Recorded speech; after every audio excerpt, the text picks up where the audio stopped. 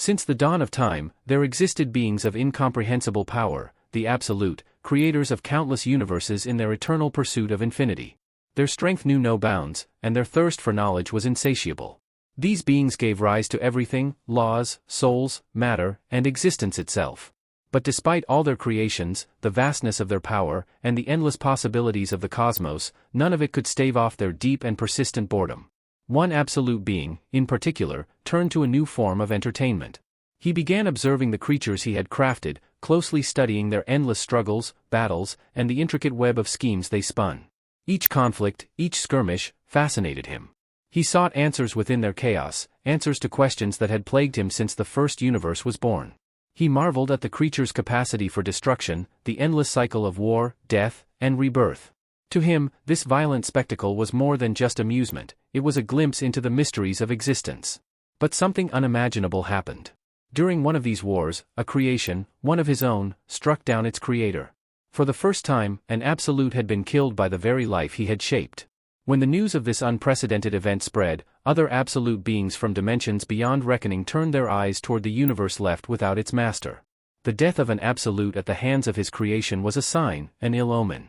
It signaled the awakening of a hidden potential within those crafted beings, a power that had long been dormant. However, this revelation did not stir the other absolutes with concern. They had only one thought in mind: the power left behind by their fallen kin was now free for the taking. And whoever claimed it first would wield unimaginable might. Meanwhile, in a world far removed from these cosmic events, a young boy named Suho received unexpected news. He had been accepted into the prestigious Korean National Institute of Arts. For Suho, it felt surreal, an achievement he never thought possible. His friends, upon hearing the news, were equally stunned. Their faces reflected disbelief, struggling to process what he was telling them. None of them could fully accept the truth, their expressions betraying a mixture of surprise and skepticism, as if they were grasping at the impossible. Suho's friends couldn't believe it. They all doubted that someone as rough around the edges as him could have passed the entrance exam to the Art Institute. One of them even broke down in frustration, insisting that Suho should have retaken the exam. But Suho, laughing along with them, shrugged it off. "Well, I'm finally free from this hell," he joked, feeling a weight lift off his shoulders. Just then, a voice from behind interrupted the moment. "So, you actually passed the exam?" the voice said with a hint of mockery. Suho turned to see who it was. It was Kim Song-kol, or so he thought. The boy standing there was smirking, clearly intending to stir up trouble. "Since when did you get good at drawing?" Kim Song-kol sneered. But Suho's lightheartedness took a turn as the boy's expression soured. "My name's not Kim Song-kol, it's Lee Un-kol," he snapped, clearly agitated that Suho had messed up his name. However, Suho remained unfazed, pretending he hadn't mixed it up on purpose. He just grinned, playing it off. "Whatever. Anyway, because of you, my plan to get into a good high school was ruined," Un-kol continued, anger bubbling up. Suho, still calm, replied coolly, "And thanks to you, I graduated." Their classmates began to notice the rising tension. They knew Un-kol had a habit of provoking Suho, and it looked like this was going to be another one of those moments. Graduation was just around the corner, yet Un-kol continued behaving immaturely, clinging to his grudges rather than embracing the responsibility and maturity expected of them at such a critical time. The other students couldn't understand why Un-kol still harbored so much resentment towards Suho, especially after everything he'd gone through. Suho had endured the loss of his parents and was simply trying to find a path to happiness in his life. Why was Un-kol picking a fight now? Unable to contain his anger any longer, Lee Un-kol's face twisted with rage as he shouted Suho's name and lunged at him, fist raised, ready to strike. But Suho didn't flinch. He remained completely calm, his body poised as if he had expected the attack all along. The moment Un-kol made his move, Suho reacted with lightning speed, delivering a precise counterstrike on his face. Suho glanced down at him, his expression still composed. "Stay quiet until graduation," he said firmly. But Un-kol wasn't done. With a flash of defiance in his eyes, his resolve only growing stronger. Though he'd been struck on the face, he refused to give up. Lee Un-kol stood tall, a fierce glint in his eyes as he told Suho, "That didn't hurt at all." His hand was enveloped in a strange, glowing energy that Suho had never seen before. It was an unfamiliar power, foreign and unsettling. The mysterious aura pulsed around Un-kol as he unleashed a devastating punch, faster and stronger than anything Suho had ever encountered. It was only by sheer reflex that Suho managed to dodge the attack. Fear and shock were written across his face, and the other students stood frozen, just as stunned by the display of raw strength. Uncall's punch, brimming with energy, wasn't just powerful, it was terrifying. The force of it sent shockwaves through the room, shattering nearby iron lockers as if they were made of paper. Suho, lying on the floor in a daze, was completely paralyzed by what he'd just witnessed. Terror gripped him, rendering him unable to move as Uncall's entire body became shrouded in a brilliant, glowing aura. This energy radiated off of him with such intensity that it made him appear almost otherworldly, like a force capable of destroying anything in his path. The overwhelming power he exuded was something Suho had never thought possible. 2 years passed since that fateful day. Suho, now a second-year university student, walked down the street deep in thought. That day still haunted him, replaying over and over in his mind. While he tried to focus on his studies, the memory of Uncall's terrifying power often crept into his thoughts, leaving a lasting impression on him. As he strolled through campus, Suho overheard a conversation between two men. One was telling the other that all classes in the main building had been moved to a neighboring facility. All students should head there, the man said. Suho assumed this was due to a gate sweep being conducted by hunters nearby. Glancing around, he noticed security personnel stationed everywhere, instructing people to avoid the danger zone. One of the guards asked, "How long has it been since the hunters arrived?" A staff member responded, "Just over an hour. Considering the gate is D rank, they should be finishing up soon." An announcement rang through the area, stating that only authorized hunters could approach the gate. Suho sighed to himself, realizing that yet another gate had appeared. The increased security measures and restricted access served as a stark reminder of how much the world had changed in just 3 short years. 3 years ago, strange, otherworldly gates began opening all across the globe, altering the course of humanity. These gates led to dangerous realms filled with monsters and mysteries, forcing the rise of hunters, individuals trained to combat the threats that emerged from within. Since then, Suho's life, like the rest of the world, had been shaped by this new reality, with no signs of things ever returning to normal.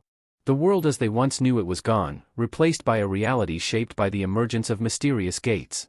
These portals, like doorways to another dimension, opened into dungeons teeming with demonic beasts. If left unchecked, these creatures would spill out, wreaking havoc and destroying everything in their wake. But the changes didn't stop with the gates alone, humanity itself began to evolve. Some individuals developed the ability to wield magical energy, and these gifted ones were known as the Awakened. In this rapidly transforming world, the chaos that seemed destined to persist for years was brought under control sooner than anyone expected. An awakened man by the name of Wu Jinchul took the initiative, founding the Hunters Association. He united others like himself, creating an organization to manage the escalating crisis and formalizing the role of hunters.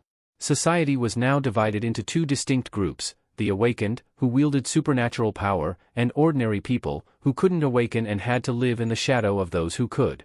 For ordinary people, life felt like an endless struggle, as if they were ants facing monumental challenges, while for the awakened, it seemed as though everything was handed to them on a silver platter. The gap between the 2 groups was undeniable, and those on the weaker side were acutely aware of their limitations. Suho understood this more than most. No matter how hard an ordinary person tried, they could never compete with even the lowest-ranked hunter. In fact, it was the hunters who stood as humanity's last line of defense. If they didn't close the gates, their world would be wiped out. This led Suho to a sobering realization: while the awakened were essential for survival, the ordinary people, like him, were not. Despite his gratitude toward the hunters for making it possible for unawakened people to live in peace, a lingering sense of anxiety gnawed at him. Could he ever accept the fact that he lacked the power he so desperately wanted? His unease stemmed from the feeling of being powerless, a vulnerability that had haunted him ever since his parents disappeared. It gnawed at him, filling the space left by his lost sense of security with helplessness. He often thought about his mother's words, how she would tell him he had taken after his father. Suho found himself wondering what his father would have done in his place. How would he have handled the loss, the dependency on others for survival, the sense of inadequacy? These questions weighed heavily on him. Just as he was lost in thought, a voice snapped him back to reality. His teacher had approached, breaking through his memories. "You were really focused today," the teacher said with a smile. Suho blinked, still caught between the past and present, before nodding in acknowledgement. The teacher glanced at Suho's drawing, tilting his head with mild curiosity.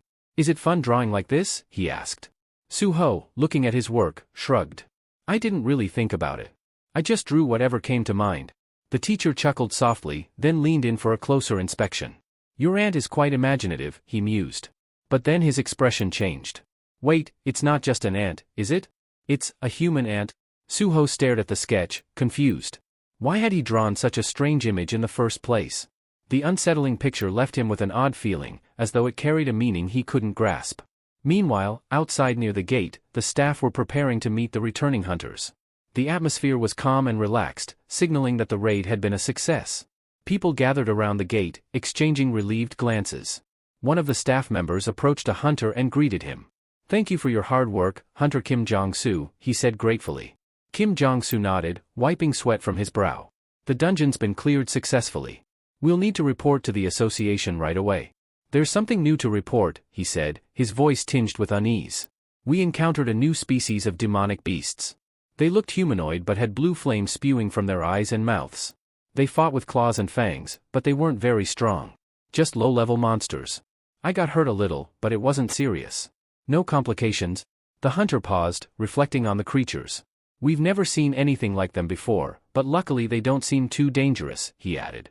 The staff member nodded, suggesting that all the details be included in the official report. But before the conversation could continue, something alarming happened. Out of nowhere, blue flames ignited from the wound on Kim Jong-soo's arm. He winced, feeling a sudden, sharp pain that seemed to spread throughout his body.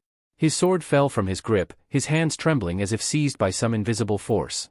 The staff member nearby noticed something strange. Kim Jong-soo's eyes were glowing with the same eerie blue flames. "Are you all right?" the staff member called out, concern lacing his voice. But there was no answer. Kim Jong-soo stood still, his head bowed, completely unresponsive. Then, without warning, the hunter turned and lunged at him. The flames had taken control, and Kim Jong-soo, now consumed by their power, was no longer himself.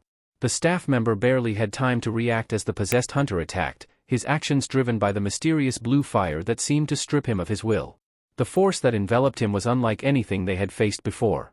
The blue flames consumed the employee in an instant, leaving nothing but devastation in its wake. The hunters trailing behind Kim Jong-soo were frozen in disbelief. Their leader, who had just cleared the dungeon alongside them, had now annihilated a man who posed no threat.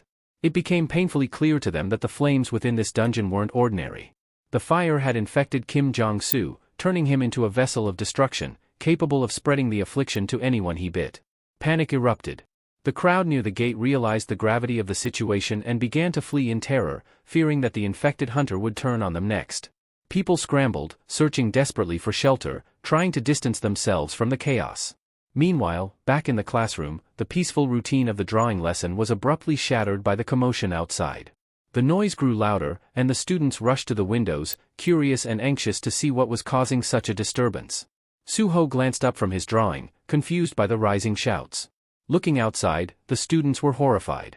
What they saw defied logic, people attacking each other in a frenzy, their bodies wreathed in blue flames. The flames had an eerie glow, and the people's eyes burned with the same unnatural light, filled with demonic energy. The students quickly deduced that the dungeon hadn't been fully cleared after all. Panic began to spread within the classroom as well. Outside, people were in chaos, some trying to find shelter, others shouting for help, calling for the hunters to save them. But fear was mounting.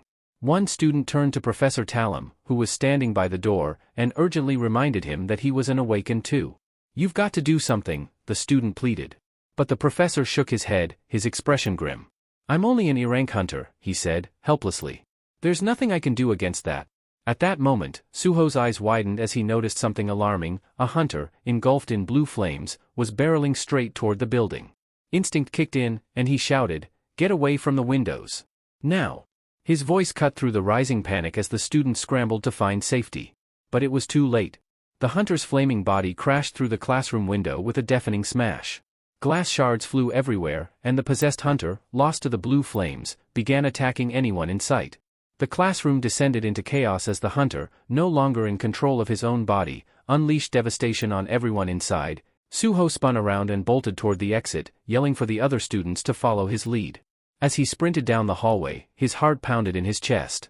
Amid the chaos, his eyes caught sight of a girl lying on the floor, writhing in pain. She was crying, her voice barely audible over the panic, pleading for someone to help her. Her legs were injured, leaving her unable to escape. Frozen for a moment, Suho didn't know what to do. His mind raced. How could he possibly save her? Fear gnawed at him, and without thinking, he turned away and continued running, shouting over his shoulder, "I'll get help. I'll bring the hunters." The words tasted bitter as they left his mouth. He was running away, abandoning her to her fate.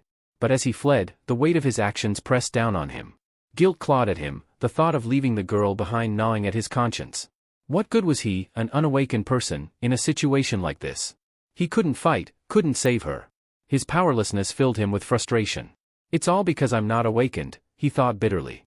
Yet, deep down, Suho knew that blaming his lack of abilities wouldn't change anything.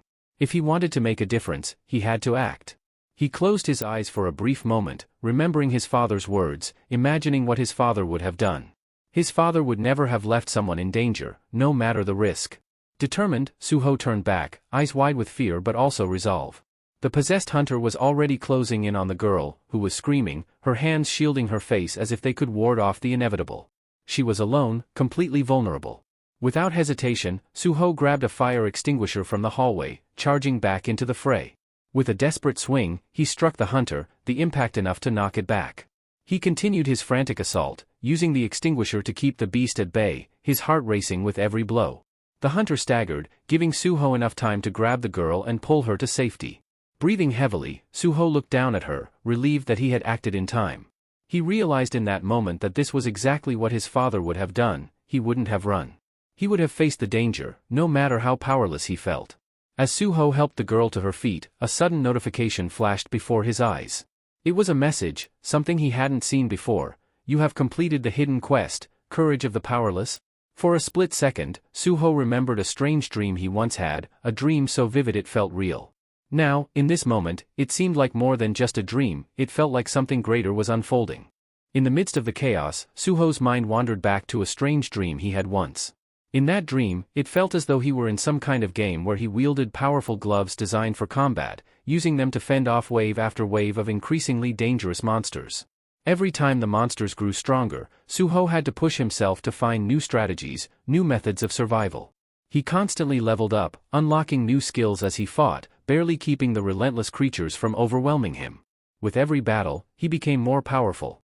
Soon, the monsters he faced were nothing short of terrifying, yet each victory fueled his growth. His skills sharpened, his strength increased, and with time, he reached the final level of this dreamlike game. It was there, standing at the threshold of the last challenge, that he encountered the ultimate foe, a towering monster of incredible power. Suho couldn't help but respect the immense strength of the creature, and for a fleeting moment, he even felt a pang of envy. But then, something unexpected happened. The formidable boss he was meant to defeat wasn't a faceless creature at all, it was his father. Staring at him, Suho realized he couldn't bring himself to fight. His father, strong and steadfast, was a figure he admired deeply. But why was he here, standing as the final challenge in this surreal nightmare? Was it just a reflection of his father's strength? Suho found himself paralyzed by the idea of fighting his own father, unsure if this was just a dream or a profound message about strength and sacrifice. As the memory of the dream washed over him, Suho found himself back in the present, holding the fire extinguisher tightly as he prepared to face the possessed hunter. The hunter's entire body blazed with blue flames, completely overtaken by the strange energy. The scene felt eerily similar to the final showdown in his dream. He could almost hear his father's voice in the back of his mind, urging him to act. What would Dad do? Suho thought as he dashed forward. His heart pounded, and the fire extinguisher felt like his only lifeline. With no time to waste, Suho knew he had to face this monstrous hunter. The blue flames crackled around the hunter, giving off an unnatural heat that threatened to consume everything in its path. The hunter moved with menacing intent, but Suho couldn't allow himself to hesitate any longer. He launched himself at the hunter with everything he had. Chaos erupted around Suho as the hunter, engulfed in blue flames, went berserk. The infected hunter lashed out at anyone in his path, spreading the curse to others and transforming them into mindless, flame-possessed monsters. Desperation fueled Suho's actions as he swung the fire extinguisher with all his might, desperately trying to prevent the hunter from biting the other students. With every blow, he thought of his father, the man who would have sacrificed himself without hesitation to save an innocent life. In that moment, Suho resolved to do the same. He managed to hold the hunter at bay, giving the others a chance to escape. But deep down, he knew it wouldn't last. The situation was dire. Suho had no magical abilities and knew that as an unawakened person, he was virtually powerless against monsters like this. The reality of his own recklessness hit him hard. He'd charged in to save the girl without a plan, and now his life was hanging by a thread. There was no way he could defeat the hunter without magic, and yet here he was, facing down a monster far beyond his capabilities. Then something strange happened. The hunter, who had been advancing with terrifying force, suddenly stopped. It was as if he was suspended in midair, frozen in place. Suho blinked in confusion. He glanced around and realized that everything had stopped. The girl he had just saved stood motionless, and the air itself seemed frozen in time. Suho's heart raced as he tried to make sense of the bizarre scene. It was as if the world had come to a standstill. Amidst the confusion, a new notification appeared in front of him, a message that he had never seen before. Shock washed over him as he read the words, "Secret quest completed, courage of the powerless. You have been offered the chance to become a player." Suho's mind raced.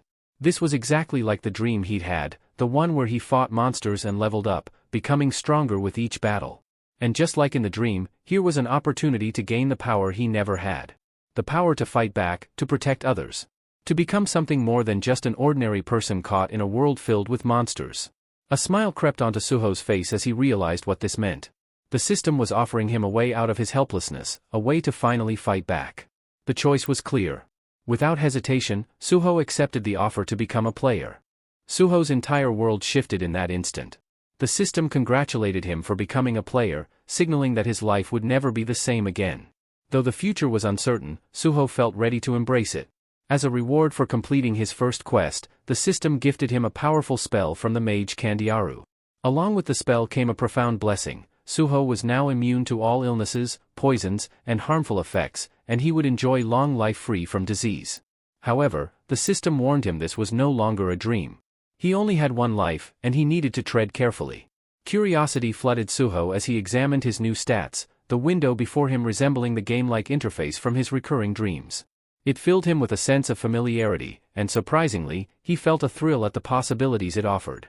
The system notified him of his next mission. He was tasked with destroying the Mistburns and increasing his level. Mistburns were hunters infected by the mysterious blue flame, cursed after a failed attempt to close the gate. As Suho absorbed the notifications, time resumed its natural flow. He glanced at the girl, still frozen in fear, and urged her to run while she had the chance. Looking around, Suho noticed something new. Names and titles floated above the heads of the infected hunters.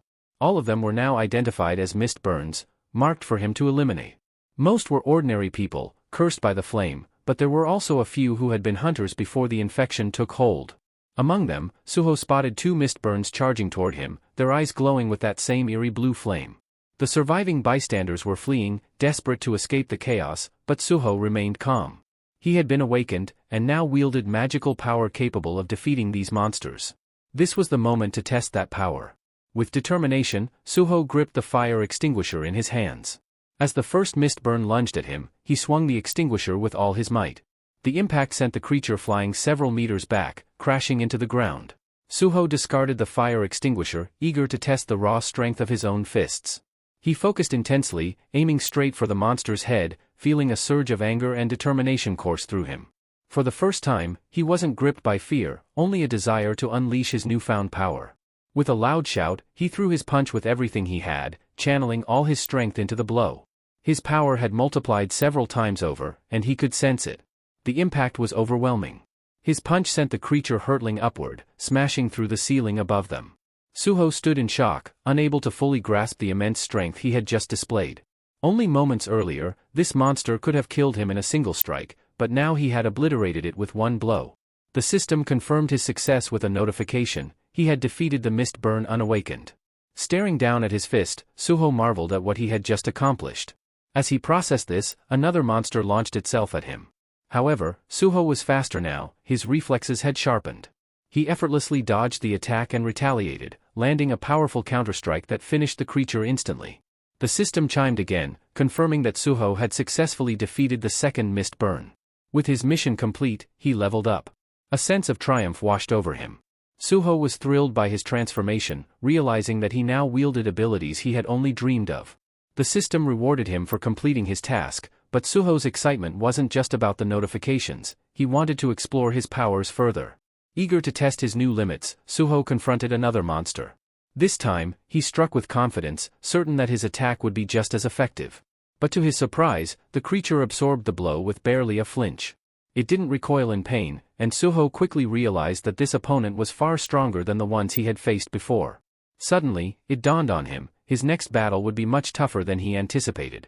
His earlier victories had been exhilarating, but they hadn't prepared him for what was coming. Suho understood that this fight would require more than brute strength. Suho quickly realized that his opponent was far stronger than he had anticipated. His initial surprise soon turned into anxiety as the monster's resilience forced him to rethink his approach. The creature wasted no time, launching a relentless series of attacks. Each blow was more powerful than the last, and Suho found himself struggling to keep up. He had to endure a barrage of force and fury just to survive, and now, figuring out how to defeat this seemingly invulnerable enemy became crucial. In one fierce strike, the mistborn creature managed to severely wound Suho. A sharp pain shot through him, signaling just how much danger he was in. The situation had grown dire. If he didn't come up with a new strategy soon, he wouldn't last much longer. Gritting his teeth, Suho gathered all his strength and kicked the monster, creating just enough distance between them for him to jump back to safety. As he staggered to a safer position, he took a moment to catch his breath and assess the situation. His body was heavily injured, and he feared that these wounds could cause him to transform into one of the demonic creatures himself. The thought terrified him. He had only just awakened, and now he faced the grim possibility of turning into the very thing he was fighting. Then, the system notification broke through his thoughts. It warned him that his life was in serious danger and that the long life without sickness ability had been activated. Suho had almost forgotten about this reward, one he had received for slaying monsters earlier. Now, it was his lifeline. He wasn't sure exactly how the skill worked, but he hoped it could give him the edge he desperately needed. Suddenly, the monster lunged at him again, knocking him to the ground with immense force. Suho struggled under its crushing weight as it tried to tear him apart. The creature's strength was overwhelming, and Suho could barely fend off its attack. He realized, with a bitter clarity, that he was still too weak compared to even a D-ranked demonic beast. That meant he was likely ranked as an E, which explained why he was struggling so much. Despite this grim realization, Suho was determined to fight back. His awakened power might not be fully developed, but he refused to give up. He did everything he could to keep the monster at bay, grappling with it to stop its fangs from reaching him. Each second was a battle for survival, but deep down, Suho knew he had to find a way to turn the tide before it was too late. Suho had no clear strategy for defeating the monster, but he refused to surrender. He knew that every move he made could decide his fate in this life-or-death struggle. Just as the situation grew more desperate, a system notification flashed before him. He had received a reward, additional skill points and a boost to his strength. This unexpected surge of power renewed his hope, giving him the edge he needed in the fight. Feeling the newfound strength coursing through him, Suho struck the monster with all his might, managing to break free from its crushing grip. With a powerful shove, he hurled the beast across the room, sending it crashing to the ground. He knew he had to act fast. The monster wouldn't stay down for long, and Suho needed to finish it off before it could recover. True to his expectations, the creature quickly regained its footing, and their brutal battle resumed. Suho realized he had to defeat it quickly, or he might not survive another round of attacks. With a deep breath, he launched a devastating strike, hitting the monster so hard that it reeled from the impact, visibly stunned. Sensing an opportunity, Suho pressed on, refusing to let up as he pummeled the creature with everything he had. Despite the relentless barrage, the monster stubbornly endured each blow. To Suho's disbelief, it still fought back with a fury that seemed unshakable. He was beginning to doubt whether he could actually overpower this beast, even with his enhanced abilities. That's when a thought struck him. He hadn't fully utilized his skill points yet. Without hesitation, Suho invested all the points into increasing his strength, hoping it would be enough to turn the tide. As his power surged once more, Suho felt a sense of confidence. He prepared himself for the final showdown, knowing that this boost might be the key to defeating his formidable opponent. The creature charged at him again, but this time Suho was ready. He dodged the attack with newfound agility, countering with a heavy strike that shook the ground. He had never heard of an awakened being able to increase their strength and leveling up, and it defied everything he knew about ranks. But rank didn't matter now, survival did. Suho put everything into his next move, determined to end the battle once and for all. He may not have understood all the mysteries of the system, but he wasn't about to let that stop him. All that mattered was bringing down the monster before it had a chance to inflict a fatal blow. Suho faced the monstrous threat before him, determined to end it once and for all. As he stood there, he realized something important. He was no longer bound by the unfair limitations of the system. He felt a surge of new power coursing through him, giving him the strength to break free from the constraints that once held him back. His next punch was devastating, sending the creature hurtling across the room until it crashed into the far wall. Without hesitation, Suho charged at the downed monster, knowing he couldn't afford to give it a moment's respite. His blows were fiercer, faster, and more powerful than before. There was no stopping him now. The beast, overwhelmed, had no chance to fight back as Suho unleashed a relentless assault. Each strike landed with brutal precision, and the creature could only absorb the punishment. Suho's determination fueled him through the fatigue, his focus locked on one goal: to destroy the monster.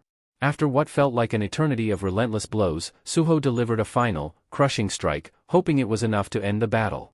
Panting heavily, his body screamed in exhaustion, but he knew he had to confirm the monster's defeat. As he approached its motionless form, the system chimed in with a notification: he had defeated the creature. Relief washed over him as he realized he had leveled up, gaining not just strength but also new abilities that bolstered his confidence. Finally allowing himself to rest, Suho sank to the ground, catching his breath as the weight of the battle settled in. He glanced down at his hand, noticing the blood staining his knuckles. Clenching his fist, he felt an overwhelming sense of pride. He had awakened. He was no longer the powerless, insignificant person he once thought he was. This was just the beginning. Suho knew that his future had changed forever. No longer feeling like an ant in a world full of predators, he was filled with newfound confidence. Now that he had become an awakened player, he believed he could protect others and confront the chaos spreading throughout his world. With this power, he was certain that he would succeed in the challenges ahead. The unknown hunter moved silently through the sea of monsters, steadily making his way toward the building where Suho was hiding. In his hand, he dragged a massive sword, its weight evident as it scraped along the ground, leaving deep grooves behind. His movements, despite the heavy weapon, were unerringly smooth and agile. As he neared the building, the hunter launched himself into the air with incredible speed and precision, his focus locked on his target. Inside, Suho peered out of a window, trying to make sense of the chaos unfolding outside. Suddenly, without warning, a fierce attack was launched in his direction.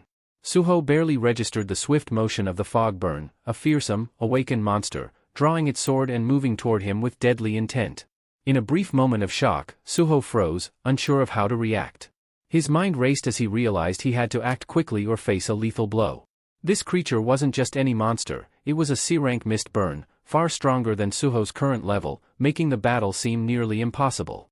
The fog burn's attack hit with devastating force, sending chunks of debris and rocks flying in all directions.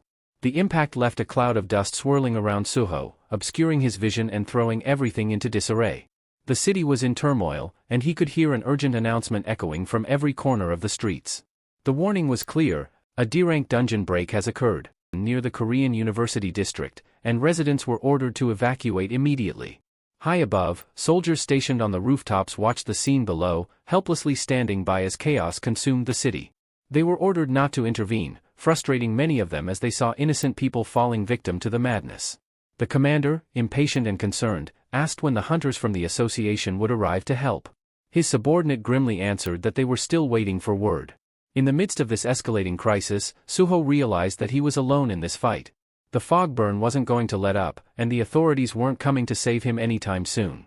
It was up to him to face this powerful enemy and survive the storm on his own.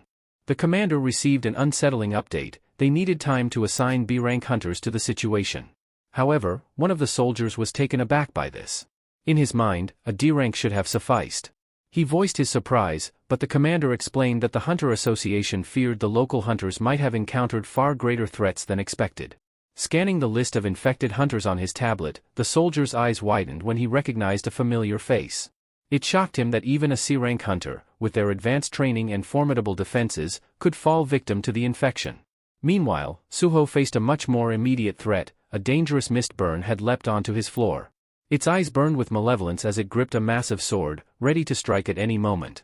Suho could hardly believe this enemy had ascended from the lower levels to confront him. What made this encounter even more terrifying was the realization that this was no ordinary monster, it was a C-rank, corrupted by the fog. The fact that it wielded a weapon, unlike most other creatures, marked it as something far more dangerous and intelligent. Despite the fear clawing at him, Suho felt a surge of confidence. He had recently leveled up and felt a new sense of strength coursing through him. The mist burn charged forward, swinging its sword in a blur of deadly precision, but Suho narrowly dodged the blow, his pulse racing from the close call. His heart pounded, not from fear, but from a strange exhilaration. Quickly regaining his composure, Suho braced himself, preparing for the next assault. Yet, to his surprise, the mist burn didn't immediately follow up with another attack. The sudden pause in action heightened Suho's tension. He stood on edge, waiting anxiously for the creature's next move, knowing that even a moment of distraction could be fatal. The mist-burned silence was unnerving. Its unpredictability only fueled Suho's unease. This wasn't just a monster, it was a cold, calculating psychopath whose erratic nature made it even more dangerous. Suho knew he had to stay sharp, for this opponent's next move could determine whether he lived or died. The monster raised its sword again, ready to strike Suho, who stood cornered against the wall. Its overwhelming strength and ruthless intent were clear. This creature would annihilate anything in its path. As the monster lunged forward, Suho acted fast, hurling a fire extinguisher at it. Without hesitation, the monster sliced the extinguisher in half, releasing a dense cloud of mist that quickly enveloped the entire room. Visibility dropped to almost nothing, and Suho found himself surrounded by a thick haze. With tension rising, Suho knew the oppressive fog could be his one chance to escape. The monster was far too powerful to face head-on, and continuing the fight in this state would be suicide. The smart move was to retreat and buy time until reinforcements arrived. Suho realized this monster was on a completely different level, a true menace even for someone who had recently awakened. His best hope was to survive until the hunters showed up. Making his decision, Suho bolted for the door. But before he could get far, he sensed the presence of the creature behind him, tracking his every move. The monster's eyes gleamed with a sinister glow, its lips curling into a cruel smile. There was no mistaking the hatred and malicious joy in its expression, it was enjoying the hunt. Suho's mind raced as he dashed through the building. He knew the danger was far from over, and every step he took needed to be precise. As he passed a window, he noticed the monster halt suddenly, its gaze fixed on something outside. Peering through the window, Suho saw what had drawn the creature's attention: 3 young girls huddled together on the rooftop. They were terrified, completely unaware of the danger lurking just below them. Realizing the opportunity, the monster shifted its focus, leaping out of the window and setting its sights on the defenseless girls. They had no chance to fight back or flee, the monster's fatal blow was imminent. Suho, now free of its pursuit, paused as he processed what was happening. The monster had abandoned its hunt for him and was about to attack innocent bystanders. He watched in horror as the creature closed in on its new targets. This was no longer just about survival, he now had to make a choice. Would he flee while he had the chance, or would he intervene and risk his life to save them? The monster swung its sword at the girls, but they managed to dodge, their terrified screams echoing through the city. Hearing their cries, Suho's anger surged. He knew he couldn't just run anymore, he had to confront this powerful foe. Without a second thought, he sprinted and leaped from the window, pursuing the monster that was chasing the fleeing girls. Waiting for the hunters was no longer an option. If anyone was going to save them, it would have to be him. The monster, oblivious to Suho's pursuit, was caught off guard when Suho attacked from behind. The sudden strike only momentarily fazed the beast, who quickly spun around, eyes blazing with fury. Suho, bracing himself for a counterattack, realized just how outmatched he was. The monster barely seemed to register his blows, and with a swift swing of its sword, it launched a devastating attack. Suho narrowly dodged, the blade passing just inches from his body. Breathing heavily, Suho took a step back to evaluate the situation. He was keenly aware that a single hit from this monster would be fatal. Glancing around, he noticed the destruction the creature had already caused. Several girls on the rooftop had already fallen to its rampage. Anger flared again in Suho's chest, and he resolved not to let the monster take any more lives. Determined, he launched a relentless barrage of punches, aiming to slow the beast down. Blow after blow, Suho hit it with all his strength, his fist slamming into the creature's body. But no matter how hard he struck, the monster remained standing, unfazed by the onslaught. Suho's attacks began to weaken as fatigue set in, and the realization dawned on him: this monster was far tougher than he had anticipated. Just as Suho's strength was waning, the monster saw its opportunity. With frightening speed, it swung its sword and landed a brutal hit on Suho, cutting deep into his flesh. Staggering from the wound, Suho realized just how dangerous his situation had become. Suho writhed in agony from the deep wound as the monster closed in, determined to finish him off. With one powerful strike, it sent Suho crashing into the wall, his body collapsing to the ground. Struggling to move, he could barely register the pain. His health was critically low, and he felt the cold grip of death creeping closer. For a brief moment, Suho believed it was the end. He had lost. But strangely, he hadn't perished instantly.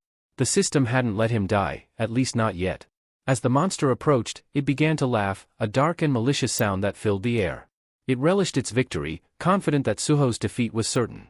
This sense of superiority only made it more dangerous, its malevolence fueling its power. Suddenly, a strange crack appeared. He raised his trembling hands. Suho was barely holding in. The crack intensified, it was like dimension itself was shattering.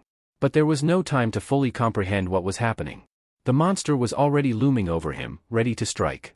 The system's notifications warned that Suho's fatigue was at critical levels. His vision blurred, and his consciousness began to fade. He was too weak to defend himself, too exhausted to continue fighting. Just as the monster raised its weapon for the final blow, the sky above them started to crack. The sound echoed like a thunderclap, and before either of them could react, the entire structure began to collapse. Suho's eyes widened as the sky crumbled, and chaos erupted around them. The roof suddenly gave way as an unknown creature burst through, shattering the structure. Suho could barely comprehend what was happening. He had no idea what this new monster was, but one thing was clear: it had unintentionally saved him by interrupting the deadly battle. Both Suho and the monster plummeted down from the rooftop, unable to stop their descent. Suho's body, weakened and exhausted, had no strength left to brace for the impact. He hit the ground hard, the force of his fall sending shockwaves through the earth. The ground beneath him cracked, chunks of debris flying in all directions. His vision was blurred, and his strength was draining fast. Blood seeped from his wounds as he lay motionless, barely conscious. In those fleeting moments, thoughts raced through his mind, and oddly enough, he recalled an ant, a figure he often drew. It was a strange memory to surface at the brink of death, but it brought a sense of calm. As darkness began to consume him, Suho heard a voice, one that apologized for arriving too late. A large ant-like figure stood over him, confirming it was the one who had saved him. Suho, still disoriented, realized this creature had come just in time to prevent his demise. The ant-like being turned its gaze to the monster that had almost killed Suho, seething with rage. It vowed to make the creature pay for what it had done, and without hesitation, it launched a swift, deadly attack. The once menacing monster stood no chance as it was obliterated, reduced to nothing but shattered remnants in a matter of seconds. Meanwhile, other creatures roamed the Institute grounds, hunting for more victims to infect with their cursed blue flames. One of them locked onto a man standing nearby, completely unaware of the danger creeping toward him. The man, deep in thought, was gripping a mop, entirely oblivious to the approaching terror. When he finally noticed the creature, terror froze him in place. His face drained of color, paralyzed by the fear of the monstrous thing now advancing on him. Panic gripped the man as he realized the danger. His mind raced, desperate to figure out how to save himself, but fear had frozen his body. In a frantic burst of energy, he threw his mop aside and started yelling for help, clutching his head in terror. With his head lowered, he didn't even notice the monster about to attack him had already been obliterated. In the blink of an eye, all the monsters in the area were wiped out, their destruction resonating across the city. A powerful echo followed, rippling through the air as Beru unleashed an overwhelming surge of magical energy.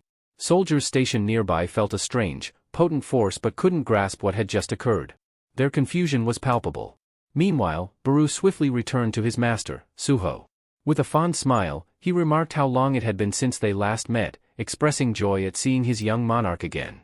Memories flooded back as Beru recalled Suho as a small child, sitting in his room, sketching shadow warriors. In one of those moments, Suho had looked up, astonished, to see the real Beru holding his drawing. The sight had left Beru deeply moved, realizing that his young master had imagined and drawn him long before their fateful encounter. The moment was so touching that Beru had to hold back tears, overwhelmed by the beauty of that connection. Back in the present, Suho began to regain consciousness. His eyes fluttered open, and for a moment, he struggled to make sense of his surroundings. Wrapped in a blanket and lying in a bed, he was disoriented. The first word he uttered was "Aunt?" But the doctor standing nearby was puzzled, unsure of what Suho meant. Shortly after, Suho received a call from his uncle. He checked Suho's condition, asking how badly he had been hurt and mentioning that the world had grown far too dangerous. He even suggested hiring a few bodyguards for Suho's safety. But Suho, still slightly dazed, assured him that he was fine. Turning his attention to the TV, he saw a news broadcast covering the recent incident at the University of Arts. The attack, which had left numerous people injured, was now the subject of intense discussion and government scrutiny. The Mist Burns incident shook the entire city when a mysterious creature appeared, charging at hunters and transforming them into monsters. Despite the chaos unfolding in the heart of the city, the Hunter Association struggled to respond quickly. By the time the hunters arrived on the scene, the city lay in ruins, engulfed in destruction. Yet, what baffled everyone was not the devastation, but the strange fact that all the monsters had already been eliminated. The burning question remained: who or what had wiped them out? Rumors began to circulate among shocked witnesses. Some claimed to have seen the transformed hunters, the ones who had become monsters, suddenly reappearing, almost out of thin air. Suho sat on the hospital bed, barely able to believe what he was seeing. It felt too surreal, as though he was trapped in a dream. Yet, he soon realized that this was all too real. His thoughts drifted to the phenomenon of awakening and how it made individuals stronger as their levels increased. Suho was only level 5, and he vaguely recalled earning a small rank boost during a desperate fight with a hunter who had been infected by the mist burns. But he couldn't explain how he had managed to survive that encounter. Suddenly, a voice echoed in his mind, explaining that it was Beru who had saved him by eliminating the parasites responsible for the transformation. Startled, Suho glanced at the ground and saw a massive shadow with large, luminous eyes gazing back at him. Beru had returned to his shadow form, and his deep voice brimmed with emotion. "It's been so long, my young lord," he said, his tone warm with recognition. "You've grown into such an incredible person?" The sight of Beru stirred something deep within Suho. Long-forgotten memories slowly resurfaced. He recalled how, as a child, he had a fascination with ants, and among them was a black creature that had been with him during his youth. But why were these memories only returning now? Beru's words provided a clue. Beru had crossed the boundary of dimensions to find him again. Despite the reunion, Suho was still overwhelmed with questions. Why had he lived among these black creatures as a child? Why had his memories been locked away for so long? At that moment, Suho's memories became the most pressing concern. He realized he had grown stronger, yet something was still off. Beru, noticing Suho's confusion, explained that crossing dimensions demanded an immense amount of mana. When Beru first arrived, his appearance was imposing and grand, but the system had registered him as a mere common soldier. Upon learning this, Beru was enraged, displeased with the fact that his power had been diminished to such a lowly rank. The thought of being reduced to a common soldier insulted him. Suho quickly stood up, trying to reassure him. "I feel better now. Was that because of you?" he asked, piecing things together. Beru confirmed this with a nod. "Yes, I healed you," he said. Suho, amazed by Beru's abilities, felt grateful, but the conversation soon shifted to something deeper. Beru revealed that Suho's true mission involved dispelling the Shadow Seal, a powerful restraint that had bound him. However, Beru also noted that Suho had already broken the seal on his own, perhaps unknowingly. This revelation unsettled Suho. What did the seal have to do with him, and why was Beru talking as if Suho had some greater destiny? Beru began to explain further. "Everything you've seen, everything you've lived through, it's all real. And you've grown much stronger since we last met. The great Shadow Monarch, Sung Jinwoo, sealed both your power and your memories long ago. He did this to allow you to live a normal life, free from the burdens of your lineage." Suho's mind raced, struggling to process what he was hearing. Sung Jinwoo, his father, was the one who had sealed away his powers? The realization hit him like a tidal wave. "My father? He did this?" Suho stammered, his voice barely audible. He had always assumed his father had simply left their family, abandoning them for reasons unknown. But Beru was quick to clarify. "No, your father didn't leave home. He ascended to another plane of existence, into the vast expanse of space," Beru explained, his voice filled with reverence. Suho's confusion deepened. Space? What did that mean? He couldn't comprehend what Beru was telling him. Beru continued, his tone serious. "The Shadow Army now fights a cosmic battle. Your father, Sung Jinwoo, is out there, defending our world. He's risking his life, fighting against unimaginable monsters to keep this realm safe. His opponents are powerful entities, and among them is Iterim, the absolute being seeking to conquer our world by sending its apostles to Earth." Beru explained that he had to slay countless monsters in his way to meet Suho. As Beru spoke, Suho's thoughts drifted to his mother, who had vanished years ago. "What about my mother?" Suho asked hesitantly. "She disappeared when I was still with my father." "Are they together?" Beru's expression softened. "No, your mother is not with him. Her disappearance is tied to other forces at play, but she's not with Sung Jinwoo." This only raised more questions for Suho. His father was battling for the survival of their world in space, and his mother had vanished under mysterious circumstances. The more Beru explained, the more Suho felt like his entire understanding of his life had been turned upside down. Upon hearing Suho mention his mother, Beru's anger flared. He couldn't comprehend how someone as important as Miss Hain had simply vanished. His suspicion immediately turned toward the apostles, convinced that this was a result of their trickery. There was no doubt in his mind.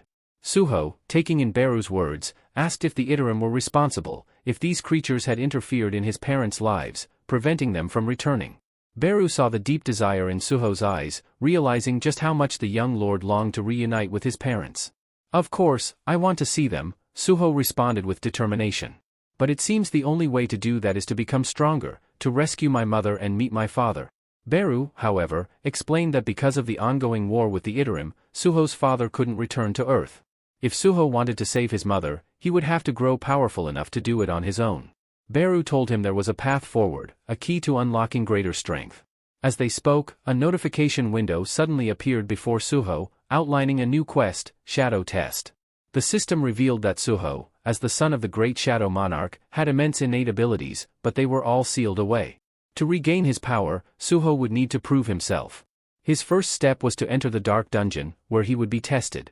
The key to the Dark Dungeon would grant him access, but it could only be used in the shadow of the Sacred Protector. Beru immediately urged Suho to use the key. "You must place it in your own shadow," Beru instructed. As Suho followed the guidance, a shadow gate materialized before him. The portal inside it shimmered, waiting for him to pass through. Beru gave him one final piece of advice before Suho entered the portal. "Go inside, young master, and reclaim the powers that are yours by right." But even as Suho stood at the threshold of the portal, doubt swirled in his mind. How could all of this be real? A cosmic war, gods, Shadow Monarch, it all seemed so impossible. Yet, despite his confusion, one thing was clear: he had to gather his strength, to reunite with his family. He knew that the only way to do this was by leveling up and becoming strong enough to face the powerful enemies standing in his way. Resolute, Suho stepped forward, determined to push his limits and gain the strength necessary to protect those he loved. No matter how long it took or how difficult the path ahead might be, he would fight to save his parents and uncover the truth behind the forces that tore them apart. As Suho gave his determined speech about growing stronger to save his family, Beru felt a surge of excitement. His thoughts drifted back to the moment when his master, the Shadow Monarch Sung Jin-woo, had entrusted him with a crucial task. He remembered Sung Jin-woo's instructions vividly: he was to travel to Earth and break the seal on Suho's memories. The monarch had warned Beru that the Iterim, a looming threat, could one day invade Earth, and Suho would need to be ready to defend it. Sung Jin-woo had given Beru the freedom to act according to the situation on Earth, trusting him to protect Suho and help him regain his strength. Now, Beru was fully committed to staying by Suho's side and guiding him on the path to leveling up. As Suho stepped through the portal into the unknown, Beru followed closely behind. On the other side, Suho emerged into a strange, dark realm. Beru explained the grim nature of this place. "This is the Dark Dungeon, the abode of the dead," Beru said, his voice serious. "No living being can enter here without the master's permission. It's inhabited by dangerous creatures, and surviving here is no easy task." Suho took in his surroundings and immediately felt a sense of discomfort. The dungeon didn't resemble a typical underground cavern. Instead, it looked more like a crumbling, abandoned city, filled with shadows and eerie silence. Despite his unease, something about this place seemed oddly familiar, as if he had been here before, though he couldn't quite place the memory. His thoughts were interrupted as a notification window popped up, displaying a status message. The message was blunt: the leadership of the Dungeon of Shadows would never recognize someone as weak as Suho as its master. To prove himself, he would need to survive for the allotted time, 4 hours. Suho read the notice and steeled himself for the challenge ahead. The moment the trial began, a creature lunged at him from behind. Suho barely had time to react, but his instincts kicked in. He spun around and delivered a swift kick, sending the attacker flying. As the creature tumbled to the ground, Suho saw that it was a goblin, but not just any goblin, it was a scout. Before Suho could fully process what had happened, Beru warned him. "If there's a scout, more goblins are likely nearby. You need to deal with it quickly before it alerts the others." Realizing the danger, Suho tightened his fist and prepared himself for the oncoming fight. He had no choice but to stay sharp, knowing that the survival of this trial, and his quest to reclaim his powers, depended on his ability to defeat whatever enemies came his way. Suho charged into the fray with fiery determination, ready to face the goblins head-on. Beru, however, cautioned him to approach the situation carefully. "Young lord, there are goblins here, but be mindful. Don't be reckless," Beru advised. He pointed out that this particular goblin was nameless and weak, lacking any special attributes or even a distinctive color. "It's several times weaker than you," Beru added. Ignoring his opponent's apparent frailty, Suho seized the goblin by the arm, gripping tightly, and in one swift motion retrieved the creature's stone axe from his inventory. With a single, powerful swing, he obliterated the goblin in seconds. A notification flashed across his vision, confirming the defeat of the goblin scout. He turned to Beru, remarking that opponents stronger than him displayed names in different colors, marking their danger levels. Just as Suho finished speaking, an odd sound reached their ears. Both turned to see another goblin perched on a rooftop, letting out a loud call to summon its allies. Frustrated by the scout's cry, Suho braced himself as, within moments, other goblins appeared, their names highlighted in yellow, stronger foes than before. Along with them came goblin captains, their presence radiating an added layer of threat. Suho quickly asked Beru if he could assist in the fight. Beru, however, had his limitations. He explained that, being far from his lord, he couldn't replenish his magic power efficiently. He needed to conserve his strength, and if he participated, Suho's experience points would be significantly reduced. Realizing that Beru wouldn't be able to step in, Suho accepted that he'd have to handle the situation on his own. Steeling himself, Suho activated one of his abilities. With a focused thought, he called upon the skill, and the goblin's battle axe behind him began to lift into the air, seemingly under its own power. The weapon hovered, then surged forward, guided by Suho's will. As he manipulated the axe with skillful precision, he struck down one goblin after another, the weapon cutting a path through the crowd as if wielded by an invisible hand. The status window displayed a new skill acquisition, hinting that Suho's command over the weapon was like that of an invisible hand. Pleased with his success, Suho pressed on, determined to prove his strength and hone his abilities as he took down each opponent in his path. Just then, an arrow whizzed past Suho's head, narrowly missing him. Reacting swiftly, he raised his hand and caught it mid-air, his gaze snapping upward to locate the archer. Perched on a rooftop was a goblin with a magical bow, drawing back the glowing string for another shot. However, Suho didn't give it a chance. Within seconds, he launched a counterattack, obliterating the goblin archer with swift precision. Observing the unfolding battle, Beru felt a sense of adaptability, a reminder of the old memory. He recalled stories of the Little Lord, a mythical figure who wielded the power of the lords freely, which he inherited from Monarch. Although this power was immense, it brought unintended chaos to the peaceful lands around him. Now, however, with the apostles invading once again, Beru sensed that his power would be used to protect rather than destroy, a rebirth of the Little Lord's legend in his own hands. As Suho continued fighting, he felt a surge of strength within him, leveling up and unlocking even greater potential. He sensed that he could now exert more force, even if it was still modest. Just as he acknowledged this newfound power, another goblin stealthily crept up behind him and struck, grinning in twisted satisfaction as it believed it had gained the upper hand. But Suho was faster. He retaliated instantly, taking down the goblin in one decisive blow. Beru watched closely, assessing Suho's endurance and asking how he was faring. Yet Suho's attention quickly shifted as a new, intimidating presence entered the battlefield, emitting an overwhelming aura of red energy. It was a goblin centurion, towering over the others and radiating sheer strength. Suho kept his composure, barely acknowledging the goblin's might. He steadied his weapon, positioned himself in a defensive stance, and prepared for the swarm of enemies that now surrounded him. With fluid precision, Suho launched into battle, slashing his way through goblin after goblin, his blade cutting down every creature that dared to face him. In the heat of combat, he saw an opportunity and hurled his dagger straight at the goblin centurion. The blade streaked through the air with remarkable speed, striking its target perfectly. For the first time, Suho felt fully alive, his energy surging with each powerful strike.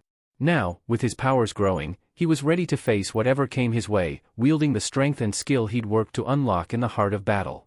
As Suho continued his fierce battle, his enemy's energy steadily dwindled, yet the fight was far from over.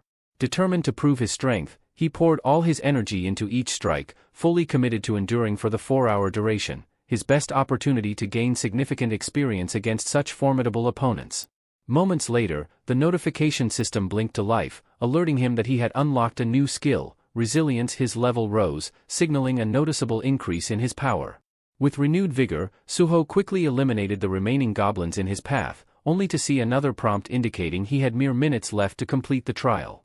Beru, watching closely, praised Suho's progress, voicing his certainty in the young lord's ability to conquer the challenge.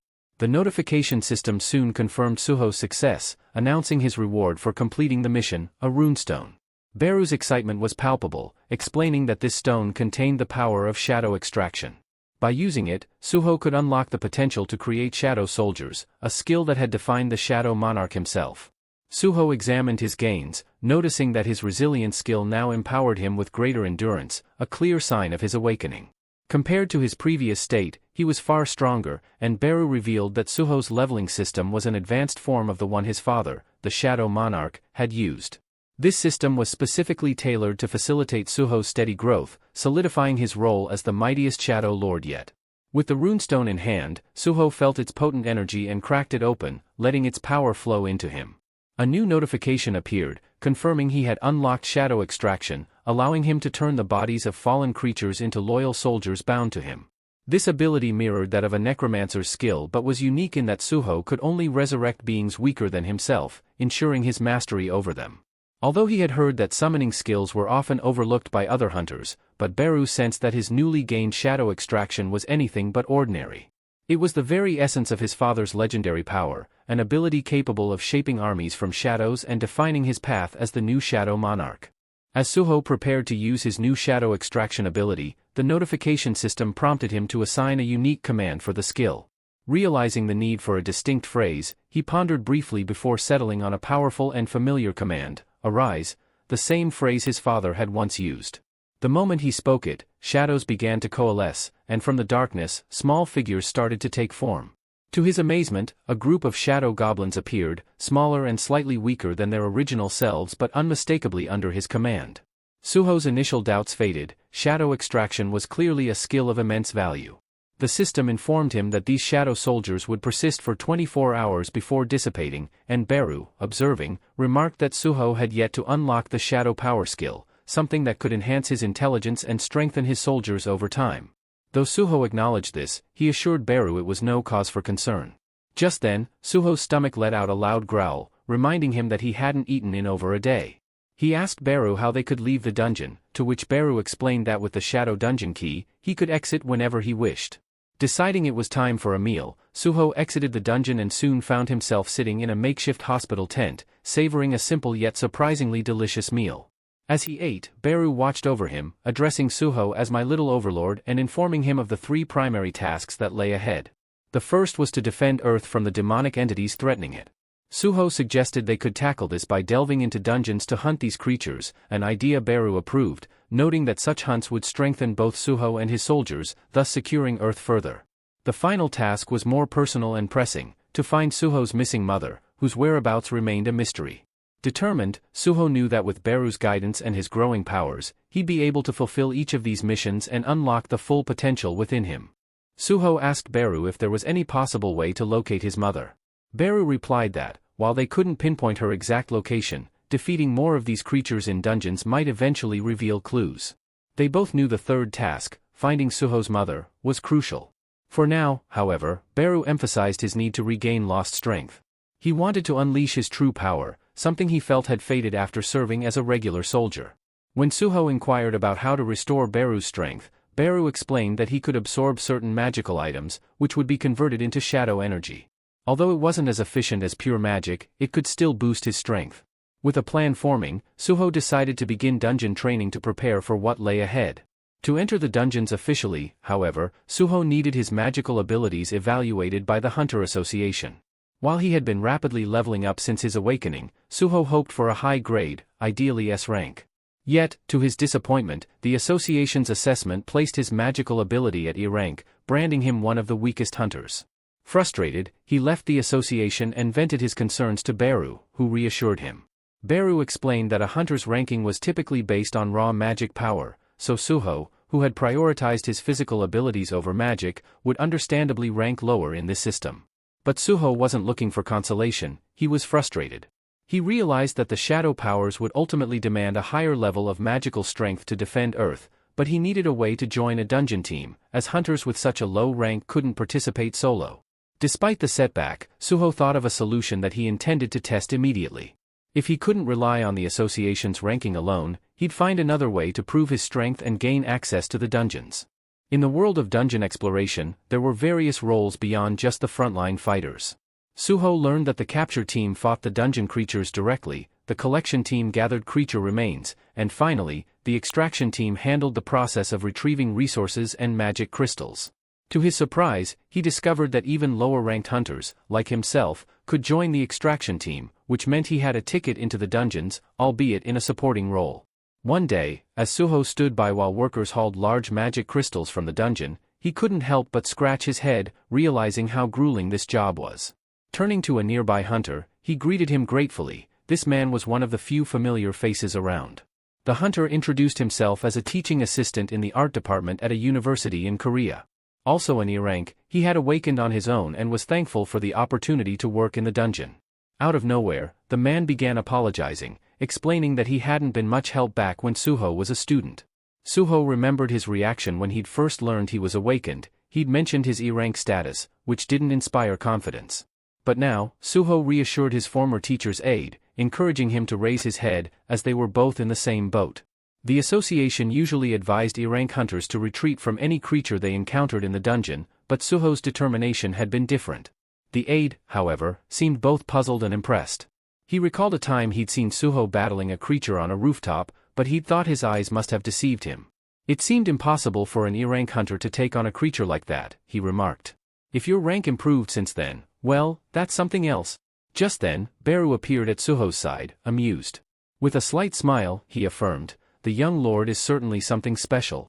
The guy spun around, eyes wide, at the unfamiliar voice.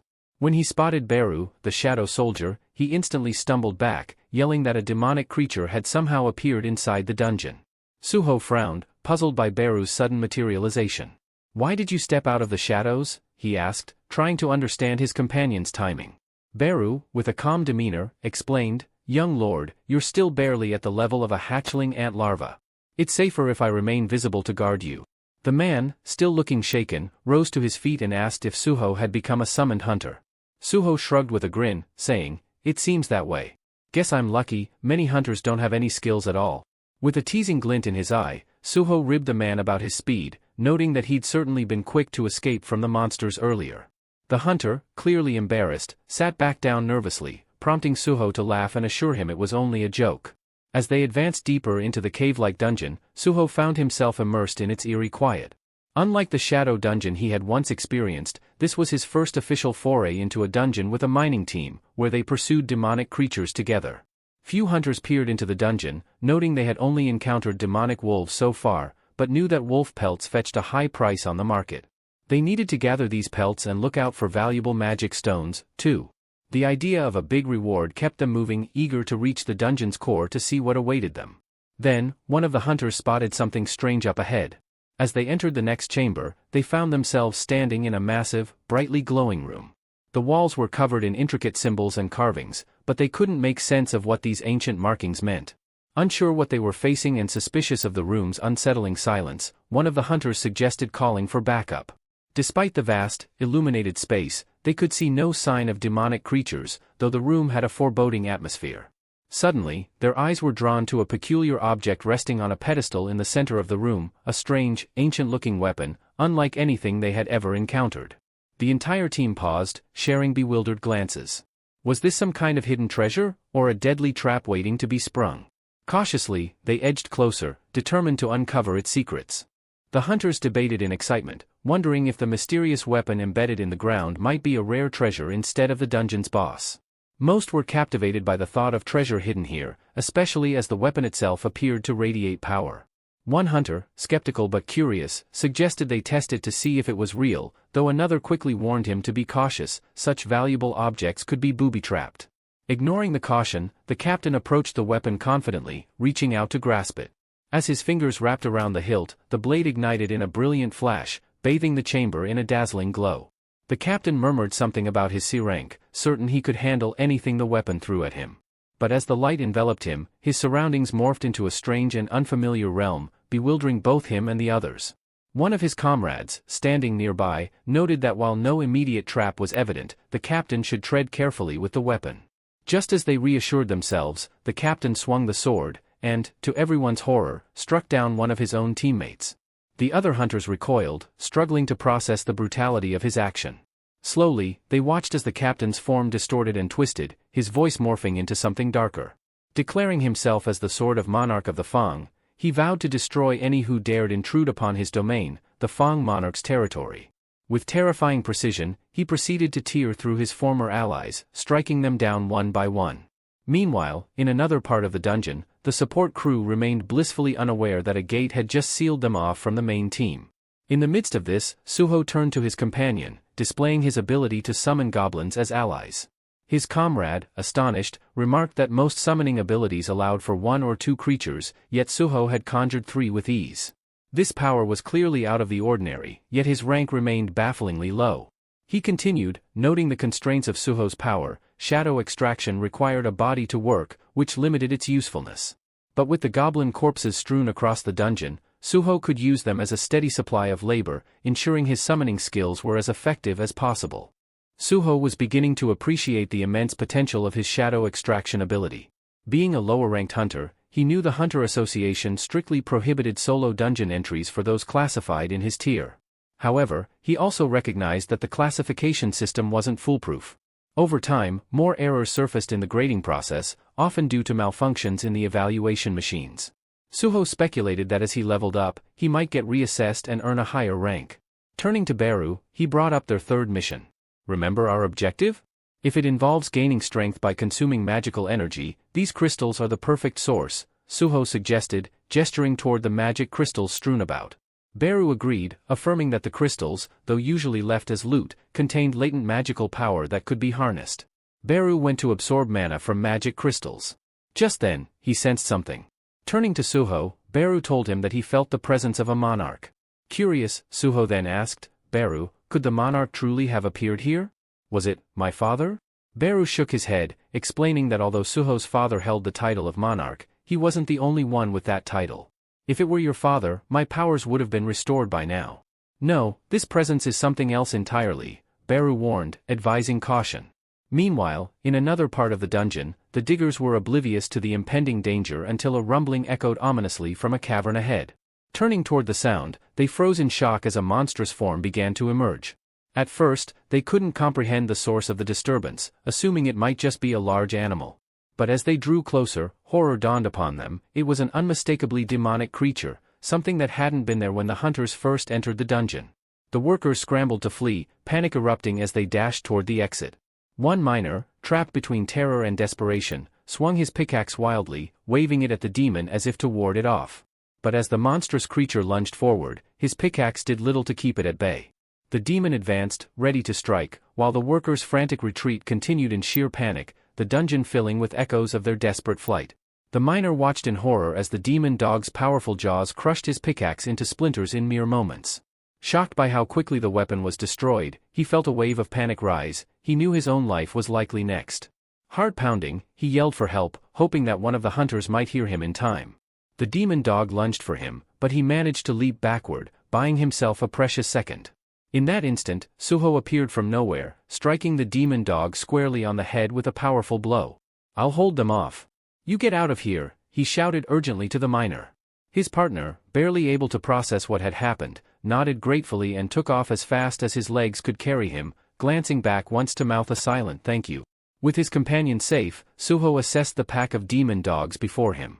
Their names were displayed in a fierce orange, signaling their threat level. These creatures were far from easy prey, far tougher than any mist burners he'd faced before. But Suho felt confident, his recent level gains had bolstered his power, and he was more than ready to face them. Irritation sparked as he considered the miner's hesitation. You should be running by now, Suho muttered, annoyed that he always ended up jumping in to save others. The miner called back in a shaky voice, insisting he wanted to help however he could. Shaking his head, Suho left 3 goblin shadows nearby for added protection, just in case his partner ran into trouble. He then pulled up his inventory, selecting his best weapons for the job, relics he'd acquired in the shadow dungeon, weapons far superior to a mere pickaxe. His partner gaped in disbelief as Suho's arsenal appeared, too stunned to fathom how Suho could wield such powerful items or summon them seemingly at will. Without a moment's pause, Suho charged forward, fully intent on clearing out the entire pack. His every movement was swift and decisive, cutting down each demon dog with relentless power. Moments later, his system notification appeared, confirming his victory over the steel-tooth Leakin. But Suho didn't pause to celebrate. He was already preparing himself for whatever awaited him next. The comrades left behind could only watch in awe, their spirits lifting as they saw how powerful their young lord had become. But Suho, rather than reveling in the moment, turned back and focused on his next move. Fixing his gaze on the defeated demon dog, he channeled his shadow ability, commanding its shadow to rise. The 3 goblins nearby and his fellow comrades stared in stunned silence, horrified yet mesmerized, as Suho succeeded in summoning the very demon dog he had just felled. Once revived, the demon dog wasted no time. It immediately turned on its former pack members, launching fierce attacks that aided Suho in clearing out the remaining creatures. Beru, observing his little lord's swift mastery of the shadow power, couldn't help but feel proud. Suho, on the other hand, was beginning to grasp that summoning these shadows didn't drain his mana as he'd initially feared. He realized that as his magic power continued to grow, he'd likely be able to summon entire armies, expanding his influence over even larger territories. As he dispatched another demon dog, he turned his attention to the shadow it left behind, raising it to join his ranks. The goblins and his comrade gawked in silent astonishment as Suho repeated the process, this time summoning a third demon dog, each shadow adding to his control. A system notification appeared, announcing that Suho had defeated another steel-tooth Leaken and gained a level, further enhancing his strength. Without missing a beat, Suho summoned the last of the demon wolves he had slain, and older shadow goblins started to disappear. At this point, his comrade could no longer contain his disbelief. Suho, what kind of power is this? This can't possibly be a Ranky ability. How? How can you bring these demonic creatures back to life? Suho hesitated, realizing he may have pushed things too far this time, his abilities inadvertently drawing unwanted attention. He scrambled to explain, turning back with a half-smile and casually saying, "Oh, it's just a unique feature of my Ranky abilities." But his comrade seemed unconvinced, muttering something about how it all seemed far too powerful to be classified as rank E. Could it be that Suho had deliberately registered himself under a lower rank? He wondered aloud, eyeing Suho with a mixture of respect and suspicion. Suho quickly redirected his attention toward the cave entrance, where the demonic creatures had first appeared. Despite the clear path now, he felt a lingering presence and knew there was one enemy left. Scanning the dim cavern, he caught sight of a distant, strange silhouette, a figure that appeared distinctly human but ominously unfamiliar. He couldn't shake the feeling that this was his true opponent, though the exact nature of the threat remained unknown. As Suho and his comrade moved cautiously through the dimly lit cavern, they spotted what seemed to be a familiar face, a member of the capture team. Relief crossed Suho's comrade's face as he stepped forward, calling out, "You survived? How did you escape the ambush?" But the instant the figure turned to face them, his expression shifted ominously, sending a chill down Suho's spine. Realizing something was wrong, Suho yanked his comrade back just as a massive sword whizzed past, slicing close enough to shatter his comrade's glasses. The blade slammed into the ground with a powerful thud, barely missing them. Reacting swiftly, Suho ordered his summoned wolves to attack the crazed hunter without hesitation. The wolves lunged from all sides, each launching itself toward the hostile figure to keep him at bay. Suho seized this moment to drag his comrade further away, explaining as they moved, "That hunter's no longer himself, he's been corrupted, a demon in human skin now. Worse, his name color has turned red, marking him as a high-threat enemy." Suho remembered encountering a red-level creature once before, during the incident at his Art University of Korea. The power gap had been severe, and he was all too aware that fighting red-ranked enemies was a daunting challenge. If anything, the sensible option would be to retreat now while they had the chance. Once they put some distance between themselves and the corrupted hunter, Suho turned to Beru, pressing him about what he'd sensed earlier. "Beru, what did you mean when you mentioned sensing the monarch's energy?" Beru frowned thoughtfully and replied, "The hunter carries a faint trace of monarch's essence, though his power doesn't come close to a true monarch's might. But the mere fact he wields that energy makes him a formidable opponent." Suho nodded, taking it all in. He opened his inventory, scanning through his items to come up with a plan. Beru looked at him, concerned. "Little lord, do you really intend to face him?" "Yes," Suho responded, his tone unwavering. "The system assigned me this task for a reason. It's a safeguard designed to push me to my limits and ensure my growth. It means there's a way to overcome this challenge." His determination intensified. "If I ever want to stand a chance against real threats, I need to grow stronger now, not later. Destroying this creature will boost my level, and that's the only way forward." Suho took a deep breath, scanning his inventory and scattering every weapon he had at his disposal onto the ground around him. His determination was absolute. He was ready to face this possessed hunter head-on to secure his victory and strengthen himself. Beside him, Beru watched with admiration, his voice softening as he spoke. "You never back down, no matter the challenge. With each trial you face, you prove yourself as more than just a warrior. Your strength is worthy of a monarch." As the possessed hunter inched closer, Beru pointed out an unusual detail. "The force controlling him, it's bound to that sword. If you can disarm him, he won't be able to attack." With this revelation, Suho signaled his shadow wolves to attack. The wolves moved swiftly, circling the hunter and lunging in from all directions to overwhelm him. One wolf finally managed to clamp its teeth around the hunter's weapon. Watching closely, Suho saw the hunter struggle against the wolf's grip but stay bound to the blade. Buru turned to Suho, explaining, "Your shadow soldiers have an advantage. As long as you supply them with magic, they can regenerate indefinitely." Suho saw the immense potential of his shadow warriors. They were truly a power he could depend on. But even with this insight, he observed how the hunter tore through one of his wolves with a single swing. It was clear his own magic was still lacking compared to the hunter's strength. Then, the hunter's gaze shifted to Suho, his voice dripping with disdain as he mocked, "How could someone like you wield the powers of a shadow monarch?" Suho was taken aback that the hunter could speak, but Beru stepped forward, indignant.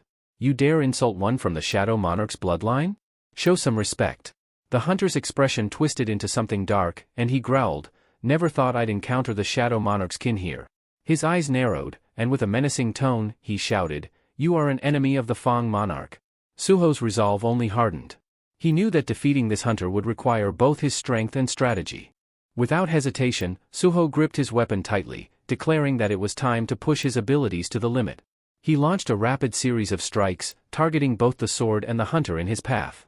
But the hunter skillfully deflected each attack with ease, demonstrating just how formidable a red name opponent could be. Realizing he couldn't overpower the hunter through sheer force, Suho scattered his weapons across the battlefield, shifting his strategy. This time, he chose quantity over precision, unleashing a flurry of attacks from multiple directions. Beru, observing from behind, recognized Suho's innate ruler's power at play, a strength that had been with him since his early years. But even with this newfound approach, the hunter managed to fend off each strike, eventually shattering Suho's weapon with a swift blow. As their eyes met, Suho could see the cold, menacing intent in the hunter's gaze, and he quickly dodged, knowing that a single hit could be his downfall. The hunter, unfazed, taunted him, shouting, "Is this how you fight?" Avoiding every blow, hiding behind shadows like a coward. Suho only smirked, replying, "Your petty insults won't draw me closer. You're more interested in provoking than actually approaching me." The memory of his recent conversation with Beru surfaced. If Suho's seal truly held back his powers, then why hadn't he fully reclaimed his mastery? Beru had explained that Suho's powers had been sealed since his youth, allowing him to rediscover shadow control gradually. Now, facing this hunter, Suho felt his own strength building with every dodge and counter, and he knew he was on the edge of unlocking something even greater. Suho understood that with these powers, he could rival even the mightiest warriors, perhaps even Iterum himself. But this realm wasn't exactly reality, nor was it a dream, it was a trial, designed to see if he could truly wield such powers. Physical strength would fade regardless of success, and Suho realized it was all like a game. The experience in the Tower of Trials hadn't been for nothing. He could vividly recall each sensation, every struggle, and every victory. If only he had something like the iron gloves he once wielded there. Beru's words echoed in his mind. Shadow soldiers were practically indestructible, able to regenerate endlessly so long as magic sustained them. Beru himself could also shift forms when needed. With this flexibility, Suho devised a new plan. Once he had prepared, he summoned his shadow dogs again, but the red hunter laughed as he struck, taunting, "Back to these worthless shadows, Suho? Haven't you realized they're useless against me? I'll slice you down so they won't even dare to approach." Just then, the battlefield shifted as Suho called forth shadows, compressing them into solid matter that enveloped his fists. The red hunter lunged with a powerful strike, an explosion ripping through the air on impact. As the dust cleared, the hunter noticed his attack had been stopped cold. Lowering his gaze, he saw Suho standing firm, fists cloaked in shadow armor, absorbing the blow. "Leakened steel Fang," Suho murmured with a grin, acknowledging the weapon's strength. He glanced at his hands as the notification system confirmed his success. He had unlocked the iron glove transformation. With a newfound confidence, he understood that this skill was exactly what he needed to bring down the hunter for good. The clash between Suho and the red hunter erupted with such force that the very air in the dungeon shifted, becoming charged with tension and raw energy. Watching from behind, Beru's eyes widened in disbelief as he witnessed Suho wielding the weapons of his shadow soldiers. This was no ordinary feat. Only a true shadow monarch, one who had achieved absolute mastery, could command shadows with such precision. Yet, here was Suho, who seemed like a novice just discovering the depths of shadow power, managing to unlock abilities even Beru himself had never known existed. The way he handled his newly gained shadow powers, fluid and flawless, was nothing short of remarkable. His martial arts were refined, his movements precise. Without guidance or instruction, Suho had tapped into the very essence of ruler power and had made it his own. Beru's admiration grew with every move Suho made. Just as the Red Hunter lunged forward, Suho threw him against the dungeon wall with a powerful strike, causing an eruption of shattered stone and dust. Yet, the Red Hunter was not so easily defeated. With a roar, he staggered back to his feet, screaming in defiance. But Suho was undeterred. His weapon sailed through the air with unerring precision, aimed directly at the Red Hunter. In that moment, Beru understood how far his little lord had come, marveling at Suho's rapid growth and natural genius. Once Suho delivered the final blow, the Red Hunter grudgingly admitted defeat, muttering that he'd thought his power was invincible with his notorious red title. But now, it was evident that his reign had come to an end. Beru, who had silently believed in Suho's victory all along, congratulated him with a subtle nod. As Suho raised his hand, a realization dawned on him. He'd intuitively adopted a new, powerful combat technique throughout this intense encounter. With the fight concluded, Suho turned to his rewards. The notification system, ever-present and efficient, offered him the choice to accept his quest prizes. Suho agreed, and the rewards appeared before him in quick succession. His first reward was a rune stone inscribed with the power of the Storm Strike technique, and the second was mastery over the very skill itself. The power of Storm Strike now coursed through him, marking yet another step in Suho's ever-evolving strength. In that instant, a radiant blue aura surged around Suho, illuminating him with an ethereal glow. He sensed immediately that this new skill was an invaluable gift, one many would envy. Yet, with an intuitive grasp, he already understood how to wield it, as if the knowledge had been etched directly into his mind. Deciding to make the most of the time he had, Suho prepared to test his newfound power. Looking down, his gaze fell on a weapon at his feet. A voice echoed in the air, mocking the Red Hunter's failures and calling it all the result of unbridled human greed. But Suho paid little attention to the taunt, focused instead on the powerful weapon before him. Sword thought. It can take control of Suho's body, but as he lifted it, the notification system chimed, revealing that he had obtained a new item, the Rakan's Fang. It was an elegant, formidable blade, far superior to the crude goblin sword he'd wielded in his early days within the dungeons. However, he could still feel the remnants of the sword's own will, as though the weapon were astonished that someone had inherited it yet resisted its control. With everything set, Suho began training with his new sword, sending devastating swings in every direction and pulverizing the rocks around him. Testing the strength of his Storm Strike skill, he noticed the hefty drain it placed on his mana reserves. Even so, the sheer impact and power thrilled him. Reflecting, Suho mentioned to Beru how different this felt compared to shadow manipulation alone. Beru, declaring that shadow power, in its rawest form, was magnitudes, thousands of times, stronger. As he swung the Rakan's Fang for the last time, he noticed movement in the distance. His companions, slowly coming back to their senses, began to stir and approached him. He, disoriented, blinked at the sight of the Red Hunter lying defeated nearby and looked to Suho with a questioning expression. Suho reassured them, saying he'd explain everything, but that it was best to discuss it outside the dungeon. With that, the hunters and workers started their journey back, moving toward the portal and finally leaving the scene of their fierce battle. As Suho's comrade settled onto a nearby bench, he looked at Suho with curiosity and asked what he planned to do next. Suho responded calmly, stating that he intended to search the dungeon for any remaining survivors. His comrade watched as Suho walked back into the ominous dungeon depths, astonished by the strength Suho now displayed. How had he grown so powerful, and was he truly able to summon in such a high-stakes situation? It seemed unbelievable. But in that moment, none of those questions really mattered. What mattered was that, thanks to Suho, the survivors were safe. Families and friends were reunited outside the dungeon, grateful and bewildered, many not fully grasping what they'd endured. Meanwhile, deep within the dungeon, Suho was already in action, cutting down iron demon hounds with precise, relentless strikes. After dispatching a group of them, he turned to Beru, noting that there still seemed to be an endless number of wolf-like monsters prowling within the shadows. Beru chuckled, reminding Suho that every one of them counted as experience and should be taken advantage of. As he continued to fight, Suho noticed that his sword's attack power had diminished. Just then, a voice emanated from within the weapon, attributing the power drop to the sword's alliance with the Shadow Lord's heir. Beru quickly retorted, saying it was a shameful display for such a proud weapon to diminish its power simply because Suho, someone much stronger, was wielding it. The sword's voice argued back, claiming that it had never witnessed a true hunter wasting effort on prey so weak. Beru countered, pointing out that Suho had already bested foes far mightier than the sword itself, leaving the voice momentarily silent. Suho paused, momentarily struck by the strange reality that he was conversing with both a talking insect and a sentient sword. It was surreal, but he pushed on, reaching the very place where he had originally retrieved the sword.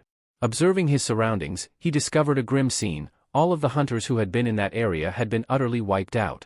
Just then, the sword's voice echoed ominously, stating that anyone who dared enter this space would face destruction.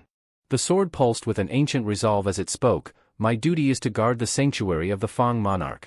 However, Suho, ignoring its words, gripped the weapon firmly and thrust it back into the slot from which it had been removed. Turning his attention elsewhere, he gazed solemnly at the fallen hunters around him. Suddenly, a notification flashed before him, alerting him to a target eligible for shadow extraction and asking if he wished to proceed. Suho hesitated and turned to Beru, questioning if it was truly possible to use shadow extraction on humans.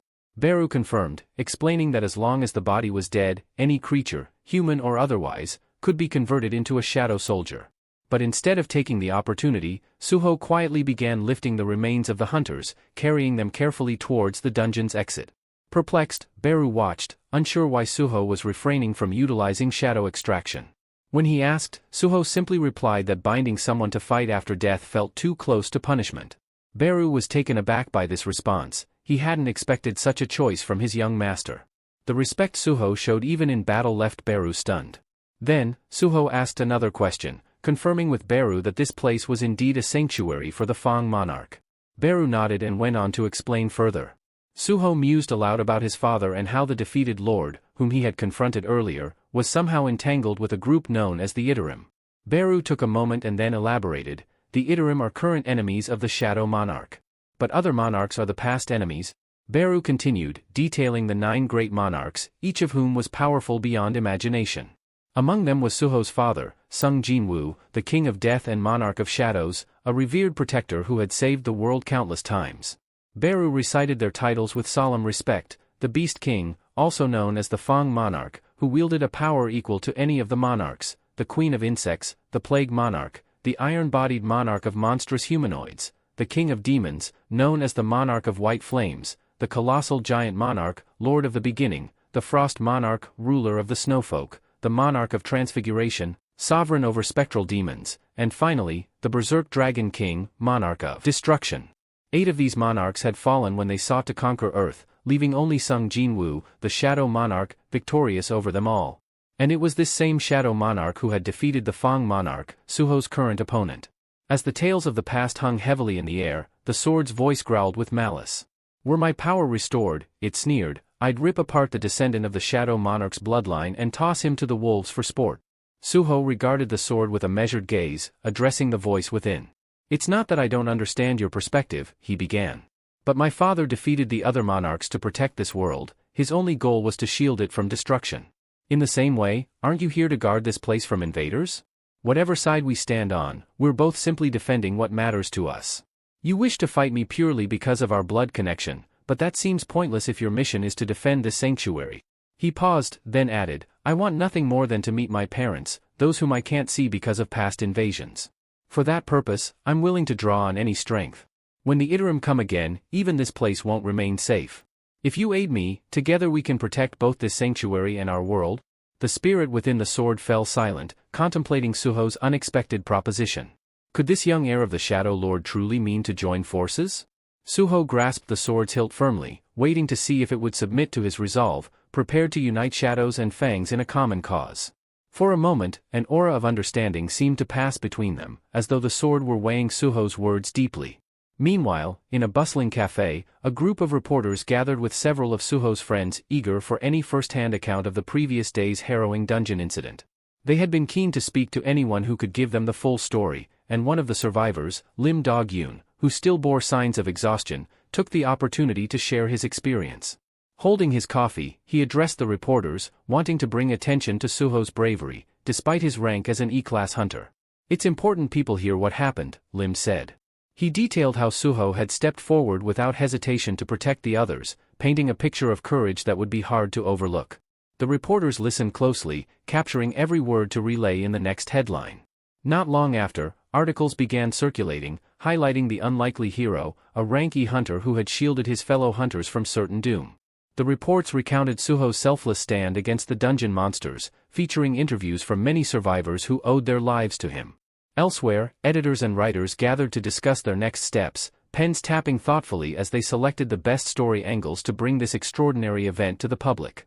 Suho's resolve had begun to echo far beyond the dungeon walls, giving rise to a story of heroism that would inspire many more. In a bustling guild management office, murmurs filled the room as the team discussed recent staffing needs. One of the assistants noted that the intel department was short-handed and would benefit from hiring a few additional E-rank hunters. The second-in-command, seated at the main desk, quickly agreed, instructing his colleague to find a suitable candidate. The man at the computer scanned through profiles, stopping at one that caught his attention, an E-rank hunter who had recently faced down monsters in a dungeon, coordinated the evacuation of a minor team, and single-handedly rescued an injured hunter. Upon realizing the candidate's rank, those around him were visibly surprised. But the second-in-command merely shrugged, assuring them, "Don't be so quick to judge. Bringing him into a high-ranking guild like ours could be beneficial. It wouldn't hurt to have him here and resolve a minor scandal or two."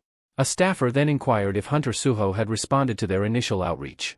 The mention of Suho's name drew interest, particularly because they had learned he'd received an invitation from the prestigious Black Turtles Guild. He must be thrilled, one of them assumed. However, the colleague at the desk turned, stating, "Actually, Suho declined the offer." The second-in-command blinked in disbelief. Declined? An E-rank rookie refusing a guild like that? What's he thinking? He shook his head, grumbling. Does he believe he's some kind of S-rank hunter? It doesn't make any sense. Another staffer chimed in. Apparently, Suho has no interest in joining any guild. The leader's irritation deepened, unable to grasp how a rookie with such a low rank could afford to pass up such opportunities. "Mark my words, he'll come around," he muttered. "Sooner or later, Suho will realize how challenging it is to survive without a guild support." Meanwhile, back at his apartment, Suho checked the notifications popping up on his phone. Since his last dungeon expedition, he had been inundated with guild invitations. A flood of offers filled Suho's inbox, though he noticed that nearly every guild wanted him for menial roles as a porter or gatherer. He couldn't quite understand the overwhelming interest, but he dismissed the offers. To him, joining these guilds would only limit his potential and slow his progress with the system. There was simply no reason to waste time on tasks that would sidetrack his path to growth. Turning his focus to his sword, Suho looked at Fong Raken. "About what we discussed in the dungeon," he began, combining Shadow and Fong. "Are you still open to that?" Fong Raken's voice responded skeptically, clearly stunned. "Are you serious? You think a Shadow can become a true ally and not an adversary?" After a pause, he added, "But there is one condition, take me to another of the Fong monarch's sacred lands." Suho raised an eyebrow. "You know where to find it?" Fong Raken replied confidently, "I know the locations of all the Fong monarch's holy sites, regardless of distance. But there's a problem, a gate leading to one of them has already vanished. It's most likely undergone a dungeon breach." Realization struck Suho. This holy ground must now be an open dungeon, a place where vicious, powerful monsters roam freely. Once a breach forms, creatures spill out, transforming the area into a desolate wasteland. Gripping his phone, Suho quickly messaged his uncle, saying he'd be unreachable for a while and not to worry. He knew he needed to seize this chance to gain strength and elevate his level as rapidly as possible. Later, Suho glanced over at Beru, asking if they were close. Beru nodded. "Yes, we're here." But in the parking lot, they immediately spotted signs prohibiting entry. Suho noticed that the Hyena Guild, a notorious group known for recruiting former gang members, leaving only Sung Jinwoo, the Shadow Monarch, victorious over them all. And it was this same Shadow Monarch who had defeated the Fong Monarch, Suho's current opponent. As the tales of the past hung heavily in the air, the sword's voice growled with malice. "Were my power restored," it sneered, "I'd rip apart the descendant of the Shadow Monarch's bloodline and toss him to the wolves for sport." Suho regarded the sword with a measured gaze, addressing the voice within. "It's not that I don't understand your perspective," he began. "But my father defeated the other monarchs to protect this world, his only goal was to shield it from destruction. In the same way, aren't you here to guard this place from invaders? Whatever side we stand on, we're both simply defending what matters to us. You wish to fight me purely because of our blood connection, but that seems pointless if your mission is to defend this sanctuary." He paused, then added, "I want nothing more than to meet my parents, those whom I can't see because of past invasions. For that purpose, I'm willing to draw on any strength. When the Iterum come again, even this place won't remain safe. If you aid me, together we can protect both this sanctuary and our world." The spirit within the sword fell silent, contemplating Suho's unexpected proposition. Could this young heir of the Shadow Lord truly mean to join forces? Suho grasped the sword's hilt firmly, waiting to see if it would submit to his resolve, prepared to unite shadows and fangs in a common cause. For a moment, an aura of understanding seemed to pass between them, as though the sword were weighing Suho's words deeply. Meanwhile, in a bustling cafe, a group of reporters gathered with several of Suho's friends, eager for any first-hand account of the previous day's harrowing dungeon incident. They had been keen to speak to anyone who could give them the full story, and one of the survivors, Lim Dog-yoon, who still bore signs of exhaustion, took the opportunity to share his experience. Holding his coffee, he addressed the reporters, wanting to bring attention to Suho's bravery, despite his rank as an E-class hunter. "It's important people hear what happened," Lim said. He detailed how Suho had stepped forward without hesitation to protect the others, painting a picture of courage that would be hard to overlook. The reporters listened closely, capturing every word to relay in the next headline. Not long after, articles began circulating, highlighting the unlikely hero, a rank E hunter who had shielded his fellow hunters from certain doom. The reports recounted Suho's selfless stand against the dungeon monsters, featuring interviews from many survivors who owed their lives to him. Elsewhere, editors and writers gathered to discuss their next steps, pens tapping thoughtfully as they selected the best story angles to bring this extraordinary event to the public. Suho's resolve had begun to echo far beyond the dungeon walls, giving rise to a story of heroism that would inspire many more. In a bustling guild management office, murmurs filled the room as the team discussed recent staffing needs. One of the assistants noted that the intel department was short-handed and would benefit from hiring a few additional E-rank hunters. The second-in-command, seated at the main desk, quickly agreed, instructing his colleague to find a suitable candidate. The man at the computer scanned through profiles, stopping at one that caught his attention, an E-rank hunter who had recently faced down monsters in a dungeon, coordinated the evacuation of a minor team, and single-handedly rescued an injured hunter. Upon realizing the candidate's rank, those around him were visibly surprised. But the second-in-command merely shrugged, assuring them, "Don't be so quick to judge. Bringing him into a high-ranking guild like ours could be beneficial. It wouldn't hurt to have him here and resolve a minor scandal or two." A staffer then inquired if Hunter Suho had responded to their initial outreach. The mention of Suho's name drew interest, particularly because they had learned he'd received an invitation from the prestigious Black Turtles Guild. He must be thrilled, one of them assumed. However, the colleague at the desk turned, stating, "Actually, Suho declined the offer." The second-in-command blinked in disbelief. "Declined? An E-rank rookie refusing a guild like that? What's he thinking?" He shook his head, grumbling. "Does he believe he's some kind of S-rank hunter? It doesn't make any sense." Another staffer chimed in, "Apparently, Suho has no interest in joining any guild." The leader's irritation deepened, unable to grasp how a rookie with such a low rank could afford to pass up such opportunities. "Mark my words, he'll come around," he muttered. "Sooner or later, Suho will realize how challenging it is to survive without a guild support." Meanwhile, back at his apartment, Suho checked the notifications popping up on his phone. Since his last dungeon expedition, he had been inundated with guild invitations. A flood of offers filled Suho's inbox, though he noticed that nearly every guild wanted him for menial roles as a porter or gatherer. He couldn't quite understand the overwhelming interest, but he dismissed the offers. To him, joining these guilds would only limit his potential and slow his progress with the system.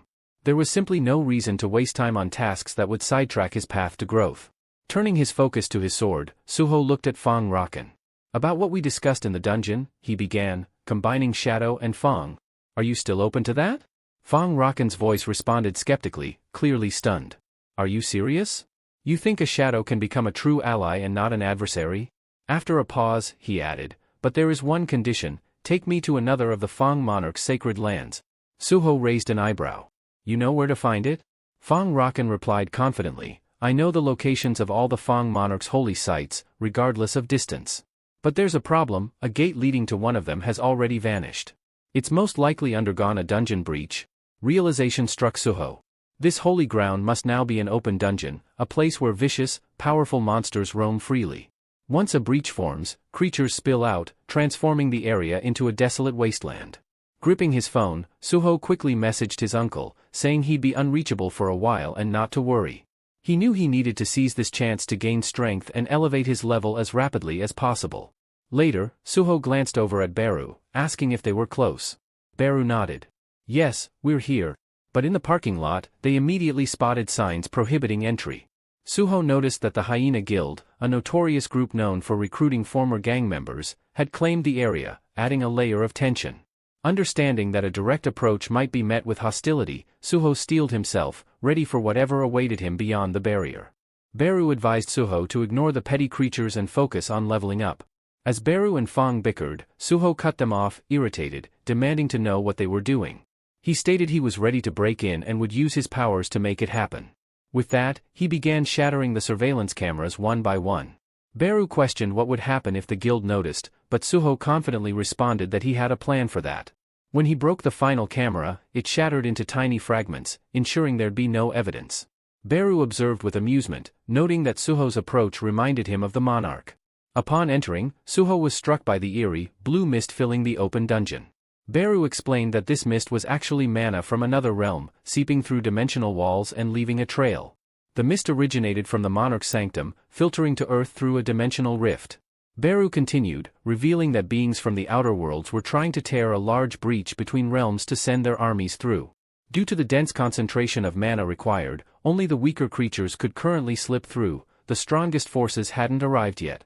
Realizing the urgency, Suho knew he had to level up fast, especially before other hunters could interfere. Suddenly, he glanced up and noticed colossal creatures lurking in the trees, a sharp-clawed Briga and a shadowy figure known as Ramon. Fong eagerly encouraged Suho to unleash his strength, but Suho replied that while he appreciated the support, he wouldn't use Fong as his main weapon, leaving Fong momentarily puzzled. Suho had decided to take a different approach, one he had thought through carefully. Instead of relying solely on weapons, he would integrate his training by using his fists for mid-range combat, with his monarchical powers as a backup. To keep his tactics versatile, he would swap weapons as needed, employing his extraction ability to gain more gear and further enhance his skills and attributes, leveling up independently.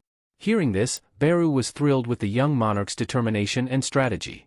Fong recognized that this was the true power of the Shadow Monarch's bloodline at play. The more adversaries Suho faced and the longer a battle endured, the stronger he grew, drawing strength from the very demons and monsters he defeated. With his heightened intelligence, Suho realized he could now summon 5 shadows.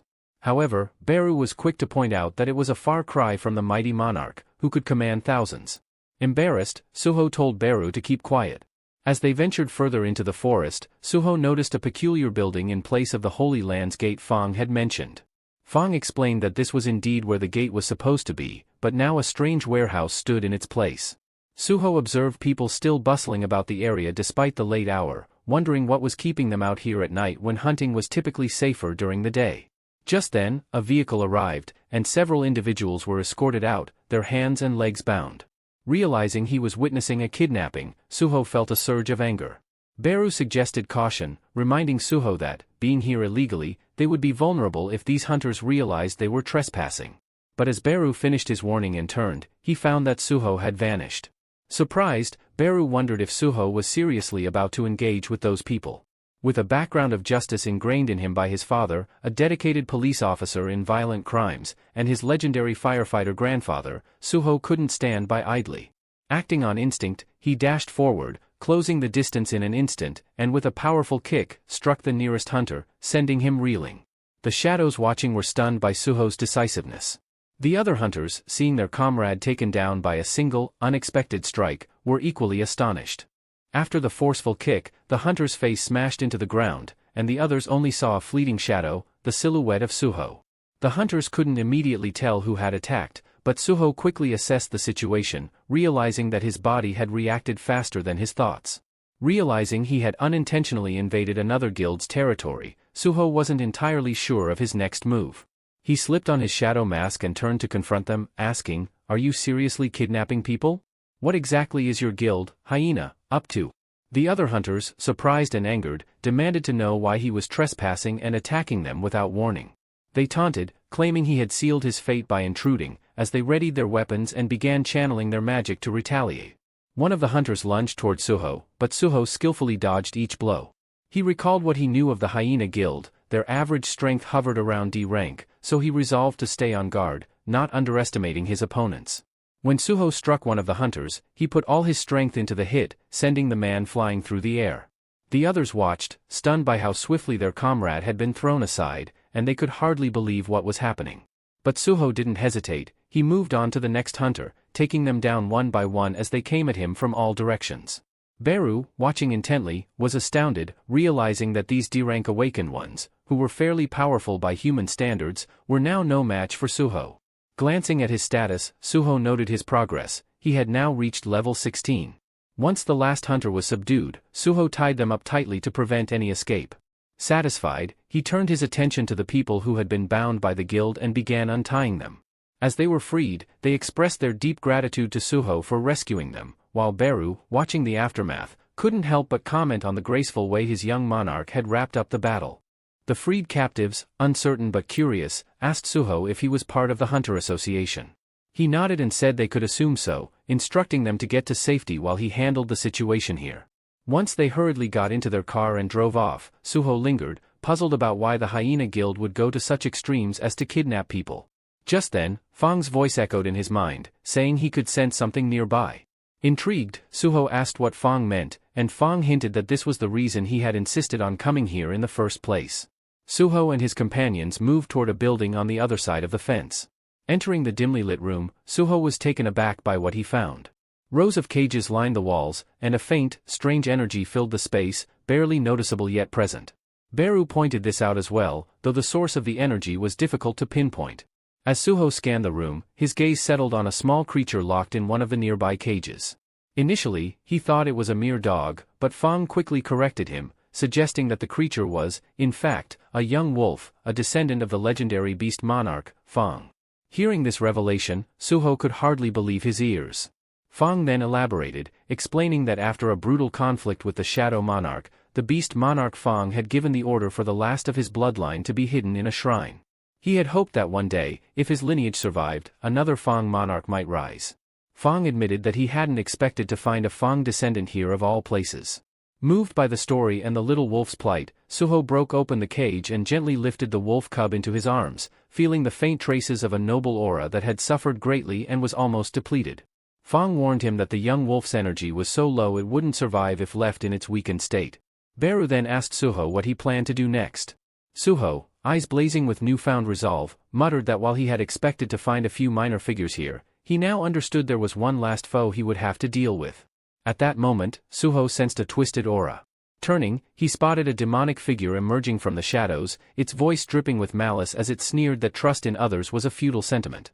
The creature introduced itself as Brokey and claimed to have survived by any means necessary.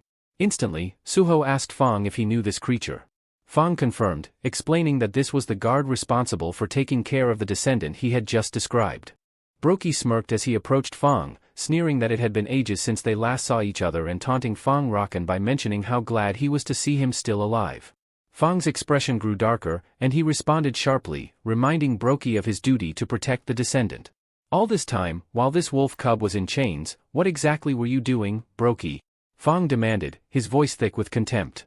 Suho held the wolf cub protectively, but before he could react, Brokey lunged at him with blinding speed. With a menacing glare, Brokey growled, "How dare you touch what's mine?" Without warning, Brokey swung his tail, striking Suho with a brutal force that sent him crashing through the wall and into a pile of containers outside. Beru, witnessing the violent impact, flew to Suho's side, shouting out to see if he was all right. Dazed and wincing, Suho managed to grin despite his injuries, muttering, "That's the hardest hit I've taken in a long time. And yes, I'm bleeding, so please, Beru, stop yelling. My head's throbbing enough without the extra noise." Beru nodded, then looked toward Brokey, narrowing his gaze. "I sensed a lingering energy when I arrived here," Beru said. "It's Iterim's energy, unmistakably connected to this one." His words caught both Fang and Brokey's attention. Turning to Brokey, Beru asked, "Do you realize what you've done to the monarch's descendant?" Brokey interrupted with a twisted laugh, explaining smugly that his strength was no mere coincidence. "Even after losing my sanctuary, I've grown strong by following nature's law of survival. The weak feed the strong, it's the way of the world," he declared coldly. "This cub, though weak, carries the bloodline of the Fang monarch, making him an ideal source of power." Brokey then admitted to draining energy from the young wolf periodically, using him as nourishment to amplify his own strength. After relishing his explanation, Brokey fixed his eyes on Fang with a malevolent grin. "When I'm finished here," he vowed, "I'll be strong enough to eliminate you too, Fang. Mark my words." Suho raised his hand, calmly stating, "Death is merely the result of weakness," but Brokey cut him off, sneering. "Strength is the only law that matters. Only the powerful are fit to endure, he said, casting an assessing glance at Suho as he boasted about how the next Fang monarch would only respect strength. Seizing the moment, Suho lunged forward with his sword, delivering a fierce blow. At the same time, Beru swooped in, swiftly lifting the wolf cub from harm's way and retreating to a safer distance. As Suho's blade found its mark, it returned to his hand, poised for another strike. Glancing at Fang, Suho added, "I thought you were upset with me. But right now, we're on the same side. I have unfinished business with this one, too." The tension between Fang and Shadow Clan felt almost tangible, but Suho's focus held. He continued, "This battle may bring me closer to my father's trail." Just then, Suho's system chimed with a new assignment, an urgent hyena hunt, tasking him with stopping this threat and ensuring public safety. He connected the dots, realizing the true meaning behind the hyena guild's name. Brokey wasn't simply another monster, he had founded an entire organization, kidnapping people to grow his influence, all intertwined with the same sinister energy linked to teetering. The hunters nearby, once loyal to Brokey, struggled against their restraints. "Brokey, release us," they yelled. "This guy isn't someone to face alone. Let us help." But Brokey turned on his own followers in a heartbeat, silencing them with a brutal, dismissive blow. "You think I need help with him?" he snarled. "The minute you forget your place, you become prey." Witnessing Brokey's merciless strike against his own people ignited Suho's fury. He charged forward, fist clenched and ready to strike. As he launched his sword, Brokey countered instantly, blocking with an unyielding grip. Suho demanded, "Did you slaughter those people just for amusement?" Brokey's response was cold. "The strong need no reason. We decide who lives and dies, as we see fit."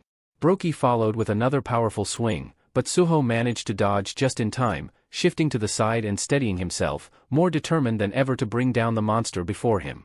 Launching himself into the air, Suho dove down at Brokey with a fierce determination, his body descending like a storm. Mid-flight, he activated his recently acquired skill, Stormblade, summoning gusts of slicing wind around his weapon. But as Suho's attacks rained down, Brokey barely flinched. Smirking, he sneered, "Is that it? You're not even close to honoring the name of the Fang heirloom." Just then, a blade came whizzing through the air from a different angle, catching Brokey by surprise as it sliced close to him. Suho, standing a few steps back, extended his arm, revealing his control over the flying sword. "We're just getting started," he warned. Fang, watching closely, took the chance to question Brokey. "What happened to you? You once pledged loyalty to Rakan with such pride. Why betray that oath?" Brokey's expression hardened, his eyes narrowing as he responded. "Loyalty?" He scoffed, letting out a cold laugh. "There was never honor, only fear. I respected Rakan's power, nothing more. Living like that, shackled by fear, I couldn't bear it any longer. So, when the chance came, I decided to seize my own future by any means necessary." Brokey caught Fang, and destroyed it. With a sudden burst of speed, he struck Suho with a devastating punch, sending him reeling. Suho felt pain tear through his body as if every bone were fractured, but his mind latched onto a powerful memory. Images of his father flashed before him, a figure battling somewhere unknown, never backing down. That memory rekindled a strength within Suho. It reminded him that surrender was not an option. Steeling himself, he summoned the shadows around him, cloaking his fists in shadowy armor. Channeling all his remaining strength, he launched a powerful blow straight into Brokey, determination blazing in his eyes. Watching from a distance, Beru marveled at his young lord's resilience and power. Despite his age, Suho was wielding strength beyond what anyone expected. Fang, lying battered on the ground, glanced at his shattered sword and the memory of its former power. Everything, the survival of his descendants, the future of the Fang lineage, all rested on Suho's shoulders now.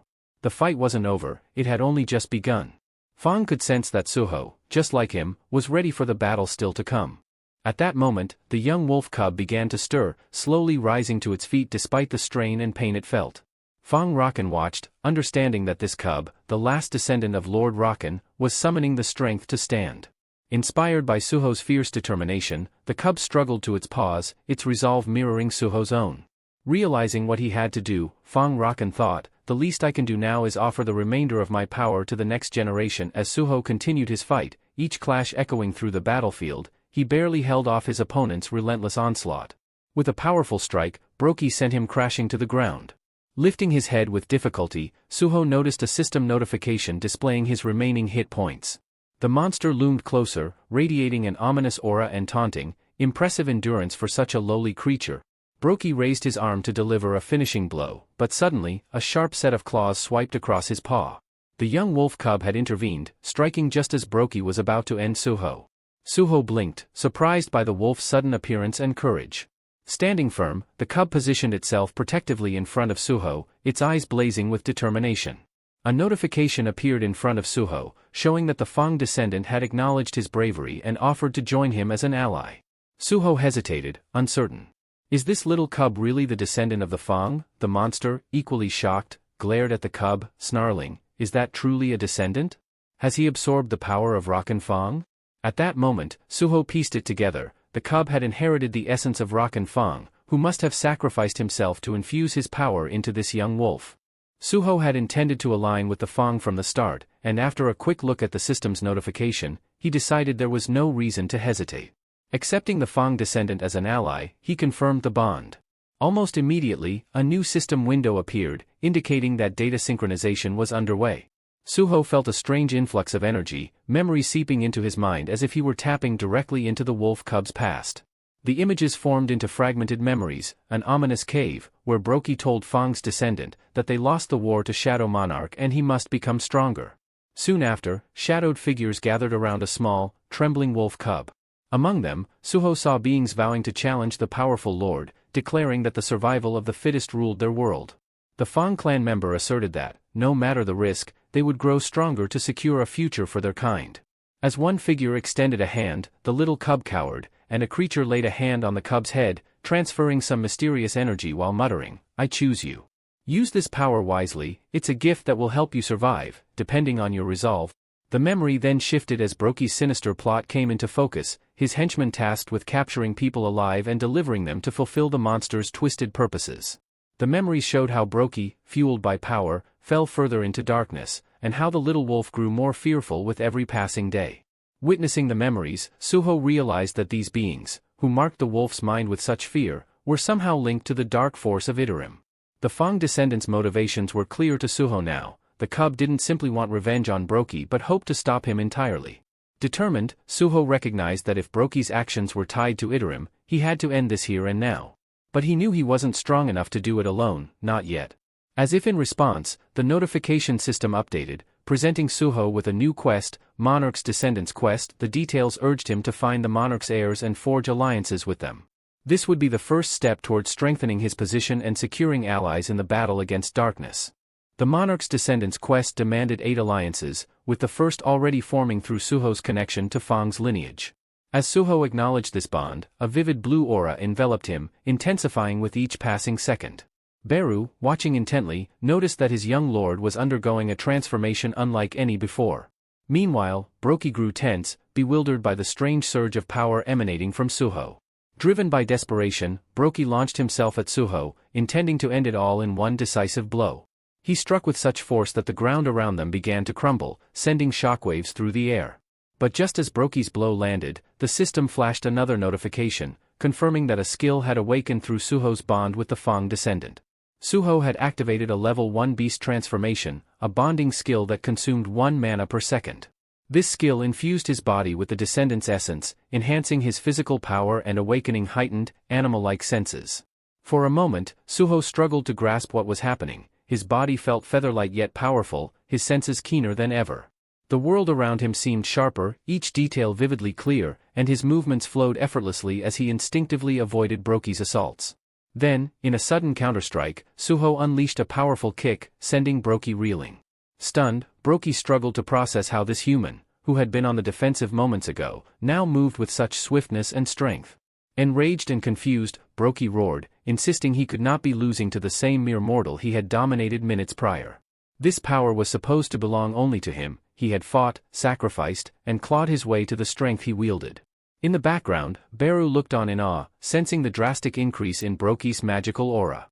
Furious, Brokey spat, "I don't know what trick you're using, human, but I won't fall to the likes of you. Strength defines the right to rule, and you'll regret being born a weak creature of your kind." But Suho only narrowed his gaze, his new strength urging him forward, determined to prove Brokey's arrogance would be his undoing. At this moment, Suho activated a new skill, quickly picking up techniques for hand-to-hand combat. Nearby, Beru's expression darkened in irritation as he overheard Brokey, the beast, boast about the difference between their species. To Beru, nothing and no one stood above a shadow monarch, and this arrogant creature needed to be silenced. When Brokey heard this, a flicker of doubt passed over him. Could this young human truly be a shadow lord? Before he could fully process this, Suho dashed forward and delivered a precise, unyielding kick, driving Brokey deep into the earth. Yet even with his body battered and strength failing, Brokey clung to his single-minded obsession. He had to keep getting stronger. Nothing else mattered. With fading vision, he glimpsed a familiar figure, Rakan, his master. Regret seeped in as Brokey chastised himself for failing to protect Rakan, the one who had once entrusted him with so much. At last, the little wolf, recognizing his old friend's end, raised a mournful howl to the sky, saying his final goodbye to Brokey. Suho observed the fallen Brokey, a notification informing him that he had leveled up from the victory. He glanced over to see the little wolf gazing sorrowfully at Brokey's lifeless form, saddened by the realization that he'd had to confront and ultimately lose someone who had once been his guardian. The silence was thick, and both Suho and Beru stood quietly for a moment, respectfully watching the somber scene unfold. Finally, Beru broke the silence, commending Suho for his strength and skill in taking down Brokey. Suho, however, remained focused and asked Beru if he sensed any trace of Iterim's power lingering nearby. Suho shared that, through his bond with Rakan's heir, he had glimpsed troubling memories. He described a scene in which hunters had attacked Brokey and the little wolf, inflicting a strange curse upon Brokey's eye that had twisted his mind, turning him against his own. Could these hunters be agents of Iterim? Suho wondered aloud, his gaze darkening. And what could their real purpose be? Hearing this, Beru frowned and replied, Iterim are the outer gods. These types don't involve themselves directly with mortal affairs. They send apostles to handle their errands and impose their will from afar. But one thing is certain, if hunters aligned with Iterim are acting openly here, then Earth is already part of their plans. Suho was still puzzled, desperate to learn more about Iterim. Beru, noticing his curiosity, suggested a way they might glean some insight into Iterim's secrets. Suho looked at him, surprised, as Beru explained, if I devour Brokey's body, I could access his memories, plus, I'd regain some of my powers. Think of it as getting two rewards in one. Suho, bewildered, asked Beru when he acquired this kind of ability. Then, he glanced at Rakan's heir, who was observing the exchange, clearly uncertain. Sensing the wolf's sadness, Suho knelt down and asked if he'd like to stay with him or if he preferred a different place. The young wolf initially hesitated, but when Suho smiled, the tension faded. The wolf bounded forward, nuzzling Suho affectionately, his eyes full of trust. Deciding on their next step, Suho pulled out his shadow dungeon key, opening a portal. Beru, I'm counting on you to find information on Iterim, he said, motioning for Beru to handle Brokey's remains. While Beru devoured Brokey's corpse with enthusiasm, Suho led the wolf through the shadow dungeon portal, explaining that he wanted a safe haven for him. Beru chuckled to himself, wondering why Suho was bothering with the dungeon instead of just staying home. Inside the dungeon, Suho looked at his wolf companion, thoughtful yet concerned. This space belonged to the Shadow Monarch, and bringing in a creature connected to a different lineage might lead to complications. Beru raised an eyebrow, astonished at Suho's choice to house Rakan's heir in the Shadow Domain. Then, out of nowhere, a system notification appeared, indicating that the wolf wanted Suho to give him a name. Suho, taken by surprise, realized he'd never named anything before. But seeing the wolf's trusting gaze, he understood it would be an honor, and a responsibility, to give him a name worthy of their bond. When the wolf asked for a name, without any hesitation, Suho settled on the name Gray for the wolf, inspired by his striking gray fur. Beru, however, was less than impressed by Suho's choice, disappointed by what he deemed a lackluster name. But to Suho's surprise, the wolf seemed overjoyed with the name and wagged his tail enthusiastically. The system then notified Suho that Gray had officially become one of his allies, and their trust level had increased. The system also designated a portion of the Shadow Dungeon as Gray's new territory. Suho, still concerned about his new companion, wondered aloud what Gray would eat in the dungeon. Beru assured him not to worry, mentioning that Gray, coming from a well-established bloodline, would manage just fine by hunting the monsters still roaming in the dungeon. This explanation put Suho at ease, especially knowing that a few monsters had survived from his last visit.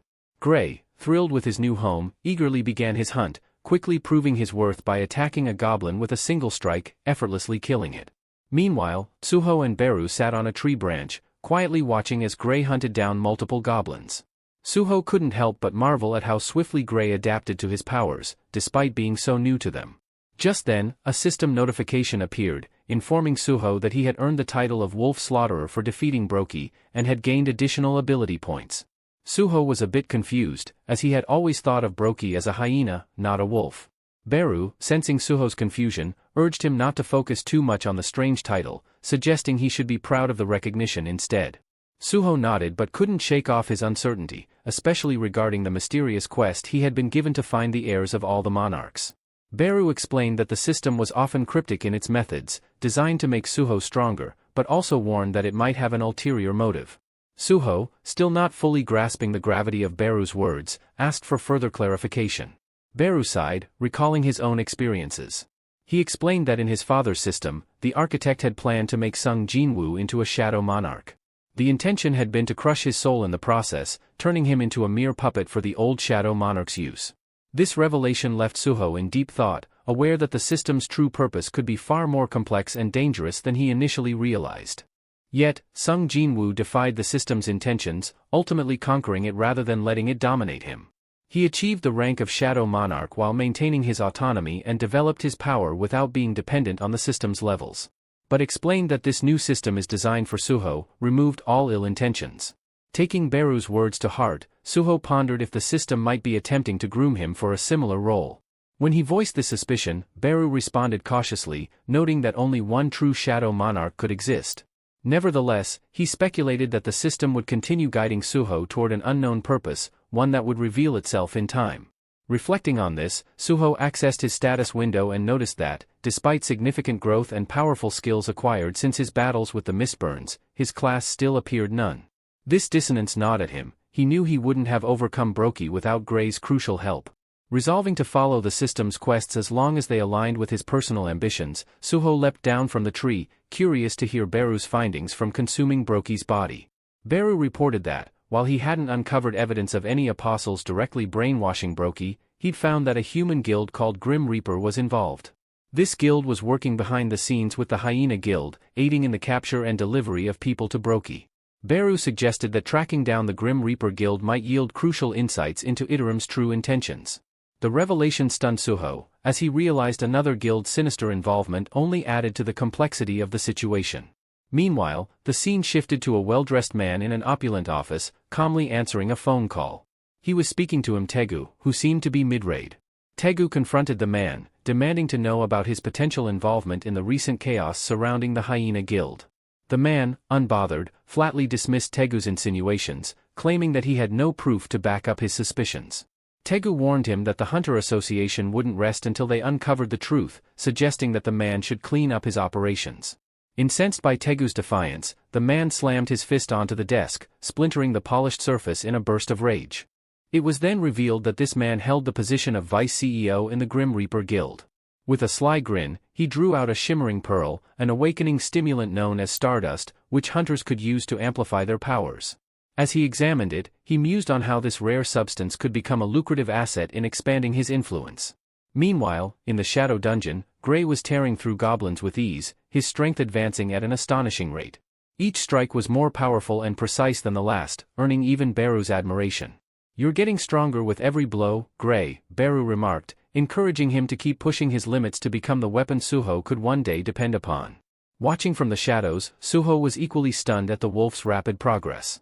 But what truly stood out was the bond forming between Beru and Gray, a respect built on shared trials and aspirations. Then, something unexpected caught Suho's attention. A system message appeared in his vision. It read that Suho had gained experience from Gray's kills. Startled, Suho muttered, How is that even possible?" Bewildered, he called Beru over, who was casually scratching Gray behind the ears. "Beru, do you understand this?" "I just received experience from Gray's hunting," Suho explained, still baffled. Beru inspected the notification and explained, "It's similar to how your father once gained experience through his shadow army. You're sharing in the rewards of battle, almost like splitting the gains in a game." The realization hit Suho. Even if he was only receiving a fraction of the experience, it was still an immense advantage. His excitement grew. "Gray, from now on, you're in charge of clearing out the enemies," Suho announced, his eyes glinting with anticipation. Gray, overhearing this, was hit by a mix of shock and exhaustion, but before he could react, a new system notification appeared: "Dungeon cleared. New quest unlocked. Daily quest." "Finally," Suho said, eager to see the next challenge. The daily quest seemed straightforward: defeat goblins and clear the dungeon. Yet a question lingered in Suho's mind: why was he now receiving daily quests? Then, the answer dawned on him, hinting at the system's deeper intentions. Daily quests meant daily rewards, which meant Suho had an opportunity to grow stronger each day. Beru chimed in, noting, "It looks like the system wants you to seize control of this entire dungeon as part of your domain." Suho nodded, but then he faced a new challenge. How am I supposed to gather 100 goblins in such a massive place? A thought struck him as he recalled an item from a previous dungeon, a horn flute that could summon nearby goblins. Wasting no time, Suho pulled the flute from his inventory and blew into it. Within seconds, goblins began charging from every direction. Perfect, he thought, feeling the adrenaline kick in. Beru, watching his master's strategy unfold, gave an approving nod. With a confident grin, Suho launched himself into the fray, his fists crashing down on the goblins with crushing force. As he tore through the swarm, Suho realized the thrill of fighting goblins was fading. They no longer presented a real challenge. But he had a quest to complete, and he'd make it interesting. Suho blew the horn again, summoning an even larger horde of goblins, and decided to take things up a notch. Raising the bodies of the defeated goblins, he called forth a shadow goblin army to join him. What started as a simple battle had now escalated into an all-out war within the dungeon. Beside him, Gray and the shadow soldiers charged with relentless intensity, mowing down the goblins with ruthless precision. For 3 grueling hours, they fought, transforming the dungeon into a battleground littered with goblin remains. By the end, Gray was utterly spent, collapsing to the ground, drained of energy. Suho, however, spotted another system message and couldn't help but smile. Quest complete. But something unusual caught his eye. The counter hadn't stopped at 100. It kept rising. Could this mean more rewards? Suho wondered, his grin widening. What if I push this even further? Gray, already exhausted, could barely process what Suho was planning, but they pressed on, hunting down goblins relentlessly until the system finally confirmed the quest's completion, bringing Suho a sense of satisfaction and anticipation for what lay ahead. Gray looked utterly drained, as if his spirit had left him, while Suho could barely contain his excitement. His gamble had paid off. He had unlocked hidden rewards from the system, a full status recovery, 3 stat points, and 2 rare items, the blessed random box and the cursed random box. The full heal alone felt like leveling up, restoring his strength, and the extra stat points were a great bonus. Now, he faced a choice: should he go for what he needed or what he desired? After weighing his options, Suho decided on practicality and opened the cursed box. His eyes widened in astonishment as Vulcan's gauntlets emerged, weapons that boosted his attack power by 40% and increased physical damage by an additional 30%. Incredible, he murmured, slipping the gauntlets on. I can't turn my shadow soldiers into weapons forever, but with these, who needs that? They're perfect. Eager to test his new gear, he was interrupted by a system message. To his surprise, Gray's status had shifted from admiration to fear. Suho's excitement turned to concern. What's wrong? He asked, looking toward Beru. With a heavy sigh, Beru replied, Gray's not an endless shadow soldier, he's a living creature with limits. Realizing he had overexerted Gray, Suho nodded with a hint of guilt. You're right. Let's take a break. Exiting the shadow dungeon, Suho's thoughts quickly shifted to the Grim Reaper Guild. They needed answers, but where to begin? Just then, his phone buzzed. It was Senior Lim, sounding unusually urgent as he asked for Suho's help. The scene shifted to the hazardous Soul Station field, where Suho met up with Lim. Lim explained his problem. My team was supposed to show up for hauling duty, but they've all gone AWOL, probably still recovering from last night's party. Understanding the predicament, Suho agreed to step in. He donned the protective gear necessary for handling monster corpses, preparing for the labor-intensive work. Soon, the hunting squad arrived, but their leader immediately looked displeased at the lack of handlers. As Suho readied himself for the task, he couldn't shake the feeling that something bigger was brewing beneath the surface. The leader of the hunting party scowled, clearly unimpressed. This dungeon was tough to secure from the Reaper Guild, he growled. If you're understaffed and that causes any issues, I'm reporting this straight to the Hunters Association.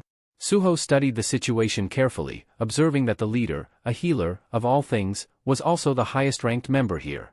As he took in the details, it all began to fall into place: Lim's urgent call, the Reaper Guild's involvement in this dungeon, and the system nudging him forward. This couldn't just be a coincidence, something much larger was at play. Meanwhile, deeper in the dungeon, shadowed figures moved silently in the darkness, their presence obscured by a mist that clung to monstrous shapes. They appeared to be conducting some strange experiment. Suho sensed that this was no ordinary dungeon venture. Whatever lay ahead, he knew the real challenge was about to begin.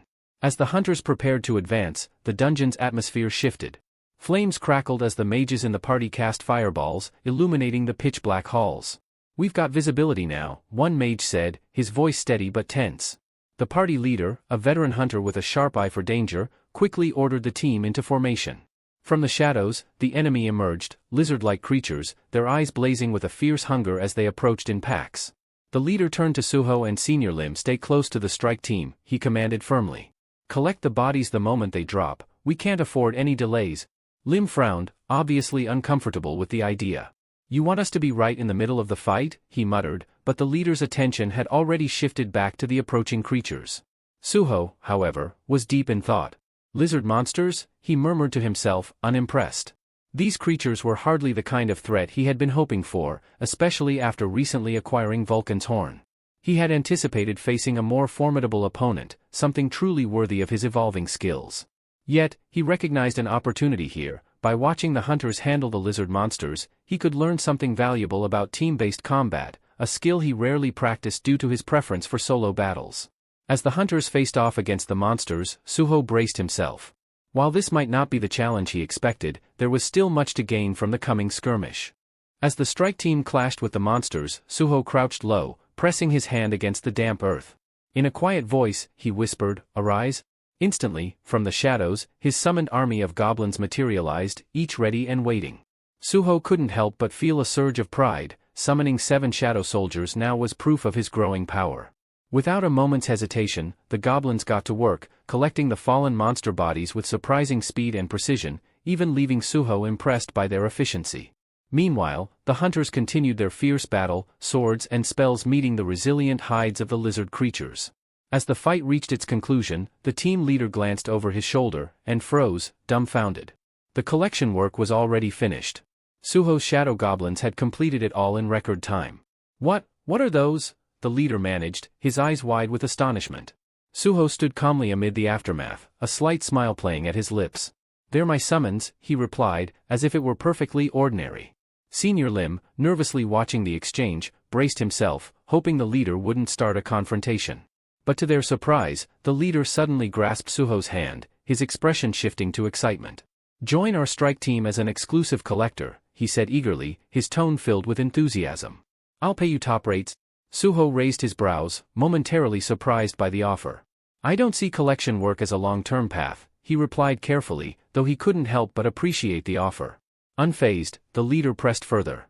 "Then name your price," he insisted. Before Suho could respond, a team member approached them hastily, his face pale and voice trembling. "Captain, we found something unsettling." Curious and alert, the leader and his team followed the man to a small clearing. There, a human corpse lay on the ground, its body shrouded in a strange, ethereal blue flame. Despite the flames, it was evident that this person had been dead for a while. The leader knelt beside the body, his expression darkening. It's definitely human," he confirmed, his voice low and filled with concern. Suho and Senior Lim shared a tense look. "Is this who we think it is?" Lim murmured, his voice barely audible. Suho's face darkened, nodding in affirmation. "Yes, it's a mistborn. I've encountered one before." Not wasting any time, Senior Lim turned to the leader and spoke up. "Captain, this is a mistborn, a creature of immense power. They recently attacked our university, creating widespread chaos. We have to be careful." Before the leader could respond, more corpses appeared nearby, each radiating the same eerie blue flames. One of the hunters hesitated, suggesting they halt the mission and alert the Hunters Association about the strange findings. The leader weighed the situation, noting that the bodies seemed like ordinary humans rather than hunters. With several C-rank hunters in his party, he decided they could handle it. "We're pressing forward," he declared firmly. A hunter, clearly excited for the fight, smirked. "That's what I was hoping for." Suho, however, felt a deep unease. "Mistborn are far more lethal than you realize," he cautioned, but the leader brushed him off. "I'm the one in charge here," he replied, cutting Suho off. "Follow my lead. Let's keep moving." They ventured deeper into a dark, ominous tunnel, the air around them growing colder and heavier. The mages lit the way with flickering flames, casting unsettling shadows on the rough stone walls. The atmosphere felt charged, as if the dungeon itself was warning them to turn back. Meanwhile, deeper within the dungeon, screams reverberated off the stone walls, punctuated by the crackling of blue flames licking at fallen bodies. Watching from the shadows, 3 cloaked figures observed the macabre scene. Their faces hidden behind sinister masks, one figure, wearing a skull mask, growled in frustration. The flames aren't strong enough. We're running out of resources. Beside him, another figure, resembling a giant rat, gave a grim nod. We need to replenish our stock soon. With the hyena guild wiped out, we've lost our main supplier, muttered the figure in the skull mask, his voice tinged with frustration. Without enough fuel, our stardust production will slow. The rat-like creature beside him narrowed its yellowed eyes, baring sharp teeth in a twisted grin. Humans are nearby, the skull-masked figure suddenly hissed, his tone darkening. Perfect timing. The rat creature licked his lips, unsheathing his blade and letting it drag across the ground with a grating sound. Leave it to me, he said, slinking off into the shadows with predatory intent. Back in the tunnel, the hunters were battling another wave of lizard monsters. The leader, pleased with their steady progress, took a moment to assess the team, healing those who needed it. We've had a good run today, he remarked, a rare smile crossing his face. The hunters, pleased by the successful haul, agreed. One of them commented, good call on pressing forward. The leader reached into his jacket, pulling out a shimmering orb. Holding it up, he revealed, this is stardust. Do any of you know what it is? Curious, the hunters gathered around him, their eyes lighting up. Stardust was a rare and potent stimulant that could temporarily heighten a hunter's abilities. Why didn't you tell us about this earlier? One of them asked eagerly. I was saving it for an emergency, the leader replied, his gaze fixed on the stardust, momentarily captivated by its glow. Suddenly, an ominous shadow loomed behind him. The rat-like creature struck with brutal swiftness, delivering a crushing blow that left the leader writhing in agony. The stardust orb slipped from his grasp and shattered upon impact with the ground. He's still alive, the creature sneered, surprising the hunters with his cold, mocking voice. As the hunters took in the sight of this high-level monster, panic washed over them. The creature, unfazed, pointed his jagged sword at them, counting their numbers with an unsettling, calculating gaze. I don't need all of you, he said with a wicked grin. I'll have some fun with the strong ones, and the rest will die. Out of nowhere, the creature pulled out his own gleaming marble, a piece of stardust. The hunters stared, shocked and horrified. Not only could this monster speak, but it possessed the rare stardust as well. Let the game begin, the creature sneered, a twisted excitement flashing in his eyes. The hunters sprang into action, but the monster was ready. With a brutal swipe, he struck down the first hunter in a single, bone-chilling move. He turned to the mage who had been illuminating the tunnel and, with merciless precision, dispatched him, casting the tunnel into pitch darkness. The sudden loss of light threw the remaining hunters into chaos. Blind and terrified, they were defenseless. The monster moved through the darkness like a deadly specter, his blade a lethal blur slicing through the disoriented group. Their cries echoed briefly before fading into silence. When the carnage ended, the creature seized the fallen leader by the collar, dragging his body across the blood-stained ground. Firewood secured, he muttered coldly, abandoning the other wounded hunters to their grim fate. As he vanished into the shadows, a chilling silence filled the tunnel. In that moment, a system message blinked into Suho's view, a new quest notification. He quickly scanned it, a rescue mission. His mind reeled as he took in the devastation around him. What in the world happened here? He murmured under his breath, feeling a heavy weight settle in his chest. Noticing Suho's troubled expression, Beru materialized beside him, asking if something was wrong. Suho explained, his voice grim, that the system had alerted him to a quest involving a powerful enemy who had taken the strike team hostage. His eyes returned to the system display, where rewards awaited, depending on how many he could save. A steely determination gripped him. These people were in real, immediate danger. Without wasting another second, he plunged into action. Suho whirled around, his expression fierce, and urgently called out to Senior Lim, the strike team's in serious danger. You need to get out of here now. Senior Lim looked at him, bewildered by Suho's sudden urgency. What's going on? Where's this coming from? He asked. Suho, resolute, replied, just trust me. My instincts are screaming at me. Without waiting for further questions, he swiftly summoned 2 goblins, instructing them to escort Lim to safety. Lim, still processing, asked, and what about you? Suho's response was firm and unexpected. I'm going after them. Understanding the gravity of Suho's determination, Senior Lim quickly realized that staying would only slow Suho down. Fine, but I'll bring reinforcements from the Hunter Association as soon as I'm out, he promised. Suho nodded his thanks. Shedding his protective suit, he summoned Gray from the shadows, a surprising move considering Gray's confinement to the shadow dungeon. But there was no time to question how he'd done it. As Gray materialized, Suho activated his bonding skill and slipped on the powerful Vulcan gauntlets.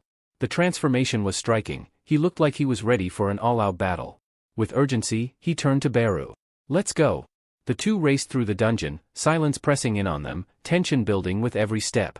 Finally, they reached a door bathed in an eerie green glow, and the air was thick with the coppery scent of blood. Inside, a grim sight awaited. The floor was littered with bodies, discarded without care. Nearby, a monstrous rat-like creature was boasting to his companions. "Got more firewood," he sneered. One of his comrades glanced at him, commenting on his quick return. The rat creature replied with cold indifference, "The humans were no match." Another creature murmured with satisfaction, noting that soon the dungeon would open further, allowing them to summon demons. As a reward for his efforts, the rat-like creature was assigned the task of preparing the bodies for the flames. Grumbling under his breath about the fairness of it all, he got to work. Among the trio, it became clear that the towering brute was the leader, while the rat-like one was the youngest. The middle figure, sharp-eyed and clearly the strategist, praised the rat creature's efficiency, noting that his efforts had allowed them to produce stardust without interruptions. The middle creature went on to explain, his tone smug, that this stardust was a dark art, derived from a lethal combination of poison and an awakening stimulant extracted from berserk poison. His eyes glinted with a familiar, ominous cross pattern, unmistakably linked to Iterim's dark influence, much like Brokey's handiwork. He added that while stardust could grant a temporary surge in magical power, it drained the life force of its user, leaving them as hollow as a husk. This forbidden method of refinement, using the Mistborn's flames, had been taught to them by an apostle, who had also provided instructions on corrupting souls to create monsters. Suddenly, one of the monsters froze, sensing something approaching rapidly. Suho was closing in, faster than expected. The trio looked at each other, puzzled. They believed the rat creature had already eliminated all the intruders. Their confusion was short-lived as the door suddenly exploded inward with a powerful kick, crashing into the room. The rat creature reacted swiftly, slicing the door in half with a flick of his sword, his narrowed eyes fixing on the intruder. Suho and Beru made a striking entrance. But before Suho could even speak, he froze momentarily, stunned by the sight before him. Three demonic figures stood around the Mistborn, who were bound to stakes, flames licking at their bodies in a ritualistic, horrifying scene. His mind raced to make sense of it all, but a sudden system alert interrupted his thoughts, confirming that no survivors had been lost yet.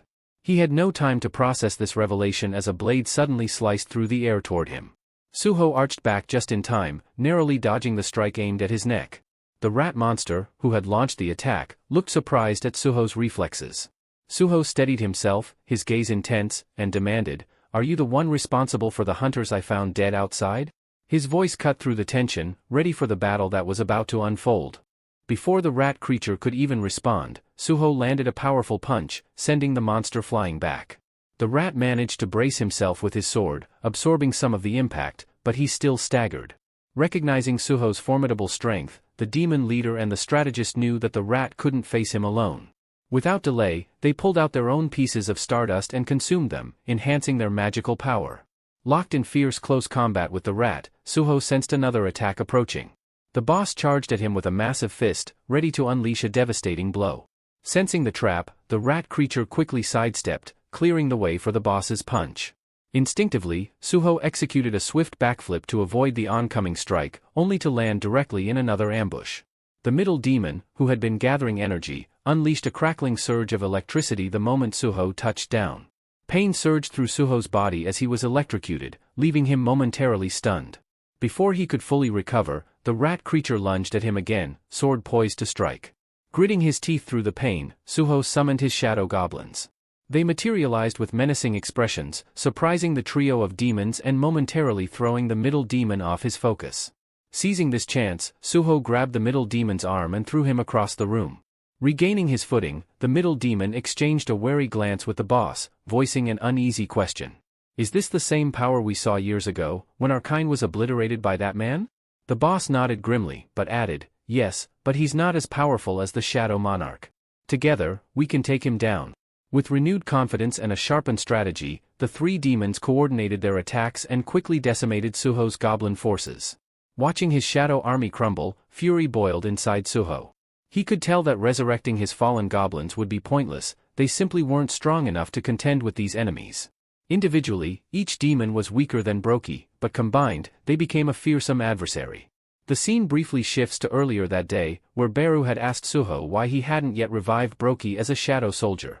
Having absorbed Brokey's remains, Beru could access fragments of his memories, but Suho had held back from taking the final step. In response, Suho had explained that he needed to be fully prepared to handle Brokey's immense strength and lingering emotions from his last moments. It just hadn't felt right to Suho. Brokey had been little more than a puppet under Idaram's control, and Suho wanted to be certain that bringing Brokey back as a shadow wouldn't dishonor his memory. So he held off, wanting Gray's approval before taking that step. Then, unexpectedly, Gray approached Suho with a soft smile, offering his blessing. Gray longed to be reunited with his friend, even if it meant in death. Returning to the present, Suho gripped his shadow dungeon key, channeling a surge of dark energy through it as he invoked his shadow extraction ability. Shadow energy pulsed violently, filling the space with a foreboding atmosphere. Suho called out with a resolute voice, "Brokey, if vengeance is what you seek, I'll give you the chance now. Arise." With that command, the shadow stirred, and Brokey emerged, a towering, terrifying presence, even at his base level. His roar shook the dungeon walls, echoing with primal rage. The trio of demons froze, their faces etched with horror as they recognized the shadow. The middle demon's eyes widened, disbelieving. Brokey had returned, and standing by his side was the very man who had once defeated him. Beru, refusing to be overshadowed, quipped, "Seems the numbers are fair now, with Brokey and me on Suho's side." Suho's expression was cold and unyielding as he gave the signal. "Then let's get started." With that, he and Brokey lunged forward, clashing fiercely with the demon trio. The battle began in earnest, each side pouring their strength into every strike, shaking the dungeon's foundations. Then, suddenly, the entire dungeon's blue glow shifted to a sinister red. Everyone could feel it, something major was coming. As the chaos raged on, a figure slipped silently through the shadows, watching from a distance. Her identity was concealed, leaving an air of mystery about her allegiance. Was she here as backup for Suho or reinforcement for the demons? Her answer, hidden beneath her calculating gaze, would soon become evident in the escalating conflict. The woman, watching the brutal struggle unfold before her, furrowed her brows in confusion. "How on earth did I end up here?" she muttered. A wry smile crept onto her face as a thought crossed her mind. Did some demon summon me for a sacrifice, or just target practice? Her musings shifted to sharp focus when she realized who the combatants were. The woman could hardly believe what she was seeing, a shadow soldier locked in a brutal fight with a demon. Things were definitely taking an odd turn. Meanwhile, Suho and the youngest demon clashed in a battle that felt like something out of legend, their blows ringing loud and sharp in the dark. Suho, with his Vulcan gauntlets gleaming, looked like a true brawler, deflecting the demon's sword strikes as if they were nothing but pesky insects. Then, spotting a split-second opening, Suho delivered a crushing kick straight into the demon's stomach. The demon's eyes bulged as he staggered back, gasping as though he'd taken a bite out of the hottest pepper imaginable, his pride as bruised as his body. Wasting no time, Suho pressed his advantage, aiming to put the demon down and free himself up to take on the others. Just as he prepared to strike the final blow, a bright, crackling surge of energy hurtled his way. Fantastic, an electric surprise, Suho thought dryly, twisting to dodge as the bolt forced him to step back, putting some unwanted distance between him and his target. It seemed the middle demon wasn't there just to cheer on his teammate, the electric blast was his attempt to rescue the younger one. So, they're running a full-on family business here, Suho mused sarcastically, unimpressed with the interference. The middle demon barked orders to his younger comrade, warning, "Stay sharp. One mistake, and you're done for." Annoyed, Suho knew that this team's coordinated attacks were going to be a major headache. His mana was draining steadily from maintaining his bond with Gray, and he couldn't afford to let the fight drag on. Meanwhile, even Brokey was struggling against the demon leader, his strength far below its prime.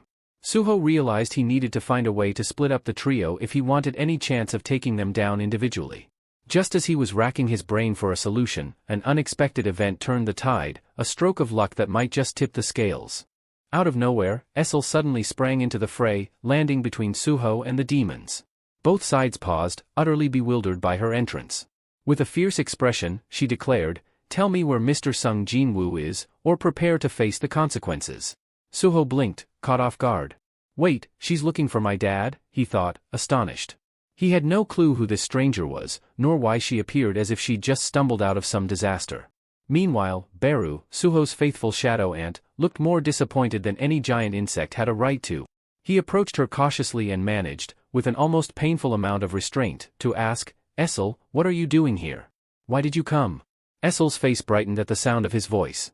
Without considering the chaos around them, she rushed over and scooped him up in a delighted hug. "Beru, I can't believe it. You're here too, she squealed with surprising enthusiasm, giving him a once-over. Wait, why are you so small? And, oh my goodness, you're so cute. Her grin was infectious, completely oblivious to the serious situation they were in. The questions poured out in rapid fire. Where's Mr. Sung Jin-woo? And who's that other human standing over there? She pointed at Suho, who now looked like he was struggling to process everything happening around him. Beru, teetering on the edge of patience, managed to hold his irritation in check, replying simply, "It's a long story." The two demons, meanwhile, exchanged skeptical glances, wondering who exactly this newcomer was. After a few moments of assessment, they reached a quick decision. Yep, she'll make the perfect sacrifice for our next batch of Stardust. But the middle demon, the strategist, warned, hold on, if she knows our enemies and joins them, things could get complicated. Essel, however, remained entirely oblivious to the demon's calculations and thrilled to be reunited with her old friend Beru. To her, this was nothing short of a happy reunion. If Beru was here, surely Jinwoo must be alright too. But Beru, ever the realist, cut through her enthusiasm with a hint of urgency, muttering, "Hey, Essel, we can catch up later. Right now, we have a battle to finish. We're kind of in the middle of a fight here, so since you're already here, why not give us a hand?" Beru said, as if Essel had just shown up with a surprise delivery. He waved her toward the demons at the back, casually assigning her to deal with them like it was no big deal. Essel blinked, her expression shouting, "Wait, what?" Meanwhile, Suho was still standing there, his mind racing to catch up. Who is this person? And where have I seen her before? He thought, thoroughly confused. But the demons weren't about to let her arrival throw off their plan. The middle demon sneered, "Let's take her first. She's injured, and we could use her blood for more Stardust." With that, he signaled to the others, clearly eager to move. Just then, Suho's memory sparked faintly. "Hold on, I think I've seen her before, but I can't quite place it," he murmured, scratching his head. Then, noticing her weakened state, he questioned, "Can she even take on these guys?" But Beru's confidence was unwavering. "No need to worry," he assured, almost smugly. "Low-ranking demons like these are no threat to her. That's Essel, the eldest daughter of the latter household, a noble demon. The Shadow Monarch spared her when he wiped out her world. Her strength is equivalent to an S-rank hunter."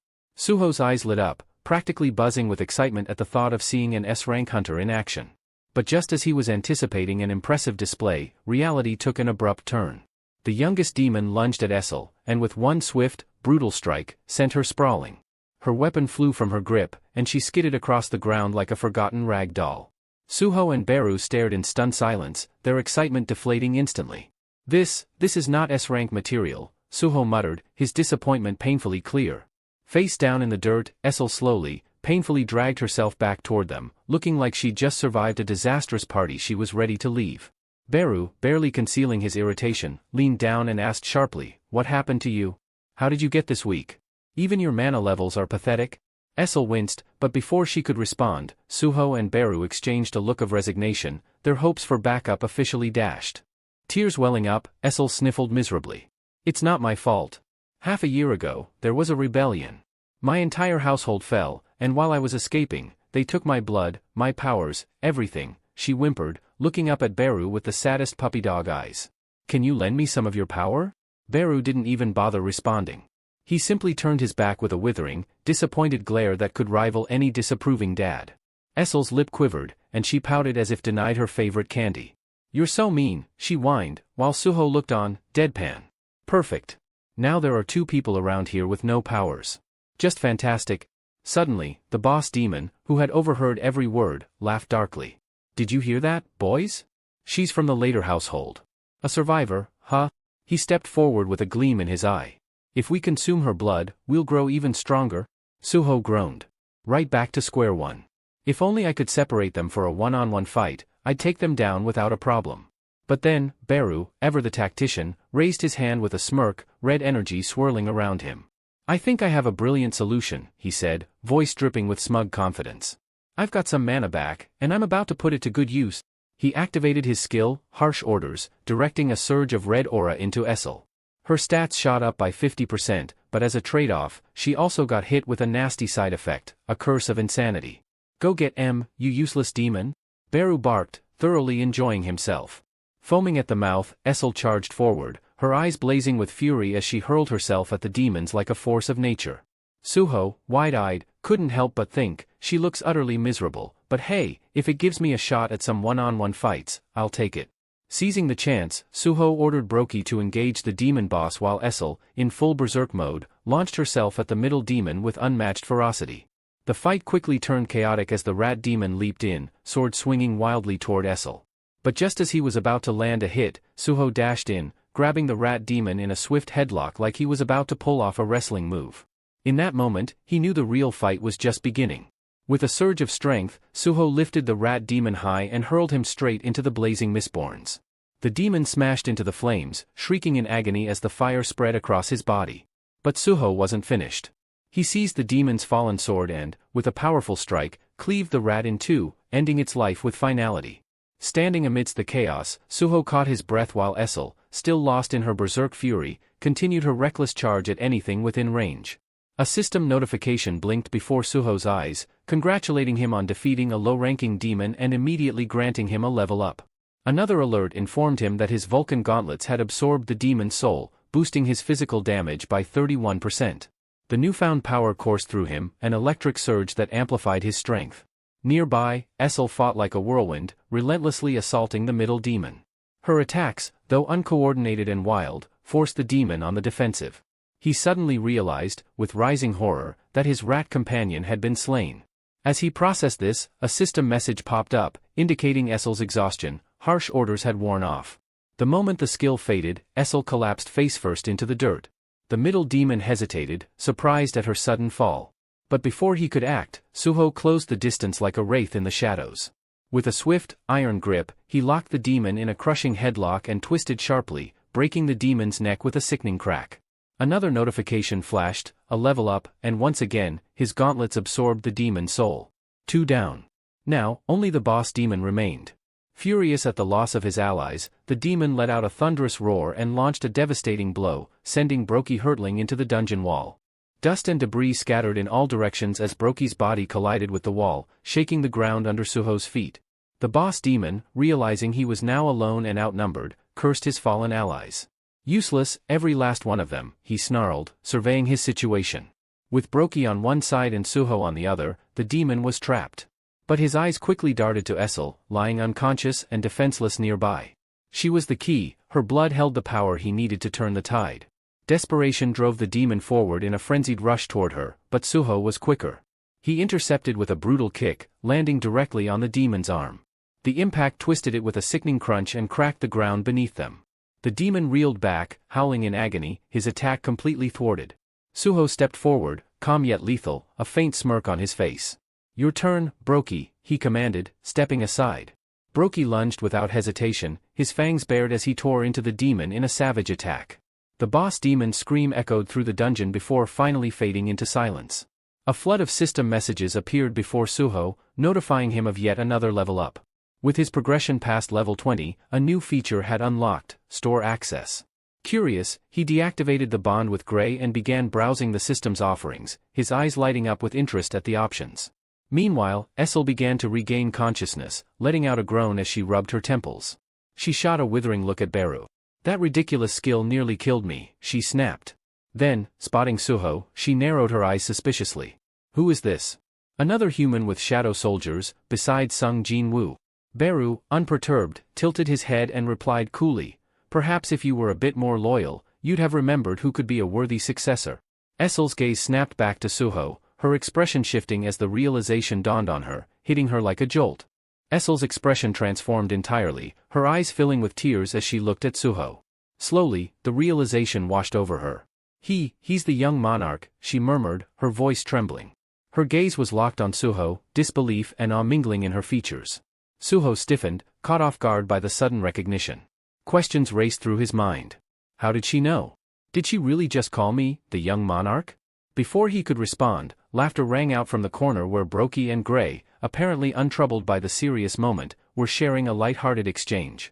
Essel's voice quivered, thick with emotion as she blinked up at Suho, tears spilling over. "I didn't recognize you. You've changed so much." Her voice broke.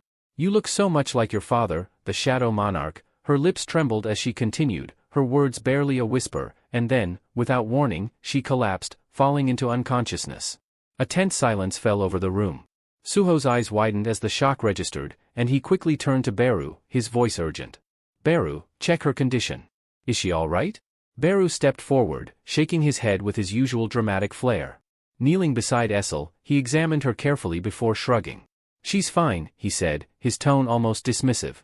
Not dead, just completely drained. His calm statement seemed to ease the tension. No need to worry, she's just worn out. Relieved, Suho turned his attention back to the hunters they had rescued. Setting his jaw, he looked to Beru again, his tone resolute.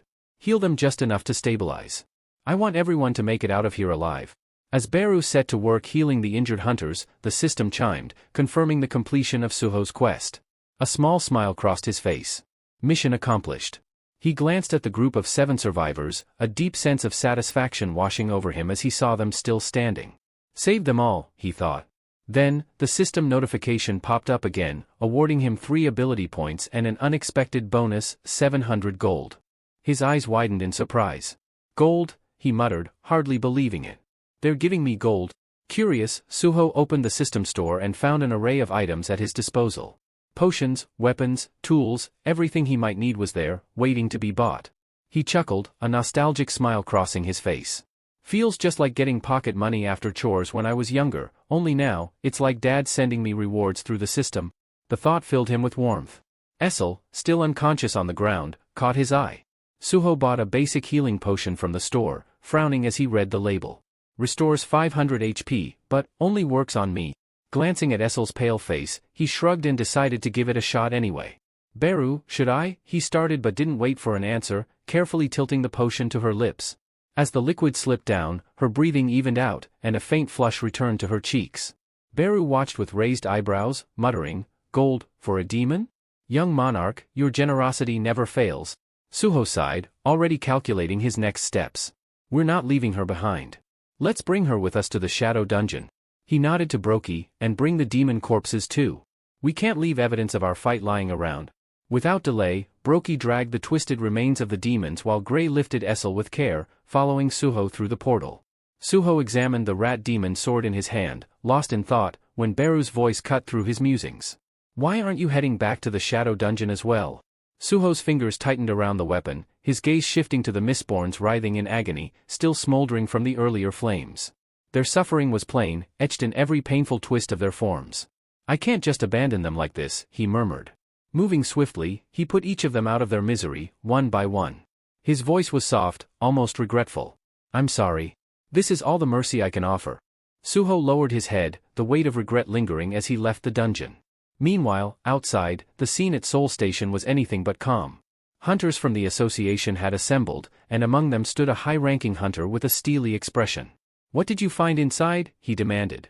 A junior hunter stepped forward, reporting, "We discovered several bodies, thorn lizards and mistborns mostly. But, the injuries on the dead hunter don't match any of their attacks. There was also a room that looked obliterated, with sword marks everywhere." The senior hunter's eyes narrowed. Something else was in there, wasn't there? Besides the monsters? As he considered this, he noticed Hunter Lim, shifting nervously as if trying to leave without being noticed. "Lim," he barked, making the hunter freeze. Lim turned around, feigning innocence. "You're the one who reported this incident, right? And there was someone else with you. Suho, correct? Where is he now?" Lim's face flickered with something unreadable before he forced a smile. "Suho? Well, after we got out, he took off. Guess he got spooked. He's just an E-rank, after all. Once I realized we couldn't handle it, I called for backup." The senior hunter fixed him with a long, hard stare, but instead of pressing further, he clapped Lim on the shoulder. "You did your part, Lim. Good job following protocol." Then, turning to his team, he ordered, "Spread out. I don't want anything missed." Relieved, Lim exhaled deeply, glancing up at the sky. He thought, Suho, he saved everyone. Trusting Suho's decision to stay silent, Lim was filled with gratitude. Back in the Shadow Dungeon, Suho regrouped with Beru and the others. Essel, now conscious, had just been caught up on recent events, Jinwoo's ongoing battle, the invasion of the Outer Gods, and Suho's awakening. She looked stunned. After everything, Sung Jin was still fighting? Beru nodded with a somber expression. "The Shadow Monarch doesn't rest. He entrusted me with breaking Suho's seal. But honestly, our young monarch," Beru glanced at Suho, pride evident in his gaze. "He didn't even need it. He's already stronger than we ever anticipated." Suho turned to Essel. Suho's curiosity was piqued. Wait, have we met before? He asked, eyeing Essel closely. Essel's face brightened with excitement. Yes. Back during the tutorial your father created for you. Don't you remember? Suho scratched his head, trying to piece together the memory. His mind felt foggy until a flash of recognition hit him. Wait, you're the one who surrendered the instant you saw me, right? Beru couldn't hold back a snicker. Couldn't even handle a simple task, he scoffed, making Essel's cheeks flush with embarrassment. She fell quiet, her gaze averted, obviously flustered. But Beru's tone shifted as he looked at her, his voice lowering. Essel, what happened in the demon realm? How did you become, this weak? Essel's expression darkened, a shadow of grief passing over her face. She took a shaky breath. I assume the young monarch has heard of how Lord Sung Jinwoo conquered the demon tower, leaving the later household in charge. Her voice was a quiet murmur, full of reverence and pain. We guarded it faithfully, waiting for the shadow monarch to summon us, but the call never came. For a while, we lived in relative peace. Her voice trembled as she continued. But half a year ago, that peace was shattered. It began with something called stardust, an enhancer that magnifies magical strength. This stimulant began circulating in the demon realm. Suho's eyes narrowed. He remembered the earlier fight, when the demons had used something similar before attacking. Stardust, so that's what it was, he muttered to himself. Essel's voice grew tense with resentment. It doesn't do much for high-ranking demons, but for the low-ranked? It grants power with no apparent cost. For them, it was both a blessing and a curse. With the Shadow Monarch gone so long, these low-level demons saw it as their opportunity. They formed alliances, banded together, and eventually rebelled against the later household. As she spoke, her hands trembled, and her voice became strained with the weight of painful memories. What started as unrest became a war. We fought to hold our ground, but they were relentless. The rebellion only grew, and before we knew it, the demon realm was consumed by chaos. Essel's voice quivered as she spoke, each word heavy with sorrow. We fought, my family, my entire household fought with everything we had to protect the demon castle, the stronghold entrusted to us by the Shadow Monarch himself. But each passing day, we grew weaker, more exhausted. Tears began to gather in her eyes, and her body trembled as painful memories resurfaced. In the end, we lost. They destroyed us. Every last member of my household was sacrificed. Her voice broke, and a tear traced a path down her cheek. I barely survived by chance, but even so, they drained so much of my blood that I lost my powers. How could I possibly face the Shadow Monarch now, after failing like this, after losing everything? The grief in her words cast a somber stillness over the room, each unspoken sorrow weighing heavily in the air. But then, unexpectedly, Suho's voice rang out, firm yet gentle. You did everything you could. Essel looked up at him, startled, disbelief etched into her tear-streaked face as if she couldn't believe her ears. Suho stepped closer, his expression sincere. You gave everything for your household, for my father. You fought till the very end, risking your life. If he were here now, he'd say the exact same thing. His words held a warmth that cut through her despair, and a soft, grateful smile graced his face.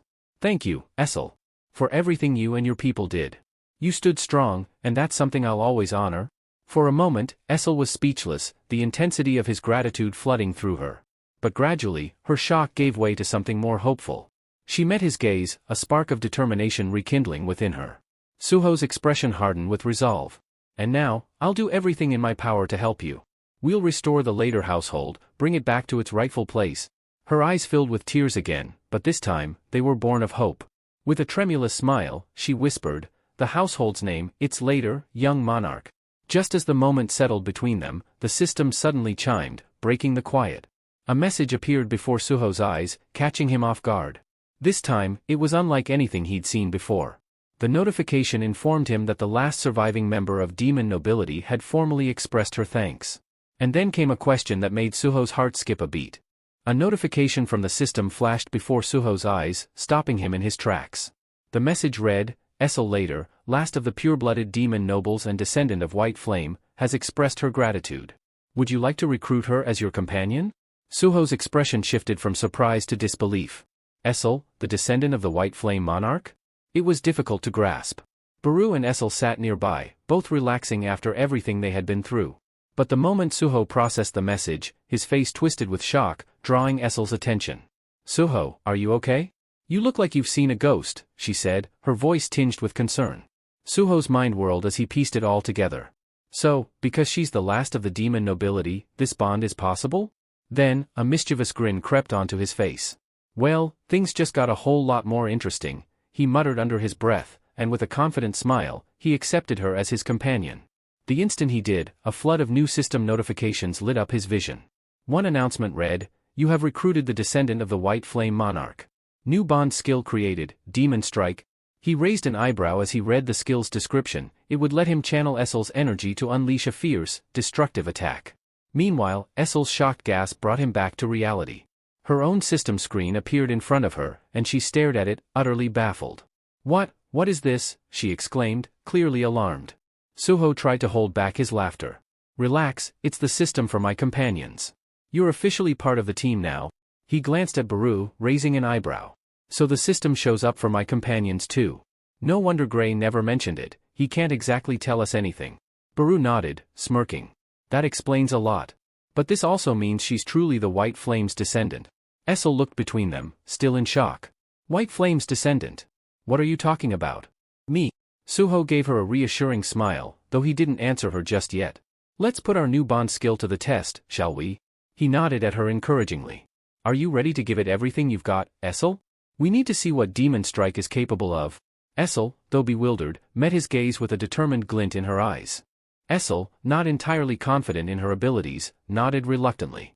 "All right, I'll try, but no promises." The system notified Suho that the bond skill was now active, and suddenly, Essel's entire aura shifted. Her purple hair faded to a haunting white, her appearance transforming into something ghostly and ethereal, as if she were a spirit from another realm. Suho watched in fascination as her mana condensed into a swirling orb of energy, which then channeled directly into his fist, catching him by surprise. "That's new," Suho muttered, glancing at his hand now brimming with power. But as the transfer finished, Essel slumped to the ground, her appearance returning to normal. Suho raised an eyebrow, smirking.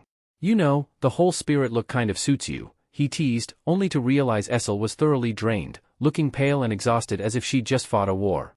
With a shaky voice, Essel managed to apologize. I'm sorry, Suho. That took everything I had. I can't even stand." Suho reassured her with a nod. "Take it easy. Just rest." But he was already buzzing with excitement, thinking, if it drains her this much, then this skill must be insanely powerful. "I can't wait to see its full potential." He clenched his charged fist, brimming with anticipation, while Essel lay on the ground, feeling utterly depleted yet relieved. At least now she could actually transfer her energy to him. "Maybe I'm not so useless after all," she thought. With all the energy gathered in his fist, Suho aimed at the nearest wall, expecting a colossal impact. He threw the punch, waiting for something spectacular. But when the dust settled, the outcome was disappointing. A small dent marred the wall, hardly anything impressive. Suho and Baru stared at the pitiful mark in silence, their expressions a mix of confusion and embarrassment. "This is it," they both thought, disheartened. Baru rubbed his head, breaking the awkward silence. "Honestly, this doesn't look much different from your regular punch." Suho sighed, exasperated. "Yeah, this is nothing compared to my bond skill with Gray." At that moment, Gray appeared, giving Essel a smug look. "But that was pretty weak," he taunted with a mocking grin. Essel, feeling the sting of failure, shrank back, her confidence deflated. Her immense energy barely left a mark on the wall. Undeterred, Suho frowned and checked the skill description once more. That's when it hit him. Hold on, the charge rate is at 0%?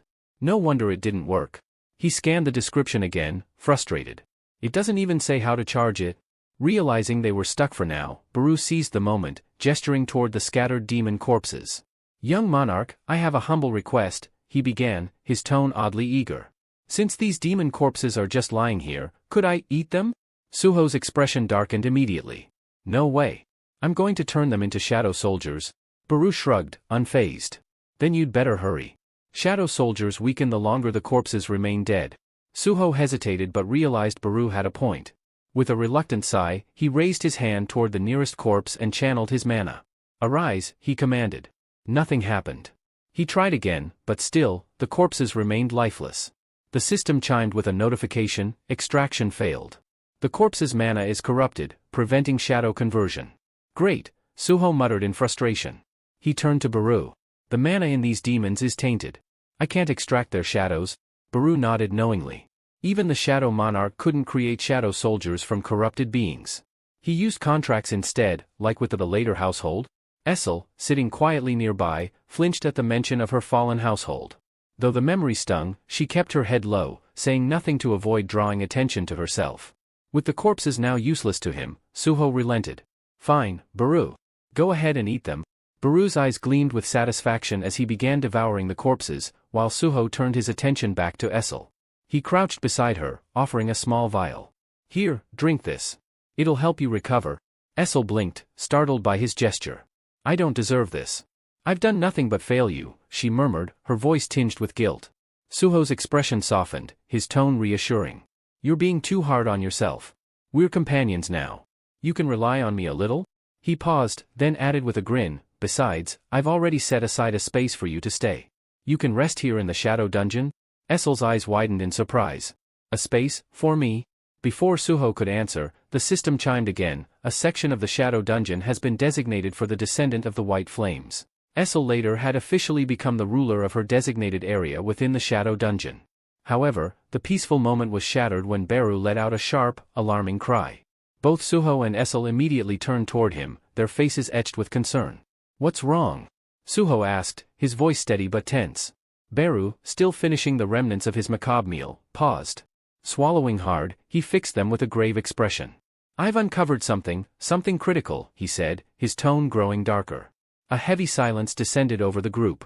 The weight of Beru's discovery was palpable as Suho, Essel, Gray, and Brokey gathered around him. It was clear that whatever Beru had learned could change everything. I've finished consuming the demons, Beru began, his eyes narrowing with intensity. Their memories revealed a lot, but before I explain everything, there's one thing you need to know first. He paused, his voice colder than ever. Stardust isn't just circulating in hell. It's on Earth as well. Essel gasped, her eyes widening in shock. Stardust, on Earth? She repeated, her voice trembling with disbelief. But Beru wasn't done. He turned to Suho, his expression unreadable. And the Mistborn? They aren't just some random monstrosities. They're creatures, from outer space. The revelation hung in the air like a storm cloud. Suho's mind raced, struggling to comprehend the enormity of Beru's words.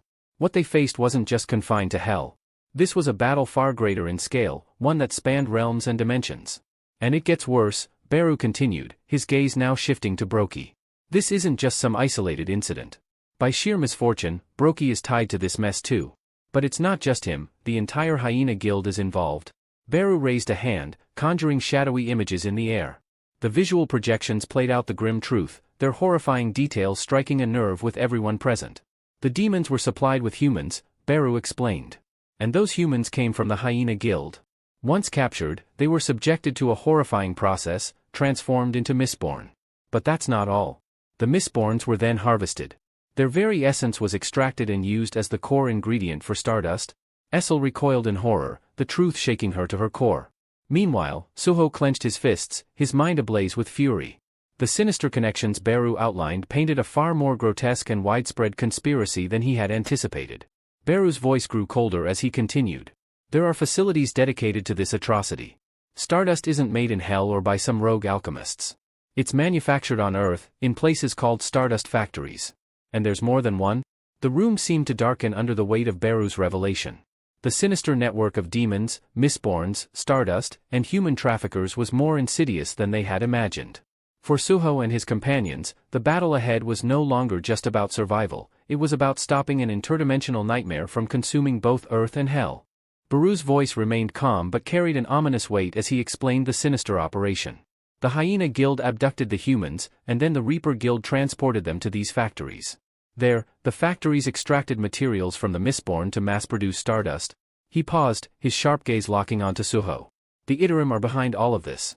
There's no question. The revelation struck Suho like a hammer. The Iterim, the invasion, it was all tied together in a web of darkness. His mind reeled, trying to make sense of it, but before he could speak, Beru's next words hit even harder. There's a human pulling the strings behind this entire Stardust network, Beru revealed, his tone dropping to a menacing growl. Someone created this system, a human architect? Suho's eyes widened in shock. A human, he echoed, disbelief coloring his voice. How could a human mastermind something this vile? Beru nodded grimly. Not just any human. This one is the apostle of the Iterim. They're already on Earth, hiding among us. The room seemed to freeze at those words, the gravity of the situation pressing down on everyone. Suho's breath caught in his chest, but Beru wasn't done yet. There's more, Baru added, his tone colder than before. The apostle isn't working alone. Another human is aiding them, a high-ranking one. Lee Minsung, the vice guildmaster of the Reaper Guild. If we investigate him, we might uncover the apostle's location. As if on cue, the scene shifted to the bustling exterior of the Hunters Association building. A throng of reporters had gathered, their anticipation palpable as they waited for a significant development. Suddenly, the crowd stirred, cameras clicking and microphones thrust forward as a figure emerged from the building. Lee Minsung, the vice guildmaster of the Reaper Guild, stepped into the chaos. His movements were brisk, but his face betrayed unease. The reporters swarmed him, firing relentless questions. "What's the status of the investigation into the Reaper Guild's activities?" one called out. "Are you aware of the Hyena Guild's involvement in the kidnappings?" another pressed. "What's the connection between your guild and the Soul Station dungeon?" The barrage of inquiries clearly rattled Lee. He raised a hand, attempting to calm the storm, but his voice trembled as he responded. "The Reaper Guild has been doing everything it can to navigate this chaotic world since the cataclysm 2 years ago. We've worked tirelessly to maintain order." His words, though delivered in a measured tone, lacked conviction. As he pushed through the crowd, his discomfort grew more evident, leaving the reporters and the public with more questions than answers. Lee's voice trembled as he addressed the crowd, feigning remorse. "We partnered with the Hyena Guild because they specialize in public service. Most of their hunters are D-rank, and they've always been efficient," he explained, his hands subtly shaking to emphasize his supposed distress. "Regarding the Soul Station dungeon," he continued, "we saw it as an ideal training ground for new hunters to hone their skills. But now, after all that's happened..." His voice cracked, his head bowing slightly. "It's clear I made terrible misjudgments. This disaster is my fault." The reporters, momentarily caught off guard, exchanged glances as Lee's words hung in the air. Then, as if on cue, tears welled up in his eyes. He began to sob, his shoulders shaking as he choked out, "If only I had been better. No one should have had to die because of my incompetence." He wiped his face, the image of a broken man crushed under guilt. The crowd of reporters softened, their initial skepticism melting into sympathy. Camera flashes slowed, and murmurs of understanding rippled through the throng. Many began nodding, convinced by his apparent sincerity. Lee turned and slowly walked toward his car, his steps heavy with false regret. Yet, as soon as he was out of the spotlight, his entire demeanor shifted. A sly grin curled on his lips, his posture relaxed and arrogant. "Fools," he thought smugly. They swallowed every word. His tearful act had worked perfectly, as it always did. Though the Hunters Association's leniency puzzled him, he dismissed it with a shrug. "They'll never tie the Stardust operation to me. I'm untouchable." He approached his car, radiating confidence. In the shadows nearby, Suho observed him silently, his presence masked.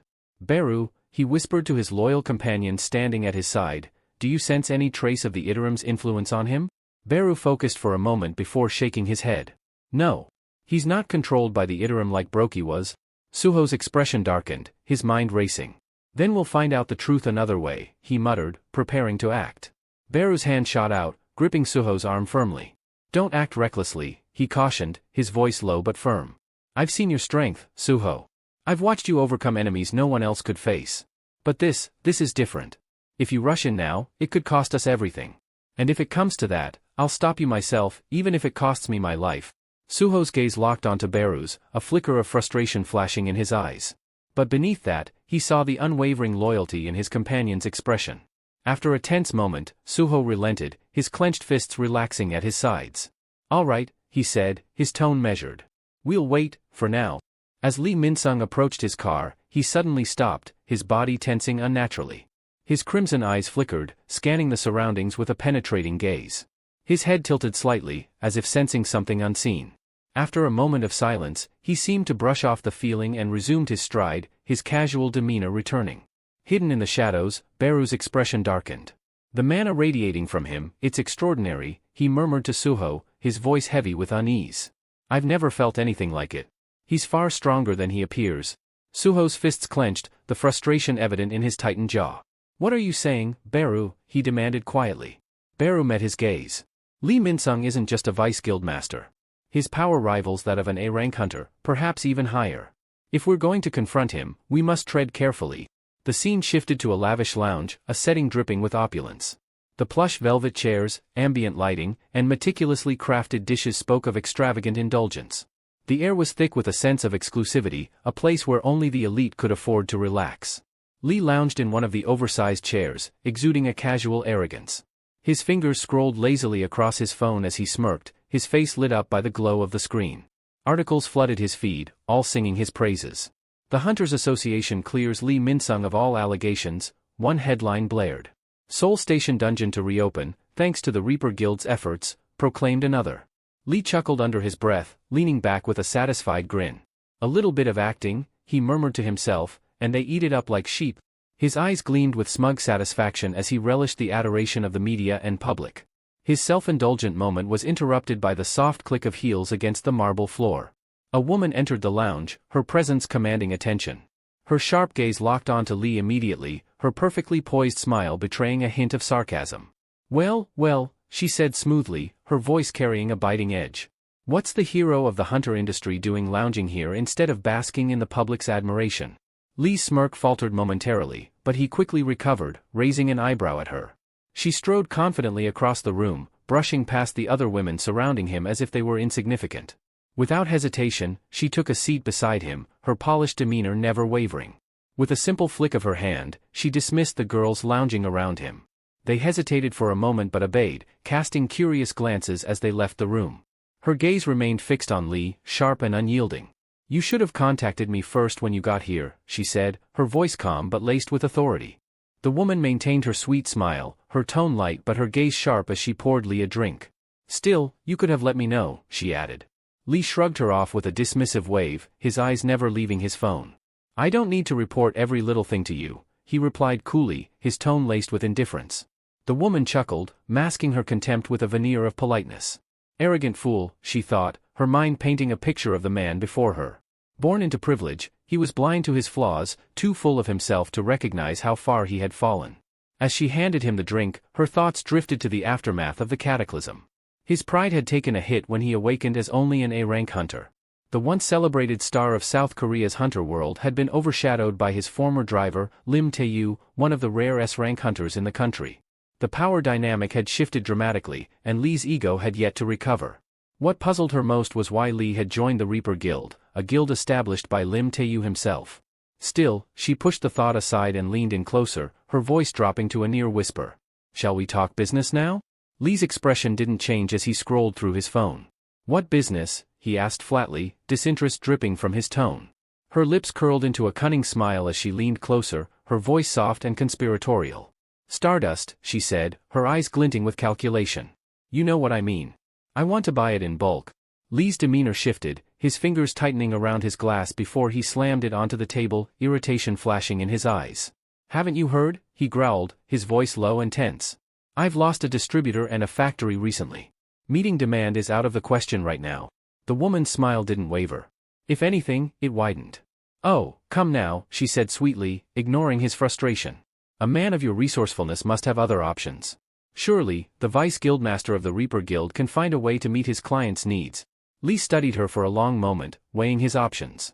Finally, he leaned back in his chair, his expression cold.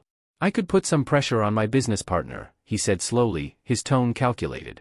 "I knew you wouldn't disappoint," she purred, satisfaction gleaming in her eyes.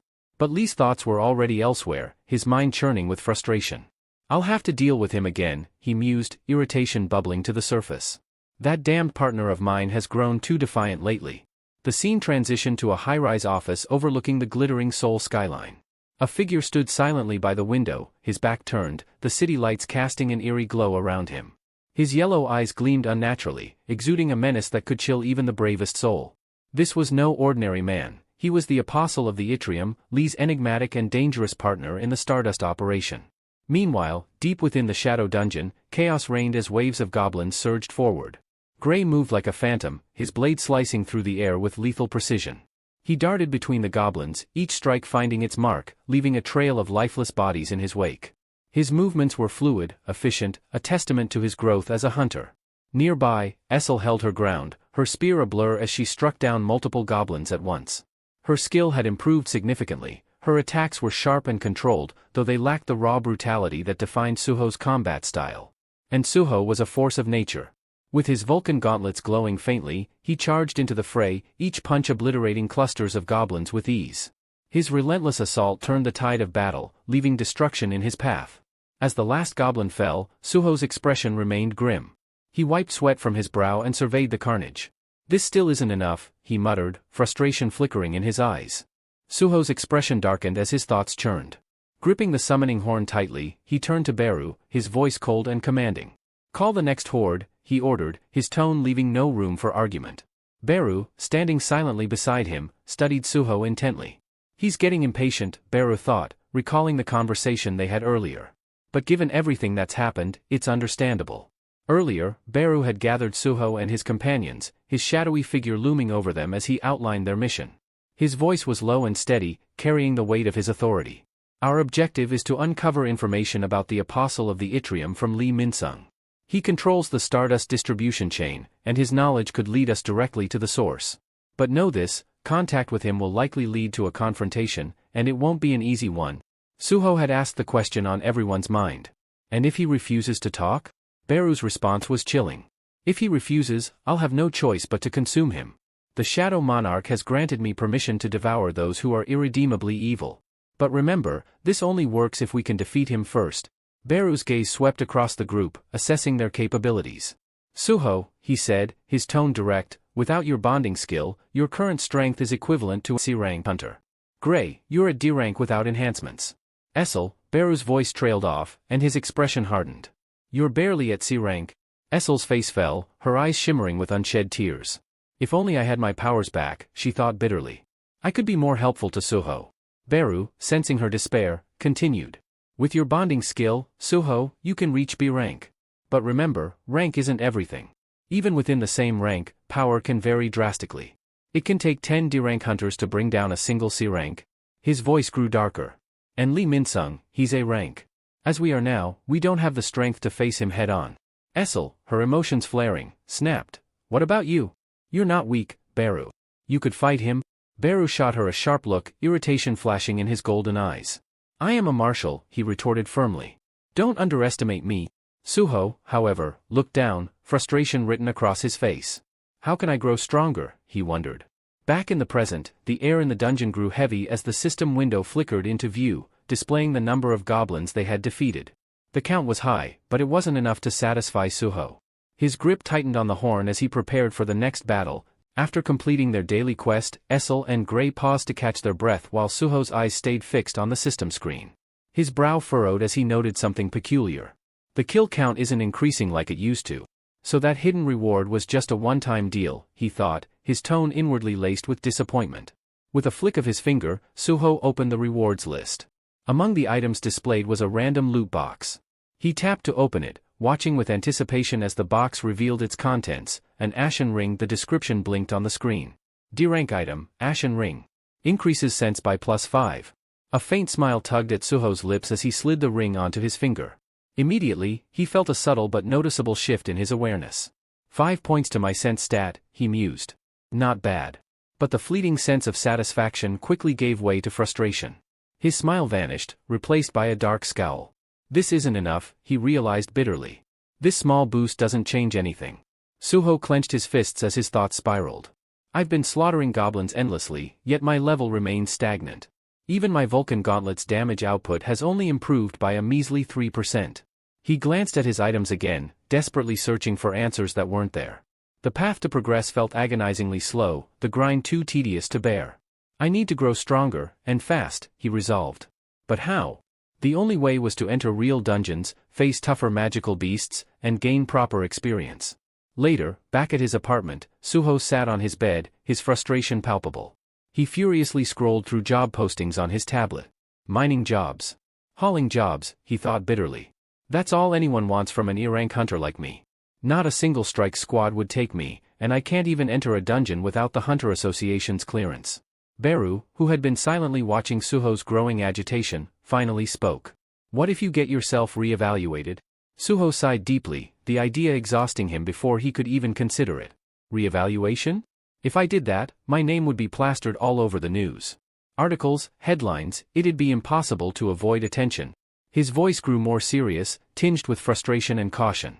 I've been keeping a low profile ever since I found out the Apostle of the Yttrium is on Earth. If my identity becomes public, I'll be a target, an easy weakness to exploit against my father. And right now, I'm not even strong enough to face Li Minsung, let alone the apostle. Suho's expression shifted slightly, his thoughts aligning as he reflected on his situation. Sensing the moment, Beru offered his insight, his voice calm and reassuring. If the apostle is what concerns you, Beru began, you can rest easy, for now. Suho raised an eyebrow, curiosity flickering through his frustration. Why? Beru folded his arms, his tone steady and deliberate. Because if the apostle arrived on Earth before we did, they would have already made their move. Right now, they're biding their time, waiting for something. That gives us a chance to prepare. They would have lost a considerable amount of power, just like I did, Beru explained, his tone measured and firm. You see, dimensional travel isn't simple. Crossing through space is like navigating a narrow tunnel. The more mana you possess, the harder it is to squeeze through.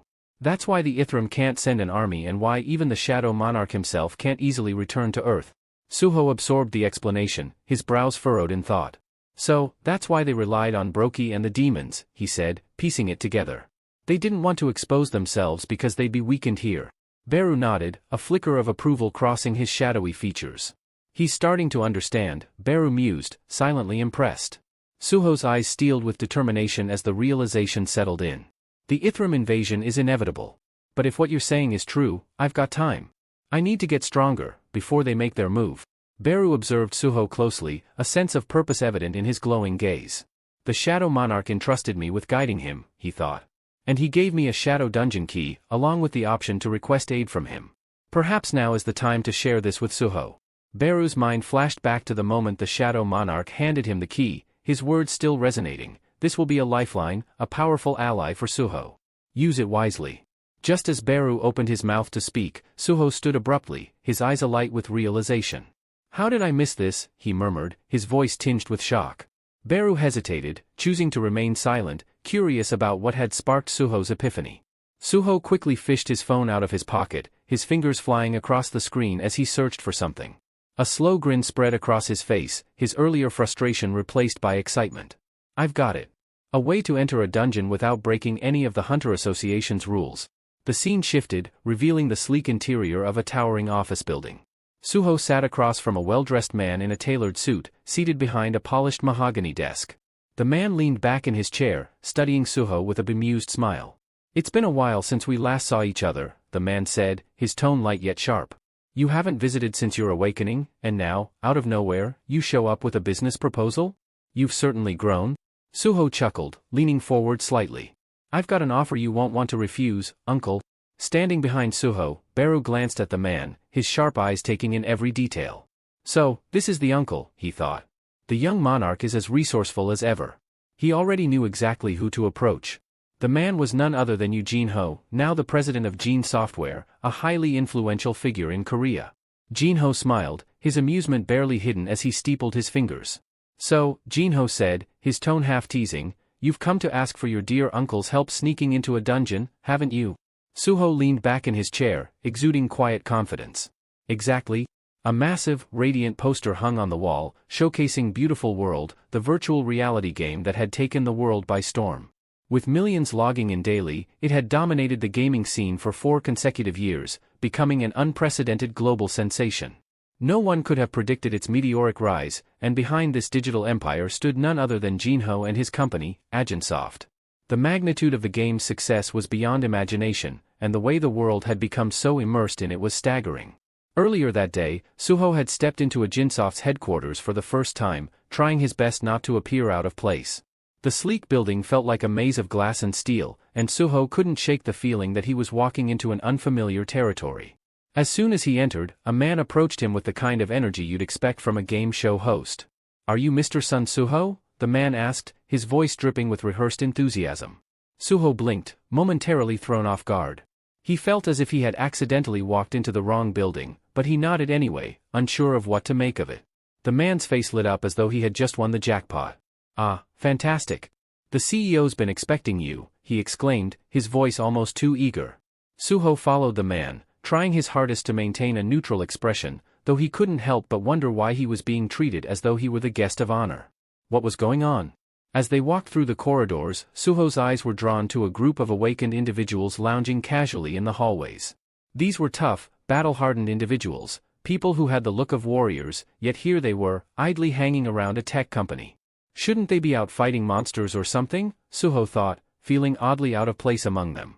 It felt strange seeing people with such immense power working at a tech firm instead of battling through dungeons, wielding their abilities for something more heroic. Just as Suho was pondering this, the man in front of him turned around with a knowing smile, as if reading his thoughts. The man ahead turned with a friendly grin, his eyes twinkling with amusement. Let me guess, you're wondering why we've got so many awakened employees hanging around, right? Suho's eyes widened in surprise. What is this guy, a mind reader, he thought, startled by how accurately the man had guessed his thoughts. The man chuckled, his tone light-hearted. Not everyone's cut out for dungeon crawling, you know. Some of them prefer a steady paycheck and a safe environment. No risk of getting your head bitten off by some monster. Sounds like a pretty good deal, don't you think?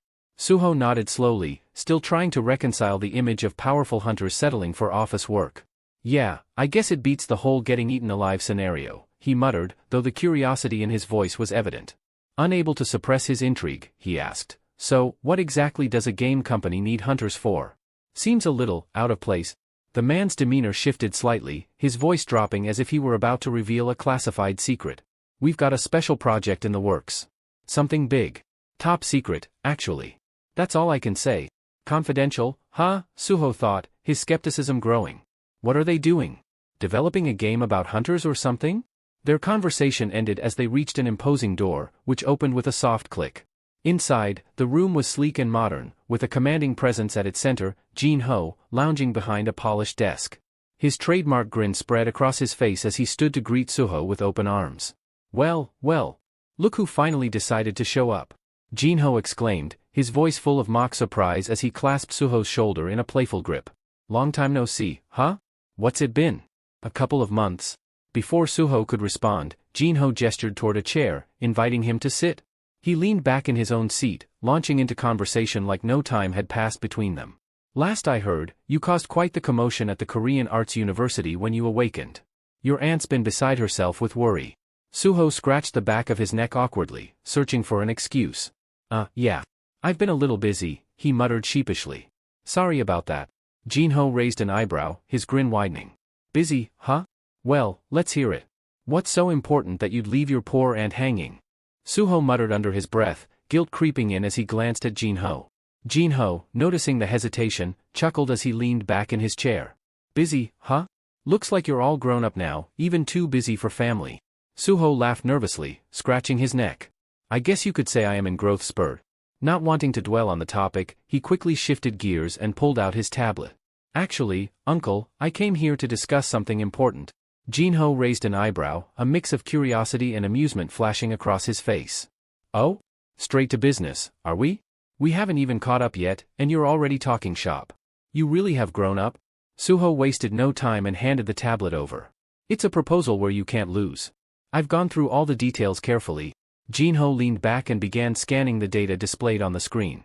As he read, his expression shifted to one of intrigue. I was wondering why you wanted to meet me out of the blue, but I didn't expect this. A business pitch? From you, of all people? You're making me feel ancient, he joked before narrowing his eyes at the contents. So, let me get this straight, you want me to help you gain access to a gate? Suho nodded confidently. Exactly. With your support, I can secure the rights to enter the dungeon. I'll assemble a strike team, and in exchange, a Gene-Soft gets all the magic crystals I harvest. I can handle D and even some low-tier C-rank dungeons without any problems. Jin-ho's smile faded, his demeanor turning more serious. Wait a minute. A C-rank dungeon? Suho, you're an E-rank hunter. How do you plan on clearing something like that? Before Suho could respond, Jin-ho pressed further, his tone sharp. Listen, I'm a D-rank hunter myself, and even I wouldn't dare to take on a C-rank dungeon alone. Are you out of your mind? His voice softened slightly, though concern lingered in his eyes. Is this about your parents? Because if it is, I've already hired professionals to search for them. You don't need to put yourself in danger for this. Suho's expression tightened. He had expected this exact reaction but hoped his uncle might be more open-minded. In the corner of his mind, Baru's telepathic voice broke through. Are you going to tell him the truth? Suho nodded internally. I don't have a choice. He needs to know. Taking a deep breath, Suho straightened his posture and looked his uncle directly in the eye. Uncle, I'm not like other awakened individuals. I can level up? Jin-ho blinked, his eyebrows shooting up in disbelief. Level up? Like in one of my games? Suho, you've been playing Beautiful World way too much. But before Jinho could dismiss him entirely, Suho's tone grew resolute. I'm serious. There are invaders from another universe hiding on Earth. They're not just a distant threat, they're already here. And if I don't get stronger soon, there won't be anyone left to stop them. Jinho stared at Suho, the weight of his words settling over the room like a storm cloud. Jinho blinked in disbelief, staring at Suho's determined expression before bursting into laughter. Wow, you nearly had me there. Wait, am I being filmed? Is this some kind of hidden camera prank or a new reality show you're pitching to me? Suho, more confused than amused, frowned slightly. No, uncle. I'm serious. Still chuckling, Jinho leaned back in his chair, a grin plastered on his face. You know, what you just said sounds exactly like the plot of the new game my company is developing. It's about a lone hunter who discovers he can level up independently. He starts off as an E-rank but eventually surpasses even S-rank hunters and ends up saving the world. He laughed again, clearly entertained by the uncanny similarity. Then, with a mischievous glint in his eyes, Jinho added, I thought I'd keep the storyline under wraps for a little longer, but it seems like you've somehow figured it out on your own. Meanwhile, Suho's mind churned, connecting dots that only deepened his suspicions. This story feels eerily similar to my father's journey, he thought, his curiosity morphing into wariness. Oblivious to Suho's inner turmoil, Jinho smirked and shut his eyes dramatically. If this was a ploy to prank your uncle, I've got some bad news for you, kid, you failed. You're too green to outwit me. At that precise moment, Baru made his entrance, his voice echoing with authority. Failed? Not even close. Jinho's eyes snapped open, his playful demeanor vanishing as a chill ran down his spine. His gaze darted around in search of the voice's source, only to land on a towering, ant-like figure that seemed to appear out of thin air. What is that thing? Jinho yelped, nearly toppling out of his chair as his face drained of color. Baru remained unfazed, turning calmly to Suho. Young monarch, perhaps I should take it from here. Then, facing Jinho, Baru spoke in a commanding yet composed tone. Your lost memories, they stem from your time with the Shadow Monarch. You weren't just anyone. You were one of his closest allies, a steadfast companion who fought countless battles by his side. Your game's storyline is no coincidence, it's a faint echo of those forgotten experiences. Jinho's face was a mixture of confusion and disbelief. Sensing this, Baru extended a hand and conjured a glowing key seemingly out of nowhere, holding it aloft like a sacred relic. It will be easier to show you, Baru said, his voice firm as he inserted the key into Jinho's chest. This is a gift from the Shadow Monarch. In an instant, Jinho found himself in a void, an endless expanse of darkness devoid of sound or light. Disoriented, he spun around, trying to make sense of his surroundings. Then, out of the shadowy abyss, a figure began to emerge. As it drew closer, Jinho's breath hitched. It was a younger version of himself, full of vitality and drive. Memories surged back like a dam breaking. He saw himself meeting Jinwoo for the first time, standing shoulder to shoulder through grueling raids, and growing stronger as both a hunter and a person. One memory stood out, the two of them sharing a quiet drink after a grueling day. In the memory, Jinho had confessed with a bittersweet smile, "You've been more of a brother to me than my real brothers ever were." Jinwoo had smiled warmly in return, raising his glass. "Then, from this day forward, we're brothers." In an instant, Jinho found himself back in his office, tears streaming uncontrollably as the flood of restored memories overwhelmed him. The vivid images of the past, once buried deep, surfaced with a force he hadn't anticipated. His hands trembled as he covered his face, struggling to process the profound emotions coursing through him. Suho, completely at a loss, turned to Baru, his voice tinged with concern and bewilderment. "What did you do to him?" he asked, his expression a mixture of confusion and worry. Baru, ever composed, responded calmly, "There's no need to be alarmed. All I did was return the memories he had lost from the previous world, nothing more." Jinho sat there, his face buried in his hands, unable to stem the tears. As the afternoon sun dipped lower, casting a golden glow into the office, he slowly regained his composure. He wiped his eyes with trembling fingers and, after a moment of silence, looked at Suho. "So, you can level up, just like your father could," Jinho said softly, his voice carrying the weight of realization. "No limits, right?" Suho nodded but quickly added, "It's a bit different for me, though." Jinho leaned back in his chair, his gaze distant as memories of Jinwoo filled his thoughts. He's still out there, protecting Earth from the invaders, he thought, his chest tightening. Always putting others before himself, never changing. Breaking the silence, Jinho sighed heavily. "So, it's really that urgent, huh?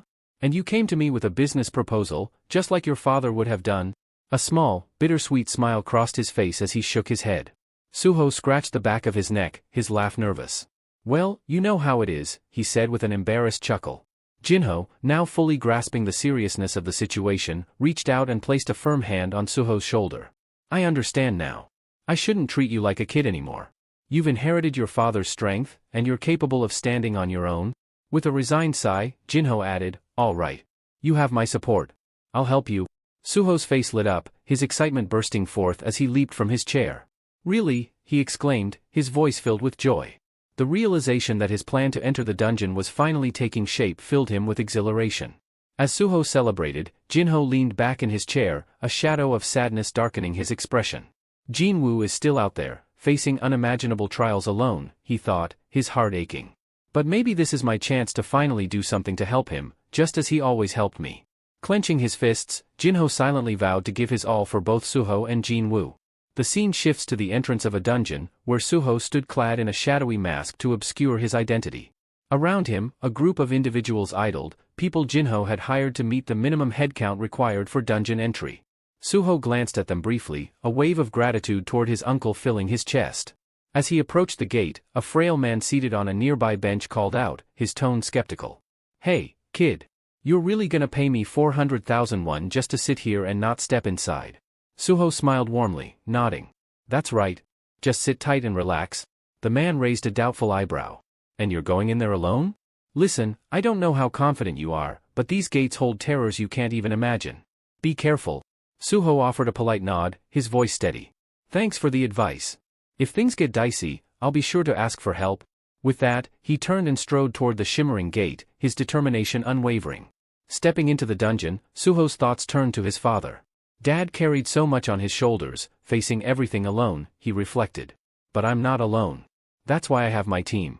Summoning Essel and Gray, who materialized beside him fully prepared for battle, Suho tightened the straps on his Vulcan gauntlets, ready for the challenge ahead. Before them stretched a massive horde of monsters, their grotesque forms waiting menacingly. Without hesitation, Suho raised his voice, issuing a single, commanding order. Let's level up. My father won't carry the weight of the world alone anymore. The story transitions to a car gliding along a quiet road under the soft hues of twilight. Eventually, the vehicle halts in front of an imposing structure, its ominous aura casting long shadows. Lee Min-sung steps out, his face obscured by a sleek, minimalist mask, an obvious attempt to keep his identity under wraps. Without glancing back, he speaks to his driver in a measured tone, stay close. I won't be long. The atmosphere was heavy, thick with a tension that matched the darkening sky. As Lee strode toward the foreboding building, his mind churned with thoughts. 3 months, he murmured to himself, his voice low and bitter. It's been 3 months since my last encounter with the Apostle of Iterim, and I've despised every moment since. Pushing open the doors, he entered a dimly lit lobby where a lone guard busied himself tending to a potted plant. Lee kept his head down, his steps careful, aiming to slip past unnoticed. Yet the guard's keen gaze locked onto him. Hey, aren't you that guy from the news? The guard asked, his voice slicing through the silence. Vice CEO of the Grim Reaper Guild, right? Lee Min-sung. Irritation flickered across Lee's hidden face. Noticed. So much for anonymity. Quickly adapting, he removed his mask, offering the guard a charismatic smile that felt more rehearsed than genuine. Play the role. Maintain the image. Impressive observation, Lee replied smoothly, his tone calm and disarming. You've got sharp eyes. Have a great evening. The guard straightened, beaming with pride at the recognition. Good luck, hero of the hunters, he called out enthusiastically, his admiration evident. As Lee walked deeper into the building, his mind drifted to his past, pulling him into memories of his youth. Born into privilege as the son of the vice CEO of Eugene Construction, he had been destined for greatness. His life had been a parade of accolades, wealth, influence, and the unwavering adoration of millions. He had been hailed as the Prince of Asia, a man for whom success came effortlessly. But then, the great cataclysm shattered that golden existence. His thoughts turned to a pivotal moment with his driver, Lim Taeyu. Once an unassuming man who simply opened car doors and navigated traffic, Lim had awakened as an S-rank hunter. You awakened too? Lee had asked, struggling to keep the disbelief from his voice. With a broad grin, Lim had replied, yeah, S-rank. They're even suggesting I start my own guild. His casual tone was like a hammer to Lee's pride. Lee had been left stunned, his wide eyes betraying the impact of the revelation. His once unshakable world crumbled in that instant. A driver, a mere driver, had become an S-rank hunter? From that day forward, Lee's perspective on life shifted dramatically. His fame and fortune, which once felt like the pinnacle of achievement, seemed hollow and fragile. The established hierarchy had been overturned. Those he once viewed as powerless were now seated at the top. The world, as he knew it, had been turned on its head. In the present, Lee leaned against the wall of the elevator as it ascended, his mind still entangled in those haunting memories. "I'll bring the world back to the way it was," he vowed silently, his jaw tightening with determination. "Even if it means bargaining with demons, I'll restore order to this chaotic structure." The elevator doors slid open with a soft chime, revealing a dark, silent room that exuded an almost suffocating eeriness. Standing before Lee were several men, their faces twisted into grotesque smiles that made his stomach churn. Their eyes gleamed with malice, a sinister light that only deepened his disgust. His lip curled in contempt as he growled, "Wipe those revolting grins off your faces before I rip your mouths open." His voice was sharp, cutting through the oppressive silence as he strode past them without breaking stride. His icy gaze swept across the room. "Where's your boss?" he demanded, his tone biting and unyielding. "It's been a while since I last saw him. Aren't you even going to welcome me?" The men remained silent, their unsettling grins fixed in place. The oppressive stillness of the room seemed to grow heavier with each passing moment until a chilling voice sliced through the darkness. "Lee Min-sung." Lee's eyes widened, the shock momentarily freezing him in place. He turned slowly, his gaze landing on a childlike figure standing in the shadows. The figure's hair and eyes glowed with an eerie yellow hue, radiating an otherworldly energy that sent a shiver down Lee's spine. "You're the Outerworlder," Lee said, his voice barely audible, almost a whisper. The figure stepped forward, and the room seemed to darken further. It was the Apostle of Iterum, the embodiment of an incomprehensible, otherworldly power. The Apostle's gaze remained unwavering, as though piercing through Lee's very soul. "Yes," the Apostle replied, his voice calm and detached, carrying a weight that made it seem as if it came from a place beyond mortal understanding.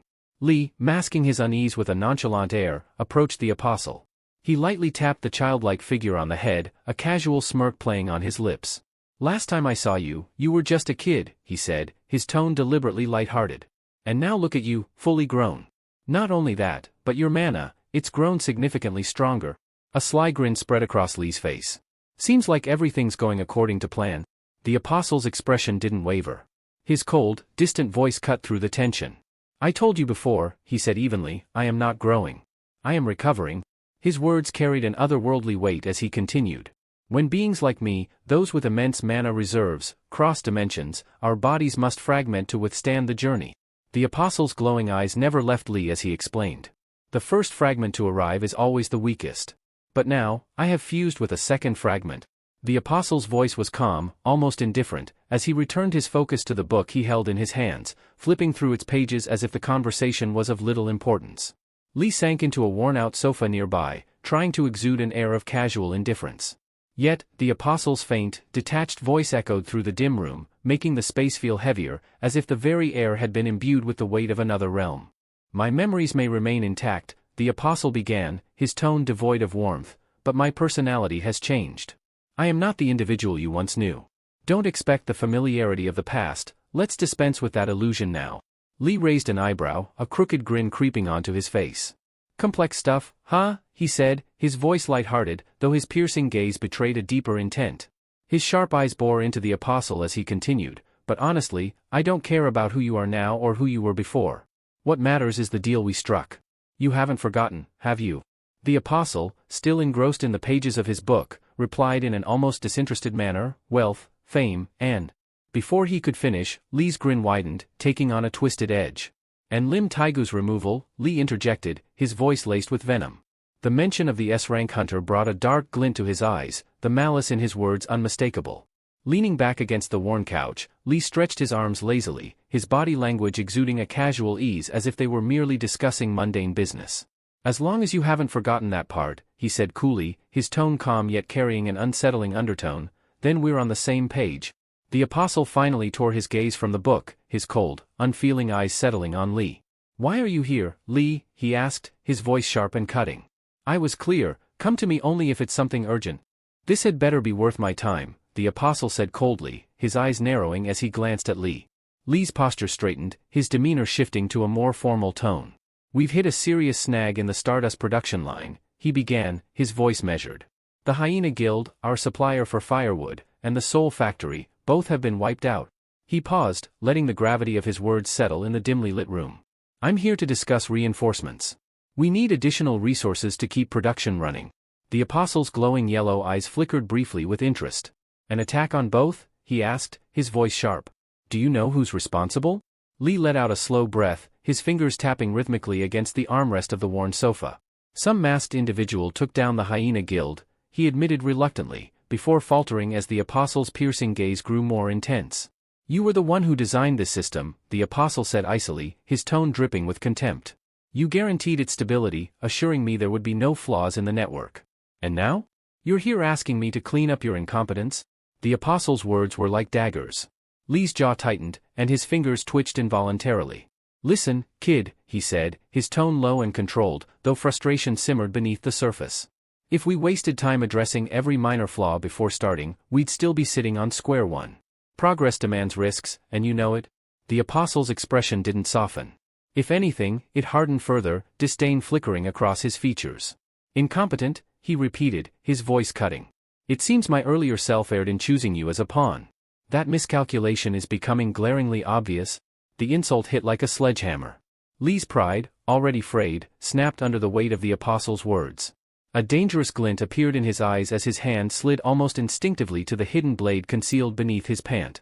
In one fluid motion, he was behind the apostle, the cold edge of the knife pressing firmly against his throat. Listen here, outer worlder, Lee hissed, his voice low and venomous. Adrenaline coursed through his veins as he leaned in closer, the knife pressing against the apostle's skin. Don't make the mistake of thinking I'm just another one of your mindless pawns. I'm no brainwashed lackey.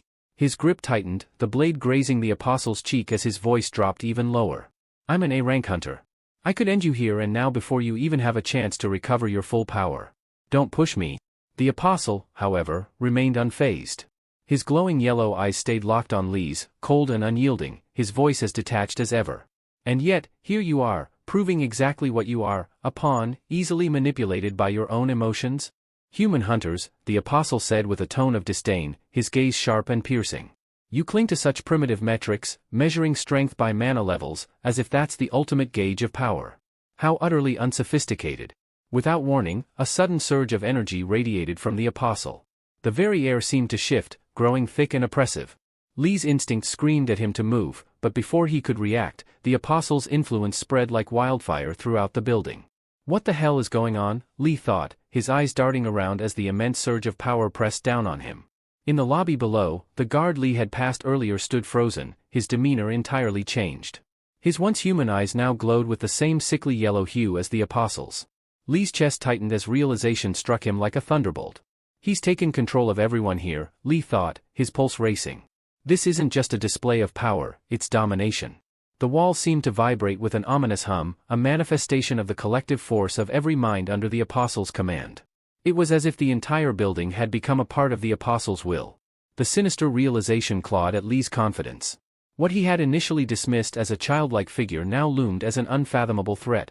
The apostle brainwashed the entire building. The apostle's voice sliced through the tension, calm yet chilling. The reason my earlier self tolerated your incompetence was simple, survival. But now, with my strength returning, the nature of our arrangement is subject to change. He paused, his glowing yellow eyes narrowing. That depends entirely on whether you can prove yourself to be anything other than a liability. As if on cue, the brainwashed humans within the building began to move. Their steps were unervingly synchronized, their faces devoid of emotion save for the terrifying gleam of bloodlust in their yellow-tinged eyes. Lee's heart thudded loudly in his chest as he watched the horde closing in. Weapons materialized in their hands, the sharp edges glinting under the dim light. The atmosphere was suffocating, the tension thick enough to choke. The mob was like a coiled spring, ready to unleash their fury with a single command from the apostle. Lee's muscles tensed, his instincts screaming at him to act. But the odds were staggering, and he knew he couldn't fight his way out of this. His mind raced for a solution as the mob drew closer. With a calculated movement, Lee tossed his knife onto the floor, raising his hands in a gesture of mock surrender. His voice, though laced with strain, took on a forced cheerfulness. Whoa, take it easy, he exclaimed, his tone light but strained as he struggled to mask his rising panic. It was a joke, all right? Just a bit of fun. No need to get all serious on me.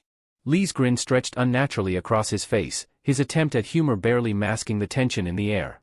I just wanted to see if you were really up for killing an S-rank hunter, he said, his voice light but forced. No need to get all worked up about it. The apostle's cold, unwavering gaze bore into him, analyzing every nuance of his words. Then, with deliberate calm, the apostle shut his book with a decisive snap. "You're fortunate," he stated, his voice unsettlingly even. "I'll spare you, for now. There's still some utility left in you." With a flick of his hand, the oppressive energy in the room dissipated, and the mind-controlled crowd began to stir. Slowly, they returned to their normal selves, oblivious to the bloodlust that had consumed them moments ago. Almost on cue, one of the apostle's subordinates entered, a heavy suitcase in hand. She approached silently, placing the case in front of Lee. With a soft click, she opened it, revealing rows of shimmering vials glowing faintly with a captivating brilliance. "These," the apostle said, his lips curling into a faint, unsettling smile, "are stimulants refined from stardust, condensed 100 times over. Dilute them, and you'll have enough to fuel your entire operation." Lee's eyes narrowed, suspicion flickering in his gaze as he examined the vials. Where did he get something like this, he wondered. As if reading his thoughts, the apostle added with an air of superiority, "This isn't the low-grade stardust you've been peddling to weak hunters. These are far more potent, strong enough to elevate even an A-rank hunter like yourself." His smile deepened, though it carried a mocking undertone. "Why don't you test it out? See for yourself." Lee hesitated, picking up a vial and scrutinizing its contents. He forced a chuckle, setting it back in the case quickly. "I think I'll pass," he muttered, his tone evasive. "I'm not about to use something I don't fully understand." Turning toward the exit, he called over his shoulder, "Don't forget our deal. I'll be expecting you to hold up your end." But as he walked away, his mind churned. "I might have just let an unimaginable monster loose on Earth," he thought grimly, "but that's not my problem anymore." His footsteps echoed in the corridor as the weight of the situation bore down on him. Meanwhile, back in the room, the apostle dropped the book he had been reading. His gaze drifted to the window, his hand rising. "It's coming," he murmured, his voice barely above a whisper. "Another fragment is near." The scene shifted to a cavernous dungeon where Suho and his party battled for their lives. Before them stood a massive serpent, its scaled body shimmering ominously under the dim light. With every movement, it lashed out with immense force, sending tremors through the ground. Essel and Gray struggled to hold their ground, their movements sluggish under the relentless assault of the beast. "We've got to hold it back," Essel shouted, his voice strained with exhaustion. The serpent struck again, its tail smashing into the wall, narrowly missing Gray. Without hesitation, Suho leaped high into the air, his body a blur of motion as he latched onto the serpent's massive frame. His hands gripped its scales with unyielding determination as the beast roared, thrashing wildly in a desperate bid to throw him off. "Suho, get down from there." Essel's voice was filled with panic as the serpent slammed its body into the dungeon walls, each impact reverberating through the cavern. But Suho was resolute.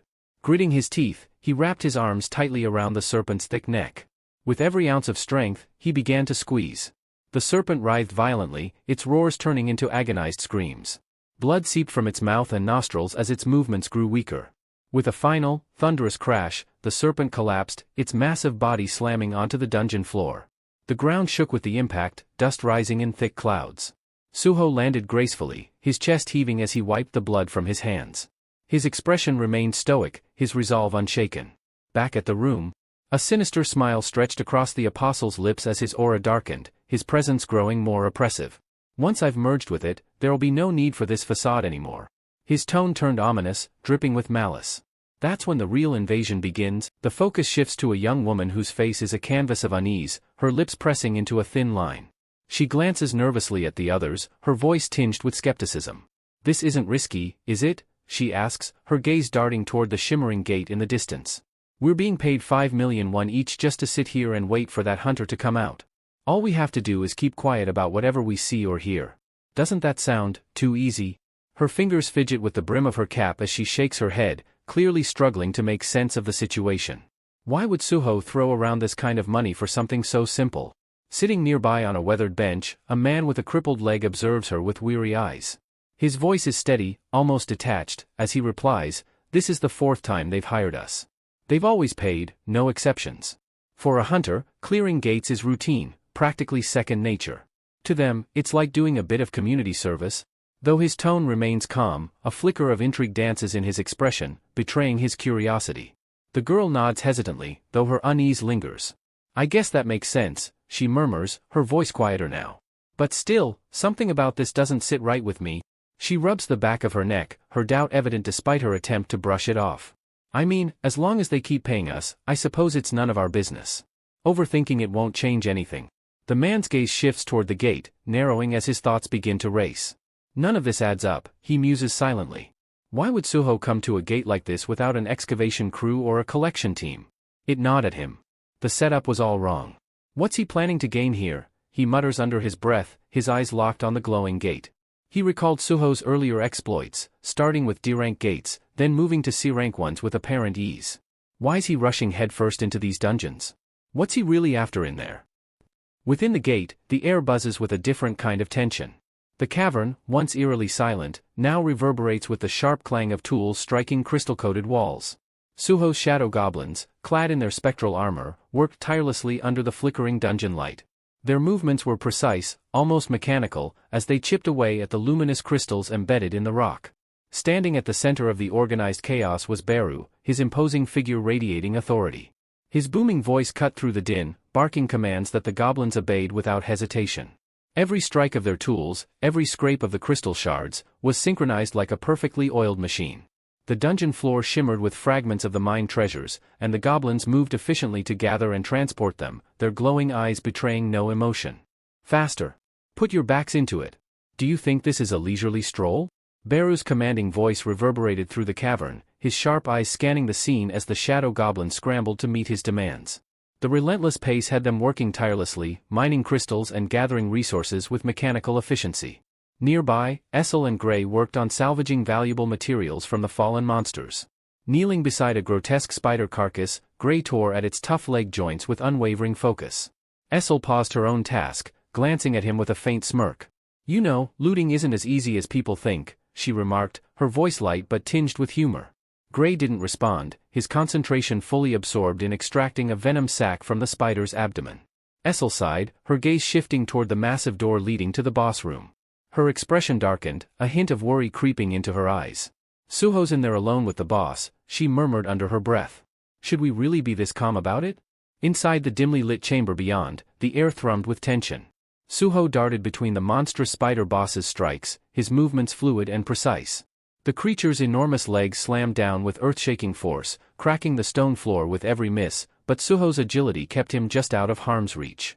With a powerful leap, Suho propelled himself into the air, his dagger flashing as he activated his storm slash skill. A flurry of swift, slicing attacks rained down upon the spider, each strike tearing through its thick exoskeleton. Dark ichor sprayed across the chamber walls, and a familiar system notification flashed before his eyes. Paralyze effect activated. Effect weakened due to high resistance. Suho frowned mid-motion, a flicker of intrigue in his eyes. So, it resisted the paralysis, he mused, twisting his body to land gracefully out of the spider's immediate reach. I was banking on this weapon's venom to work better against spiders, but it seems Kasaka's venom fang isn't quite suited for this. He quickly glanced at the weapon's stats in his mind. The dagger, a trusty C-rank blade, boasted both paralyze and bleed effects. Yet, the spider boss's natural resistance was proving to be a formidable obstacle. Adjusting his strategy, Suho gripped the dagger tightly and hurled it with pinpoint precision. The blade struck the spider's grotesque face, embedding itself deep into its bulbous eye with a sickening crunch. The creature let out an ear-piercing screech, reeling from the sudden attack. Seizing the moment, Suho launched himself forward in a blur of motion. His fists clenched, energy rippling through his body as he delivered a devastating punch to the spider's head. The force of the blow created a visible shockwave, reverberating through the chamber as the spider's massive body staggered backward, ichor dripping from its wounds. Suho landed nimbly, his breathing steady despite the intense exertion. If venom won't work, brute force will, he muttered, his eyes locked onto the wounded beast, ready for the next move in their deadly dance. The spider recoiled violently, its shrill screeches echoing through the cavern as its massive form trembled from the devastating blow. You're nothing but a pathetic bug, Suho sneered, his lips curling into a dangerous grin. Without wasting a moment, he extended his hand, and his dagger flew back to him, summoned effortlessly through his command of shadow authority. Armed once more, Suho launched a flurry of precise slashes, each strike landing with brutal accuracy. His movements were fluid and calculated, his body a blur of relentless energy. As he pressed his assault, a thought crossed his mind, a spark of realization. I've reached a point where taking down C-rank bosses feels almost trivial. His confidence swelled with each successful hit. Maybe it's time to aim higher, B-rank dungeons should provide more of a challenge. The spider, sensing its imminent demise, thrashed about wildly, its legs flailing in a desperate attempt to dislodge the relentless predator. But Suho was far from finished. A glimmer of inspiration lit up his eyes as an idea took shape. What if I combine ruler's authority with my strikes? Until now, he had only used the skill to manipulate objects from a distance. But what if it could amplify the force of his attacks? Pivoting midair, Suho gathered the invisible energy of ruler's authority into his fist. As he descended, he channeled the full force of the skill into a devastating punch aimed directly at the spider's grotesque head. The moment his fist connected, the impact was earth-shattering. A deafening boom reverberated throughout the chamber, and the spider's skull caved under the sheer force. Suho landed lightly, surveying the damage with a satisfied smirk. "Perfect," he muttered, flexing his fingers. The added power from ruler's authority had exceeded his expectations. The potential of this enhancement thrilled him. If I can master this technique, my attacks will be unstoppable. With newfound determination, Suho unleashed a relentless barrage of strikes, each punch and slash empowered by the invisible force of ruler's authority. The spider, battered and broken, stood no chance. Its massive body crumpled under the onslaught, its desperate cries growing weaker until they ceased entirely. As the monstrous creature collapsed in a lifeless heap, a series of system notifications lit up Suho's vision. His lips curled into a triumphant smile as he read the updates. Level up. Ruler's authority has advanced to level 2. He clenched his fists, feeling the surge of strength coursing through him. No mana consumption, he noted, his voice low and thoughtful. This is going to be a game changer. Breathing heavily, Suho leaned against the spider's colossal corpse, his stamina bar blinking red as fatigue spiked to 83%. He wiped the sweat from his brow, feeling the toll of the battle weigh heavily on his body. Using ruler's authority during a fight drains me fast, he thought, his chest heaving. But with each battle, I can feel myself improving. At the dungeon's entrance, Essel and Gray had been nervously waiting, their eyes fixed on the looming gate. When Suho finally stepped through, victorious, they exhaled in unison, the tension melting from their shoulders. Essel waved eagerly, calling out, "Suho! You did it," but her voice barely registered. Suho's mind was already consumed with strategies to push his newfound powers even further. As he approached, Essel greeted him with an admiring smile. "Did you really take down the boss all by yourself?" she asked, her tone filled with awe. Suho offered her a small nod and a faint smile, but before he could respond, Beru's commanding voice boomed from nearby. "Young monarch, you've truly surpassed expectations. To defeat the boss without needing my aid, remarkable." The pride in Beru's voice was unmistakable. Suho chuckled softly, shaking his head. "Beru, save your strength for now. You need to recover fully. Those magic essence crystals should help with that," he said, gesturing toward the pile of monster remains scattered nearby. Beru gave a respectful nod. "As you command, young monarch. We've also gathered every usable resource from the monsters," he reported, his tone professional yet tinged with satisfaction. Suho's gaze swept over his team, a proud smile tugging at the corners of his lips. "You've all done well," he said, his voice warm with gratitude. He summoned his system interface, the glowing screen appearing before him, and began the process of selling the materials they had collected. As he navigated the shop menu, Suho couldn't help but marvel at the system's efficiency. Being able to sell everything on the spot is a lifesaver, he thought, watching the materials convert into currency. And with the funds, I can stock up on gear and items I'll actually need. With the transaction complete, Suho closed the interface and turned back to his team. His determination burned brighter than ever. There were bigger battles ahead, and he knew he'd need every ounce of strength and strategy to face them. But for now, he allowed himself a moment of satisfaction. "Let's prepare for what's next," he said, his voice steady and resolute. "This is just the beginning." While Suho was preoccupied with managing the transactions, Beru stepped closer, a note of accomplishment in his voice. "Young monarch, your growth is astounding. You're nearly at the level of an A or B rank hunter now," he remarked, his admiration evident. Suho glanced at him, then checked his status screen. "Yeah, I can feel it too," he admitted. "I've leveled up 8 more times. That puts me at level 28 now." However, his excitement dimmed slightly as he noticed 2 things: his class remained unassigned, and all his recently earned stat points had already been allocated. Beru shifted his gaze toward Essel and Gray, nodding thoughtfully. "It seems your companions have also grown stronger alongside you," he observed. Essel, overhearing the comment, beamed with enthusiasm. "It's true. I feel like every battle strengthens me. My power seems to be coming back more and more," she said, her eyes alight with excitement. Gray barked in agreement, his tail wagging energetically. But Suho's expression grew perplexed as he examined their status windows. Something wasn't adding up. Wait a minute. Essel, Gray, since when do you both have levels? He asked, his voice tinged with disbelief. Essel blinked, startled by his words. What are you talking about? Levels? I've never had levels before, she replied, shaking her head in confusion. Suho frowned and rubbed his chin thoughtfully. Essel, you're at level 19. Gray, you're level 17, he informed them, still trying to wrap his head around the anomaly. How could this even happen? Essel looked at him, wide-eyed. I'm not even a player like you, Suho. This doesn't make sense, she said, clearly baffled. Suho's mind raced as he considered the possibilities. Can either of you see any kind of system window like I do? He asked, hoping for clarity. Essel shook her head firmly. No, there's nothing like that for us, she confirmed, her puzzlement growing. Suho sighed, folding his arms as he mulled over the situation. Well, at least your stats are increasing along with your levels, he said after a pause. It would have been ideal if you could manually assign your stat points, but this is still a good start. Despite the mystery, Suho felt a sense of reassurance. They're getting stronger, and that means we're more prepared for the challenges ahead. Still, the unexplained leveling of his companions and the emerging intricacies of the system left him with many unanswered questions. There's so much more I need to figure out, he thought, his determination to uncover the truth strengthening with every passing moment. Suho turned back to his group, a mischievous grin lighting up his face. Why don't we test this out, he suggested, his tone brimming with excitement. Essel raised an eyebrow, tilting her head in confusion. Test what out? And how exactly do we do that? She asked cautiously. Suho's grin widened as he crossed his arms confidently. Isn't it obvious? We'll go on more raids, of course, he declared, as if the answer was the most natural thing in the world. Essel's shoulders slumped, and Gray let out a low, pitiful whimper.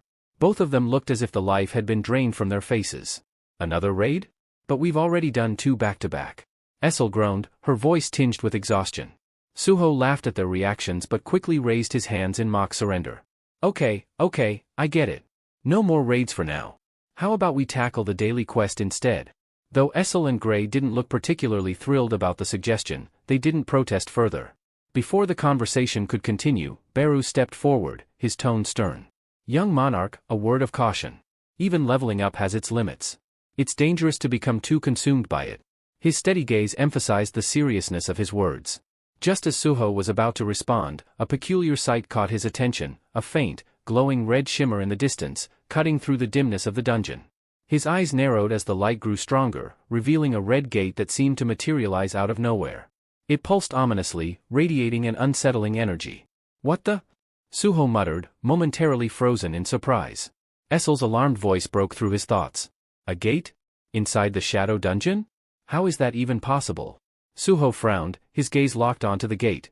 The oppressive heat radiating from it was unmistakable. The heat, it's coming from inside, he murmured, his curiosity quickly shifting into a sense of urgency. He turned to Beru. Have you ever seen anything like this? Gates forming within dungeons. Beru shook his head gravely. I cannot say for sure, young monarch. This is beyond anything I've encountered. It's highly unusual, even for us. Before Suho could fully process the situation, a bright system notification appeared in front of him. Urgent quest, dimensional crack. Objective, eliminate the cause of the dimensional crack. Suho's initial confusion gave way to a spark of exhilaration.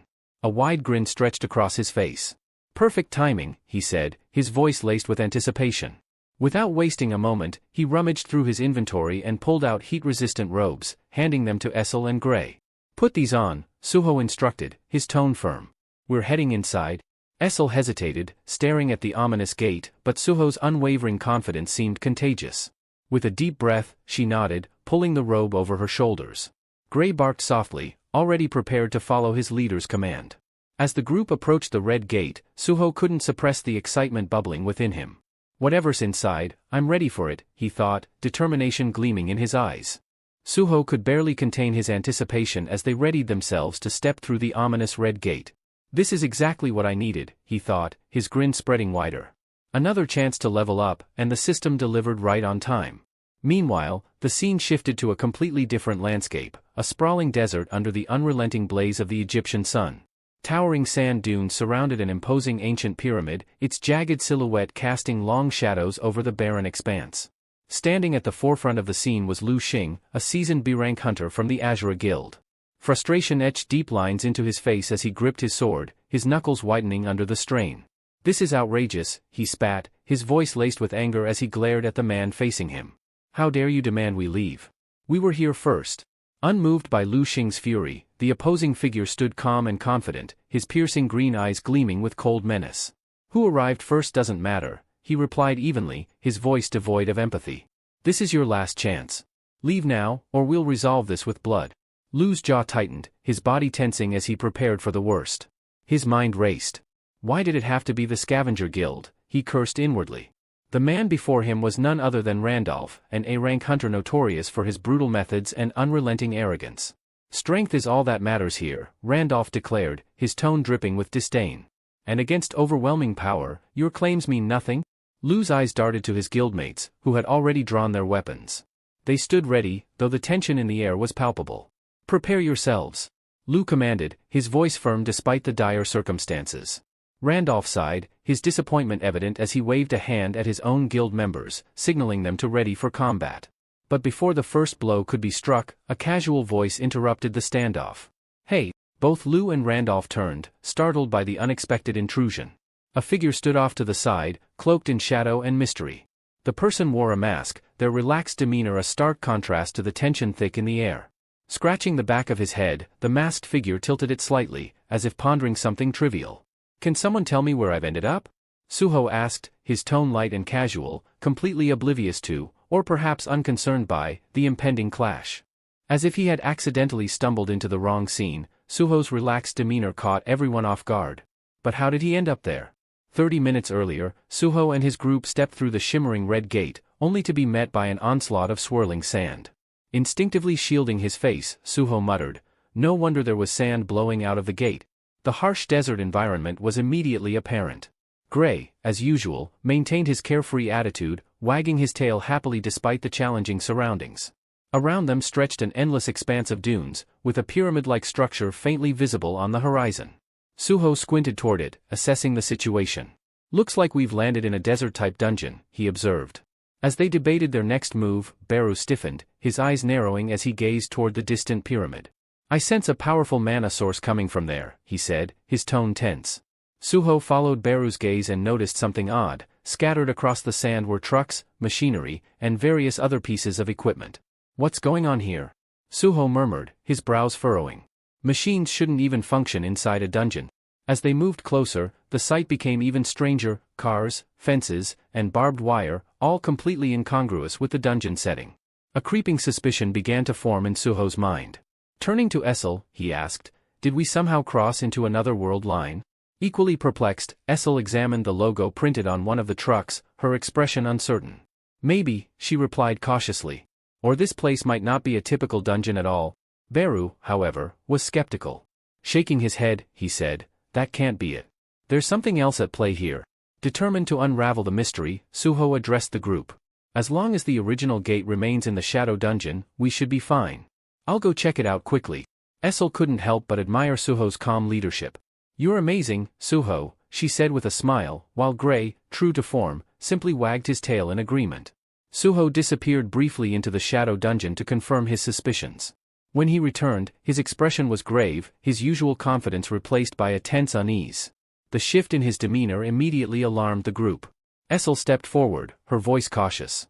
Is everything okay, young monarch? Suho's voice was heavy as he delivered the unsettling news. The gate, it's gone. Meanwhile, the perspective shifted to the outside world, where several individuals stood waiting for Suho's return. Their bored expressions quickly turned to shock as they watched the red gate vanish into thin air, leaving nothing behind. The gate is vanishing, one of the onlookers exclaimed, his voice tinged with panic.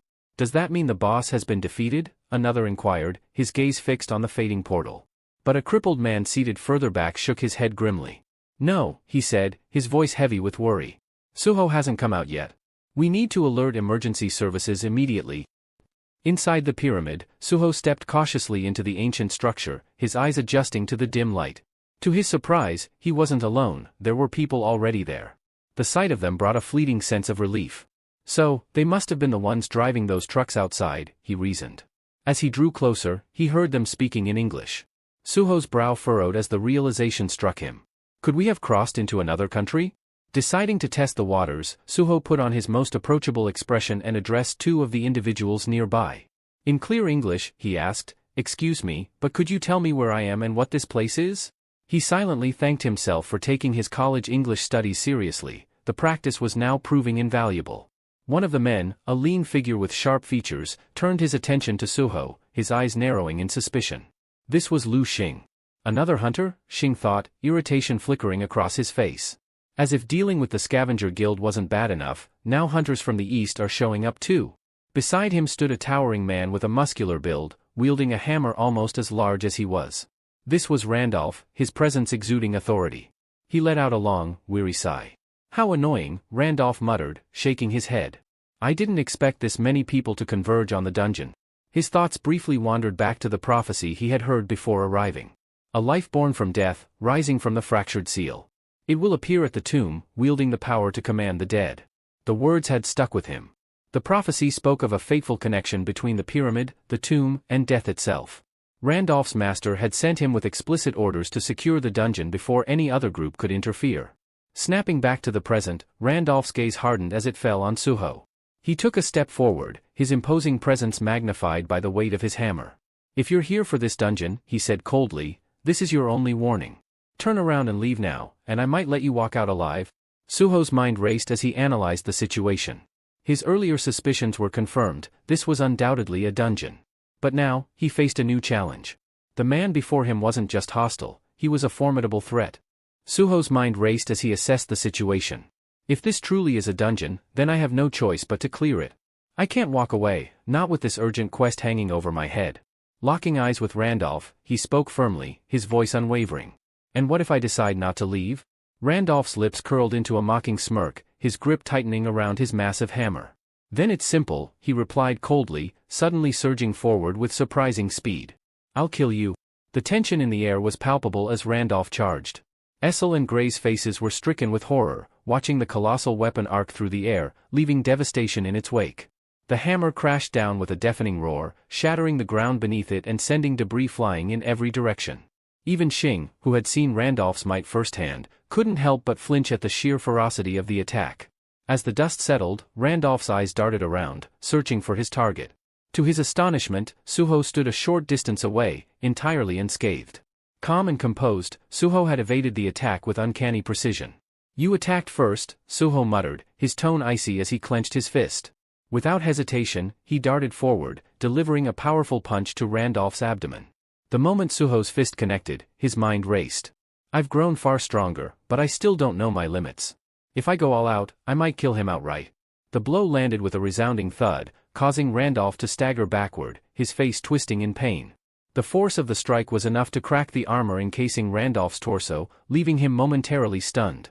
Randolph's thoughts spun as he realized that Suho's restrained punch had been powerful enough to deal serious damage. If he had hit me any harder? But instead of fear, fury ignited in Randolph's eyes. Gritting his teeth, he steadied himself, channeling all his strength into a counterattack. Moving with unexpected speed, he launched a brutal punch that caught Suho off guard. The force of the strike sent Suho hurtling backward, his body skidding across the sand. "How dare you hold back on me?" Randolph roared, his voice brimming with indignation. His rage boiled over, and his gaze shifted to his men. Raising his hammer, he barked an order that echoed across the desert. "Kill them all. Spare no one, the Azura Guild and those eastern hunters. Leave none alive."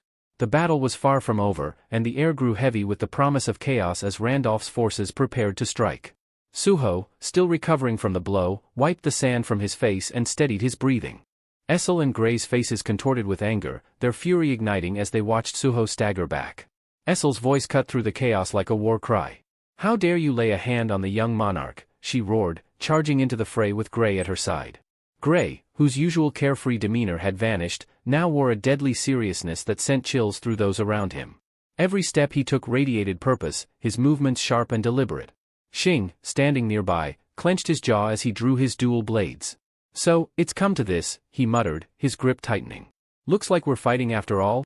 Meanwhile, Beru moved to Suho's side, his antennae twitching with agitation. "My liege, are you unharmed?" he asked, his voice heavy with concern. Suho brushed off the sand clinging to his clothes, suppressing a wince as he stood upright. "I'm fine," he replied, though the determined glint in his eyes told a different story. His gaze swept over the battlefield, assessing the growing chaos as hunters clashed on every side. We have no choice now, Suho said firmly. If we want to clear this urgent quest, we'll have to win this fight. Beru nodded, his stance firm. It seems that way, my liege. Suho's expression darkened as his eyes locked onto Randolph, who stood amidst his men.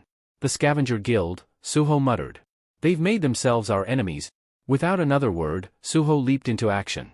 His movements were swift and precise, his form a blur as he bounded off the ancient pyramid's walls, using the structure to propel himself forward. Spotting one of the Scavenger Guild hunters, he zeroed in on his target, his body coiling like a spring before unleashing a powerful kick aimed directly at the man's face. The impact was solid, but to Suho's surprise, the hunter barely flinched, taking the blow with a sneer. Is that all you've got? The man taunted, his voice dripping with contempt. A weakling like you should know better than to challenge the Scavenger Guild. You should have just obeyed your betters. The hunter's arrogance was palpable, but Suho remained calm. His fists clenched at his sides as he deliberated. Should I use the ruler's authority and my enhanced techniques? He hesitated, the thought of accidentally killing the man weighing on his mind. That momentary pause was all the hunter needed. He pressed his attack, lunging forward with surprising speed. Before Suho could react, Shing appeared, his blades flashing as he intercepted the strike. Don't just stand there, Suho. Shing barked, holding back the enemy's weapon with sheer force. This isn't the time for hesitation. Suho snapped out of his thoughts, his resolve hardening. With a swift arc of his blade, Shing lunged at the Scavenger Guild hunter. In one seamless motion, his weapon found its mark, severing the man's neck with precision.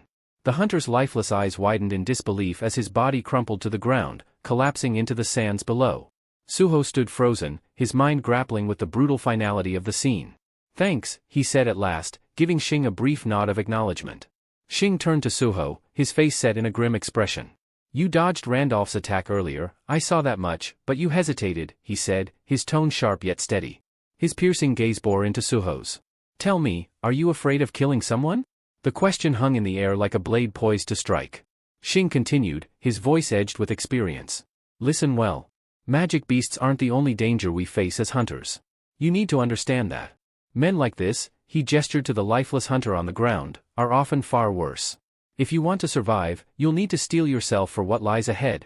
Suho's gaze shifted to the fallen hunter, his mind swirling with Shing's words. Am I afraid of killing? He asked himself, unsure of the answer.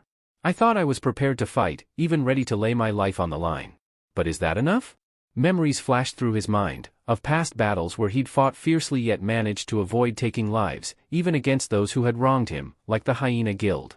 His strength had always allowed him to hold back, to spare his enemies. But how long could he maintain that approach? His eyes flicked to Essel and Gray, locked in fierce combat nearby. What happens if the day comes when holding back isn't an option? Suho clenched his fists tightly, his thoughts growing heavier. What if killing is the only way to survive? To protect them? His resolve began to harden, a cold determination setting in. I can't afford to hesitate anymore. This isn't just about leveling up or gaining strength. If I'm going to face someone like Li Minsung, I need to cast aside all weakness. Shing's voice broke through his thoughts. I'm Shing, from the Azure Guild, he said, offering a brief introduction. Looks like we're in the same boat, both standing against the Scavenger Guild. What do you say? Shall we form an alliance? Before Suho could respond, a figure approached from behind Shing, emanating murderous intent. The attacker moved swiftly, his weapon poised to strike. But Suho was faster. In an instant, he darted forward, his body reacting instinctively. Shing barely had time to register the blur of motion before the sickening sound of Suho's fist colliding with bone echoed through the air. The assailant was sent sprawling, the force of Suho's punch leaving no room for retaliation. Shing turned to Suho, his expression a mix of surprise and newfound respect. Suho lowered his fist, his eyes cold and resolute. An alliance sounds good, he said firmly, his voice steady. But if we're going to survive this, there's no room for hesitation. The hunter who had been sneaking up on Shing was hurled through the air with a single, devastating punch from Suho. The sheer force of the strike sent the attacker tumbling several meters away, crashing into the ground like a rag doll. Suho's movements radiated a newfound confidence, his hesitation completely gone. Shing, momentarily taken aback, could only watch as Suho strode past him, the intensity in his eyes unmistakable. Suho's determination was now etched into every step he took. No more holding back, he vowed silently, his resolve as unyielding as steel. The fallen hunter's battered body landed near Randolph's feet with a sickening crunch. Blood smeared the sand as Randolph looked down at the crumpled figure, his expression shifting from mild surprise to a sinister grin. His gaze rose to meet Suho's, the amusement in his eyes growing darker. "Well, now," Randolph drawled, his tone laced with mockery. "You just sent a B-rank tank flying with one punch. Seems like this fight might actually get interesting." Suho ignored the taunt and turned his attention to Shing. "I'm Suho," he said simply, his voice steady. "From Korea. Let's go with that alliance." The battlefield erupted into chaos once more as the Azure Guild and the Scavenger Guild clashed, the air thick with the sounds of metal clashing and war cries echoing. The arrival of Suho seemed to ignite a spark within the Azure Guild fighters. They pushed back harder, their attacks becoming sharper, their resolve unwavering. Yet, across the field, the Scavenger Guild fighters sneered with contempt. One of them jeered, "What's this?" The Azure Guilds picked up a few stray dogs to fight for them. Another chuckled darkly. "Numbers and strength are on our side. Let's crush them already." Their arrogance was palpable, but Suho remained unfazed. Taking a calm step forward, his expression unreadable, he reached into his pocket and retrieved a key that glimmered ominously. Holding it up, he glanced at Shing, his voice low but filled with conviction. "They're in for a rude awakening." Before anyone could question his words, Suho raised the key high and spoke a single word with authority. "Arise." The air trembled, and the ground beneath their feet began to quake. A swirling portal of shadows burst forth, dark and foreboding, exuding an unearthly energy. The battlefield momentarily stilled as the shadow dungeon opened, its ominous presence washing over the warring factions like a tide of dread.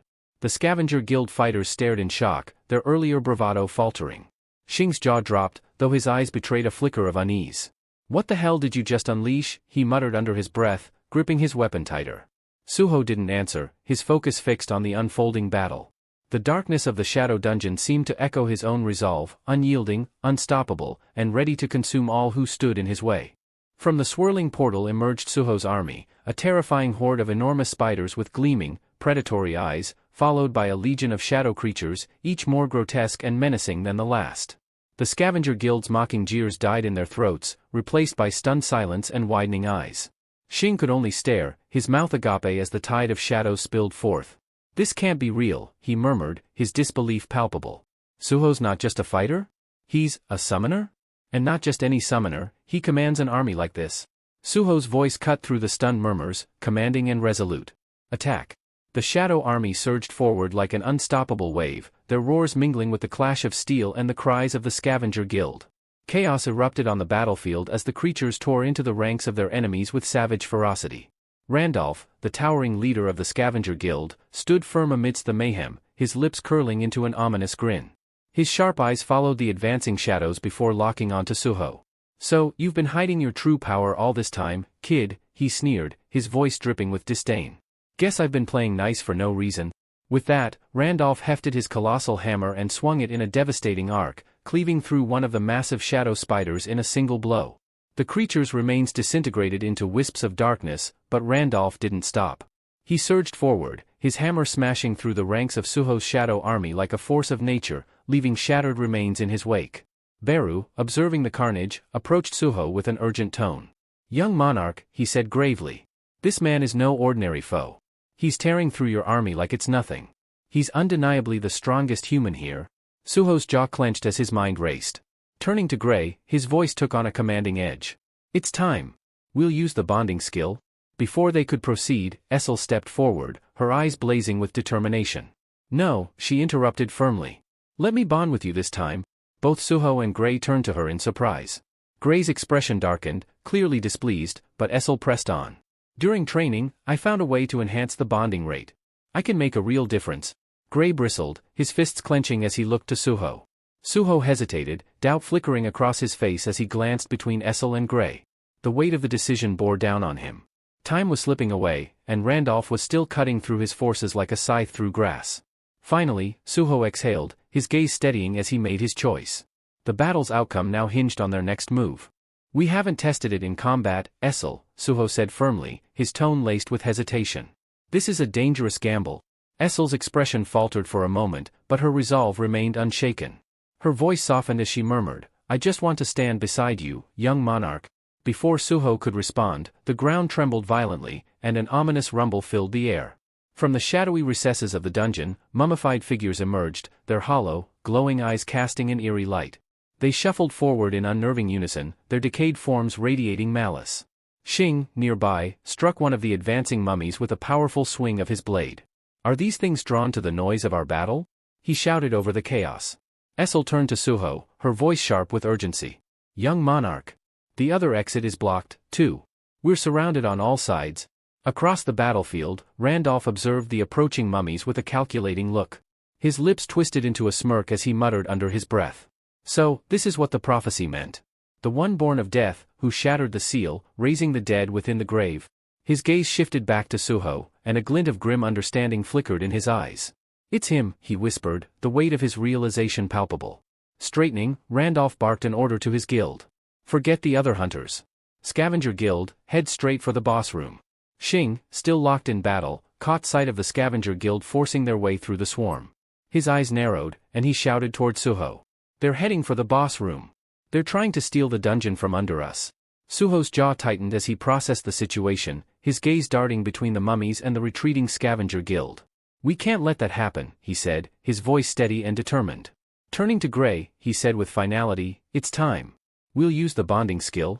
He shifted his attention to Essel, his expression softening as he gave her a firm, reassuring nod. "Let's end this together." With a shared look of resolve, Suho, Gray, and Essel surged forward. The weight of the dungeon, and their survival, rested on their next move. As Suho prepared to activate the bonding skill, the dungeon seemed to resist their advance. A massive, decaying mummy lunged at him, its gnarled claws reaching out with deadly intent. Without hesitation, Suho channeled his newfound resolve into action, his every step filled with purpose. Suho sidestepped with precision and agility, his movements a blur as he unleashed a devastating flurry of attacks. His strikes were so swift and powerful that the mummies disintegrated almost instantly, collapsing into heaps of dust before they could react. Standing amidst the remnants of his foes, Suho's eyes glinted with a fierce resolve. He scanned the battlefield, prepared to face whatever came next. Xing watched the display, his expression a mixture of awe and bewilderment. His jaw tightened as he muttered under his breath, "Not only can he summon an army, but he can merge with his creatures, too? And he's still not showing us his full power." Suspicion mingled with admiration as his gaze followed Suho's every move. "Who are you really, Suho? What secrets are you hiding?" At the edge of the fray, Essel stood silently, her heart heavy. She had once again been left behind, unable to fight at Suho's side. Her shoulders slumped as she exhaled a wistful sigh. "One day, young monarch," she murmured softly. "One day, I'll prove myself worthy to stand beside you." Suho's gaze flickered briefly in her direction, his expression softening for a fleeting moment. But as the urgency of the situation pressed upon him, his demeanor hardened once more. "No more wasting time," he declared, his voice firm and commanding. "Let's finish this and catch up to them." Meanwhile, in the labyrinthine corridors deeper within the dungeon, the Scavenger Guild advanced with ruthless efficiency. They tore through the mummies that blocked their path, each hunter driven by Randolph's relentless determination. At the head of the group, Randolph's thoughts kept circling back to Suho. Something about the young hunter didn't sit right with him, a mystery that gnawed at the edges of his mind. "That kid," Randolph mused, his fists clenching as he strode forward. "He's not just another hunter. There's something different about him. And when we've claimed this dungeon, I'll see for myself what he's really made of." Finally, the guild arrived at a massive, ancient door. Its surface was engraved with warped symbols that seemed to pulse faintly, as if alive with a sinister energy. The hunters paused, exchanging uneasy glances. Randolph raised his hand, signaling for them to proceed. The door groaned as it slowly swung open, the sound of grinding chains reverberating ominously through the chamber. As the dust settled, a chilling sight emerged. At the far end of the room stood a colossal figure, its monstrous form bound tightly to the walls by thick, enchanted chains. The creature's presence was overwhelming, its sheer size and aura radiating danger even in its dormant state. Randolph froze, his breath catching as his eyes narrowed in disbelief. "Chained," he muttered, his voice barely audible. "Why would a dungeon boss be restrained like this? What are we dealing with?" The other hunters murmured amongst themselves, their confidence waning in the face of the mysterious entity. Some speculated that the creature was merely asleep, while others questioned whether this was truly the dungeon's final challenge. The oppressive atmosphere grew heavier, the dark symbols on the walls seeming to pulse in rhythm with the creature's slow, deliberate breaths. Randolph stepped forward, his jaw set in determination. "Whatever it is, we'll face it. Prepare yourselves," he commanded, though a flicker of doubt lingered in his mind. Randolph's mind raced, recalling the prophecy his guild had uncovered, the being born of death, who shatters the seal, will rise. A chill ran down his spine as the monstrous figure before him began to stir. Its massive form twitched, and guttural, ancient words spilled from its mouth, each syllable carrying an ominous weight. The eerie chanting reverberated off the dungeon walls, growing louder with each passing moment. The chains binding the creature trembled violently, rattling as though struggling to contain the immense force within. Then, with a deafening crack, the restraints snapped, shattering like brittle glass. The dungeon boss rose to its full, terrifying height, its eyes glowing with a menacing light. It let out a bone-rattling roar that seemed to shake the very foundation of the dungeon, paralyzing some hunters with fear. Randolph turned sharply to his team, his voice cutting through the chaos. "This is it. No holding back, fight with everything you've got." The creature wasted no time. Swinging its broken chains like weapons, it tore through the hunters with devastating precision. Each swing sent shockwaves rippling through the air, slamming guild members into the stone walls and floor. Blood and dust filled the room as even the strongest tanks, who prided themselves on their impenetrable defenses, crumpled like paper under its relentless assault. Randolph's teeth clenched as he watched the carnage unfold. His guild's finest fighters, those he had believed to be unbeatable, lay broken and defeated. The dungeon boss fixed its glowing eyes on him, its monstrous gaze unyielding and predatory. Slowly, it began to approach, its enormous feet pounding against the stone floor. The flickering dungeon lights cast long, grotesque shadows that seemed to mock the remaining hunters. The creature stopped just in front of Randolph, towering over him.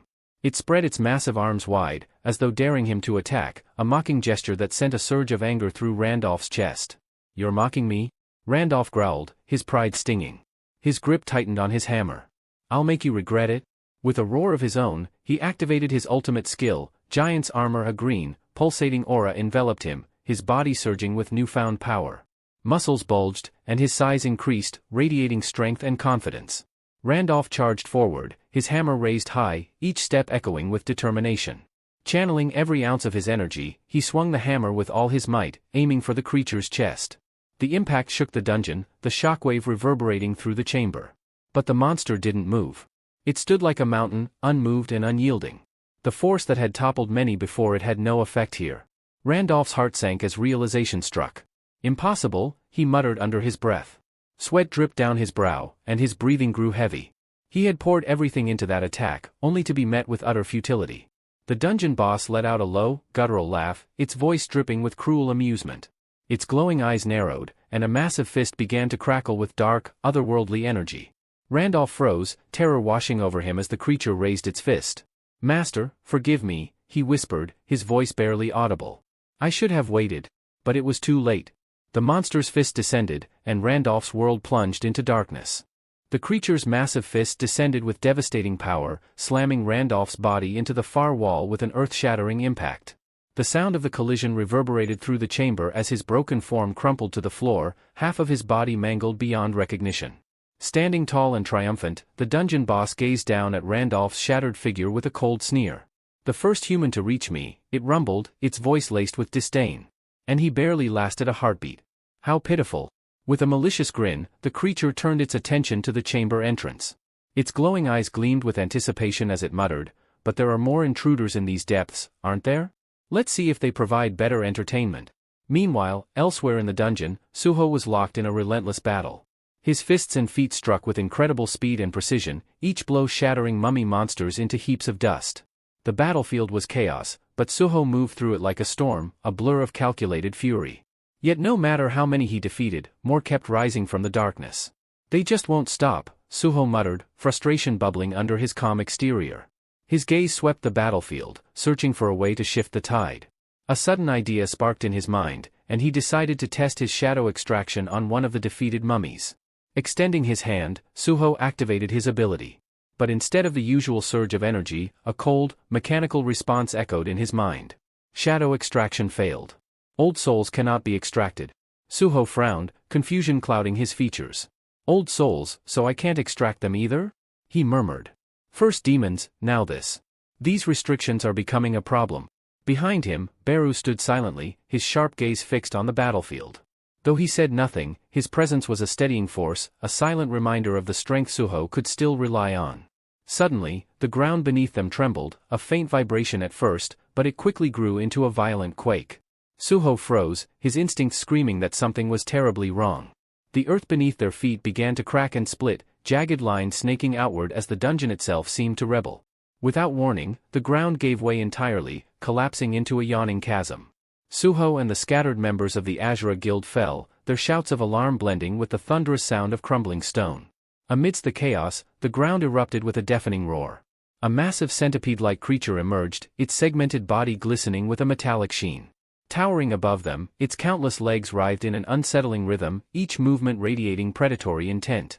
The centipede's glowing eyes locked onto Suho and the hunters, its gaze dripping with malice. It let out a piercing screech that reverberated through the cavern, sending a shiver down their spines. The remaining hunters exchanged uneasy glances, the reality of their predicament sinking in. As if the endless waves of mummies weren't enough, now they faced this towering nightmare. Without warning, the massive centipede lunged forward with terrifying speed, its grotesque, segmented body moving far faster than seemed possible for its size. Hunters scattered in desperation, some narrowly diving out of its path, while others were caught in its charge, sent flying like ragdolls by the sheer force of its momentum. Screams and the sound of shattering bones echoed across the battlefield, amplifying the chaos.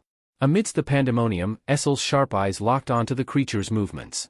Seizing an opening, she sprang forward with precision, her spear aimed at the centipede's armored flank. The weapon struck true, but instead of penetrating, the blade glanced off the monster's hardened exoskeleton, leaving no more than a faint scratch. Frustration flashed across her face as she withdrew, shouting, "Its armor is too strong. My attacks can't get through." Her voice rang out over the cacophony, carrying both determination and a tinge of worry. Nearby, Xing battled furiously against the relentless tide of mummies, but his attention darted toward Suho. His expression was grim as he called out, "This is spiraling out of control. We're already overrun, and the Scavenger Guild has seized the upper hand in the dungeon. It's only getting worse." Ducking under a swipe from the centipede's mandibles, Suho nodded, his face set in a grave expression. "You're right. We might need to pull back." But inside, his thoughts churned. The urgent quest to resolve the dimensional crack still loomed over him. Could he trust the Scavenger Guild to deal with the root cause, let alone complete the mission? A knot of doubt tightened in his chest. Is retreating really the answer? Before he could decide, a suffocating aura swept across the battlefield, halting him mid-thought. The air grew heavy, and the scattered dust seemed to thicken, heralding something far more ominous. From the direction of the Scavenger Guild's path, a towering figure emerged through the haze, its presence commanding instant, dreadful attention.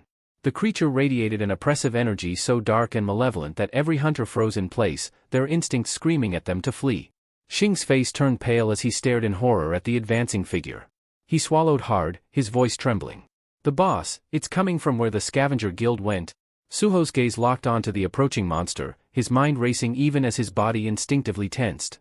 The creature's glowing eyes scanned the battlefield with cold calculation, its disdainful gaze reducing the hunters to insignificant obstacles. A quiet but unyielding resolve began to rise within Suho.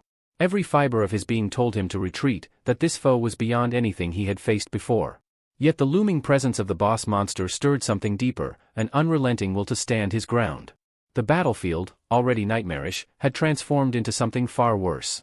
Suho's inner voice whispered of the monster's overwhelming danger, but he pushed the fear aside, clenching his fists. Retreat was no longer an option. The oppressive dread that weighed on Suho grew heavier, an unrelenting pressure that seemed to intensify with every heartbeat. Is this because of my heightened sense stat? He wondered, his gaze fixed on the entity before him.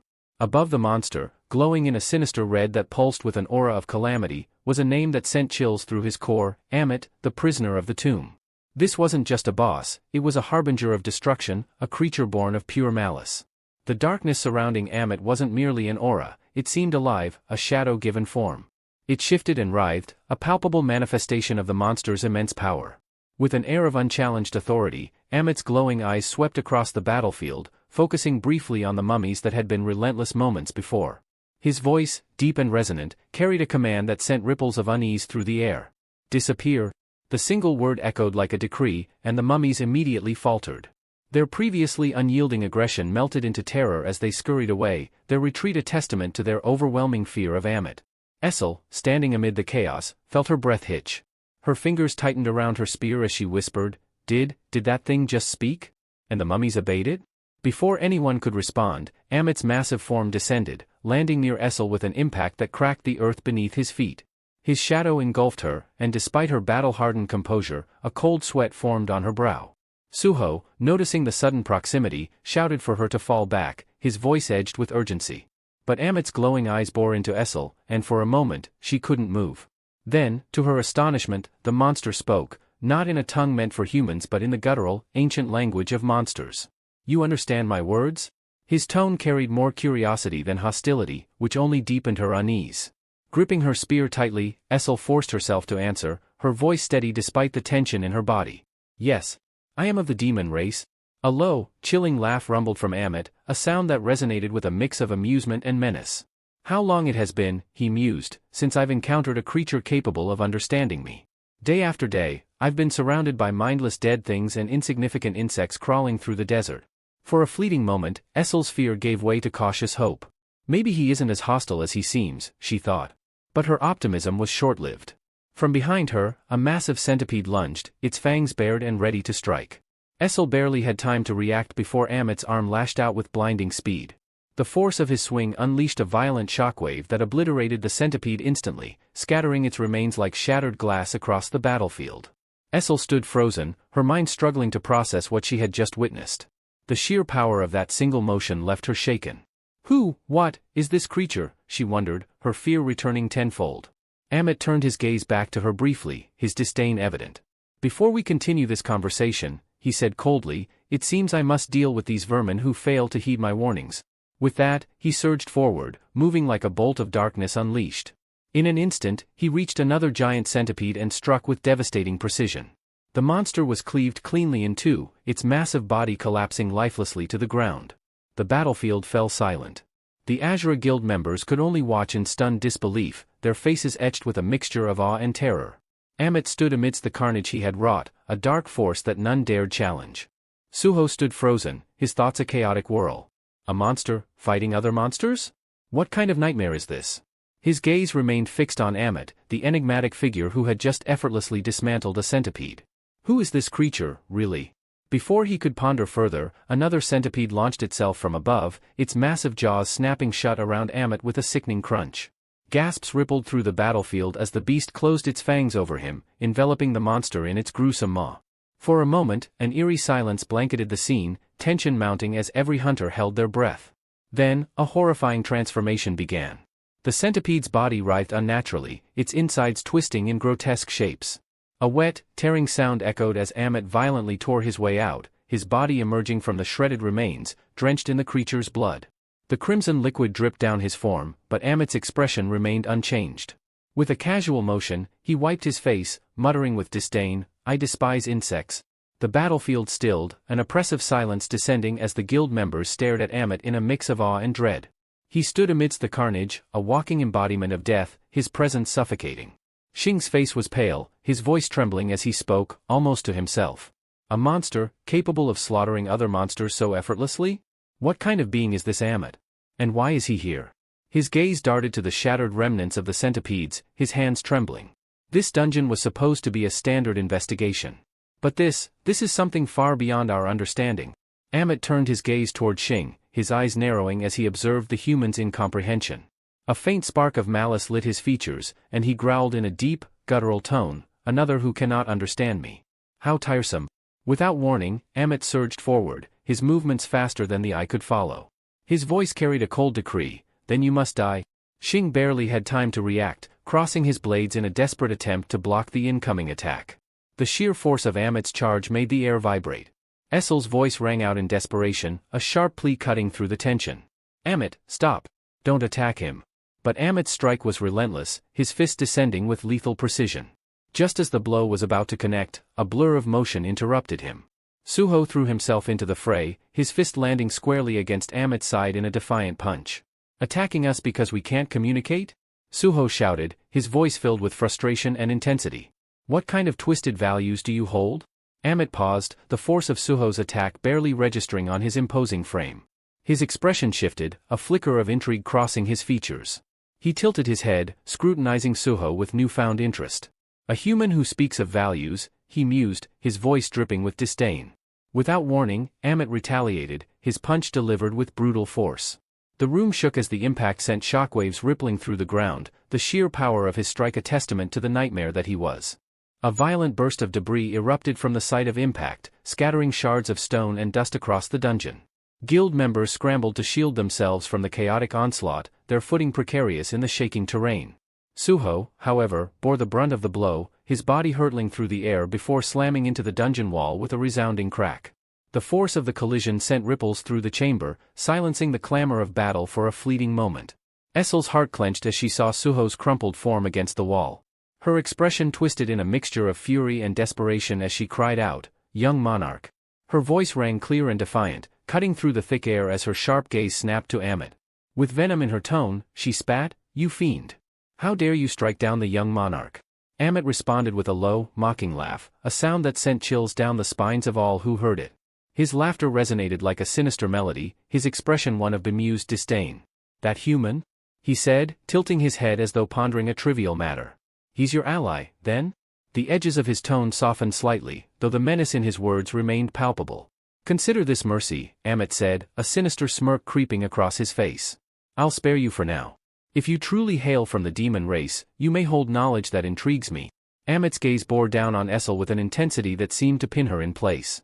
His next question, calm yet razor-sharp, carried a weight that froze the very air. "Tell me," he demanded, "is the war between the other monarchs and the Shadow Monarch over?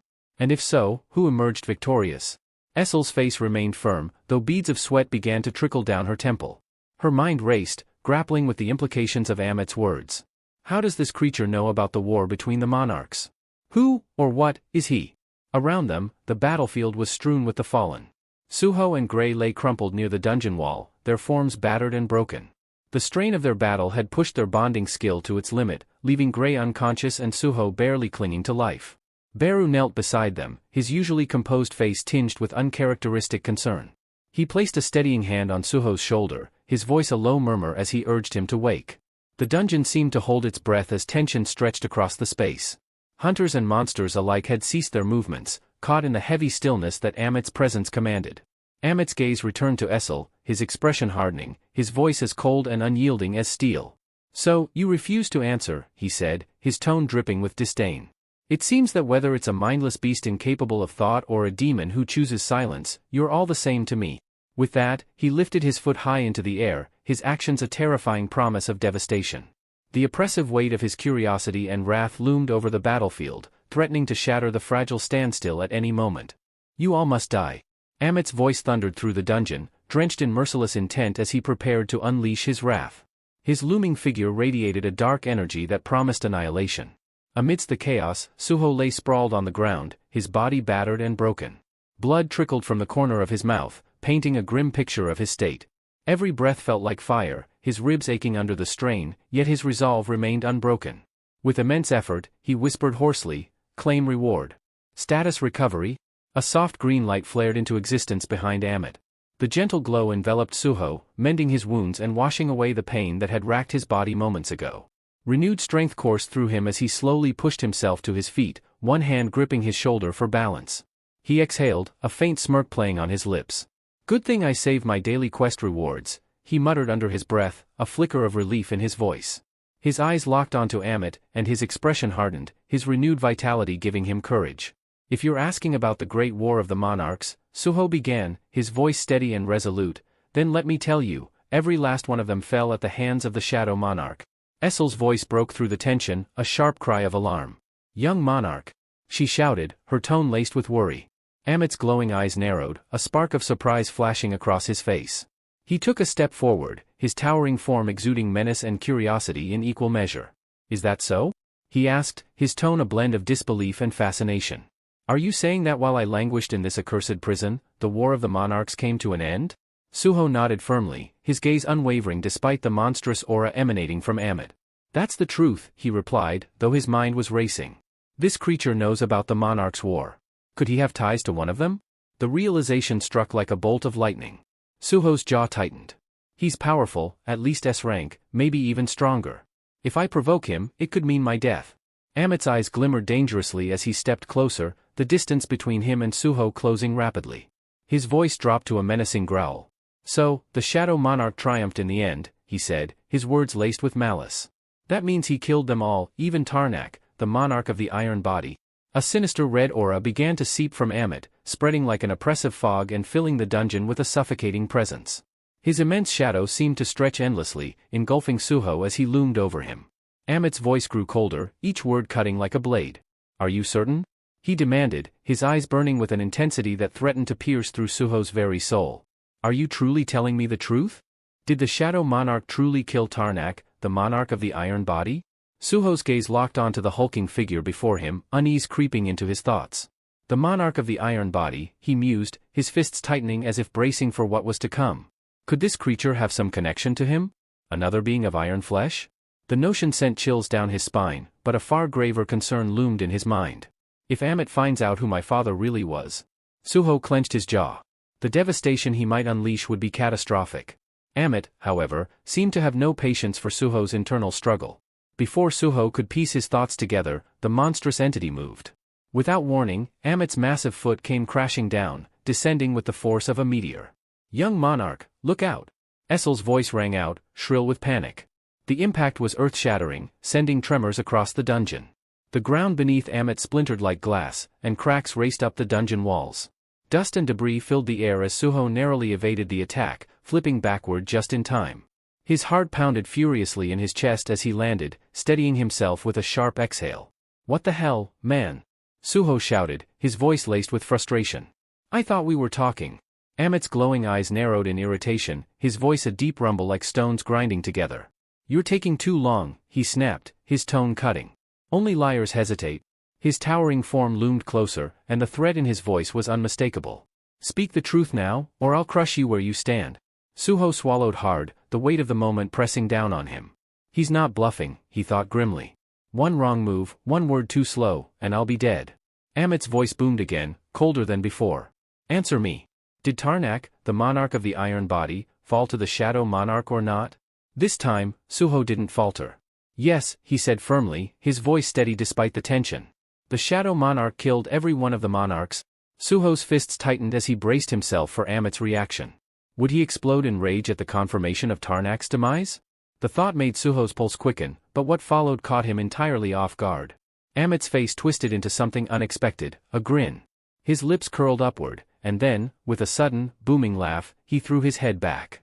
The sound of his mirth reverberated off the dungeon walls, deep and thunderous. Suho stared in disbelief as Amit's laughter echoed, his massive form shaking with amusement. So that's it, Amit said between bouts of laughter, his voice tinged with something almost resembling relief. That's why he never returned for me.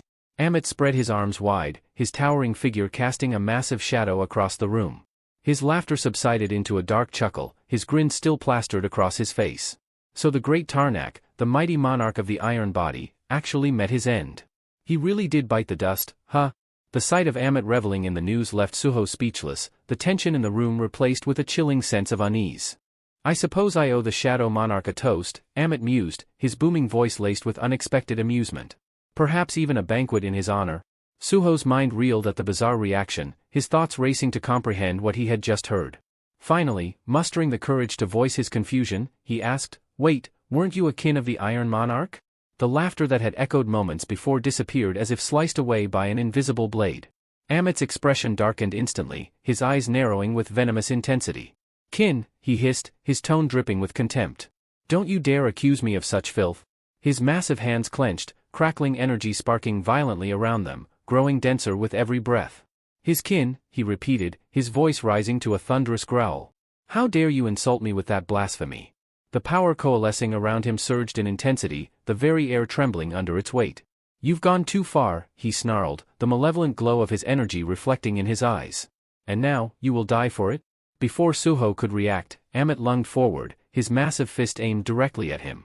The strike carried an overwhelming force that left no room for escape. Suho crossed his arms in a desperate defensive stance, fully aware that it might not be enough. But just as the attack was about to connect, something extraordinary occurred. From the shadows and cracks of the dungeon, chains, thick, radiant, and pulsating with an otherworldly light, shot forth in every direction. They moved with impossible speed, coiling around Amit like vipers striking their prey. The force of the chain stopped Amit's attack mere inches from Suho's face. His fist hung frozen midair as the bindings tightened with an unyielding grip, pulling him backward and halting his assault entirely. Suho stumbled back, his breath caught in his throat as he watched in disbelief. What? Where did these come from? He murmured, his voice barely audible over the creaking and rattling of the chains. Their power was palpable, a force that felt both ancient and indomitable. Amit, too, froze for a moment, his expression shifting from rage to grim realization. His struggles against the chains only seemed to strengthen their grip, each link constricting tighter as if responding to his resistance. These damn chains. Amit growled under his breath, his mind racing. Again, they come to haunt me. Have I overstepped my bounds once more? The chains tightened further as if answering his unspoken question. The unrelenting force began to drag Amit backward, each pull a reminder of his limitations. No, he snarled, his muscles straining as he attempted to break free. Not again.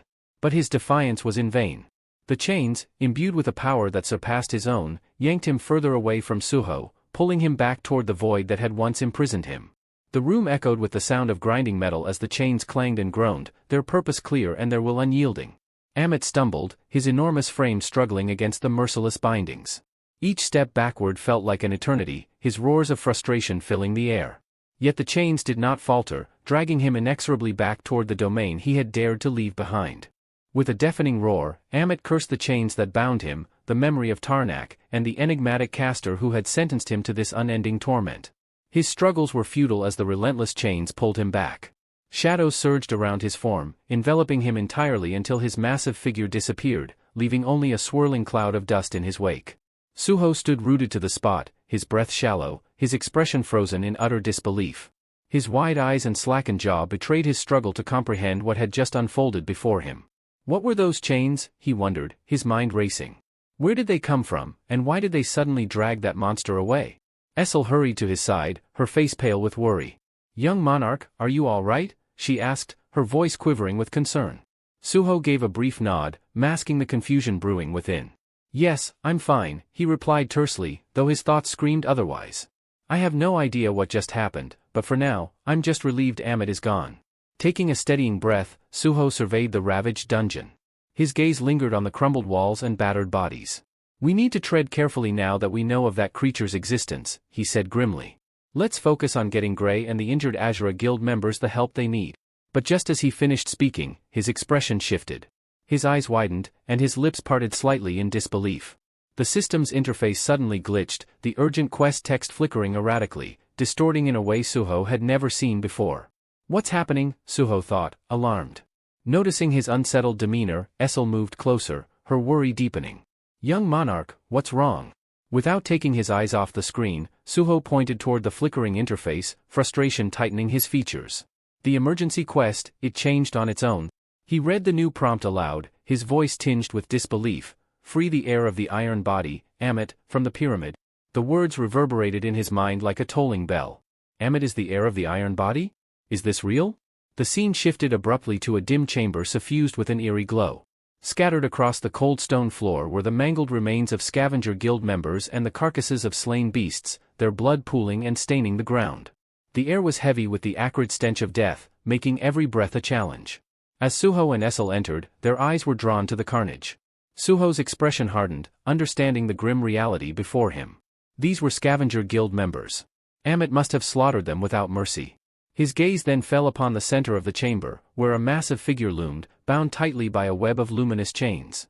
The chains pulsed faintly, their glow casting long, twisted shadows across the room.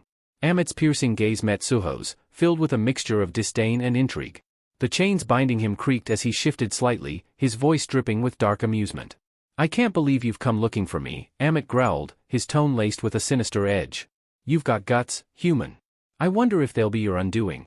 Suho stepped forward, his face calm and unreadable. "I came to finish what we started. Our conversation was cut short before," he said, his tone steady but laced with curiosity. Amit scoffed, his laughter low and menacing, echoing off the chamber walls like distant thunder. "Conversation," he said mockingly. "The only lesson Tarnak ever taught me was how to kill. If you've got grievances, go scream at his grave." Listening to the beast's sneering tone, Suho couldn't help but notice a strange innocence hidden in Amit's bluntness. There was a raw honesty there, almost childlike, despite the monster's terrifying presence. The irony of attempting to reason with him wasn't lost on Suho, yet he pressed on. "It sounds like you didn't have much love for the monarch of the iron body," Suho remarked carefully. "Why is that?" Amit's eyes flickered with surprise, his demeanor shifting slightly. "You came all this way just to ask me that?" he asked, his voice tinged with both suspicion and intrigue. After a brief pause, he sighed, the chains rattling as he adjusted his posture. "Well, I suppose talking is the only pastime I've got. I'll indulge you." His voice darkened, carrying an undercurrent of bitterness. I am Amit, he began. I was created by Tarnak, the monarch of the Iron Body, and a spellcaster whose name I'll never forget. They forged me into what I am, only to abandon me here, discarded like a broken tool, entombed in this cursed prison. The weight of his words hung heavy in the air, and Suho felt the raw pain and fury behind them. Amit's voice grew colder, his rage palpable. Those two turned a man into a monster. They locked me away, leaving me bound by these damned chains amidst a tomb of rotting corpses. Suho frowned, his mind racing as he tried to grasp the depth of Amit's suffering. Why haven't you broken the chains? He asked, hoping for a straightforward solution. Amit's glare sharpened, and he leaned forward, the chains pulling taut. These aren't ordinary chains, he growled. They're woven with powerful magic. No matter how many times I destroy them, they reform if I stray too far from this spot. I've spent centuries trying to break free, but they always return. His voice cracked with frustration, a tremor of helpless rage echoing in his words. I've been trapped here for longer than you can imagine, unable even to explore this accursed tomb. Tarnak and that wretched spellcaster condemned me to a life worse than death. I will never forgive them. Suho studied the chains carefully, noting their peculiar glow and the unnatural way they coiled around Amit. Something about them didn't add up. If they truly were unbreakable, why were they designed to reform only when Amit moved beyond a certain distance? There had to be a reason behind this enchantment. Turning to Amit, Suho asked, were these monsters already in the tomb when you were imprisoned? Amit's expression darkened further as he nodded. Yes. They've always been here, he confirmed, his voice dripping with bitterness. Suho glanced around the chamber, piecing together the puzzle. Essel, standing beside him, looked increasingly confused. So, you're not the dungeon's master? Suho pressed. Amit's confirmation sent a wave of realization through Suho. The spellcaster must have ensured the chains would hold Amit here for a purpose, he thought. There's more to this than just imprisonment. After a moment of contemplation, Suho took a bold step forward. If I manage to break these chains, he said, his voice steady, would you be willing to hear me out? Amit's eyes widened slightly, his surprise quickly replaced by suspicion and a flicker of hope. You're serious? He rumbled, his tone heavy with disbelief. Are you actually considering freeing me? The room seemed to grow quieter as Amit's voice dropped to a menacing pitch. If you can undo the spellcaster's work and release me, I swear on my rage, I'll grant whatever request you make. His piercing gaze locked onto Suho, searching for any hint of deceit. But tell me, Amit continued, his tone dark and foreboding. Do you truly have a way to break the magic that binds me? Amit's aura erupted like a storm, flooding the chamber with a suffocating, oppressive force that made the very walls tremble. The chains binding him groaned under the strain, rattling violently as if they, too, feared his wrath. His eyes gleamed with a feral, dangerous light, and his voice boomed through the space, a guttural roar that shook the ground beneath their feet. If you're toying with me, he snarled, his words dripping with malice, if this is some sick joke, you'll regret it more than anything in your miserable life. I'll tear you apart limb by limb, and nothing in this world will save you. The green and crimson energy swirling around Amit pulsed violently, wrapping his massive form in a chaotic vortex of raw, unrestrained fury. The very air crackled with electricity, the temperature in the room rising with his growing anger. The oppressive weight of his promise pressed down on Suho like a physical force, heavy and sharp, like the edge of a blade poised at his throat. Essel stood paralyzed, her face pale, eyes wide with fear as Amit's terrifying aura saturated the room. She managed to stammer, "Why, young monarch, what?" But Suho raised a hand, silencing her. His gaze never wavered from Amit's furious eyes. Every muscle in his body was coiled with tension, but his voice remained steady and unwavering. "Hear me out before you make any threats," he said, his tone calm but firm, as if he were negotiating with death itself. Amit's growl rumbled low in his throat, but something in Suho's unflinching demeanor made him pause. The overwhelming rage that filled the room lessened, if only slightly, as curiosity took root in the beast's mind. A sly glint flickered in Suho's eyes as he leaned forward, a hint of defiance in his grin. "I'm planning to bring this entire dungeon down," he declared, his words deliberate and laced with confidence. Amit's eyes narrowed sharply, the intensity in his gaze shifting from rage to intrigue. Suho continued, his voice steady, "The spellcaster tied you here with those enchanted chains to keep you from reaching the dungeon master, right? But think about this, what happens when the dungeon master is defeated? When the dungeon itself collapses?" He paused, letting his words sink in. "Those chains won't have a reason to exist anymore. Their purpose will be gone, just like the dungeon itself." Amit's eyes darkened, processing Suho's logic with a thoughtful silence. The tantalizing possibility of freedom flickered in his mind, a chance to finally shatter the chains that had bound him for so long. The fury that had once consumed him began to shift into something else entirely, hope. A sudden, low rumble erupted from Ahmet's chest, building into a deep, guttural laugh that reverberated through the chamber. Well, well, well, the Shadow Monarch's heir, he chuckled, a glint of wild hope flashing in his eyes. What a plan you've cooked up. Maybe, just maybe, this insane little scheme of yours could actually work. The scene transitioned to the dungeon's lower levels, where Beru buzzed around like an oversized, disgruntled wasp. His wings fluttered furiously, and his face twisted into an exaggerated mask of sorrow. With a dramatic wail, he lamented, "Oh, young monarch, how could you abandon me here with this overgrown lizard?" His tiny form vibrated with frustration, his antennae drooping in exaggerated misery. Ahmet, growing increasingly annoyed by Beru's theatrics, let out a sharp snarl. "Enough with your whining, you miserable insect," he snapped. "You're like a gnat buzzing in my ear." Beru's eyes flared with indignation, his pride stung. His antennae stiffened, and his voice dropped to a venomous hiss. "Gnat? You dare call me a gnat? Do you wish to provoke the wrath of my original form?" Ahmet, utterly unimpressed, waved him off with a dismissive grunt. "Save your threats, pest. Who would have thought that kid was the Shadow Monarch's heir?" Ignoring Beru's bristling anger, Ahmet moved to the very edge of his chain's reach. His massive hand pressed against the cold dungeon floor as he peered into the shadows where Suho had disappeared moments ago. "This is the limit," he muttered, the chains tightening with a metallic groan. "If the kid fails, I'm still stuck here. But for some reason, I believe him. I believe he'll find a way to get me out." A rare flicker of vulnerability crossed Ahmet's face as he lowered his head, lost in bitter reflection. "Tarnak," he thought with a snarl. "You claimed raw power was the only true strength. You made me into this monster for that very reason." But Ahmet's thoughts drifted back to Suho, the fierce determination burning in the young man's eyes. "There's strength beyond brute force," Ahmet admitted to himself. "If anyone can break these chains, it's that kid." Meanwhile, in another part of the dungeon, Suho's fist crashed into the jaw of a towering beast, the force of the blow sending shockwaves through the ground. The monster's head snapped back before it crumbled into dust under the sheer power of Suho's strike. Without missing a beat, he pivoted, delivering a final, devastating blow to the remaining creatures swarming him. The air was thick with dust and fading energy as the last of the monsters fell. Suho stood amidst the wreckage, his chest rising and falling with measured breaths. The battlefield around him was silent, the only sound the faint crackle of dissipating magic as he prepared for the next phase of his mission. Suho cast a glance at Essel, who had been battling fiercely at his side. Both were weary, their bodies marked by the toll of relentless fighting, yet their resolve remained unbroken. Their eyes met, exchanging a silent nod of determination, signaling their readiness for the final confrontation. Together, they moved forward, advancing towards the dungeon's core, where an ominous figure loomed on a throne constructed from the bones of countless fallen foes. A malevolent aura seeped from the seated figure, its presence suffocating the air around them.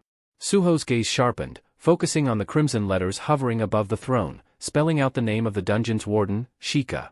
"Just one more," Suho murmured, his voice steady and low, reverberating through the eerie silence of the tomb. His muscles tensed, every nerve in his body coiled like a spring, ready to strike. Meanwhile, Ahmet wrestled with the enchanted chains that had bound him for what seemed like an eternity. Each metallic clink echoed through the chamber, a haunting symphony of his ceaseless struggle. Suho, observing the futility of Ahmet's efforts, conjured a shadow portal just within Ahmet's grasp. Hope flared in Ahmet's eyes as he lunged forward, but the cursed chains recoiled, dragging him back to his prison with ruthless force. Suho watched the scene unfold, his expression calm yet analytical. "As expected," he muttered, "these chains are more troublesome than I thought. Even the shadow portal can't circumvent their enchantment." Ahmet gritted his teeth, his massive hands gripping the chains with a force born from years of frustration. "The moment I even think about leaving, these damn things tighten their grip," he growled, his voice thick with bitterness. "It's like being trapped in a nightmare with no escape." Suho crossed his arms, studying the chains with a discerning eye. "A formidable spell indeed," he acknowledged. "But I needed to test the boundaries to understand the problem fully." Turning to Essel and the rest of his companions, Suho laid out his strategy. "We have two tasks ahead. First, Essel and I will confront and eliminate the dungeon's boss. That should destabilize the dungeon's core and initiate its collapse. Once the dungeon begins to fall apart, our second objective is to target and destroy the pillars that anchor these chains. Severing those will disrupt their magic and finally set Ahmet free." With the plan in place, Suho and his team prepared for the critical battle that would decide not only their fate but also Ahmet's long-awaited freedom. After laying out the plan, Suho added with a calm finality, "Once we've brought the dungeon down, we'll regroup with Beru and retreat into the shadow dungeon before this entire place collapses." Ahmet's eyes narrowed, suspicion flickering behind them. And if you mess up either of those steps, he growled, the heavy chains rattling ominously with his movement. What then? Your plan seems a little too neat for a place like this. Suho's expression hardened, his voice steady but carrying an edge. I've got contingencies if things go sideways. His tone left no room for doubt. But before Suho could elaborate, Ahmet let out a dry, sardonic chuckle, the sound echoing off the stone walls. Doesn't matter, he muttered, shaking his head slightly. Whatever's waiting out there can't be worse than rotting in this cursed crypt for another 1,000 years. The focus shifted to the dungeon's core, where an eerie wind spiraled through ancient corridors, stirring the sand into restless whirlwinds. At the eye of this unnatural storm stood Sheikah, the tomb's guardian. His towering silhouette was framed by an ominous crimson glow, his presence suffocating the air itself. In his hands, an orb of dark energy pulsed with sinister intent, tendrils of red lightning flickering along its surface. With a flick of his wrist, Sheikah hurled the orb forward, and mid-flight, it disintegrated into a horde of sand-born monstrosities. The creatures surged like a living avalanche, their forms twisting and writhing as they barreled toward Suho with feral hunger. Suho didn't flinch. His grip tightened around his blade, and with a burst of speed, he lunged into the oncoming wave. His eyes blazed with unwavering determination. The sword in his hands became a blur, slicing through the creatures with surgical precision. Each strike resonated with power, the sand beasts crumbling into dust under the force of his blows. The swirling sandstorm thickened, concealing him within its chaotic embrace, but then, through the haze, Suho's figure burst forth, cleaving the final monster clean in half with a single, powerful stroke. Just as Suho allowed himself a breath, the ground beneath his feet betrayed him. The sand, no longer passive, coiled upward like serpents, wrapping around his legs with vice-like grip. His eyes darted to Sheikah, who stood motionless atop his throne of bones, one hand outstretched. The warden's fingers twitched slightly, and the sand responded in kind, tightening its hold as if Sheikah himself were puppeteering the very dungeon. Suho's gaze flicked to the red letters floating ominously above Sheikah's head, a chilling reminder that this foe wasn't just another obstacle. An A rank, he murmured under his breath, his jaw tightening. Figures it wouldn't be easy. From the corner of his eye, he saw Essel seizing an opportunity. With a determined cry, she hurled her spear toward Sheikah, her aim true and force behind the throw. But Sheikah didn't even blink. With an almost bored wave of his hand, the spear veered off course, clattering harmlessly to the ground as though it had never posed a threat. Essel's eyes widened in disbelief, but Suho's focus remained locked on the warden. This isn't just about brute strength, he thought grimly. This one's got control over the dungeon itself. The sand's hold on Suho constricted tighter, threatening to drag him beneath the swirling storm like an anchor pulling him into the depths. His muscles strained against the relentless grip, teeth clenched as he fought to break free. With a defiant roar, he summoned every ounce of his strength, channeling his energy into a single explosive burst. The sand shattered away from his legs, dispersing like smoke in the wind.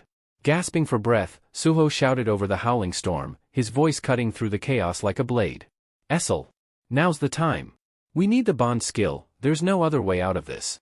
Essel hesitated for just a heartbeat, her eyes widening at the command. But understanding flooded her features almost immediately, and the surprise was quickly replaced by fierce determination. Understood, young monarch, she responded, her voice steady and resolute despite the swirling mayhem around them. A brilliant transformation overtook her as she summoned the depths of her power. Her hair turned a dazzling white, glowing like moonlight against the dungeon's oppressive gloom, while a dark crimson aura flared around her body, pulsing with raw energy. Essel gathered this power into a crackling red sphere, her focus unwavering. This is the moment I've trained for, she thought, her heart pounding with anticipation. I can't afford to falter now. As the orb in her hands grew brighter and more unstable, Essel's mind flickered back to her past missteps, the failures that haunted her. I'd been weak before. But not this time. Her jaw set with grim resolve. This time, I'll be the one to change the outcome. With a final surge of will, she sent the blazing energy toward Suho. The moment it connected, it surged into him like a lightning strike, electrifying every nerve in his body. Essel's aura dimmed instantly, her mana reserves fully depleted. Her knees buckled, and she crumpled to the ground, her hair returning to its natural color. Young monarch, she whispered faintly, her voice barely audible, I hope this is enough. Suho felt the power flood through him, an overwhelming tide that reinvigorated his body and sharpened his senses. His entire being hummed with this newfound strength, and his gaze locked onto Sheikah, the tomb's warden who still loomed atop his throne with an air of malevolent calm. A fierce grin spread across Suho's face as he squared his shoulders. Playtime's over, he growled, his voice dripping with defiance. Now it's my turn. Fueled by Essel's bond skill, Suho exploded into motion. His body became a blur, moving faster than the eye could follow as he hurtled toward Sheikah like an unstoppable force. The very walls of the dungeon trembled beneath his feet, the ground itself quaking in anticipation of their impending collision. Sheikah remained unmoved, his expression cold and unreadable. But as Suho closed the distance, the warden raised his hand, the crimson energy around him flaring violently. His fist pulled back, crackling with dark power, prepared to unleash a devastating counterstrike. Suho charged forward, his unwavering resolve blazing hotter than the oppressive aura radiating from Sheikah. The warden's overwhelming presence, thick with raw, unbridled power, seemed to weigh down the very air, but Suho pushed through it, undeterred. Just as he neared striking distance, a glowing system notification flickered into view. Bond skill, Demon Blast, 67% charged. Suho's mind raced. This is it. My one chance. There's no room for hesitation. He clenched his fists tighter, feeling the energy coursing through him like liquid fire. Letting out a primal roar that echoed through the crumbling tomb, Suho unleashed every shred of his strength and willpower into a single, earth-shattering punch. The moment his fist connected, the impact was nothing short of apocalyptic. A massive shockwave exploded outward, tearing through the dungeon walls and sending shards of stone and bone hurtling in every direction. Sheikah's imposing figure disintegrated under the sheer ferocity of the attack, his body fracturing into countless fragments before vanishing entirely, consumed by the overwhelming force. Far deeper within the dungeon's labyrinthine corridors, Beru's antennae quivered violently as the very ground beneath him trembled. Cracks raced up the ancient walls, dust cascaded from the ceiling, and the oppressive atmosphere shifted. The dungeon itself groaned as it began to collapse. Turning sharply to Amet, Beru's voice rang with urgency. The dungeon's falling apart. The young monarch, he's done it. The dungeon master is defeated. Amet's sharp gaze followed the trembling stakes that bound his chains as they began to loosen, each one falling to the ground with a resonant clang. His breath hitched, something fragile and long dormant stirring deep within his chest, a faint, flickering spark of hope. Barely above a whisper, he murmured to himself, could it be? After all these years, am I finally free? Beru, ever the impatient one, flapped his wings with frustration and barked, hey! Oversized lizard. Quit staring and move. We need to find the young monarch before this place caves in. But Amet didn't move. He stood rooted to the spot, his mind clouded with disbelief. Is this real? He wondered, the weight of centuries of imprisonment pressing down on him even as his chains loosened. Can I truly walk out of this cursed tomb? The memories surged unbidden. He saw Tarnak's twisted grin, the gleam in the spellcaster's eyes as they conducted their cruel experiments. He felt the phantom pain of his body being shattered, rebuilt, and destroyed again, over and over in an endless cycle of torment. They had molded his suffering into strength, but at the cost of his sanity. In a desperate act of rebellion, he had gouged out his own eyes, hoping to escape the agony by plunging himself into darkness. And yet, through all that pain, one memory clung to him like a lifeline, the vivid image of the world beyond this tomb. The serene beauty of untouched nature from his distant youth.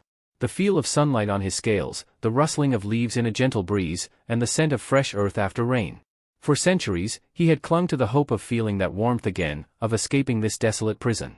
Now, as the dungeon crumbled around him, Amet felt that hope bloom once more. With a deep, shuddering breath, Amet summoned every ounce of courage and lifted his heavy foot, stepping across the invisible threshold that had imprisoned him for countless years. But the moment his clawed foot touched the ground beyond his confinement, the fragile hope that had kindled within him was snuffed out.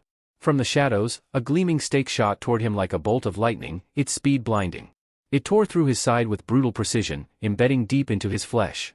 Amet staggered back, a guttural roar of agony erupting from his throat.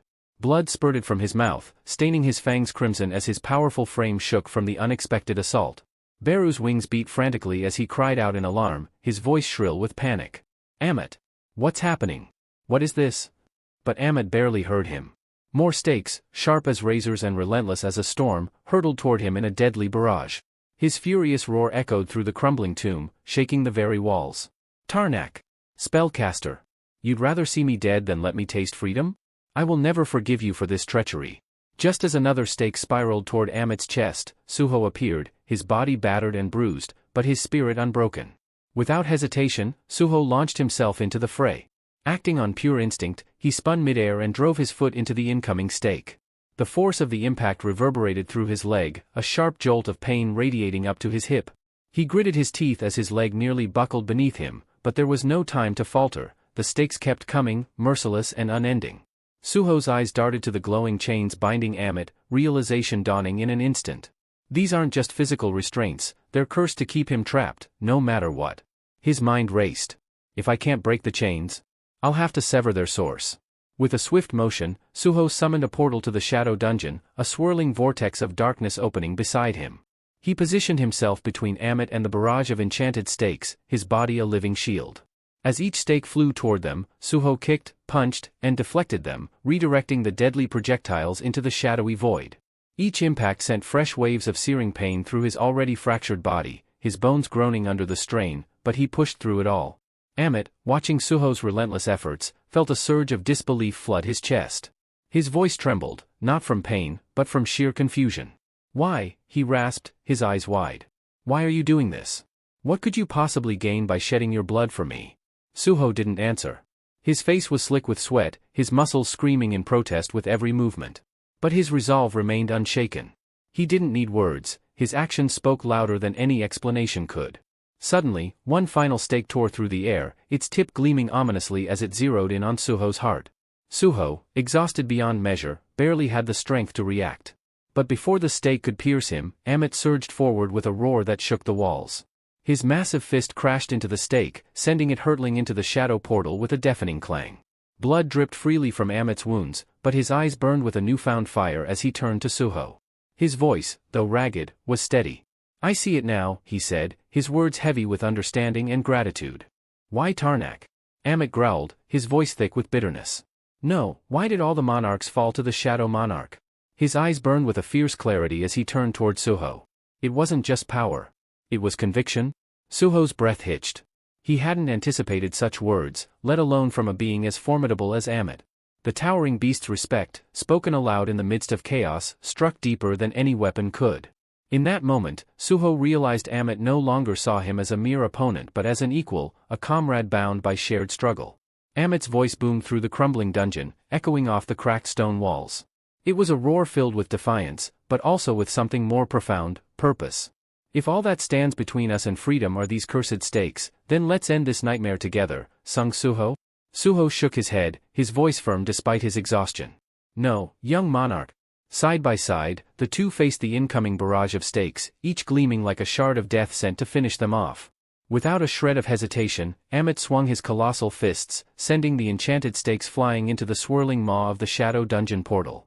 Suho, though his body screamed in protest and his bones felt like they could shatter at any moment, mirrored Amit's determination. He delivered precise, desperate strikes, redirecting each deadly projectile with unwavering focus.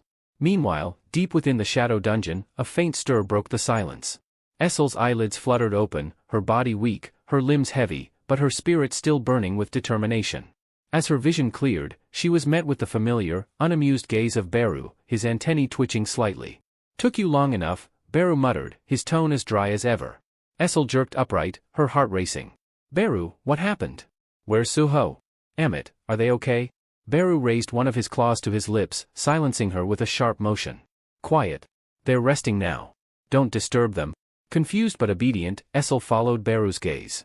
Her breath caught in her throat, and her eyes welled with emotion. There, lying peacefully nearby, was Suho. His chest rose and fell with steady, rhythmic breaths, the tension in his face eased by hard-won victory. Beside him, Amit lay free of his chains, his massive form relaxed, a rare serenity softening his features. Essel couldn't hold back the tears that welled up in her eyes. Her voice trembled as she whispered, He actually did it.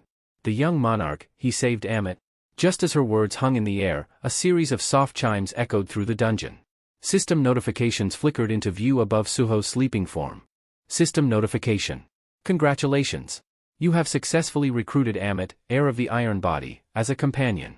Urgent quest, Dimensional Crack, completed. You have leveled up. Quest rewards acquired. Would you like to view them now?" Elsewhere, in a dimly lit office adorned with minimalist decor, a man in a sharp black suit delicately sipped his tea. The faint glow from his tablet illuminated his face as he studied a digital profile, his piercing eyes locked on the image of Sung Jin-woo. A complex mix of admiration and unease flickered across his expression. "Something shifted after Hunter Sung Jin-woo vanished," he murmured, his voice low and contemplative.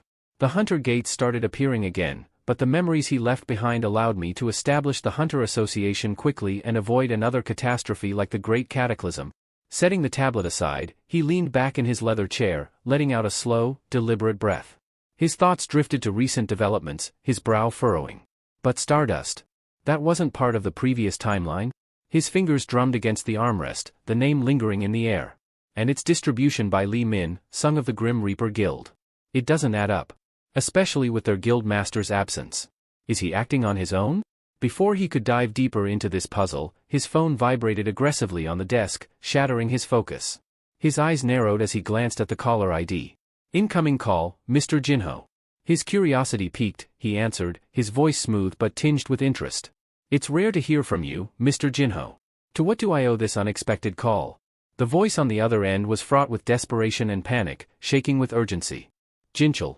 I need the Hunter Association's help. It's about my nephew.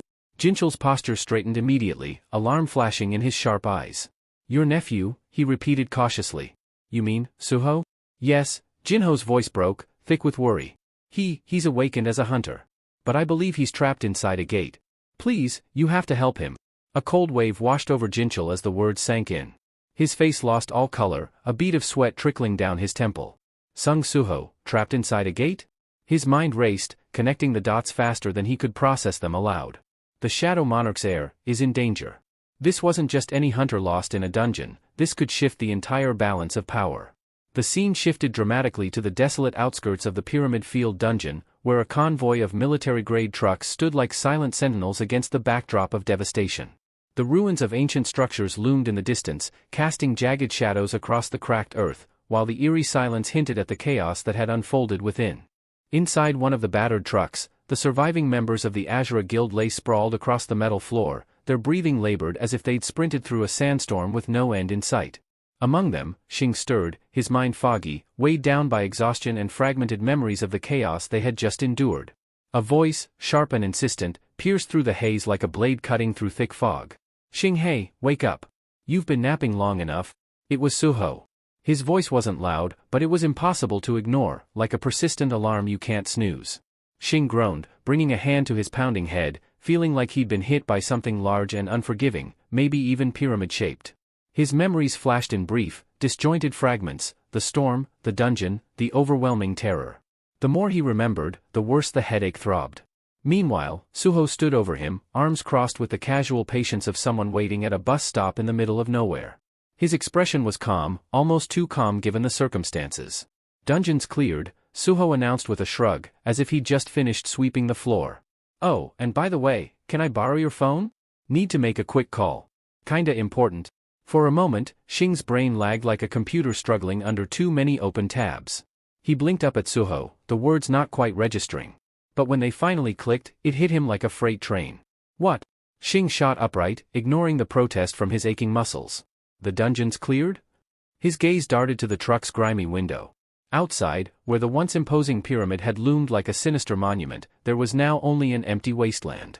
The monstrous structure had vanished, leaving behind nothing but a barren expanse of cracked earth. It looked as though someone had performed the world's most dangerous disappearing act. The scene shifted to the bustling Cairo International Airport, its halls alive with the hum of travelers, blaring announcements, and the rolling of suitcases over polished floors. Amid the chaos, Suho and the remaining Azura Guild members gathered near the departure gates, their faces marked by exhaustion but also relief. It was a bittersweet farewell. The group shared quiet words and firm handshakes, the weight of their shared ordeal hanging heavy in the air. Xing extended his hand to Suho, his gratitude clear in his eyes. I won't forget what you did back there, Xing said, his voice steady despite the emotions beneath. Let's stay in touch, yeah? Even after you're back in Korea. Suho scratched the back of his head, a sheepish grin tugging at the corners of his mouth. Thanks, man. And I appreciate you guys helping me get a flight back home, and, well, reconnecting me with my uncle, Suho replied, his grin softening as he thought about the call he'd made. The memory of his uncle's voice, panicked and on the verge of a heart attack after learning Suho had been in Egypt battling something that made an S-rank monster look like a stray kitten, echoed in his mind. Suho's smile faded slightly, the weight of his uncle's worried words lingering in his thoughts as he prepared to board his flight back to Korea, unsure of what challenges awaited him next. The incident had been quietly reported to a contact within the Hunter Association, and now a summons to their headquarters loomed like a storm cloud over Suho's head.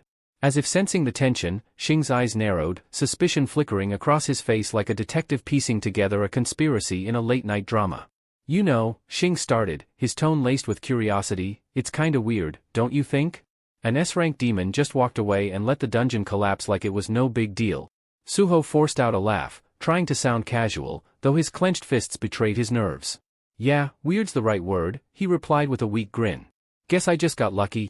But inside, Suho winced. If Xing ever found out the truth about Amit, I'd never hear the end of it. Meanwhile, deep within the shadow dungeon, a realm pulsing with dark energy and oppressive silence, Amit stood tall. Though still wrapped in heavy chains that clanked ominously with every slight movement, his presence radiated undiminished power. Suho and his companions observed from a distance, the weight of the situation sinking in. Essel sighed, her voice tinged with resignation. So, in the end, the chains couldn't be broken? Suho glanced at Amit, his expression unreadable. So, you're stuck here because of those chains, huh? Suho asked, his tone calm but pointed. And since I didn't fully unseal you, does that mean you're backing out of your promise? Amit let out a deep, booming laugh that echoed through the dark expanse like thunder.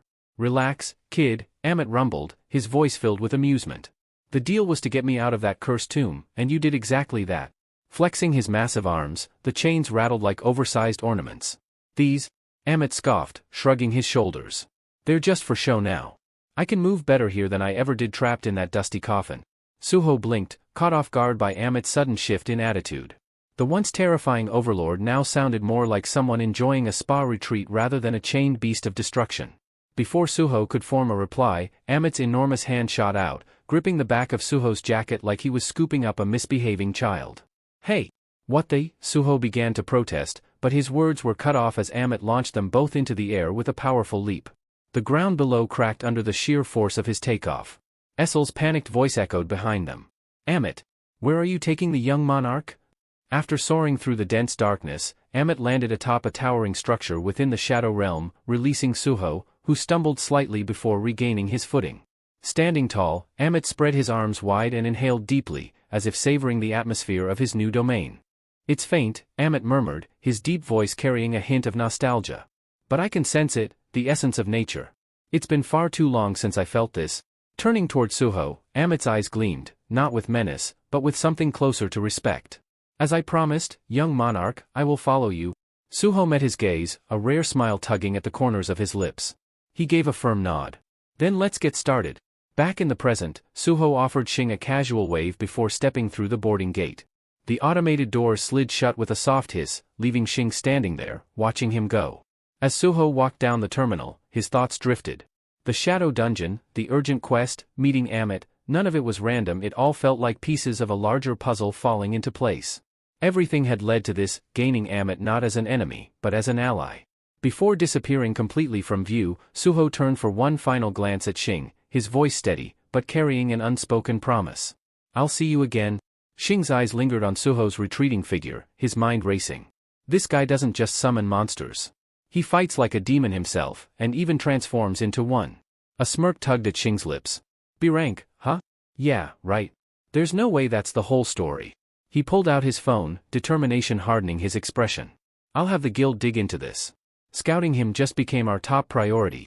As Suho continued down the terminal, a familiar ripple stirred from the shadow beneath his feet. Beru emerged smoothly, his presence as natural as breathing. It's been a while since I've flown on one of these metal birds, Beru quipped, his tone light. Suho chuckled, shaking his head. Not like we had much of a choice. The gate back to Korea is still sealed.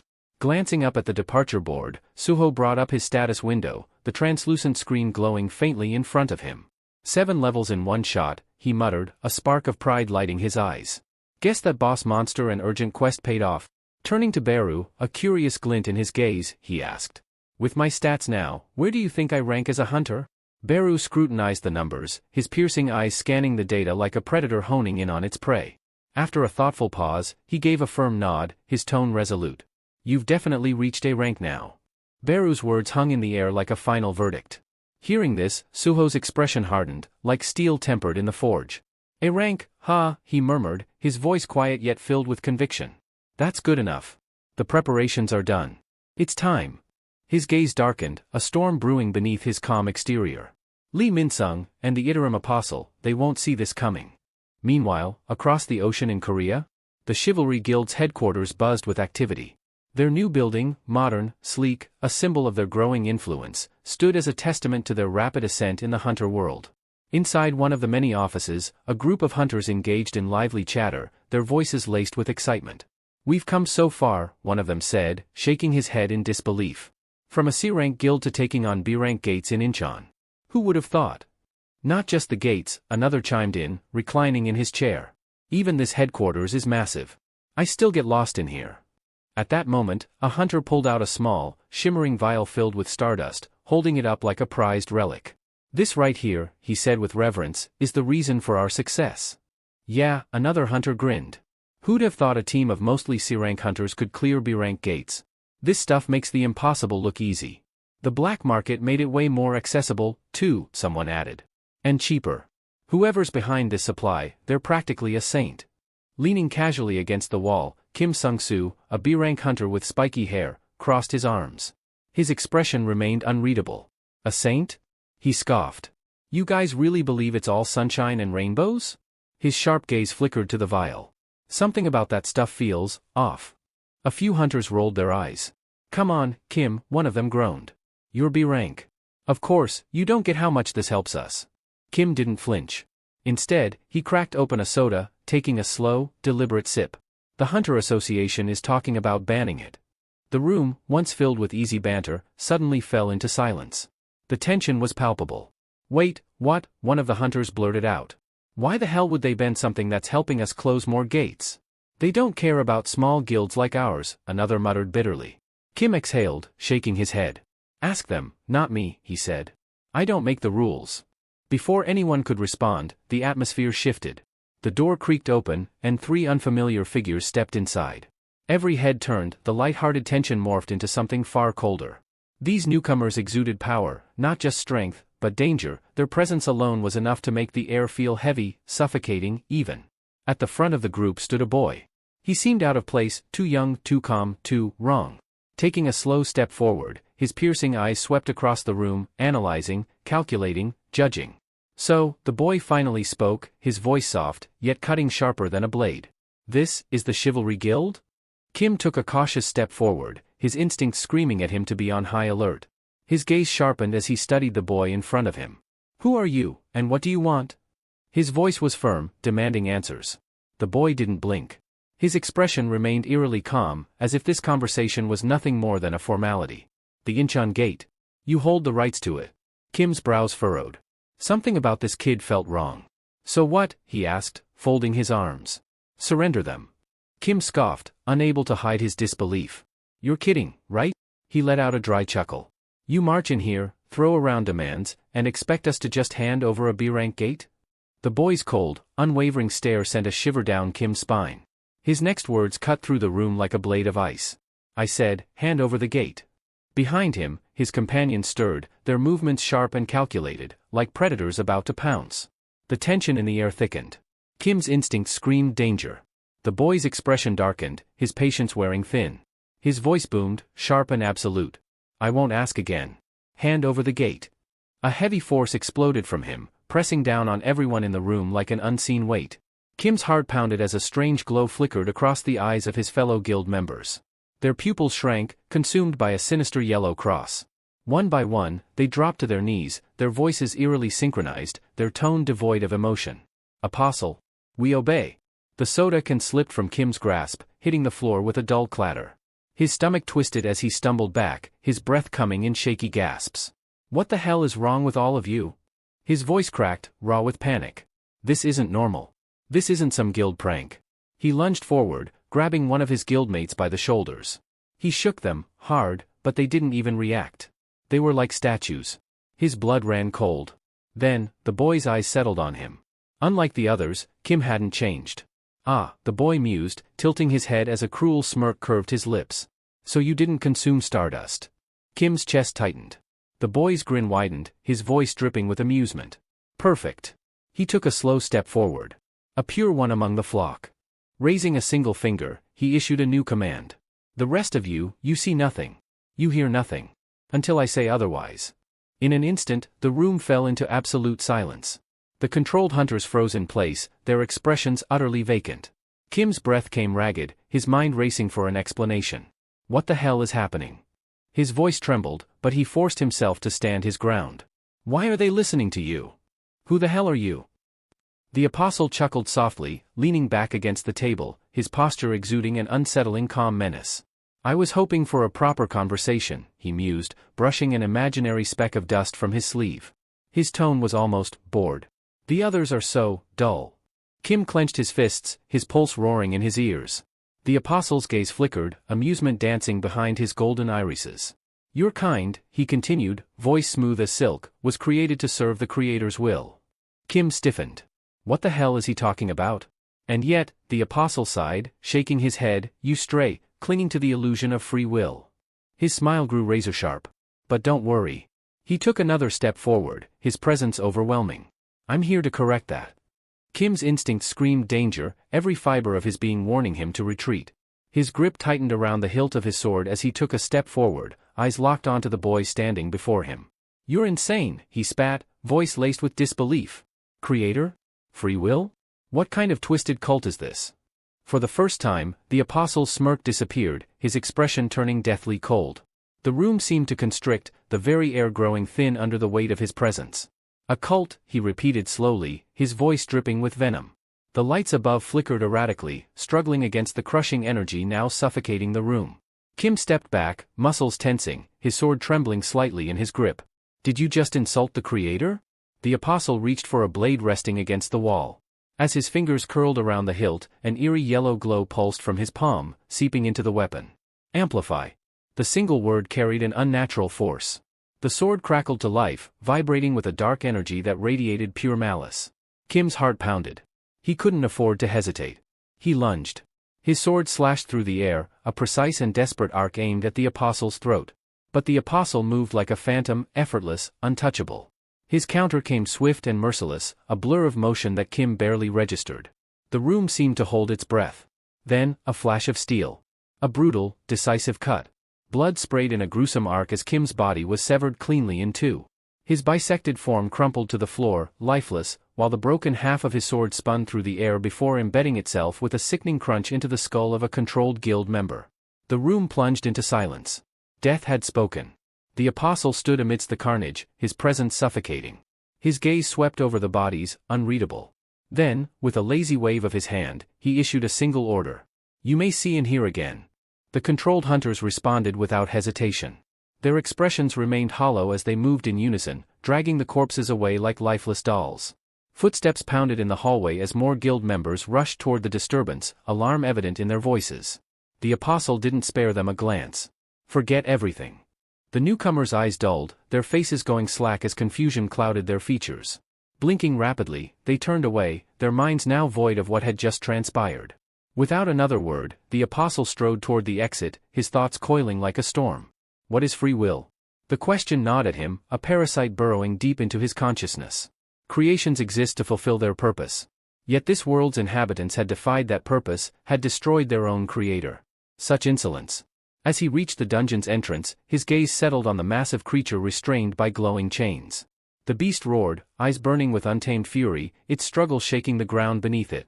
The apostle watched for a moment, then smiled.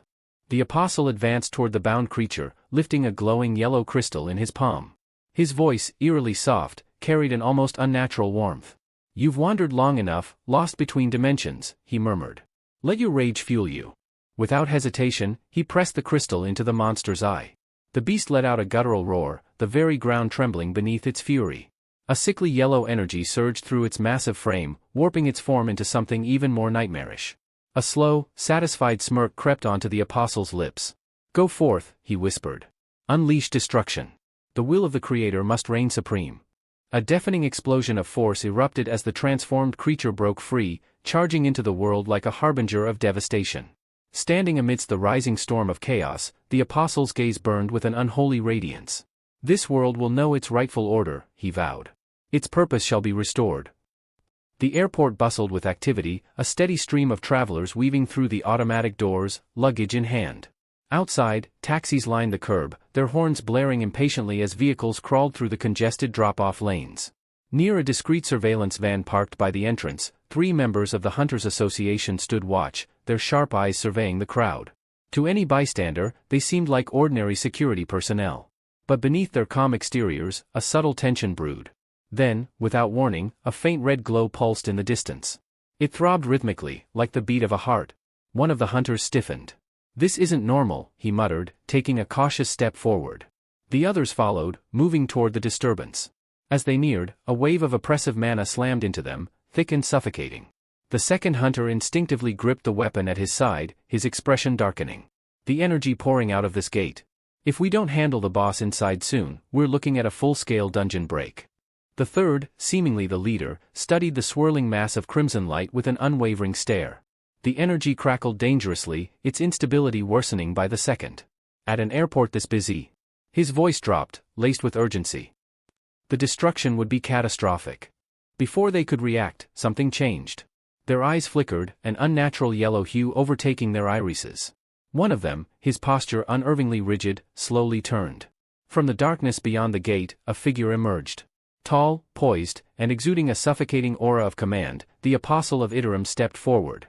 Silent figures flanked him, their presence ominous, their intentions unreadable.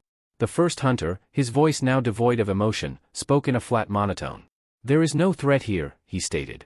"We'll inform the association that everything is under control, Apostle." The Apostle's gaze shifted to the gate, its chaotic energy writhing like a living thing. A smile ghosted across his lips. The Apostle stood in silence, his expression unreadable as the inevitable unfolded before him. The dungeon, its structure strained beyond its limits, finally shattered. From the gaping rift, monstrous entities poured forth, their grotesque forms twisting with primal fury.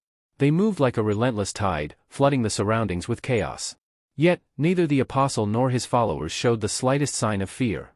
Instead, his gaze remained distant, as if lost in thought. While others would have seen only the carnage before them, he was drowning in memories, visions of a time long past. His thoughts surfaced, an unspoken monologue reverberating within his mind. Creations. Beings forged solely to enact the will of their makers. If they wished for war, we led countless battles in their name. If they desired treasures, we stripped them from the hands of the undeserving. A shadow flickered across his face as his mind sank deeper. Our existence had but one purpose, to fulfill their desires, to be the instruments of their will.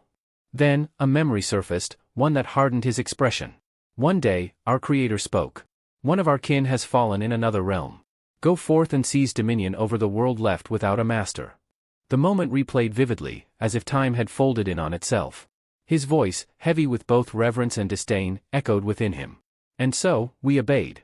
The grand army of the divine was mobilized, countless faithful gathered to fuel the crusade. But the passage between dimensions demanded an unfathomable toll. With each step forward, the void narrowed, allowing fewer of us to continue. Those left behind were lost forever, swallowed by the abyss between worlds. A flicker of red reflected in his cold eyes, mirroring the glow of the dungeon as his mind delved further into the past. For ages, we pressed onward, sacrificing all that was necessary. Until finally, we arrived. We stood upon the threshold of the forsaken world. His thoughts sharpened, each word in his mind carrying the weight of a blade. But what awaited us was not an empty domain ripe for conquest. No, standing before us was the very embodiment of terror. Darkness. An abyss so vast and absolute that it eclipsed all hope of victory. A grim stillness settled over him as the memory continued to unfold. It was not merely a barrier, it was a force. An entity beyond comprehension. In an instant, entire battalions were erased, swallowed by the infinite void. And from that abyss, an army emerged. A legion forged of shadow, led by generals whose power dwarfed even the greatest of the divine. The Apostle's fingers curled slightly, a rare display of emotion as he relived the nightmare. The darkness had not simply been an obstacle. It had been annihilation itself. The battle that ensued was unlike any conflict they had ever waged. Every warrior who fell did not simply perish, instead, their very essence was devoured and reshaped by the abyss, twisting them into ghastly shadows of their former selves. The divine army, once unshakable, found itself facing an enemy that grew stronger with every fallen comrade. The more they resisted, the more the darkness fed on their despair, its power swelling with each passing moment. What had started as a conquest in a world abandoned by its master soon spiraled into a war that bled into other realms. The divine forces, who had once marched with certainty, now staggered beneath the weight of their losses. The apostles, beings once revered for their unwavering faith, felt the first stirrings of doubt creeping into their minds. The apostle clenched his fists as the bitter memory resurfaced. Defeat, a notion they had never entertained, had become an undeniable reality. The casualties mounted, morale crumbled, and even the strongest among them began to waver. It was in this moment of desperation that Teal, God's chosen envoy, stepped forward, his presence radiating an aura of unwavering certainty. "This is not a loss," Teal declared, his voice cutting through the despair like a blade. "This is an opportunity." The apostle had listened in silence as Teal explained his reasoning. "Our passage between dimensions came at a great cost. The same applies to the darkness. It has withdrawn from the masterless world, and it cannot return easily, for the expenditure of mana was immense." More importantly, Teal's eyes gleamed as he delivered his final revelation. "The life forms of that world, they are devoid of mana." A murmur spread through the ranks. If that were true, then, "If we release the mist burns," Teal continued, his tone brimming with certainty, "we can seize control from within." The apostles exchanged glances, their intrigue evident. "The mist burns," Teal elaborated, "are the most fragile among our ranks. Their bodies are weak, their minds fractured, but their faith is absolute. Once ignited by divine fire, they become conduits of belief, spreading it like an unstoppable plague. And among those who lack mana, their influence will be unchallenged." A plan took form, one that was as audacious as it was brilliant. Instead of engaging in direct warfare, they would infiltrate, convert, and consume. Faith would spread like wildfire, and as more believers emerged, their collective devotion would manifest a sanctuary, a divine foothold that would allow them to invoke a miracle. It was a risk, but it was one they could not afford to ignore. Without hesitation, the divine army accepted Teal's strategy. Acting swiftly, Teal divided his divine essence into 5 fragments, each entrusted with a different purpose. The weakest among them was imbued with the embers of the mist burns, a mere sliver of power, barely perceptible. It was small enough to slip past the abyss' ever-watchful gaze, and so, undetected, it crossed into the masterless world. The plan had unfolded exactly as intended. The fragment infiltrated the world unseen, spreading its influence among the inhabitants. But just as their victory seemed assured, an unforeseen complication arose, one that threatened to upend everything. Contrary to their understanding, not all life forms in the masterless world were powerless. Some had awakened mana. A revelation that could jeopardize their entire plan. The fragment unearthed a truth that defied prior understanding. This world's sudden connection to mana was not a natural occurrence, but the aftermath of an event known as the Cataclysm. It was this moment in history that had reshaped the world's very foundation, infusing it with the energy that had once been absent. In the present, the apostle stands amidst the restless flow of the airport, his mind lingering on these revelations.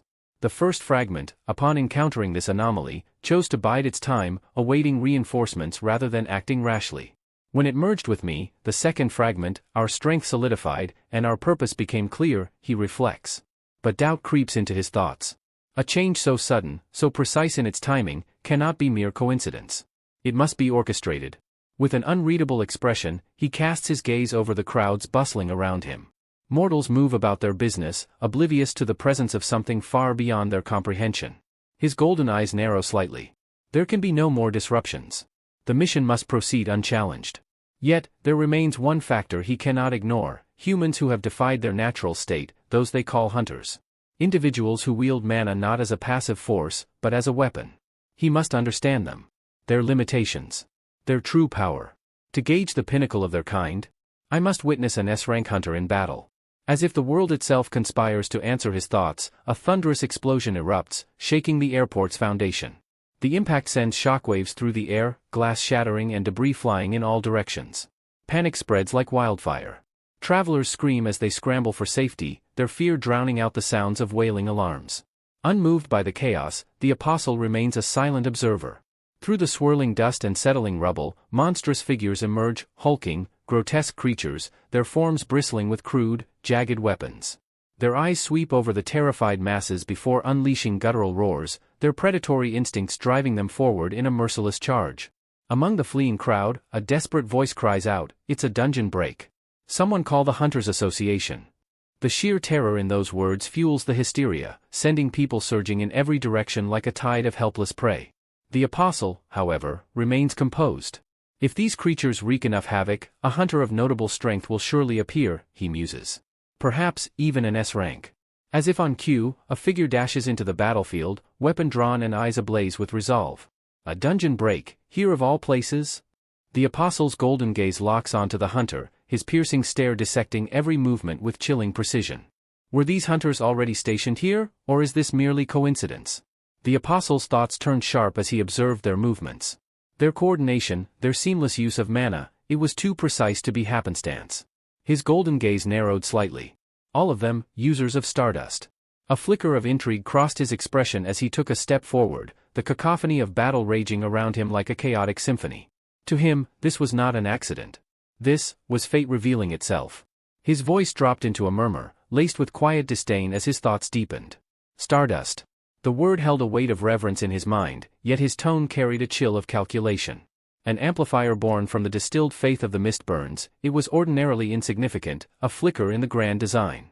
But under the influence of Amplify, a gift bestowed upon him through Teal's divine ability, that minute faith became a force capable of warping reality itself.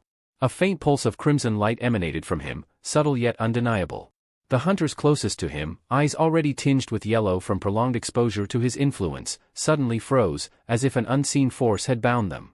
Their expressions slackened, their postures stiffened, and in mere moments, their minds crumbled beneath his will. One hunter, his grip still firm on his sword, turned his vacant stare toward the apostle. "You are an obstruction." His words were devoid of warmth, spoken as an absolute decree. "Leave." Without hesitation, the hunter sheathed his weapon and bowed slightly.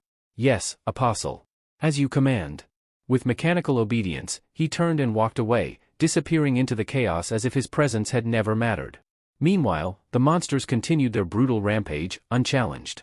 A goblin, its jagged dagger glistening with malice, darted toward a defenseless woman. She barely had time to scream before the blade plunged into her back, driving her to the ground. The creature cackled gleefully as it continued stabbing, each thrust of its weapon met with a fresh spurt of crimson. The apostle stood motionless as blood splattered at his feet.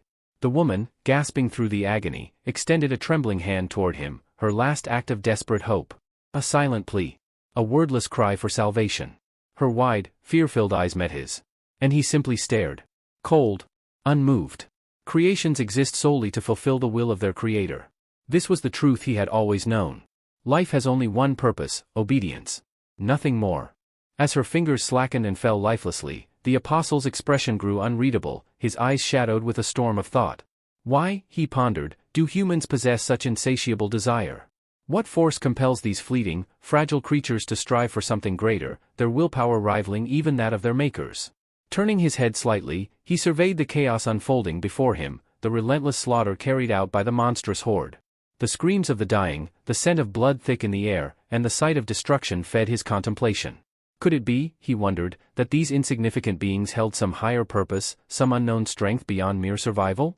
Meanwhile, amidst the devastation, a lone man dashed frantically through the blood-stained streets, his breath ragged with panic. His wild, terror-stricken gaze caught sight of another figure moving against the tide of fleeing survivors. Unlike the rest, this one walked forward, closing the distance toward the carnage with an unsettling calm.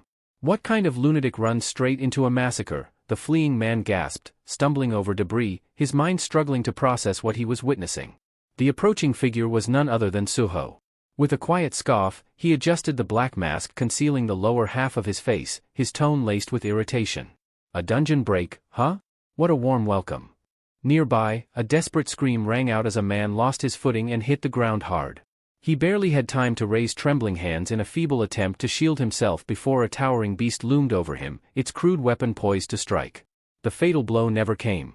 A powerful kick crashed into the monster's face, sending it hurtling backward as its club tumbled to the ground with a heavy thud.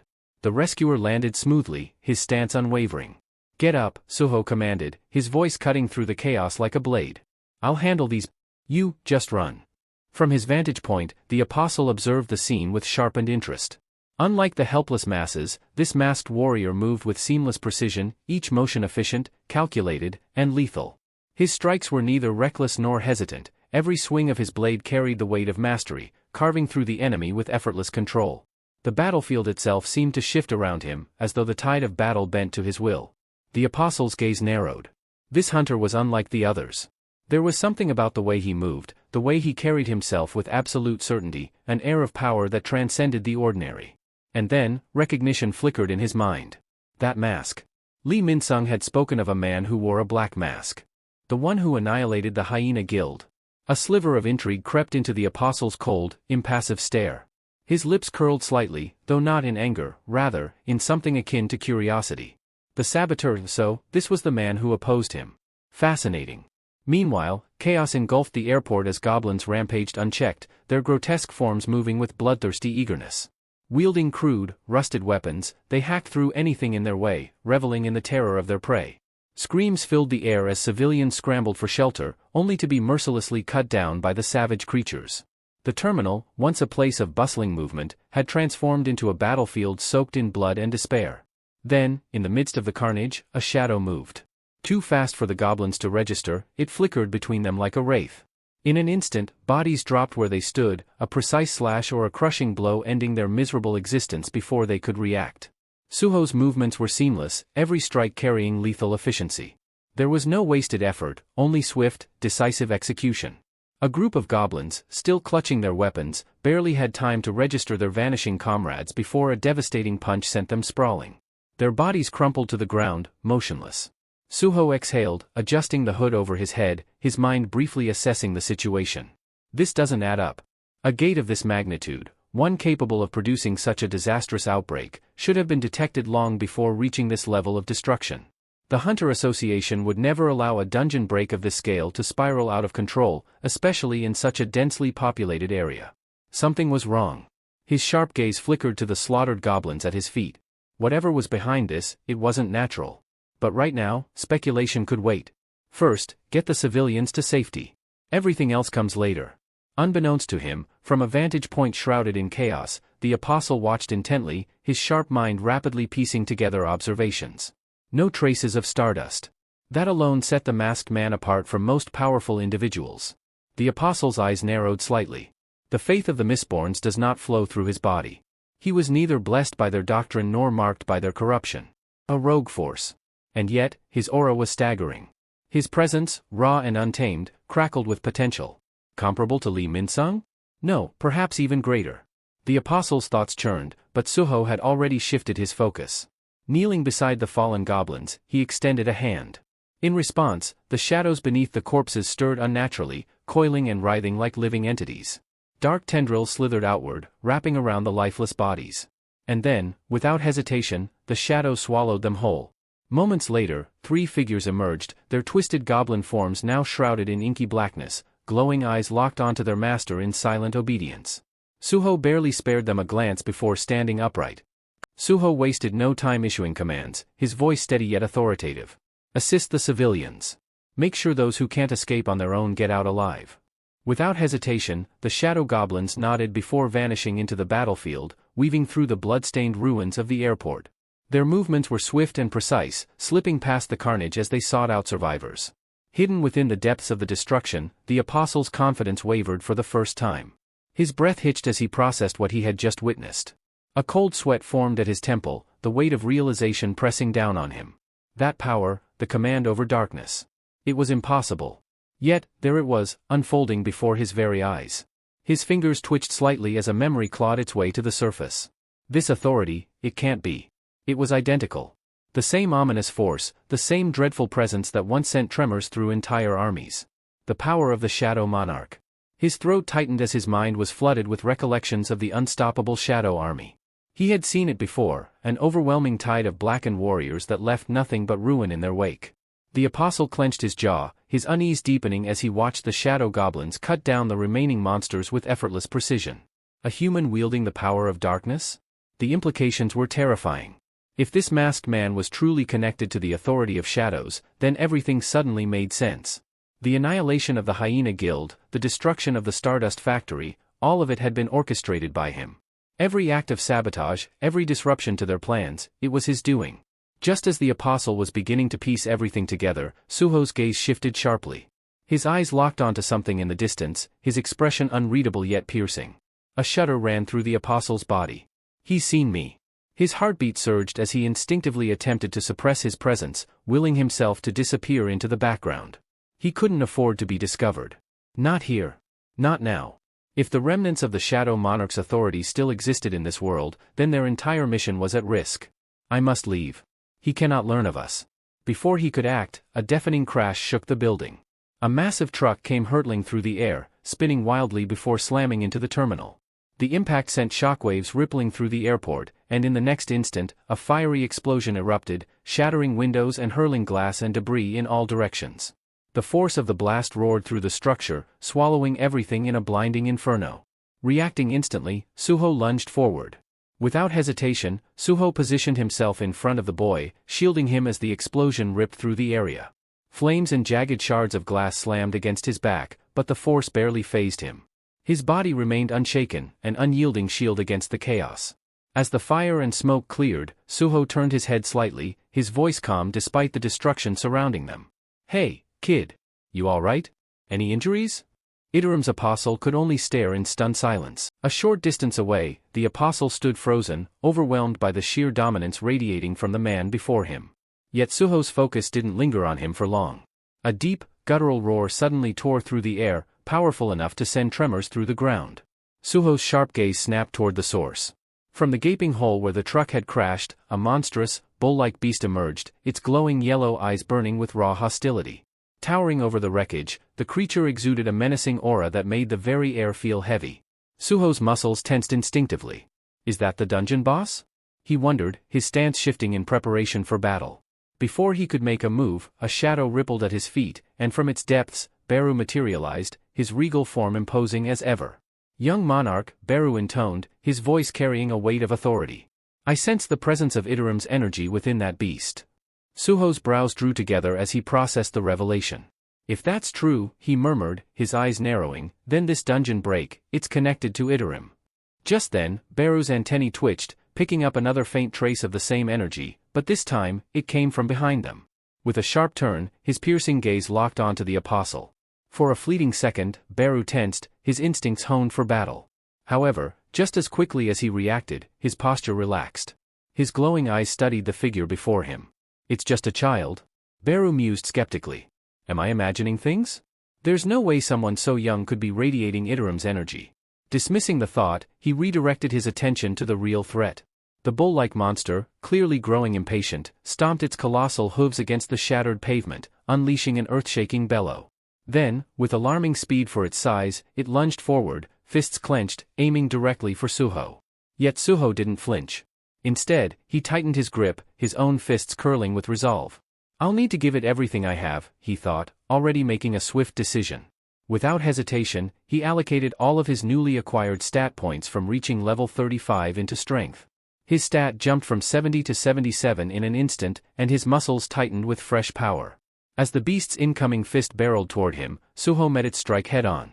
The moment their fists collided, a deafening crack rang out, followed by a violent shockwave that sent debris flying in all directions. The sheer force of their clash sent spiderweb-like cracks spreading across the ground beneath them, as if the very earth recoiled from their battle. Neither Suho nor the monster relented.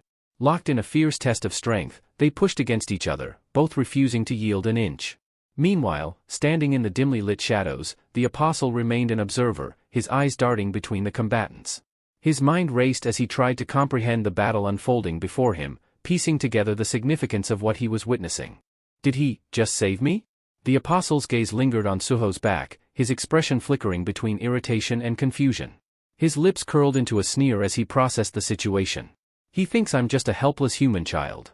Watching the battle unfold, the apostle's sharp eyes studied Suho with renewed interest.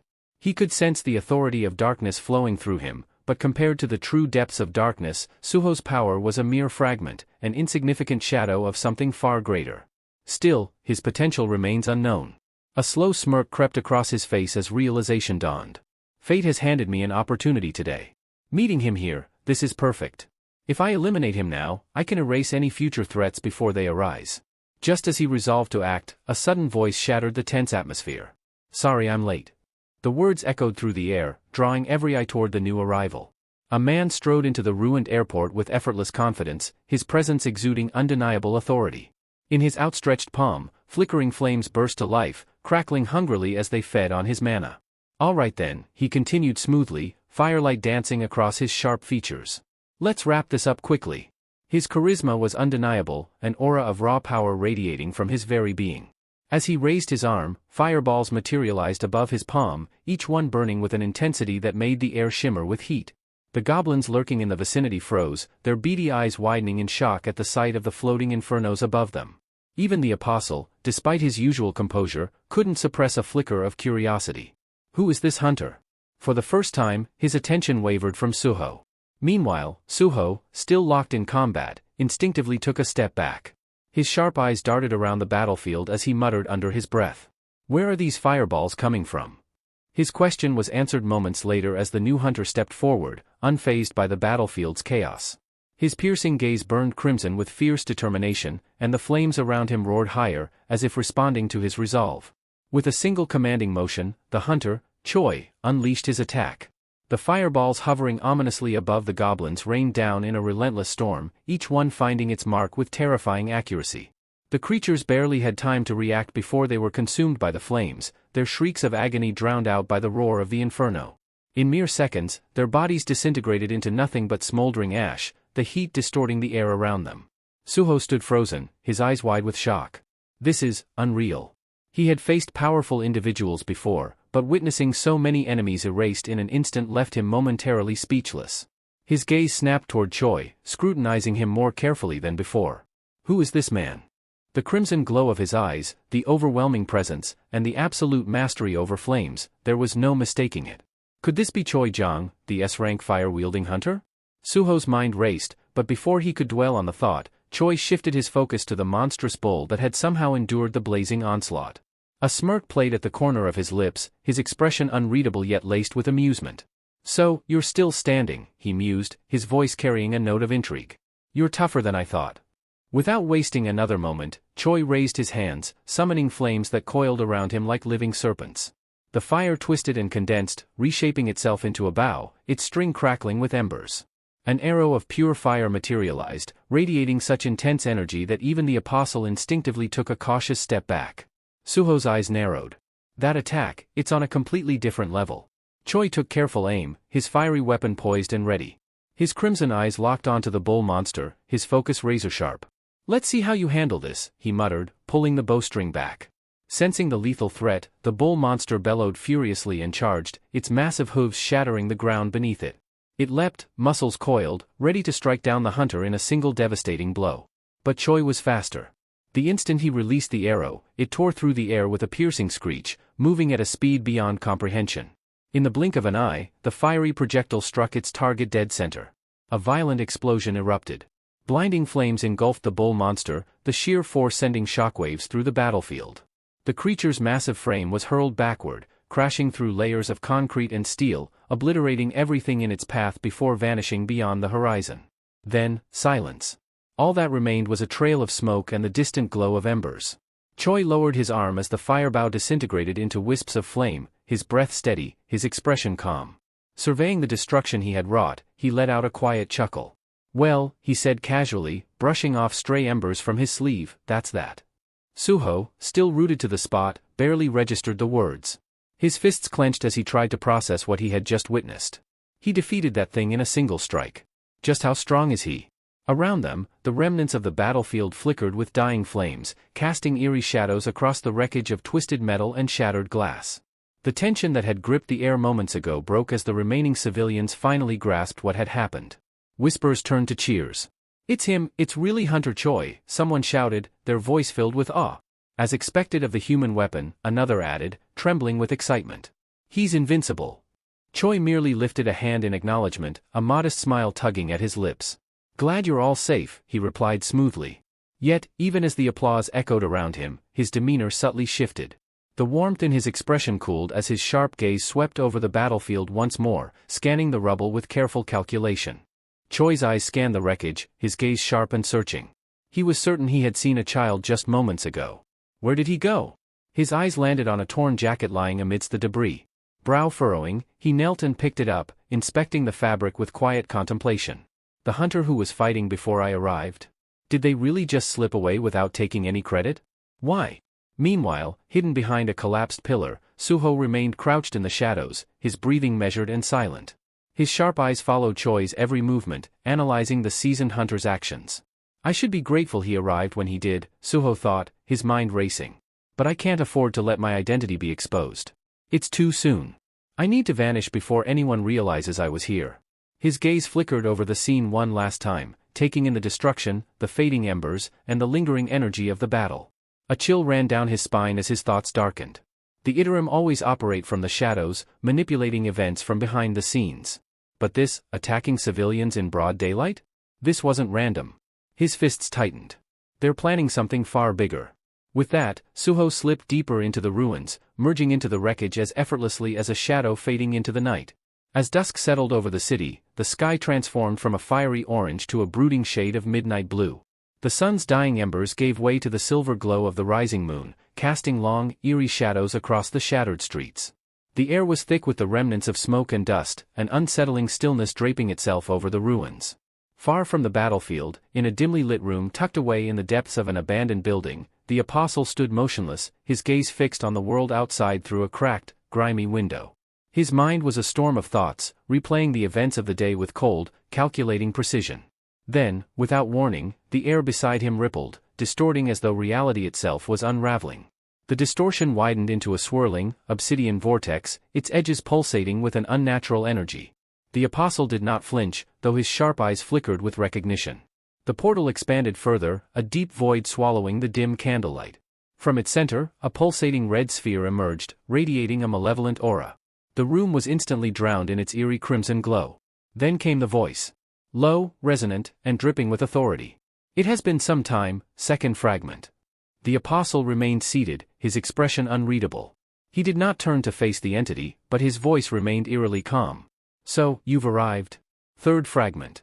His words carried a finality, like a man speaking his last before an inevitable fate. Before I relinquish this vessel to you, I will give you a summary of what lies ahead. There was no emotion in his tone, only a quiet acceptance. There are beings among the humans, he continued, his gaze still locked on the window, who possess magical power. They call themselves hunters. And among them, the strongest, those ranked as S rank, are particularly dangerous. We must tread carefully, the apostle murmured, his voice lowering into a hushed, almost conspiratorial tone. His golden eyes flickered with intensity. There is one among them, a variable that cannot be ignored. He must be. Before he could finish, the third fragment's voice cut through the air with cold detachment. That's enough. The apostle fell silent as the entity continued, its tone devoid of patience.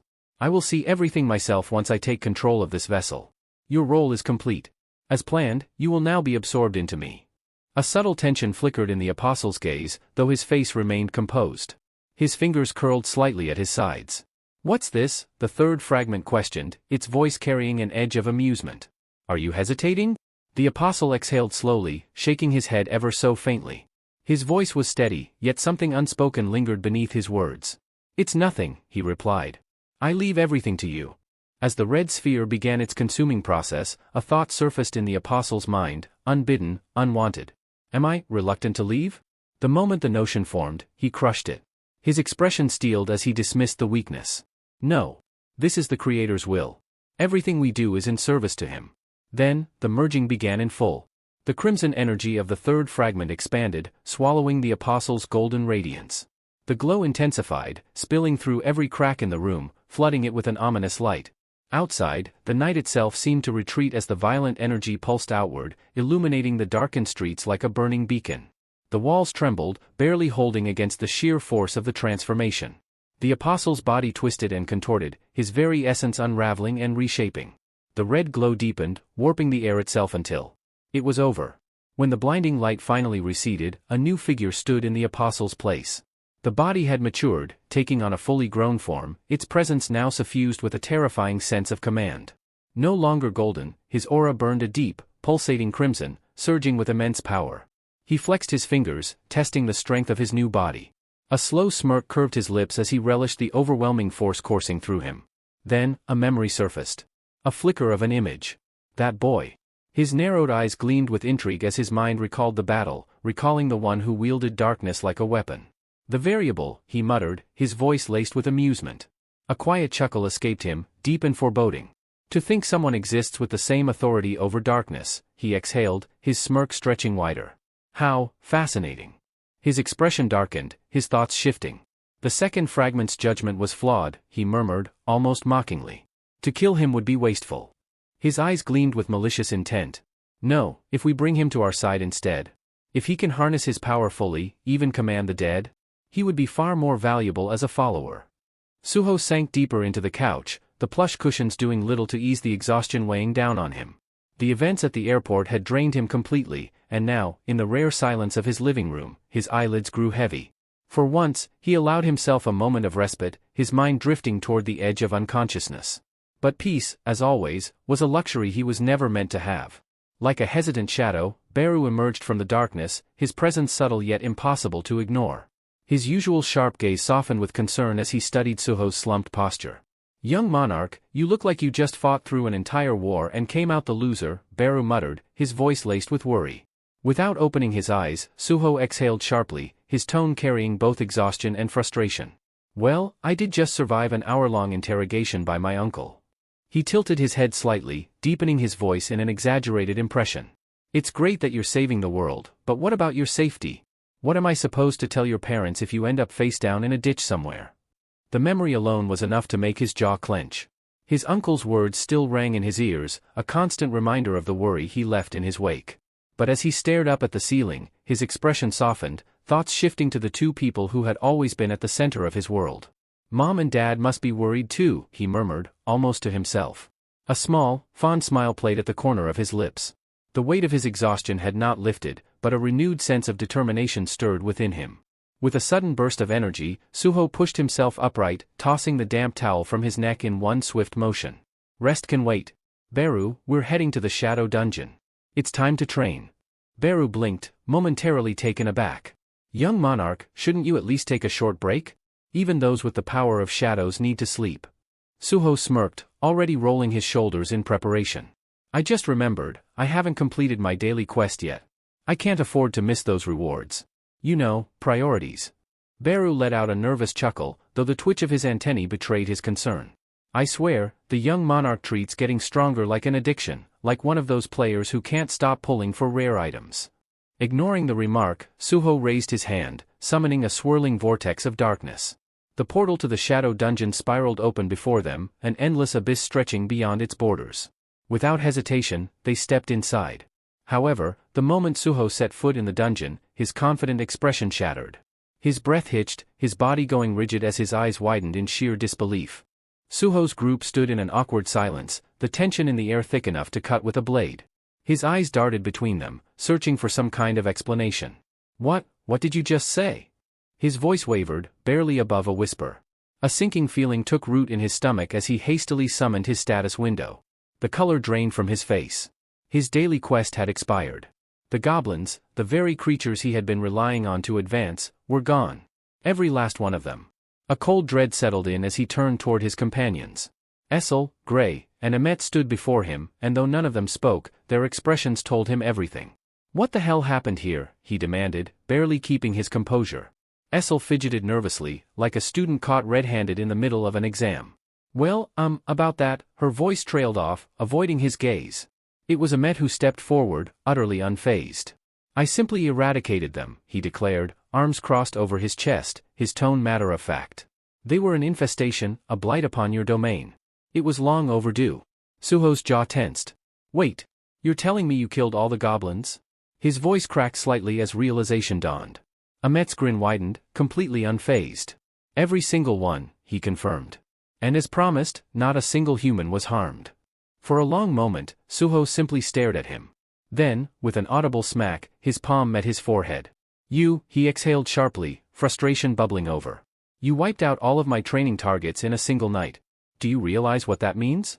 My growth rate just plummeted." Amet chuckled, clearly unbothered by Suho's outburst. "If you seek strength, young monarch, then why limit yourself to mere goblins? I shall personally oversee your training." Suho blinked. You can train me?" Amet's chuckle took on a darker edge. "Do you think I was simply born with this strength? No, true power is forged through relentless training. If you desire to surpass your limits, I will ensure you do." Before Suho could react, a familiar chime echoed in his ears. His system window materialized in front of him, displaying an unexpected notification. "Congratulations. You have unlocked a hidden quest, preparation to become stronger." He blinked, scanning the text, his mind scrambling to process what had just happened. "Well," he muttered, rubbing his temple. "I guess I don't have much of a choice." With a resigned sigh, he accepted the quest. Ahmet's laughter rang out, deep and ominous, like a villain reveling in his master plan. Uneasy, Suho opened his quest log, skimming over the requirements. Let's see. 100 push-ups, 100 sit-ups, 100 squats, and a 10-kilometer run. He squinted at the screen before deadpanning. What is this, the Saotama training regimen? Ahmet's grin turned positively wicked. Oh, but there's more. A second notification appeared. New condition added, you must complete all tasks while carrying Ahmet. Suho's head snapped up, his expression one of pure disbelief. You want me to do what? Are you insane? Ahmet merely placed a hand on his chest in mock reassurance. Don't worry, young monarch. I will make myself lighter. Before Suho could argue, a thick mist-like aura enveloped Ahmet's form. His body began to shrink, his once imposing figure gradually compressing until he was barely the size of a child. Suho, Essel, and Gray could only stare in stunned silence. That is equal parts horrifying and impressive, Suho muttered under his breath. Ahmet stepped forward, placing a hand on Suho's shoulder. His now smaller fingers gripped firmly, his gaze unyielding. This should suffice. Now, let us begin. Suho, already questioning his life decisions, lowered himself into the push-up position. All right, let's get this over with, he muttered. Despite his outward determination, panic clawed at the edges of his mind. How is this even remotely fair? Before he could dwell on it further, the system chimed, a new notification flashing before his eyes. Bond skill is currently locked due to the power gap between player and Ahmet. Requirement, level 80 to unlock. Suho's soul nearly left his body. Fantastic, he groaned internally. Just what I needed. Ahmet wasted no time, hopping onto Suho's back with an ease that felt almost mocking. The instant he did, Suho's arms buckled, his body trembling under a weight that felt less like a person and more like a collapsed building. A deep crack echoed from the ground beneath him. Essel and Gray watched, frozen in shock. Meanwhile, Beru murmured, I think the young monarch is about to die. Ahmet let out a hearty laugh. Ah, I may have forgotten to mention, while I can shrink my size, my weight remains unchanged. Suho's face contorted in agony. You're crushing me, he gritted out, his entire body quivering. Sweat poured from his forehead, dripping like a leaking faucet. Ahmet leaned closer, his expression amused. That's the idea. To grow stronger, one must first be broken down. Suho clenched his teeth, barely holding himself together. Yeah, well, I'm definitely about to break. Ahmet's laughter rang out, unbothered. Good. Now, give me 99 more push-ups, young monarch. Suho let out a strangled groan. Just kill me already. Miles away, in a derelict structure on the outskirts of Paiju's field-type dungeon, a different kind of suffering unfolded. The air inside the ruined building was thick with the sound of muffled screams. A mistborn creature convulsed violently, its distorted form writhing in agony. Dim, flickering lights cast eerie shadows on the walls, which were smeared with unsettling stains. The place resembled a crude, makeshift laboratory, half-destroyed equipment littered the floor, and the scent of rusted metal and burnt flesh lingered in the air. Standing amidst the chaos was Lee Minsung, his sharp eyes locked onto the tortured creature. He exhaled slowly, the smoke from his cigarette curling lazily around him. The approaching sound of footsteps barely registered to him. He didn't even bother turning around. So, you finally decided to show up, he muttered coolly. Taking another long drag from his cigarette, he exhaled before speaking again, his tone laced with barely restrained irritation. How much longer am I supposed to keep doing this? Before he could continue, a low, guttural voice cut through the air. Human, you should feel honored to be a part of this.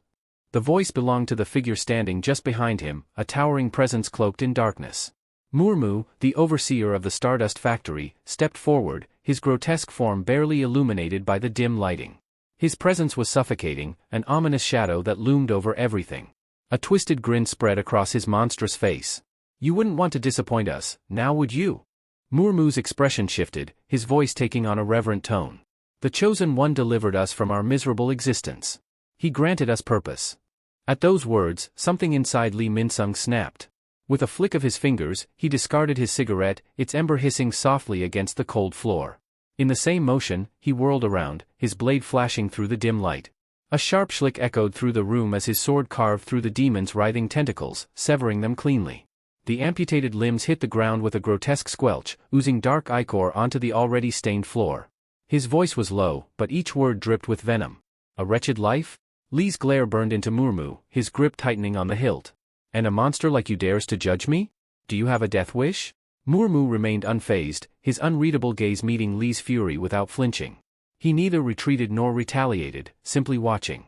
With an irritated scoff, Lee sheathed his sword, the blade sliding back into its scabbard with a sharp click. Enough of this, he growled. Where's the kid? Murmu's lips curled into a knowing smirk. The apostle is preoccupied. Lee's eyes narrowed dangerously. His voice dropped into a quiet threat. Lim Taegu will return to Korea soon. Tell your apostle to honor his promise. Instead of responding immediately, Murmu reached into the folds of his robes, retrieving a small glass vial. Within it, a thick, swirling substance glowed ominously, concentrated stardust, its sinister energy pulsing like a heartbeat. Holding it up, he turned to Lee with an almost amused tilt of his head. You've been given this already, haven't you? The demon's voice was laced with intrigue. Why do you refuse to use it? Lee didn't answer, his gaze locked onto the vial with open disdain. Murmu continued, his voice almost wistful as he reminisced. The chosen one came to me after the Shadow Monarch shattered the demon realm. I was left to rot in the dimensional rift, abandoned, barely clinging to life. But he saved me. And thanks to his gift, the berserk poison, stardust, spread across the realm. We annihilated the later household, those wretched traitors. Lee remained unimpressed, his expression hardening with every word. Sensing an opening, Murmu pressed on. If you follow the apostle, you will gain strength beyond your wildest imagination. You could crush this Lim Taegu without effort. Is that not what you desire? Lee's response was swift, his voice sharp as a razor's edge. Don't act like you understand S-ranks. Without another glance, he ground the smoldering remains of his cigarette under his boot and turned for the exit. Keep your cultist garbage to yourself, he muttered coldly. I'm never touching that stuff. As he strode away, Murmu's voice followed him, taunting. Foolish human. You'll always be a loser. Lee didn't react, but his clenched jaw spoke volumes. Once outside, he headed toward his car, his mind clouded with grim thoughts. I just have to endure this until that kid takes out Lim Taegu. His fingers drummed restlessly against the steering wheel. After that, I'll hand them all over to the Hunter Association. Let them deal with this mess. He exhaled slowly, his eyes dark with something unreadable. I was untouchable once. I'll make sure things go back to how they were supposed to be. With that, he started the engine, disappearing into the night. Unbeknownst to Lee Min-sung, a silent observer lurked in the darkness, carefully watching his every move. The hunter pressed a finger to his earpiece, speaking in a measured tone. Association Chairman, Lee Min-sung just exited Paiju's field dungeon. I'm willing to bet that's where stardust is being produced. On the other end of the call, the chairman's face darkened. Understood. Hunter Miho, keep tracking him. As the call ended, Chairman Lee turned toward Choi, who stood nearby, flipping through a stack of reports. Without looking up, Choi spoke, a hint of satisfaction in his voice. It seems we're finally closing in on Lee Min-sung's activities, Chairman. The chairman's expression remained severe. During the airport dungeon break, all staff assigned to monitor the surrounding gates reported experiencing simultaneous memory loss. His fingers tapped lightly against his desk. Every single one of them had ingested stardust.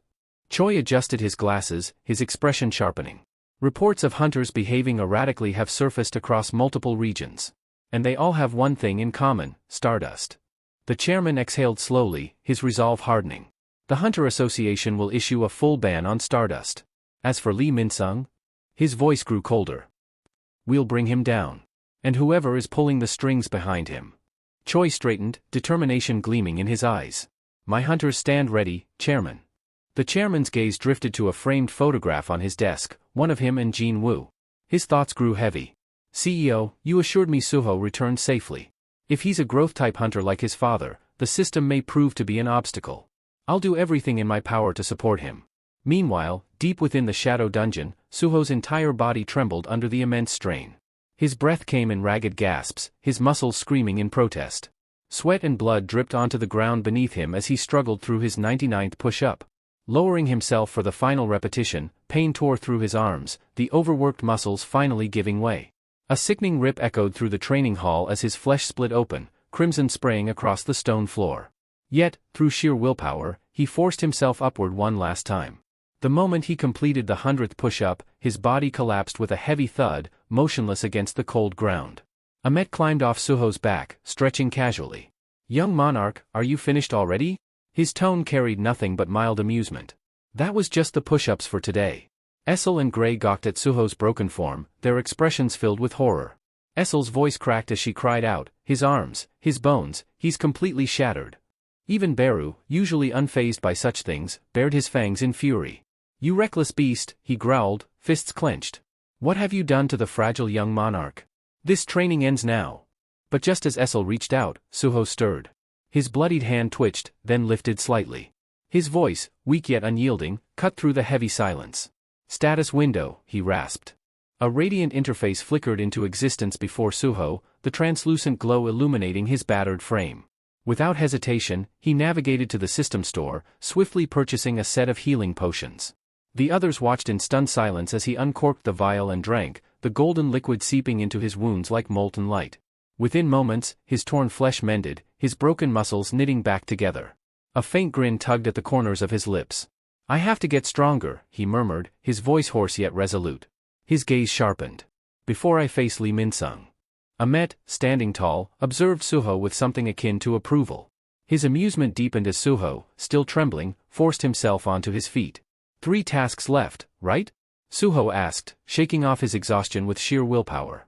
His breaths were labored, but his determination blazed brighter than before. Ahmet chuckled, the sound low and ominous. "You've got fire, young monarch, but we're just getting started."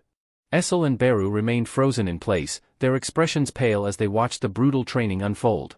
Their eyes darted between Suho and Ahmet, their unease growing with every grueling exercise. Today, Ahmet had escalated the challenge even further.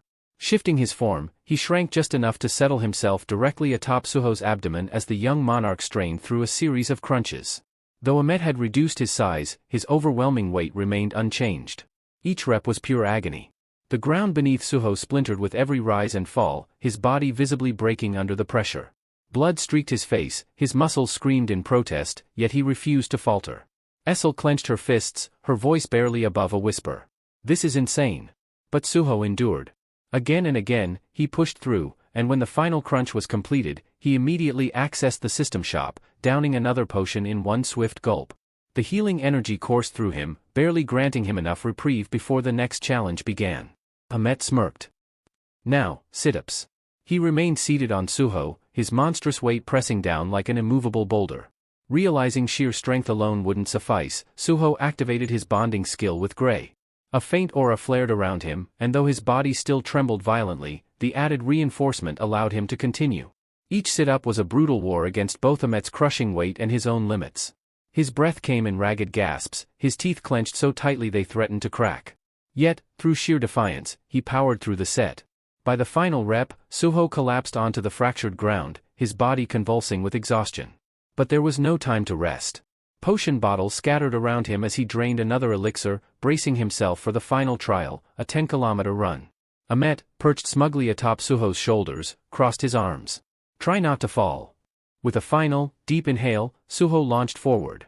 Each step sent tremors rippling through the dungeon floor, his feet carving deep imprints into the cold stone. Sweat drenched him, streaming down his face in rivulets. His lungs burned, his muscles screamed for mercy, yet he kept running.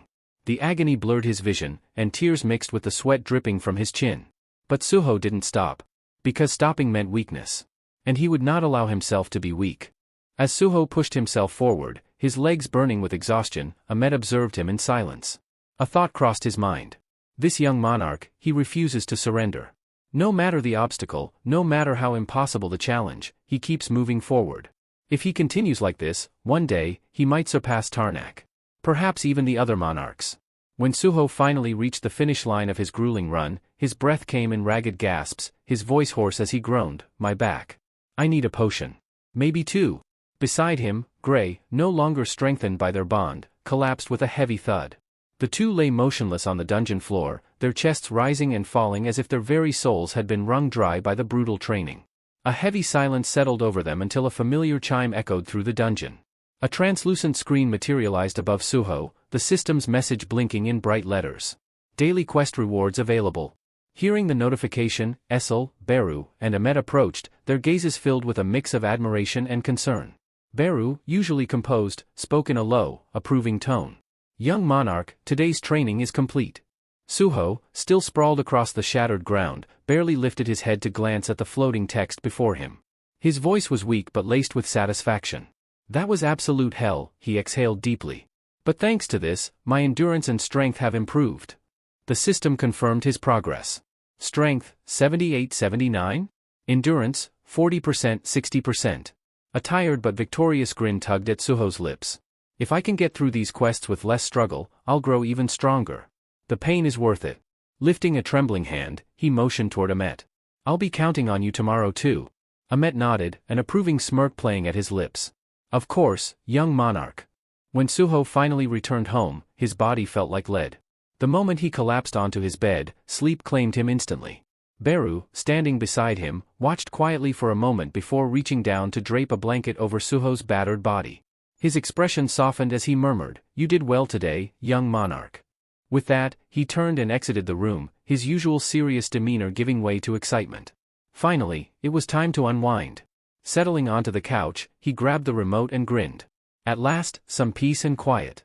The television flickered to life, and he leaned back, ready to enjoy his well-earned break.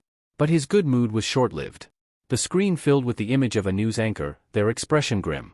Breaking news, the reporter announced. The Hunter Association has just implemented new regulations regarding field-type dungeons in response to the catastrophic airport dungeon break. Beru's grin faded as his gaze darkened, a heavy feeling settling in his chest. The broadcast continued, cutting to harrowing footage of ruined landscapes and the chaos left in the wake of the incident. The reporter's voice carried over the images, explaining the situation in detail. Field-type dungeons are crucial for obtaining rare resources, including the magical essence of slain monsters. Because of their value, control over these dungeons is often handed to private guilds, allowing them to reap massive profits. However, following this catastrophe, the Hunter Association has declared its intent to enforce strict regulations. Prominent guilds, including the Grim Reapers Guild, which manages multiple high-ranked field dungeons, will face immediate scrutiny. The screen shifted, transitioning from the destruction to a dimly lit office. Lee Min-sung sat in an opulent leather chair, his fingers drumming rhythmically against the polished armrest. The glow of his desk lamp flickered against the sharp lines of his furrowed brow as his keen eyes scanned the document before him. After reading the final line, he placed the papers down with a sharp snap and turned his gaze toward the Hunter Association official seated before him. His voice, though calm, carried a distinct edge of disbelief. "What is this supposed to be? Some kind of joke?" One of the association representatives adjusted his glasses before stepping forward cautiously. Vice Guildmaster Lee, the Grim Reapers Guild has gained control over an excessive number of field-type dungeons. If left unchecked, these dungeons could become highly unstable, leading to widespread destruction, especially in their current state. Another official spoke next, his tone firmer. The upper management of the Hunter Association has issued an urgent directive, the immediate clearance of the B-rank field dungeon, Paiju Field. As you're aware, that particular dungeon falls under the jurisdiction of your guild. At the mention of Paiju Field, Min-sung's expression darkened, though he remained composed. Beneath the table, his fists clenched tightly. The association member continued, pressing the matter further. "In addition, Vice Guildmaster, our records show that you haven't participated in any hunter-related activity for over 6 months. If you refuse to take part in this raid, your hunter license will be subject to review." A storm brewed in Min-sung's eyes as he processed the implications. This is Chairman Wu's doing, he thought bitterly. That cunning old man is making his move, and he's aiming straight for Paiju Field. He knows it's the largest production site for Stardust. This isn't just an official order, it's sabotage. His mind raced for a way to refuse without drawing suspicion. But before he could formulate a response, a voice rang through the tense silence, calm, yet undeniably authoritative. "We will comply with the Hunter Association's request." Min-sung's head snapped toward the source of the voice, his eyes widening in shock. Standing in the doorway was none other than Lim Tae-gu, the S-rank hunter and the guildmaster of the Grim Reapers Guild. The association officials exchanged brief, relieved glances as Min-sung struggled to suppress the sinking feeling in his chest. "Thank you for your cooperation, Guildmaster Lim," one of the Hunter Association representatives said, bowing respectfully. Lee Min-sung clenched his jaw so tightly that it felt as if his teeth might crack. So that's why he rushed back from his overseas mission, he thought bitterly. Not for the guild, not for any urgent matter, just to get in my way. Lim Tae-gu strode into the room, his presence alone commanding attention. His sharp eyes briefly locked onto Min-sung's, and though he remained silent, the unspoken suspicion in his gaze was unmistakable. As the association officials began filing out, one of them turned back to deliver a final instruction. The association will be sending additional hunters to assist with the Paiju Field raid. Please ensure your team is assembled accordingly. Once the door clicked shut behind them, an uneasy silence settled over the room. Minsung exhaled sharply, slumping into his chair as he ran a hand through his hair. A heavy moment passed before he lifted his head, his voice dripping with frustration. Lim Taegu, have you lost your damn mind? Do you have any idea how much a field-type dungeon is worth? Taegu remained unfazed, leaning casually against the table with his arms crossed. His tone was cold, each word deliberate. Do you actually believe the Hunter Association's goal is just to clear Paiju Field? Minsung stiffened. A chill crept up his spine as unease settled deep in his gut. They've probably figured out what you've been doing behind closed doors, Taegu continued, his voice sharpening. Stepping forward, he fixed Minsung with an unrelenting stare. I warned you not to underestimate them. But you ignored me and dared to use our guild members for your schemes while I was away. The atmosphere in the room shifted. Taegu's aura darkened, an oppressive weight pressing down on Minsung. His piercing gaze gleamed with quiet menace. You still see me as nothing more than your driver, don't you? Taegu's voice was low, laced with quiet fury. Cleaning up the messes you make? Minsung's patience snapped. His own rage surged to the surface, his expression twisting with fear as he glared at Taegu. But before that, the shrill ring of a phone shattered the tension.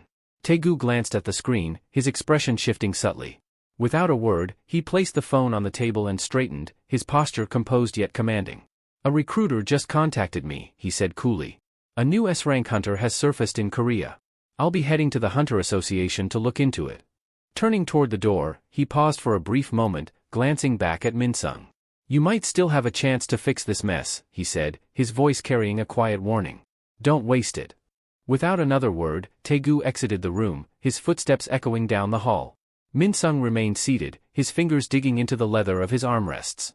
His knuckles had gone bone-white, and his mind was racing.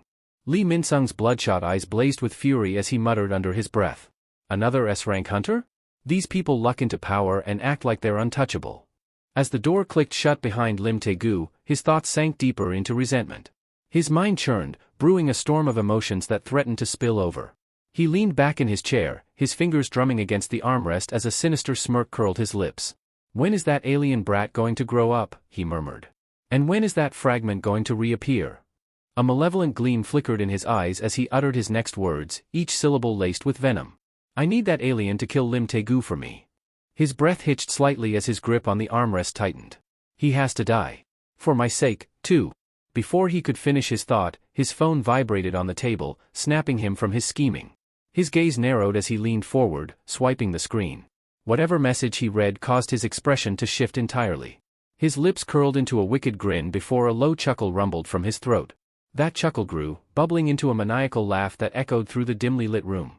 That alien, he sneered, his voice dripping with intrigue. That irritating look on his face? What are you up to this time? The scene shifted to the headquarters of the Hunter Association, where a restless crowd had gathered outside. Reporters jostled for position, cameras flashing non-stop as they tried to capture footage of the latest sensation. Inside the building, the atmosphere buzzed with excitement and tension. The focus of their attention stood at the center of it all, the newly revealed S-rank hunter of Korea. The apostle stood motionless, his icy demeanor commanding absolute attention. His piercing gaze swept across the throng of reporters, but his eyes sharpened when they landed on a particular figure in the crowd. A man he recognized immediately.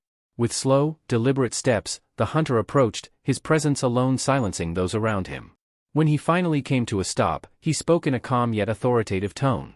Congratulations on attaining the rank of S-class, Mr. Park Do-jin. He offered a slight nod of acknowledgement. A collective gasp rippled through the room as recognition dawned on everyone. This wasn't just any hunter, it was Choi, a high-ranking figure renowned for his skill and influence. His sharp eyes studied the apostle closely, his expression shifting as a vague sense of familiarity surfaced. He rubbed his chin thoughtfully. Strange? Have we met before? He mused aloud. I feel like I've seen you somewhere. Park Do-jin's gaze grew colder. His response was swift and devoid of emotion. No, we've never met. He paused briefly before adding, though I know exactly who you are. Choi straightened slightly, his brow furrowing. I see. My apologies, then. Without missing a beat, Choi shifted gears, his expression returning to one of business. In that case, would you consider signing a contract with the Hunters Guild? Park Do-jin remained unfazed, his expression unreadable. Thank you for the offer, he said flatly. But I've already chosen a guild. As he spoke, he slowly lifted a finger, pointing across the room. At that exact moment, the heavy doors of the Hunter Association swung open. The crowd instinctively turned their heads toward the entrance, murmurs rippling through them as they recognized the figure who had just entered. Lim Taegu, the S-rank hunter and guildmaster of the Grim Reapers, strode in, his posture as commanding as ever. Though initially taken aback by the sudden attention, his eyes quickly found Park Do-jin. His brow furrowed slightly in confusion. Because the apostle, without hesitation, was pointing directly at him. Park Do-jin's unwavering gaze swept across the room, his voice carrying the weight of finality. I've already made my decision. I will be joining the Grim Reaper Guild. A murmur spread through the crowd like wildfire. The newly awakened S-rank hunter had chosen his allegiance, and his words left no room for negotiation. 1 week later, the scene shifted to the frostbitten landscape of the Paiju Field-type dungeon. A group of hunters stood gathered at the raid site, their breaths forming clouds in the frigid air. Among them was Baek Miho, a sharp-eyed hunter from the White Tiger Guild. She tightened the straps on her gear, her keen gaze scanning the surroundings until it settled on Lee Min-sung. As she approached, Min-sung greeted her with a charismatic smile, his tone dripping with warmth. Ah, Baek Miho of the White Tiger Guild. I appreciate you joining us. It seems this dungeon is giving you extra work.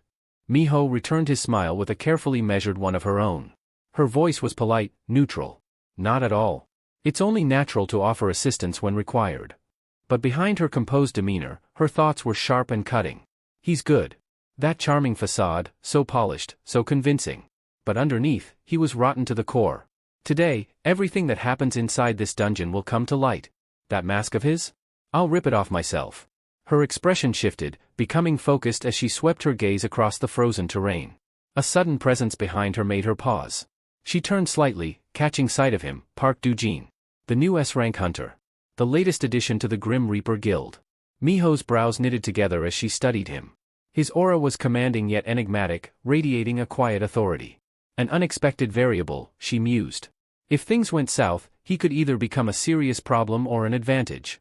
The perspective shifted to a group of excavation workers stationed nearby. They were being instructed to grab pickaxes for the mission's objectives. Among them, a man named Suho silently took hold of his pickaxe, his expression unreadable as he braced for the grueling task ahead.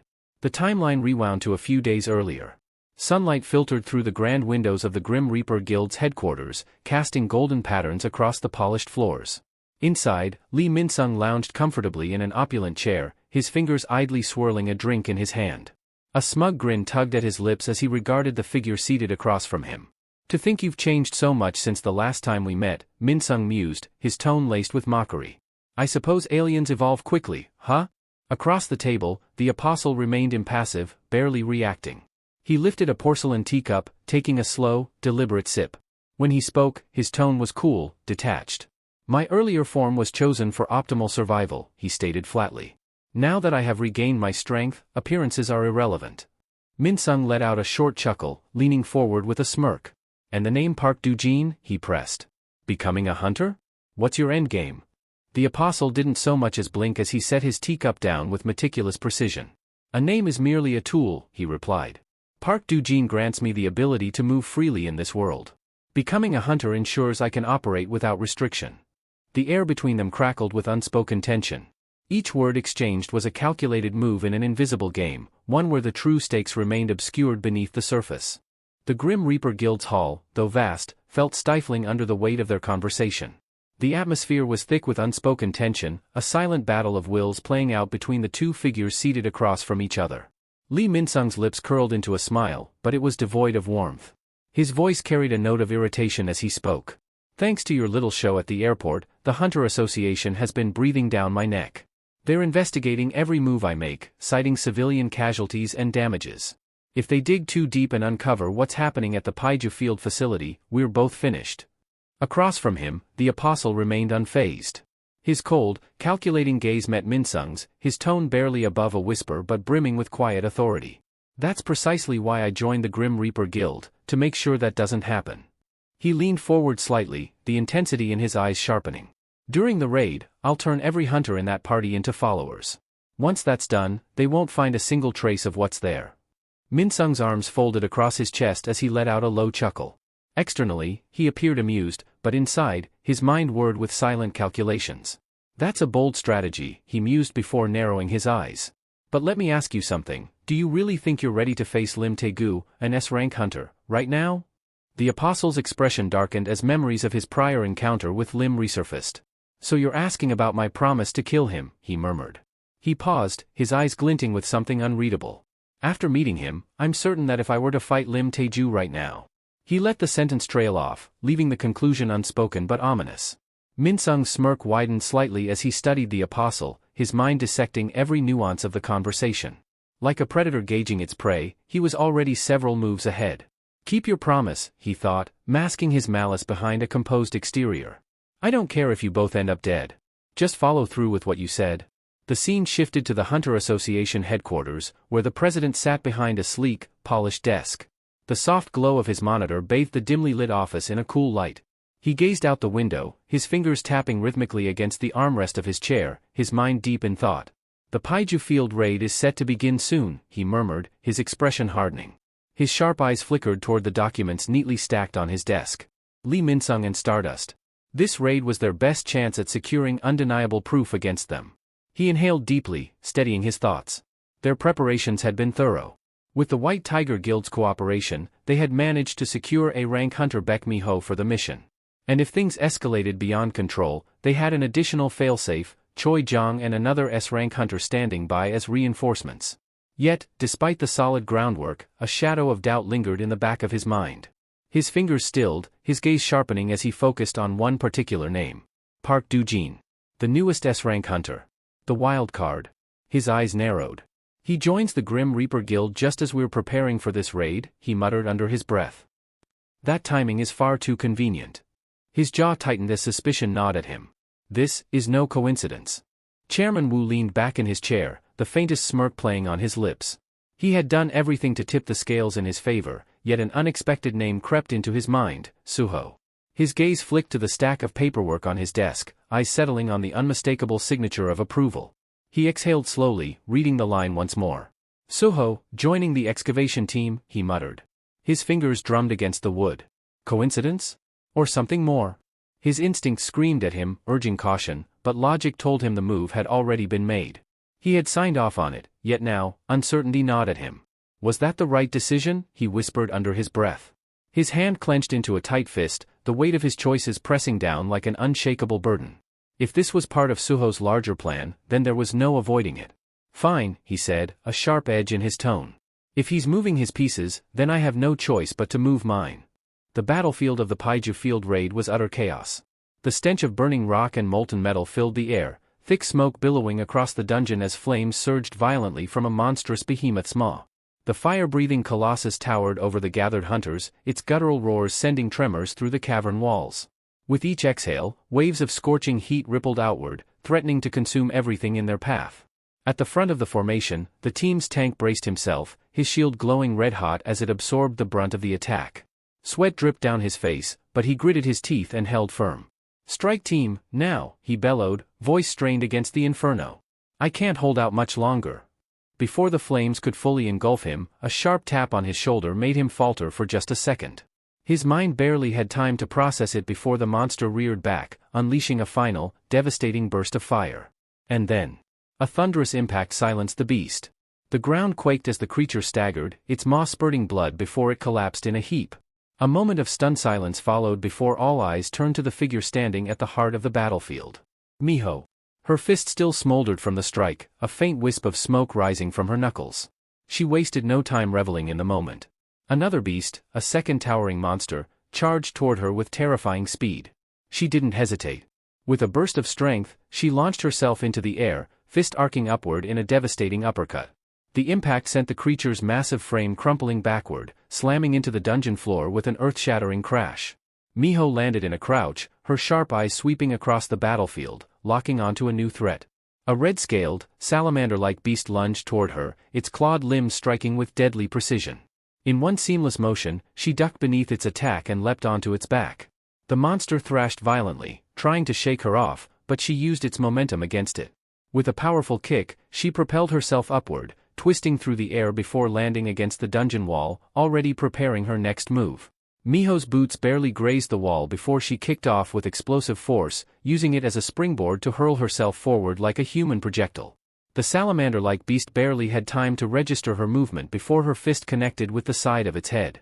The impact was catastrophic. The ground beneath the creature fractured, sending cracked spiderwebbing across the stone. A deafening shockwave rippled outward, and in its wake, dust and debris erupted into the air. As the dust settled, Miho straightened, standing amidst the scattered bodies of fallen monsters. Her sharp gaze swept across the battlefield, but her thoughts were elsewhere. Lee Min-sung. Her jaw tightened as irritation flared in her chest. He still hadn't joined the fight. Unbelievable, she muttered under her breath, her fists clenching. Does he think being a hunter is some kind of game? Her frustration distracted her just long enough for danger to creep up unnoticed. A looming shadow flickered in her peripheral vision. The hairs on the back of her neck stood on end, but by the time she registered the threat, it was already too late. The monster lunged. Teeth gleaming, claws slashing, it closed in on her with terrifying speed. Miho's instinct screamed at her to move, but she had no time to react. Damn it, I let my guard down. Then, in the blink of an eye, a figure materialized beside her. A single, effortless motion. The next thing she knew, the monster's massive body crumpled to the ground, its momentum abruptly halted by a devastating chop. She barely registered what had happened before she heard the voice. Hunter Miho. It was calm. Steady. Yet something about it carried an undeniable weight of authority. She turned, her wide eyes locking onto the golden-eyed figure standing beside her. The Apostle. Miho's thoughts scrambled to process what she had just witnessed. He had neutralized a salamander, one of the deadliest creatures in the dungeon, with nothing but a casual strike. And he wasn't even wearing proper combat gear. This guy, she thought, her heartbeat still pounding in her ears. He's moving like he's out for a stroll. The Apostle barely spared her a glance before shifting his attention to the remaining monsters. With the same eerie composure, he adjusted his sleeves, exhaling slowly. Then he moved. It was over before it even began. He cut through the creatures with mechanical precision, every strike clean and decisive. Each motion carried a lethal efficiency, no wasted effort, no hesitation. One by one, the salamanders collapsed, their bodies lifeless before they even realized they were dead. Miho could do nothing but watch, her mind reeling. S-ranks, they're truly on a different plane. As the last monster fell, the sound of slow, deliberate clapping echoed through the battlefield. Lee Min-sung strolled onto the scene, a smirk playing at the corners of his lips. Well, he drawled, amusement laced in his voice. That wrapped up faster than I expected. Miho turned to him, her brows furrowed, her thoughts still racing. Something's off, she murmured. For a dungeon of this scale, there aren't nearly enough monsters. Lee Min-sung's lips curved into a smirk, amusement dancing in his sharp gaze. Noticed something, did you, Hunter Miho? He drawled, his voice laced with mockery. That's because we routinely cull the monsters in dungeons under the Grim Reaper Guild's jurisdiction. It keeps them from becoming a threat to the outside world. Miho's eyes narrowed, a flicker of suspicion tightening in her chest. There was more to his words than he was letting on. Her gaze dropped to the mutilated corpse of the fallen monster, her mind racing. Routine cullings? Her brows knitted together. Large guilds rarely wasted resources on such meticulous maintenance. There was no reason to clear dungeons daily unless. Her thoughts halted as she glanced at Lee Min-sung. For the briefest moment, she caught it, an almost imperceptible crack in his composed facade.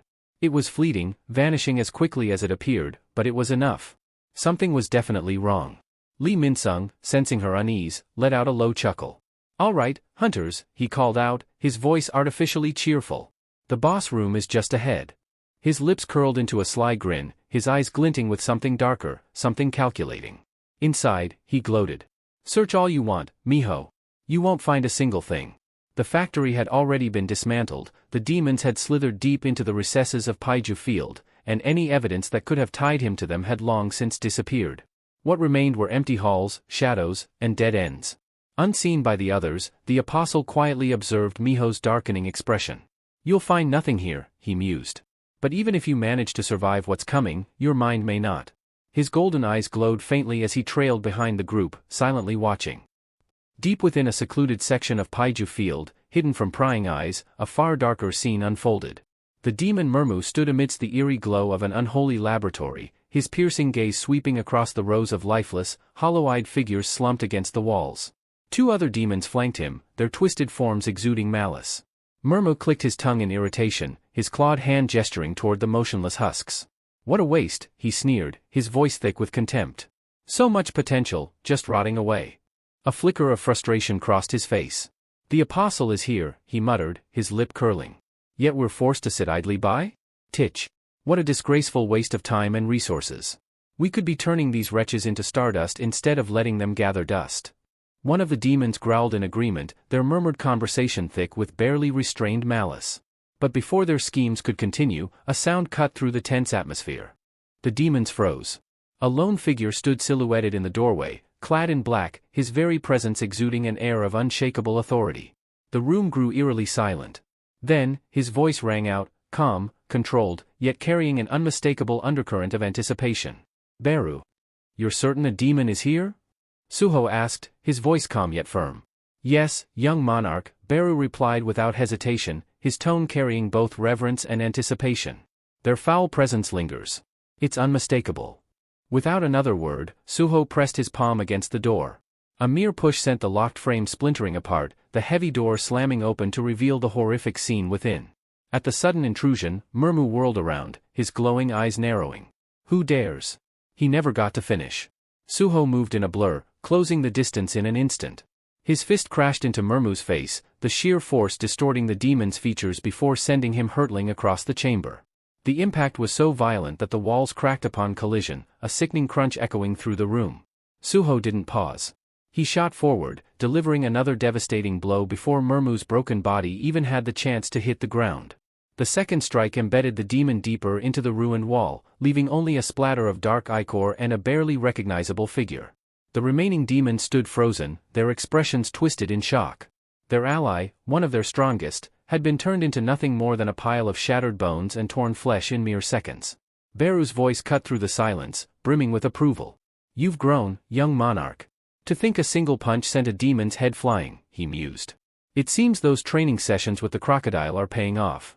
Suho barely reacted to the praise. His sharp gaze swept across the room, settling on the rows of lifeless humans slumped against the walls. His expression darkened. "They're not in control of their own minds," he muttered. His eyes narrowed. "So it's true. This place, it's a stardust factory." A grotesque noise interrupted his thoughts. The mangled remains of Murmu twitched. His shattered limbs snapped back into place at an unnatural speed, his disfigured face knitting itself together. A hoarse, broken groan turned into a chilling, guttural laugh. "A black mask," Murmu rasped, his voice dripping with malice. His glowing eyes locked onto Suho with twisted glee. "So you're the one meddling in the apostles' plans. How delightful." His body convulsed violently. A surge of crimson energy erupted from within him, flooding the room with suffocating heat. His twisted frame expanded, limbs stretching grotesquely as writhing tendrils burst from his back. His form swelled, once, twice, until he towered over Suho, his monstrous silhouette pulsing with a dark, menacing aura. "This is wonderful!" Murmu roared, his jagged teeth glinting as his laughter reverberated through the room. "You'll make the perfect offering for the apostle." Despite the towering monstrosity before him, Suho remained still. His cold, calculating eyes met Murmu's gleaming ones without a hint of fear. The air itself seemed to grow heavier as the inevitable battle loomed. Elsewhere, in the heart of the dungeon, the rhythmic clang of pickaxes echoed through the tunnels. Miners, their bodies slick with sweat, swung their tools with weary determination, striking against the crystal-infused walls. One of them let out an exhausted groan as his pickaxe met resistance. "Does this ever end?" he muttered, glancing at the endless veins of glimmering mana crystals. "How the hell did so many magic essence crystals accumulate here? Isn't this dungeon supposed to be under guild control?" Another miner, pausing mid-swing, exhaled sharply. "Who knows? Maybe they've got another way of making money besides selling these," he muttered, eyeing the cavernous expanse around them. For a moment, the two men stood still, catching their breath. One wiped his forehead, his face drawn with fatigue. "By the way," he said, lowering his voice, "I heard an E-rank collection member came in with us today. Did you see him?" His companion snorted. "An E-rank? In a B-rank dungeon? Now that's a joke. What were they thinking, sending an E-rank in here?" The first miner shook his head in disbelief, his grip tightening on his pickaxe. His companion chuckled, his tone light-hearted. "Come on, don't be too hard on the kid. He's still young. It's rare to see someone that age putting in real effort." The first miner smirked. "Don't tell me, you're the one who assigned him to the entrance where it's safest, huh?" He shot his companion a knowing look. "You always manage to weasel your way out of the tough jobs. Meanwhile, I'm stuck up front where it's the most dangerous." The second miner shrugged, not bothering to deny it. "Took you long enough to catch on," he said with a sly grin. "Besides, that rookie's pushing a cart loaded with 4 times the usual haul. Once we finish here, let's go help him out." The first miner let out a sigh, shaking his head. You're way too nice for your own good. Nearby, carts piled high with mana crystals lined the cavern walls. The tunnels stretched into the darkness, winding deeper into the dungeon's labyrinthine corridors, their depths untouched by natural light. Elsewhere, Suho stood motionless, facing a group of demons. His piercing gaze locked onto Murmu, silently assessing him. A ripple of energy stirred behind him, and from his shadow, Beru emerged. His voice was low and urgent. Young monarch, this one's magic power. I know, Suho interrupted, his expression unwavering. I can feel it. His heightened sensory abilities had grown even sharper, allowing him to gauge Murmu's power instinctively. The demon's strength was comparable to an A-rank hunter, on par with Randolph, the formidable foe he had clashed with in the Pyramid Field dungeon. That realization alone was enough to make Suho's stance shift subtly, his fists clenching. There was a reason the Hunter Association had tasked the Grim Reaper Guild with clearing this dungeon. That's why he had infiltrated the excavation team, to uncover the truth behind the Stardust operations. His thoughts churned, his blue eyes flashing with determination. If the Hunter Association's scrutiny on Lee Minsung intensifies, getting information about the Iterim's apostle from him will become even more difficult. His gaze snapped back to Murmu, his voice firm and commanding. Where is the apostle? The demon regarded him with cold amusement, tilting his head as if evaluating him. So, just as the apostle hunts the man in the black mask, this one is hunting the apostle, Murmu mused. Without warning, the demon's tendrils lashed out, one coiling tightly around Suho's ankle. Murmu's lips curled into a sneer. You'll meet the apostle soon enough, he hissed. More tentacles surged toward Suho, twisting and writhing like living serpents. Because before I deliver you to him, Murmu roared, I'll break you so thoroughly that you won't wake from the coma I put you in. Yet, Suho remained completely still, unbothered by the tendrils constricting around him. His expression barely shifted, save for the faint raise of an eyebrow. Let him try. You think just because your tentacles are wrapped around me, I can't break free? Murmu sneered, tightening his grip. Now that I've got you, there's no escape.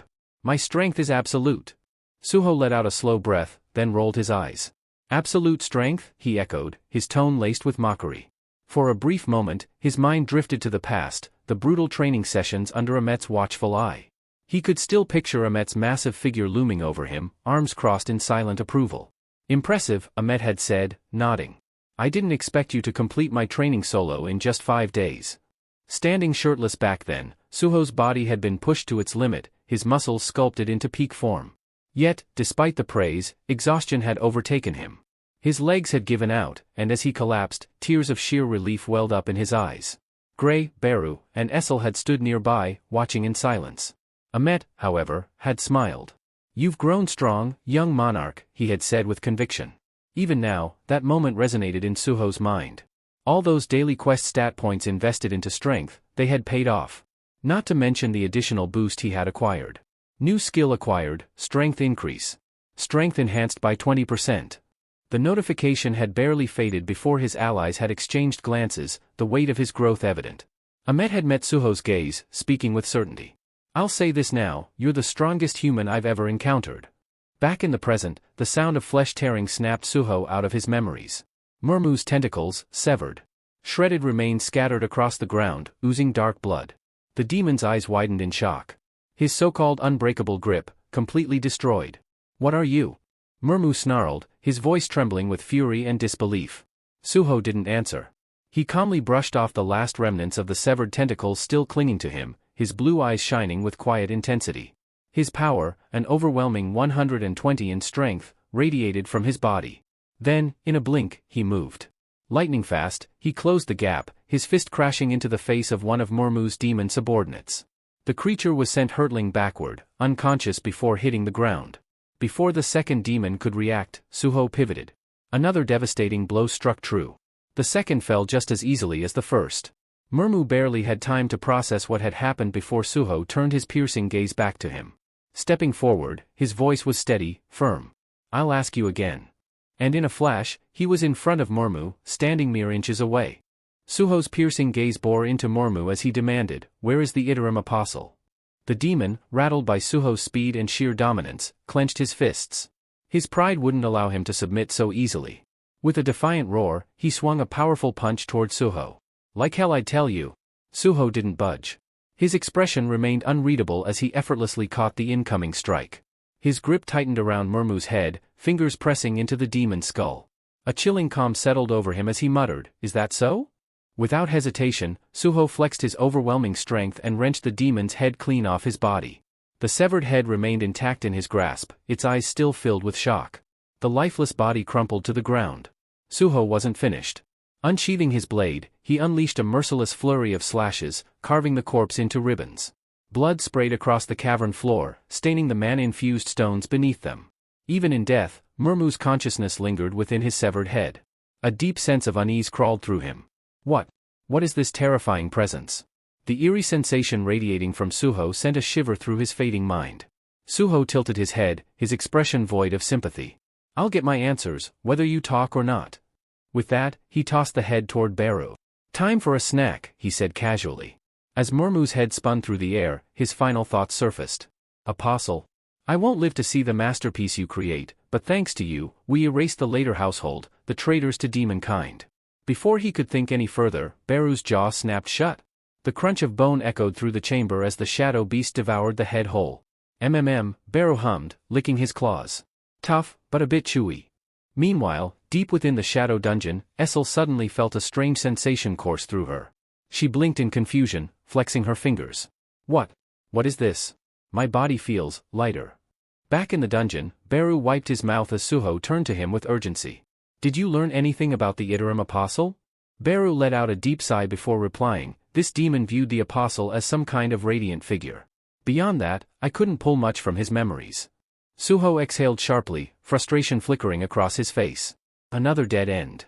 His thoughts turned to Lee Minsung, the man overseeing the Stardust operation. "Looks like I have no choice but to get information from him. But first, there was a more pressing issue at hand." He glanced around the cavern, his mind shifting gears. "I need to evacuate the people here before anything else." Meanwhile, miles away, the Iterum Apostle stood in the midst of a group of hunters. His sharp eyes narrowed as he sensed a disturbance. The demon's presence? It's vanished. But not because of the Hunters Association. The raid party finally arrived at a massive set of doors, the entrance to the boss monster's chamber. Lee Minsung turned to the assembled hunters, his tone authoritative. "This is Pa Yu Field's boss room." Among them, Miho's brows furrowed as unease settled over her. Something wasn't right. "We've scoured the entire area and found nothing," she tapped her fingers against her weapon. Wasn't Pa Yu Field supposed to be the center of Stardust production? Lee Minsung, noticing her skepticism, smirked slightly. "Looks like she's struggling to figure out why she found nothing." Without speaking aloud, he transmitted a telepathic message to the Apostle. "We'll cancel the plan to brainwash the hunters. It's better if this ends quietly." The Apostle's eyes flickered with irritation. "That won't do," he muttered, displeased. Miho, still deep in thought, mulled over another possibility. Could it be located somewhere on the surface instead? She exhaled. If that's the case, then there's no choice but to shift focus. Miho tightened her grip on her weapon, her eyes filled with unwavering determination. "We'll clear the boss first," she declared, stepping forward. The hunters behind her nodded in agreement, their footsteps echoing through the cavern as they prepared to enter the monster's lair. Meanwhile, a different battle was taking place behind them. Lee Minsung's expression darkened, his mind reeling from what he had just heard. His fists clenched at his sides as fury surged through him. His voice, thick with disbelief, cracked as he spat. "What did you just say?" The Iterum Apostle remained composed, his gaze devoid of emotion. "I've already told you," he said coolly. "Every hunter here will become my follower." Before Lee Minsung could react, the Apostle flicked his wrist. A dark crystalline shard of highly concentrated stardust shot forward, embedding itself into the back of Lee Minsung's neck. His body tensed as an unnatural force invaded him, spreading like wildfire through his veins. He staggered, his breath hitching, his instincts screaming at him to resist.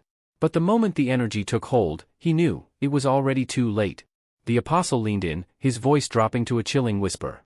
"You should have known your place. Working with an A rank like you to eliminate an S rank like Lim Taigu? It was always an absurd deal."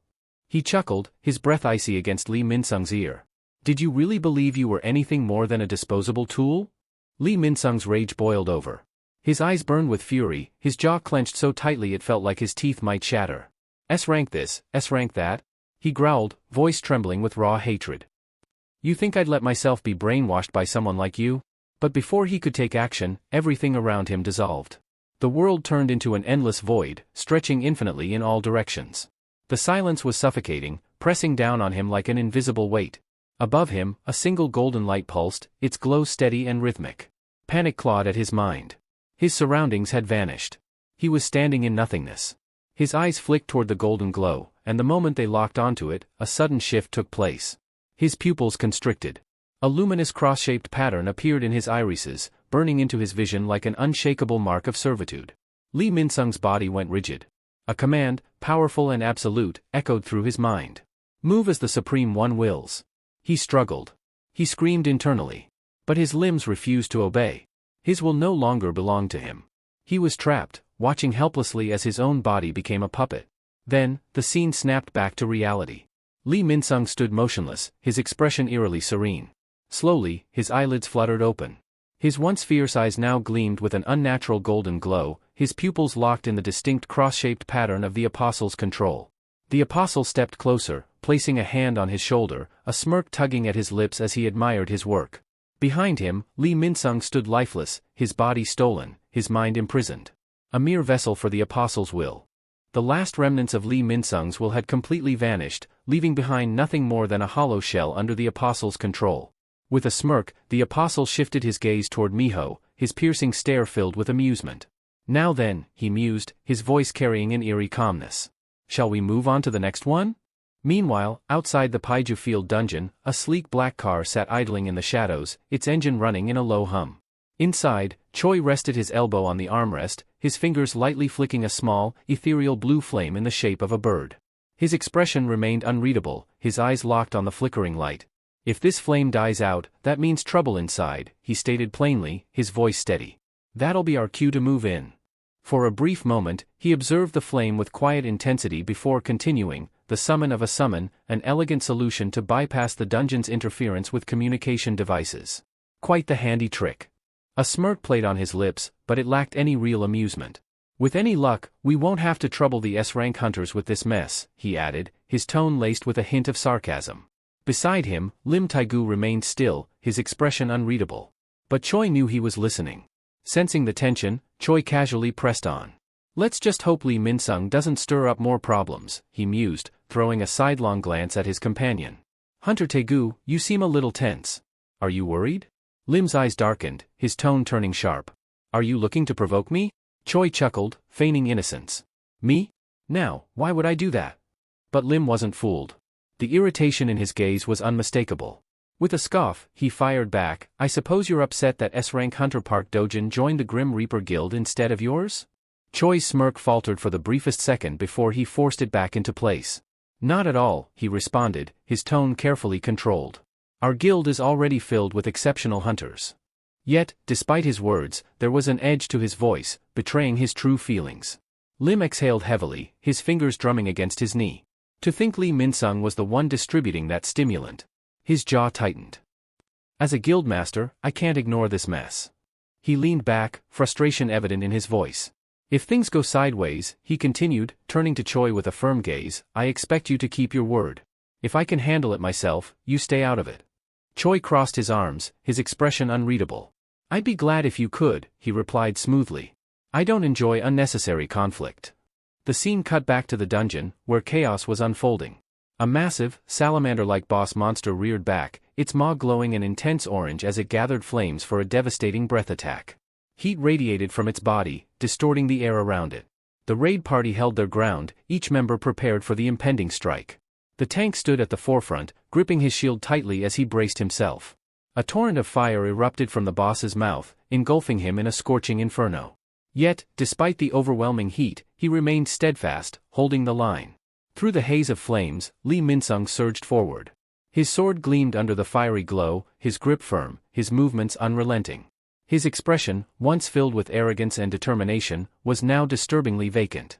Yet, his body moved with the same fierce precision, cutting through the flames like a relentless force. The battle had begun. Miho couldn't shake the unsettling feeling gnawing at her. Something about Lee Min-sung was off. His movements were sharper, his attacks more relentless, but what truly unsettled her was the Apostle's behavior. Despite being an S-rank hunter, he remained on the sidelines, observing instead of engaging in the fight. Her gaze flickered toward him as she rushed at the salamander, her sword gleaming under the dim dungeon light. He's standing back, watching us struggle. That's typical of an S-rank, letting the lower ranks handle the dirty work. But then her brow furrowed. No, that's not right. We're his seniors in experience. Why isn't he stepping in? Shaking off her thoughts, she refocused on Lee Min-sung. Something's definitely wrong. Ever since they had entered the boss's chamber, his fighting style had changed. His aggression, his speed, his sheer ferocity, none of it was normal. It was as if he had become an entirely different person. Meanwhile, the apostle continued his silent observation, his expression unreadable except for the slight smirk playing on his lips. This confirms it, he mused. Stardust alone has no effect on hunters above B rank. But its concentrated form, the star fragment, that's a different story. As if to validate his thoughts, Lee Min-sung lunged forward in a blur of motion, his sword carving through the air with brutal efficiency. Every strike found its mark, each one faster and more precise than the last. Then, with an astonishing display of agility, he launched himself high into the air, angling for another devastating blow. Miho hesitated for a split second, momentarily stunned. She had fought alongside Lee Min-sung before, but never had she seen him fight with such overwhelming force. The sheer savagery of his attacks left her uneasy. The salamander reeled back, roaring in fury as deep gashes marred its scaled hide. Its burning gaze locked onto Lee Min-sung, rage fueling its next move. Without warning, its massive tail whipped through the air, slicing toward him with lethal precision. The strike was swift and deadly, but Lee Min-sung's reflexes were just as sharp. He raised his sword in time to intercept the attack, the impact sending a violent shockwave through the cavern. Though he managed to block the blow, the sheer force behind it sent him skidding backward, his boots carving trenches into the rocky ground. His arms burned from the strain, but he remained steady, unyielding. From the shadows, the apostle's expression darkened with intrigue. His eyes flickered with a knowing glint as he watched the battle unfold. Even with the awakening effect of the star fragment, an A rank still struggles against an S rank creature, he noted, his fingers tapping together in quiet contemplation. A faint golden glow flickered around him as he slowly clasped his hands together. If that's the case, he murmured, his voice laced with something ominous. The air around him shifted as radiant energy pulsed from his body. Then it's time to invoke one of the 5 abilities of TL, a fragment of the main body, he whispered. The blessing of amplification. The apostle's voice carried an almost reverent tone as he continued, his words laced with anticipation. This will amplify the unique traits of its wielder. The faith of the Mistborn, imbued within the stardust, and the distinctive attributes of their weapons, everything will be heightened beyond its natural limits. As if in direct response to his declaration, a luminous blue aura engulfed Lee Min-sung's body, flickering with raw energy. His sword, previously dulled from battle, now radiated with the same mystical light, its blade pulsing as though alive. The apostle's gaze gleamed with intrigue. The ability you hold, he murmured, watching intently, is the amplification of magic power.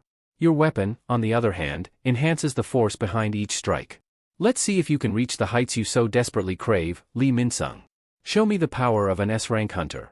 A newfound energy coursed through Lee Min-sung's veins, his very presence growing overwhelming. His eyes, now burning with a piercing golden glow, locked onto his target with deadly precision. Then, with a single, fluid motion, he swung his blade. A massive surge of energy erupted from the sword, an arc of devastating power slicing through the air with terrifying speed.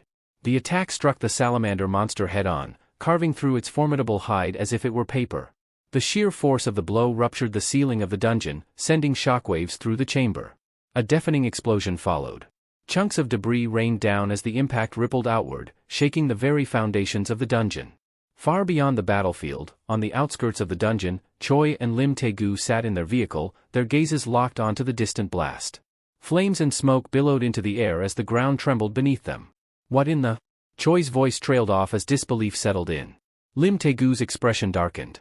That power? It wasn't something an A-rank should be capable of. Back inside the devastated dungeon, Miho stood frozen in shock. The aftermath of Lee Min-sung's attack was unlike anything she had ever witnessed. A massive crater lay where the monster once stood, its lifeless remains reduced to mere fragments scattered across the battlefield. Her heart pounded in her chest as she tried to process the sheer destruction before her. What was that? Her thoughts raced. How did Lee Min-sung achieve such overwhelming power? He's just an A-rank hunter, isn't he?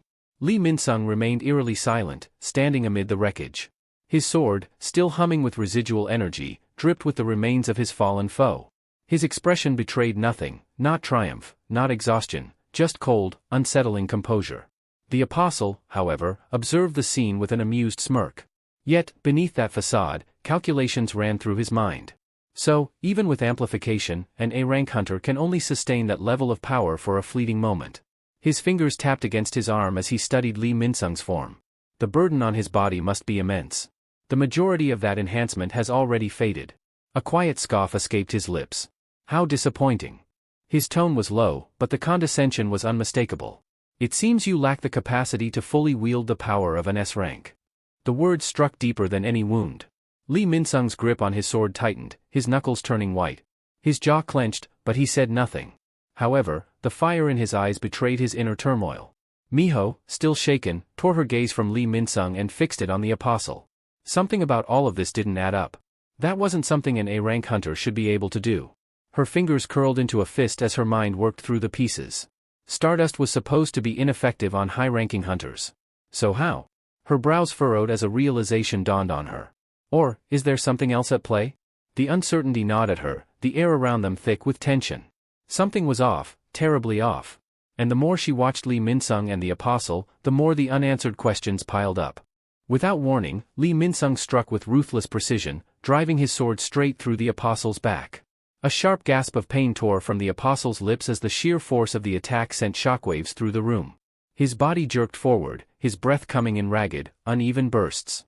"How?" he rasped, his voice weak, laced with disbelief.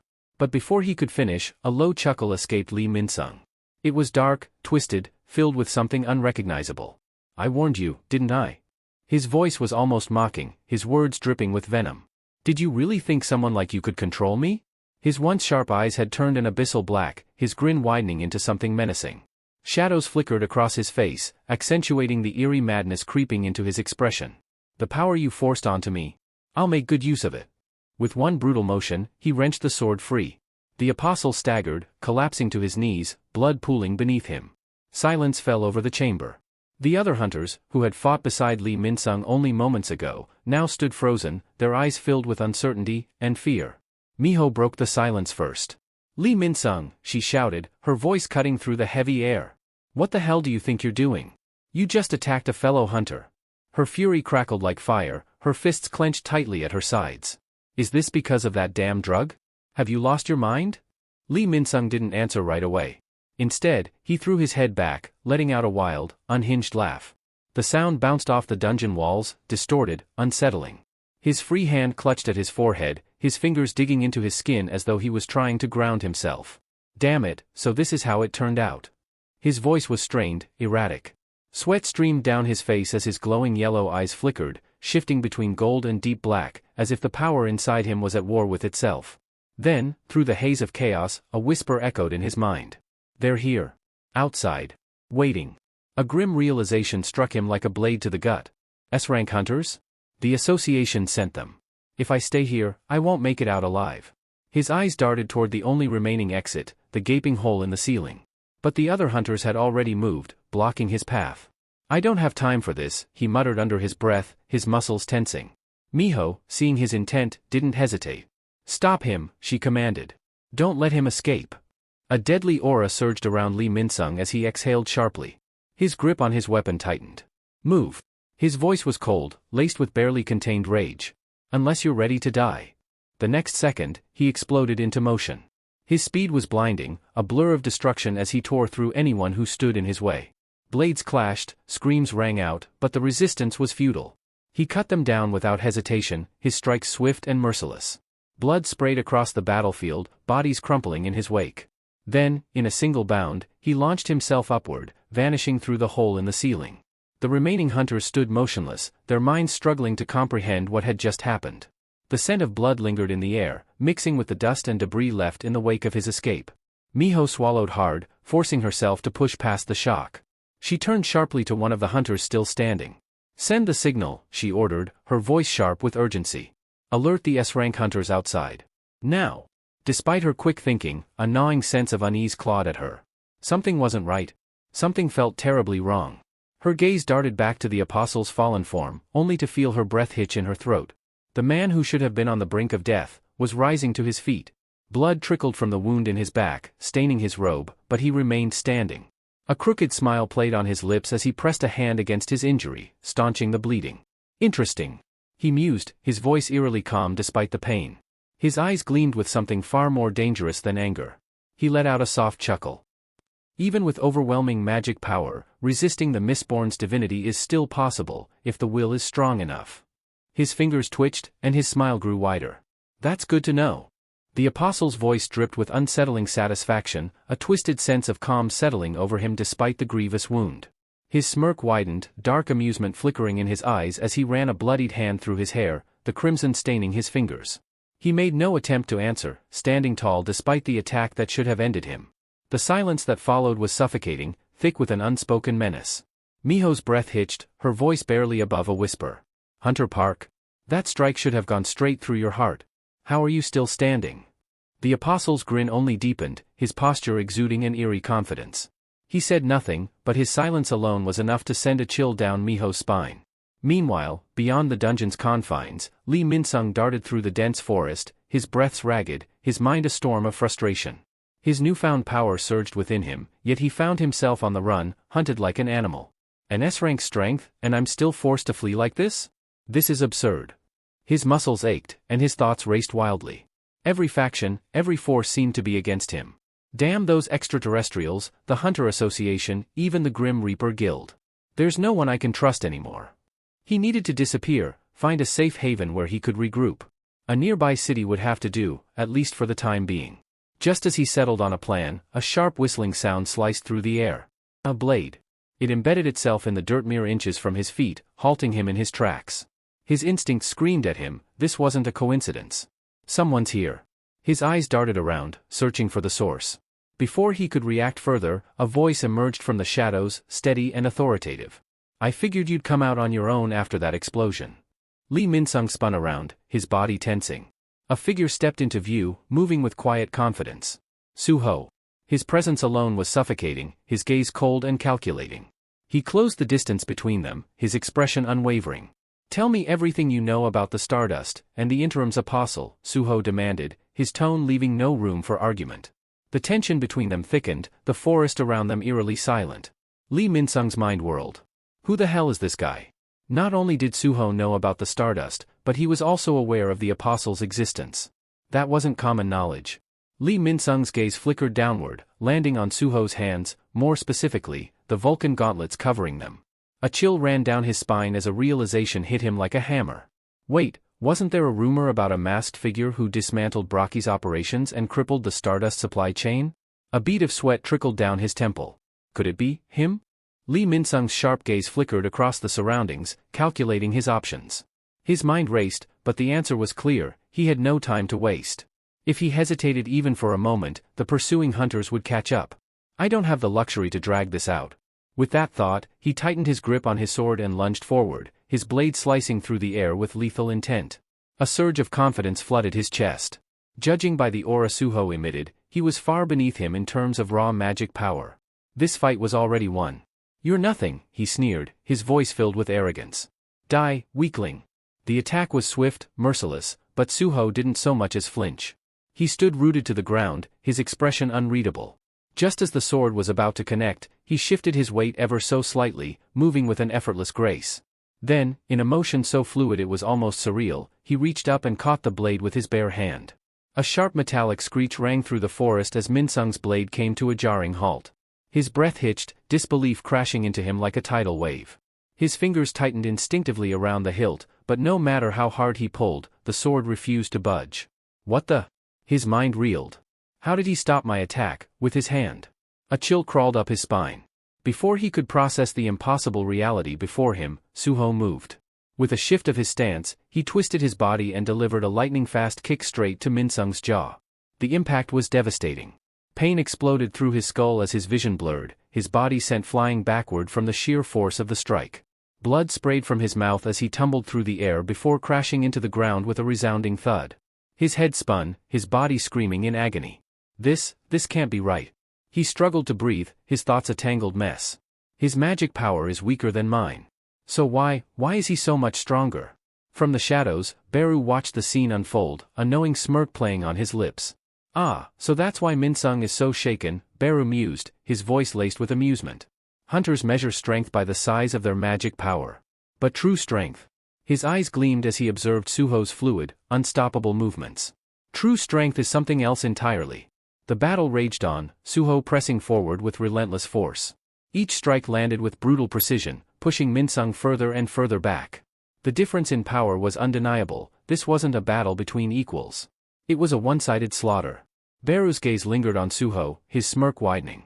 The young monarch, he's been sharpening his body, honing his strength beyond what an A-rank hunter could ever dream of. His training with Ahmet has propelled him far beyond the realm of ordinary hunters. Minsung's movements grew frantic, his initial confidence crumbling under Suho's overwhelming pressure. His sword, which he once wielded with supreme arrogance, now felt like dead weight in his hands. A realization settled in his gut like a stone. I can't win. The scene shifted abruptly to the depths of the Paiju Field dungeon, a battlefield of wreckage and despair. The air was thick with the scent of blood and dust, the remnants of a brutal clash still lingering. Miho stood amidst the destruction, her breath ragged, one hand clutching her injured arm. Pain pulsed through her body, but it was nothing compared to the shock gripping her mind. Her gaze locked onto the apostle before her, her expression a mixture of disbelief and dread. "Park, Hunter Park," she breathed, voice trembling. "You should be dead. That attack, it went straight through your heart." Yet, there he stood. The apostle's lips curled into the faintest hint of a smirk, but he said nothing. Instead, he slowly raised his hand, summoning a pulsating stardust crystal. The eerie glow cast shifting shadows across his bloodied face, illuminating the quiet malice in his eyes. The sheer energy radiating from the crystal sent a chill crawling up Miho's spine. She knew what it meant. He's going to finish this. Before she could react, a sharp voice rang through the dungeon, cutting through the tension like a blade. "Miho! What the hell is going on?" Her head snapped toward the sound, her heartbeat hammering against her ribs. There, standing at the edge of the broken ceiling, were two towering figures. Relief flooded her expression as she exhaled shakily. "You made it," she murmured, her voice laced with exhaustion. Hunter Choi, and Hunter Lim Taegu. The two S-rank hunters stood at the precipice, their powerful silhouettes outlined against the dim light filtering from above. Their sharp gazes swept over the devastation, injured hunters scattered across the ground, Miho battered and bloodied, and the lone figure of the apostle standing amidst it all. A flicker of irritation flashed through the apostle's golden eyes. His mind whirred, assessing the new arrivals. 2 S-ranks. His fingers tightened subtly around the crystal in his palm. He had no intention of being reckless. Not now. Without a word, he loosened his stance, masking his hostility beneath an impassive expression. He knew better than to draw unnecessary suspicion. Hunter Choi wasted no time. With a swift, effortless leap, he descended into the dungeon, landing with practiced precision. His boots barely made a sound as he strode toward Miho, his eyes scanning her injuries. "We came as soon as we sensed the explosion," he said, his voice heavy with concern. "What the hell happened here?" Miho's weary expression darkened, the brief moment of relief giving way to grim reality. This was Lee Minsung's doing," she admitted. Choi's eyes narrowed. "Lee Minsung? The A-rank hunter?" His disbelief was evident. "You're telling me he caused all this?" Miho nodded, her fingers clenching into fists. It wasn't normal. His mana, it was overwhelming, unnatural. It was as if he had consumed something that pushed him far beyond his limits. Choi exchanged a sharp glance with Lim Taegu. Something about this didn't sit right. And they were about to find out why. Miho hesitated, uncertainty flickering in her gaze. "The drug may have pushed him beyond his limits," she admitted, her voice quieter now, "but he also attacked Hunter Park Dojin." Choi's brows shot up in astonishment. His gaze instinctively shifted to the apostle, who remained unervingly calm, standing nearby as if none of this concerned him. "Wait a second." Choi muttered, studying him more closely. "Hunter Park looks completely fine." It didn't make sense. If Minsung had really gone berserk, how was Park Dojin still standing without a single visible injury? The apostle's lips curled into an easy smirk. "I possess an exceptional recovery ability," he stated smoothly. "Nothing too special." Choi took a step closer, scrutinizing him with sharp eyes. Stroking his chin thoughtfully, he mused, "That's quite the impressive healing skill. Most hunters would be down for the count after an attack like that." But before Choi could push further, Miho snapped, frustration evident in her voice. "Enough of this," she shouted. "We don't have time for idle talk. Lee Minsung is still out there. If we don't act now, he'll reach the city and vanish without a trace." Choi exhaled, quickly nodding in agreement. "You're right," he said firmly. His head tilted upward as he called out, "Hunter Lim, you heard that, didn't you?" His voice carried an authoritative edge as he added, "Lee Minsung's caused quite the disaster, just as we feared." But then, something made him stop mid-sentence. His gaze flicked over his shoulder, and his expression darkened. Hunter Lim was gone. A surge of irritation coursed through Choi as his jaw tightened. Don't tell me he went after Minsung alone, he thought bitterly. Meanwhile, the apostle's golden eyes glowed faintly, a flicker of realization igniting within them. This isn't right, he mused.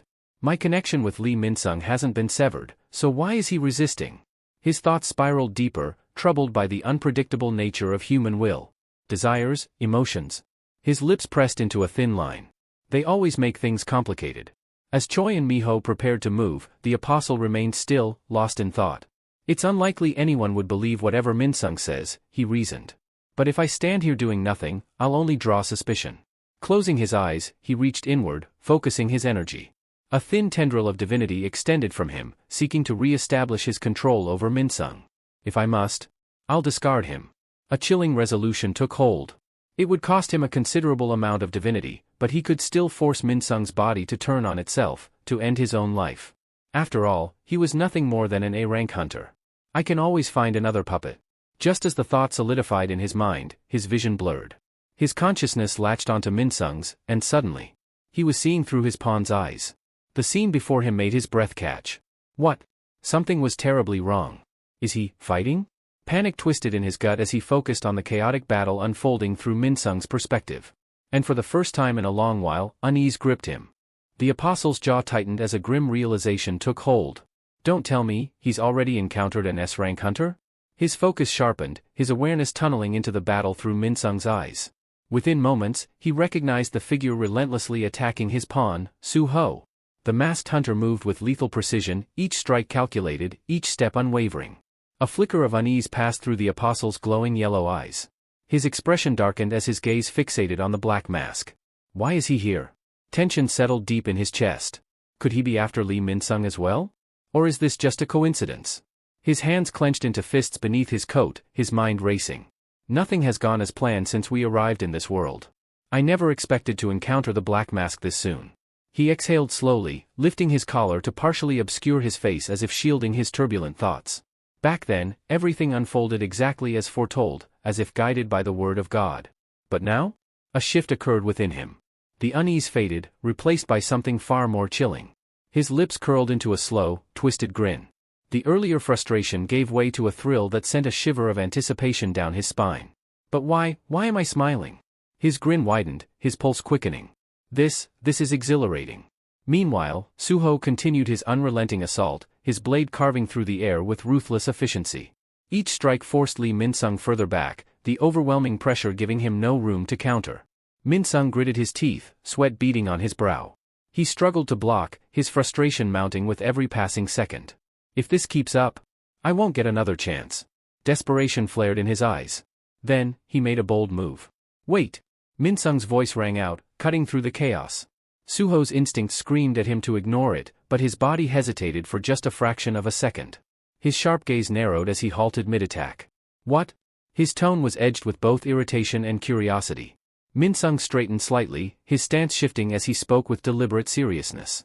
If I answer your questions, will you let me go? Su-ho blinked, momentarily caught off guard by the sudden shift in Minsung's demeanor. His suspicion deepened.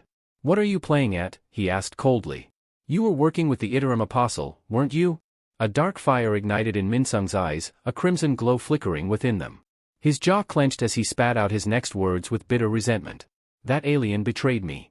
Su-ho and Beru, who had been watching from the shadows, exchanged brief glances. Betrayed? Su-ho's mind raced. Did things fall apart between them? His grip on his weapon tightened as he pressed forward. Then tell me, if he turned on you, why were you helping him distribute stardust? Minsung lowered his sword slightly, his fists trembling as he suppressed the fury boiling inside him. Lee Minsung exhaled sharply, his frustration bleeding into his voice. Because he promised me something, he admitted, his tone bitter. He swore he'd kill someone for me. Su-ho's eyes narrowed, his brows furrowing in disbelief. You allied with the Apostle, just for revenge? Minsung's fingers twitched, his hand forming a fist before he gestured sharply. His voice remained steady, yet the anger simmering beneath it was unmistakable. After the great cataclysm, everything I built collapsed. My entire life was turned upside down. And then, someone, a complete nobody, suddenly awakened as an S-rank hunter and had the audacity to look down on me. He paused, his expression twisting with resentment. To continue being who I am, there was someone I had to erase. His burning gaze locked onto Suho. And weren't you searching for that alien too? To kill him. Suho stiffened, caught off guard by the sudden shift in conversation. His grip on his weapon tightened, but his voice remained firm. No, he said, his tone resolute. I don't intend to kill him. Not if this can be settled with words. For a brief moment, silence hung between them. Then, Minsung's lips curled into a mocking smirk. You don't plan to kill him, he repeated, his voice dripping with scorn. Even though that creature is here to take over our world? A low chuckle escaped him. You remind me of a character I despised when I was an actor. Something dark flickered in his crimson eyes. The lingering power of the apostle pulsed through him, corrupting his aura with a sinister energy. The air grew thick, the oppressive force radiating from him suffocating. His grin widened as he took a step forward, his voice low and taunting. A fool who clung to hope yet had no real conviction. That's what you are. The pressure around them grew heavier, the forest itself seeming to respond to the ominous shift. His red eyes burned even brighter as he sneered. If you hadn't stumbled upon that power by sheer luck, you would have remained nothing more than a nameless extra. But mark my words, Suho, one day, you'll be forced to make a choice. A defining moment that will shatter your delusions. A laugh, dark and full of malice, echoed through the trees. And when that moment arrives, the person you'll have to kill is. But before Minsung could finish his sentence, his entire body jerked unnaturally. His breath hitched, his limbs locking in place as if an unseen force had seized control. His sneer vanished, replaced by a look of horror as his voice choked off mid-syllable. Inside his mind, the world around him dissolved into darkness. An oppressive presence loomed above him, its shadow stretching endlessly in the void. From the inky blackness, the apostle emerged, his towering form exuding an undeniable dominance. His glowing yellow eyes bore down on Minsung, his expression unreadable, yet filled with cruel amusement. You overstepped, the apostle murmured, his voice dripping with quiet menace. Before Minsung could react, ghostly fingers wrapped around him, lifting him effortlessly into the air like an insect caught in a predator's grasp. His struggles were meaningless. The apostle's smirk deepened into something far more sinister. Lee Minsung? I won't allow you to speak another word.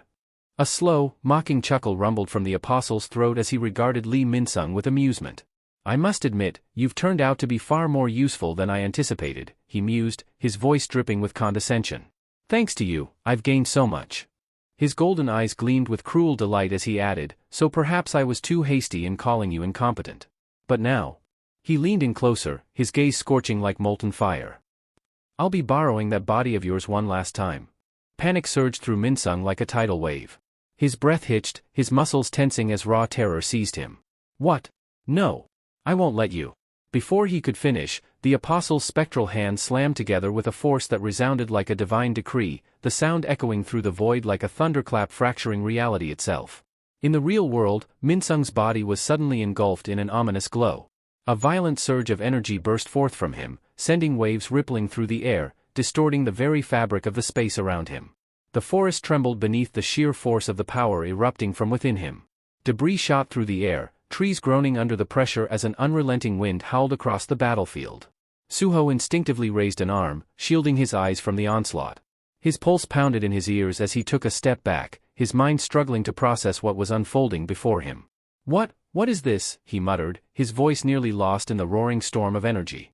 From the shadows, Beru's voice rang out, grim and foreboding. This is Iterim's power, he stated, his tone heavy with dread. And it surpasses even what we faced against Braki. A piercing scream shattered the night. Lee Minsung's body convulsed violently, his back arching unnaturally as golden light erupted from within him. His mouth stretched wide in agony, yet no coherent words came, only a soundless, soul-wrenching wail. His very form was changing. The golden energy twisted and coiled around him like living chains, embedding itself into his flesh. His sword, which had once been merely a weapon in his grasp, fused seamlessly with his arm, its metal gleaming with an eerie brilliance. Then, as if the heavens themselves were splitting open, radiant wings unfurled from his back, vast, luminous, and pulsating with Iterim's overwhelming presence. Their glow was blinding, their edges sharp like celestial blades. The transformation was both breathtaking and horrifying, a grotesque display of divine might that defied human comprehension. Suho stood frozen, his body locked in place as he watched the impossible unfold before him. His fingers twitched at his sides, but he couldn't move, couldn't even bring himself to speak. His mind reeled. What just happened?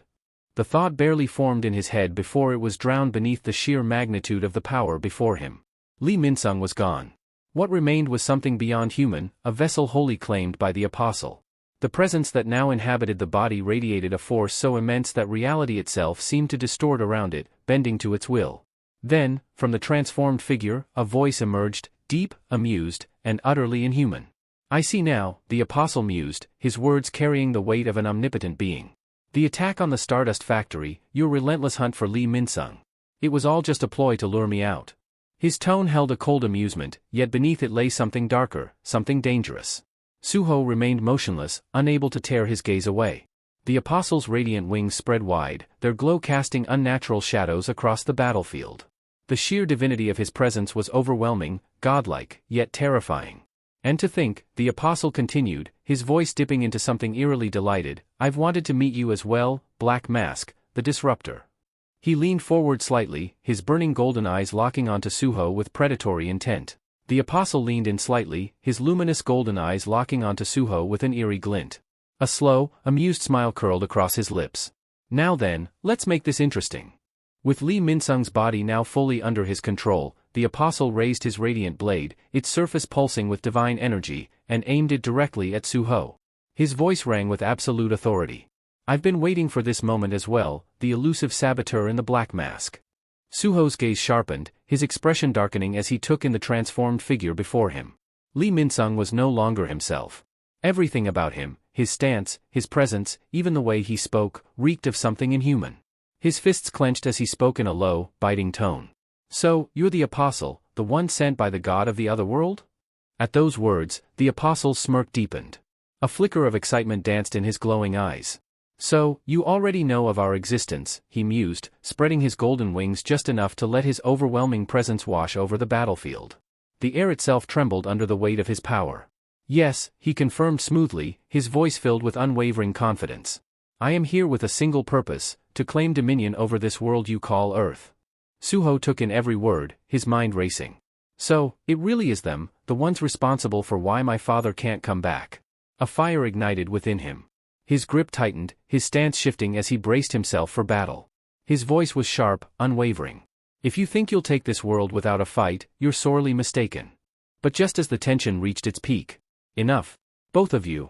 A powerful voice shattered the air like a crack of thunder, halting them in their tracks. A suffocating pressure descended upon the battlefield, forcing both Suho and the apostle to turn toward the source. Their eyes widened in unison. A lone figure strode forward, exuding an overwhelming aura of dominance. Each step carried the weight of an apex predator descending upon its prey. Lim Taegu. The atmosphere shifted instantly. His mere presence was a silent warning, one that demanded caution. His sharp gaze flicked between the two before he spoke, his tone firm and commanding. "From this moment forward, neither of you are to move without my permission." His hand hovered just above his bow, fingers poised to unleash an arrow at the slightest provocation. "Try anything reckless, and I swear, you'll be riddled with holes before you take your next breath." His piercing eyes locked onto Lee Minsung's altered form. A deep scowl crossed his face as he drew an arrow, his voice laced with restrained fury. "Lee Minsung, what the hell have you done?" His grip on the bow tightened, his instincts screaming that something was terribly wrong. The presence before him wasn't the same man he once knew. Suho stood frozen, his mind still reeling from the sudden intervention. An S-rank hunter, why is Lim Taegu here? Before he could fully process the situation, a sinister chuckle reached his ears. The apostle turned toward him once more, his smirk widening. The apostle let out a soft chuckle, his tone carrying an almost playful lilt. "It seems this isn't the place for a proper conversation," he mused. Then, with an air of certainty, he added, "Let's continue this discussion somewhere more fitting, at the highest point in this region, Black Mask." Lim Taegu's expression twisted in fury at the blatant attempt to escape. His sharp eyes burned with resolve as he growled, "Where do you think you're going, Lee Minsung?" His patience snapped. Without hesitation, he released an arrow, his voice like a blade slicing through the tense air. "I told you, you're not leaving unless I allow it." The arrow tore through the sky with incredible speed, aimed directly at the apostle. But at the last possible moment, the glowing figure simply turned his head, his golden eyes locking onto the incoming projectile. Then, in one fluid motion, he sidestepped, effortlessly. The arrow whizzed past him and hurtled toward Suho instead. "Titch!" Suho barely had a second to react. His instinct screamed, and in a flash, he bent backward, narrowly dodging the lethal shot. The sheer force of the near miss sent a sharp gust past his face, ruffling his hair. Meanwhile, the apostle had already taken to the skies. His radiant golden wings unfurled with a powerful beat, propelling him high above the battlefield in a dazzling blur of motion. Suho barely had time to catch his breath before the impact of Lim's arrow sent a shockwave through the ground. The force rattled the terrain, sending debris flying in all directions. But Lim wasn't finished. Without missing a beat, he conjured multiple arrows at once, his expertise on full display. His voice was cold, unwavering. I said, "Don't move." He let the arrows fly. A deadly barrage rained down, each projectile cutting through the air with unerring precision. But the apostle? He maneuvered through them with ease, twisting mid-air as if gravity itself bowed to his will. His movements were fluid, precise, almost otherworldly.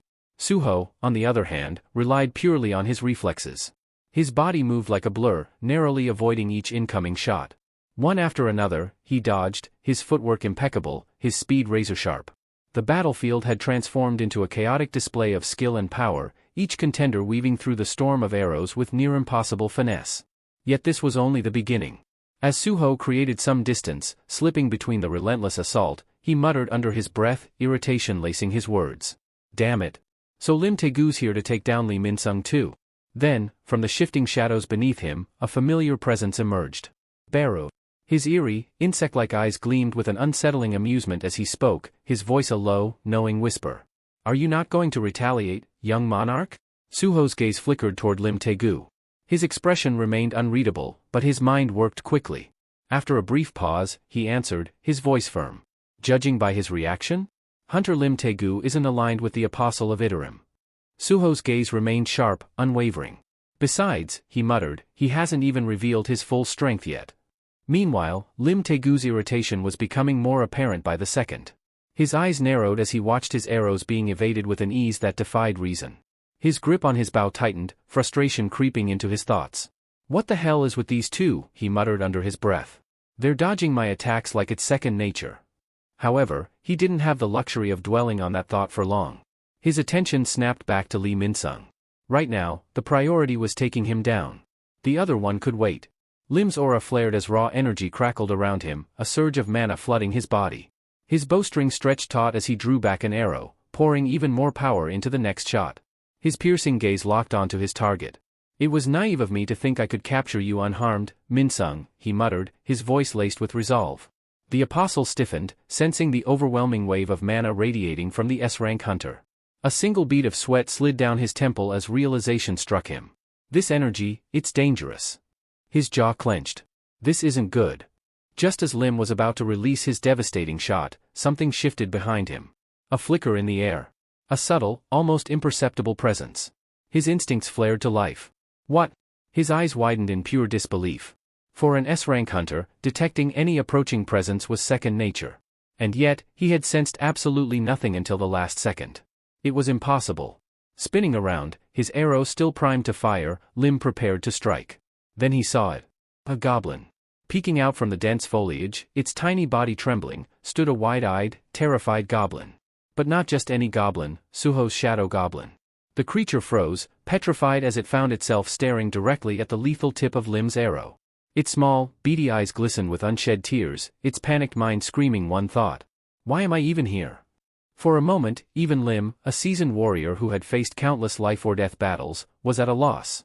His expression contorted in sheer disbelief. A goblin? His voice barely registered his own words. The sheer absurdity of the situation hit him like a punch to the gut. The silence stretched for a heartbeat. Then, his instincts screamed again.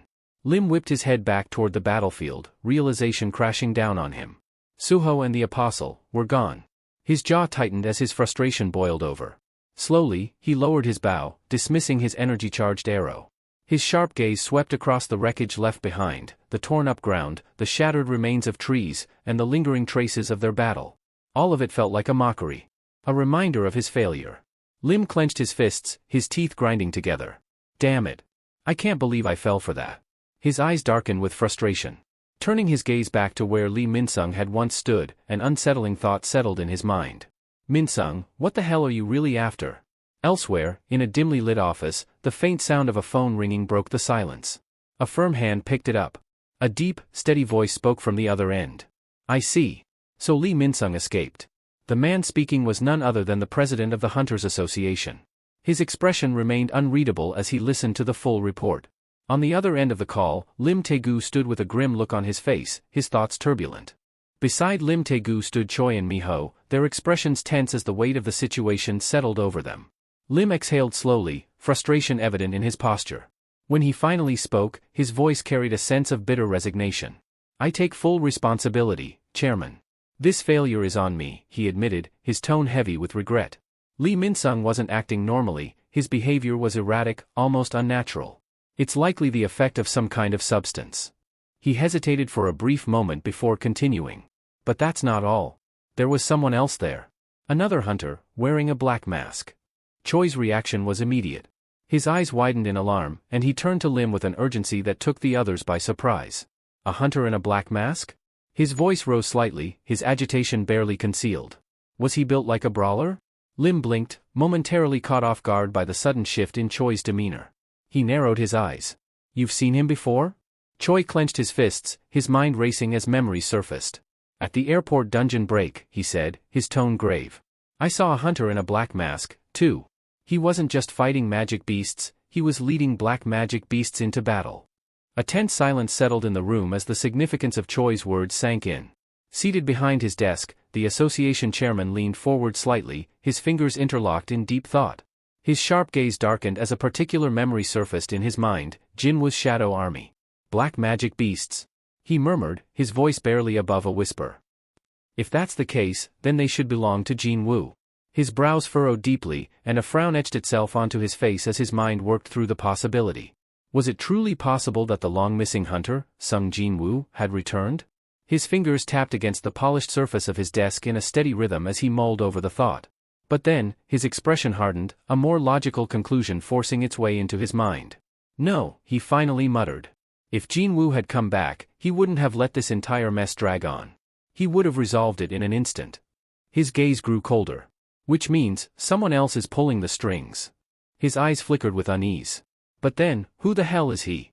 Atop the highest peak in the region, where the apostle had chosen as the battleground for their confrontation, Suho arrived, his steps steady and unrelenting. The air was thin, the wind sharp as it howled through the desolate mountaintop, carrying a haunting stillness between them. His keen gaze swept over the landscape before locking onto the lone figure standing ahead. The apostle stood at the mountain's edge, waiting with an air of casual arrogance. His posture was relaxed, yet his presence was anything but. As Suho approached, his expression remained unreadable, his stance unwavering. A slow, knowing smirk spread across the apostle's lips as he leaned against his sword, the blade planted into the rocky ground. His golden eyes gleamed with amusement. "No more interruptions this time," he mused, his tone laced with anticipation. This was it. A battlefield free of distractions. A fight that would be settled between them alone. With a deliberate motion, the apostle raised his sword, pointing it toward Suho with an air of supreme confidence. "How intriguing," he continued, his voice almost playful. "You helped me escape back there. I have to wonder, why?" Suho's pace never faltered. His voice was quiet, but laced with ice. "Isn't it obvious?" A shadow passed over his gaze, his eyes darkening as he met the apostle's stare. "The moment things turn against you, you'll abandon Lee Min-sung's body without a second thought." At those words, the apostle's smirk widened into something far more sinister. His true body, no longer bound by the limitations of a human host, radiated an overwhelming aura of power. A sense of suffocating presence filled the space between them. A low chuckle escaped him, dark and full of amusement. "I've heard whispers," he mused, tilting his head. "The demons speak of a being who commands the darkness itself. They call him the Shadow Monarch." His golden eyes flickered with curiosity, studying Suho intently. "So tell me." His smirk deepened, his voice rich with intrigue. "What exactly is your connection to him?" The wind howled around them as the tension between them thickened. Suho's expression remained cold and unreadable. But in the depths of his gaze, something shifted. Suho's gaze sharpened into something deadly, his eyes narrowing to razor-thin slits. His voice, now devoid of warmth, cut through the air like a frozen blade. "You talk too much." His fingers curled into a tight fist, his knuckles whitening. There was no need for explanations. No reason to entertain idle questions. A slow inhale. A steady exhale. "Then I'll just beat the answers out of you." From the swirling abyss beneath his feet, a familiar chittering voice emerged. "Be cautious, young monarch," Beru's tone carried an unmistakable warning. Now that the apostle of Iterum has seized complete control over Lee Min-sung's body, the depths of his power remain unknown, even to me. Suho gave a slight nod, acknowledging the concern, yet a faint, confident smirk tugged at the corner of his lips. Don't worry, Baru. His words were calm, steady, unshaken. I came prepared. Then, without warning, a shift. A pulse of unrestrained energy erupted from the shadows beneath him, warping the air itself. The sheer force of it sent tremors rippling through the earth, cracks webbing out beneath his feet. Across from him, the apostle's golden eyes gleamed, burning with sinister anticipation. He could feel it, raw, unrelenting power stirring like an oncoming storm. Then, Suho spoke. A single word, carrying the weight of an unbreakable command. Arise. At first, the apostle merely watched in amusement as darkness surged forth from Suho's shadow. But as the figures began to take shape, that smug expression faltered, only for a fleeting moment. The battlefield had changed. Standing behind Suho were monstrous beings, figures that bore the scars of countless battles, each one a remnant of his past conquests. The venomous king of the swamps, Kasaka, its fangs glistening with lethal poison. The titanic desert centipede, a nightmare of chitin and deadly speed. A towering high troll, its muscles coiled with unrelenting strength. And then, standing like an immovable iron fortress, the tomb warden, Shika. But Suho wasn't finished. Reaching into his inventory, he retrieved something else. A key. Not just any key. The shadow dungeon key. His fingers closed around it, his grip tightening. His voice dropped to a murmur, the words carrying a quiet, resolute finality. This. His eyes gleamed. This is what I've been saving for this exact moment. The shadows beneath him churned violently, expanding outward, distorting space itself. And then, two figures emerged. Essel. Gray. The final pieces had fallen into place. Suho lifted his gaze, his eyes burning with an unyielding resolve. No holding back, he declared, his voice cutting through the charged silence like a blade. We're going all out. This wasn't going to be a battle of endurance. He wasn't here to test the waters. From the very start, he was aiming for the kill. The apostle, now fully aware of the monstrous force before him, let out a slow, eerie chuckle. Then, his lips curled into a grin, wild, ecstatic, and brimming with uncontained hunger. The apostle's aura surged, crackling with unrestrained exhilaration. His golden eyes burned with anticipation as his lips stretched into a wide, almost delirious grin. Oh, this is going to be fun. Suho stood firm, his presence unwavering, a silent storm brewing behind him. His shadow army loomed, an ominous wall of darkness poised to unleash devastation at a moment's notice. The tension in the air thickened, the battlefield teetering on the brink of chaos. Opposite him, the Iterum apostle couldn't contain the thrill coursing through him. The sight of Suho and his monstrous legion only served to stoke the fire of his excitement. Then, a flicker of light.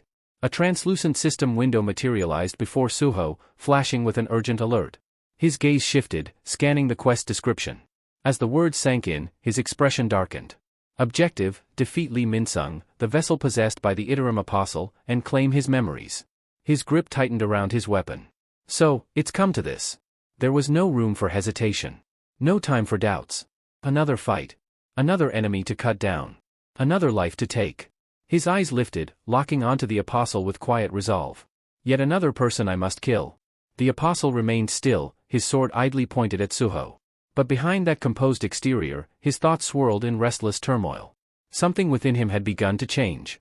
Ever since he had come to understand emotions, an unfamiliar shift had taken root, one he still struggled to comprehend.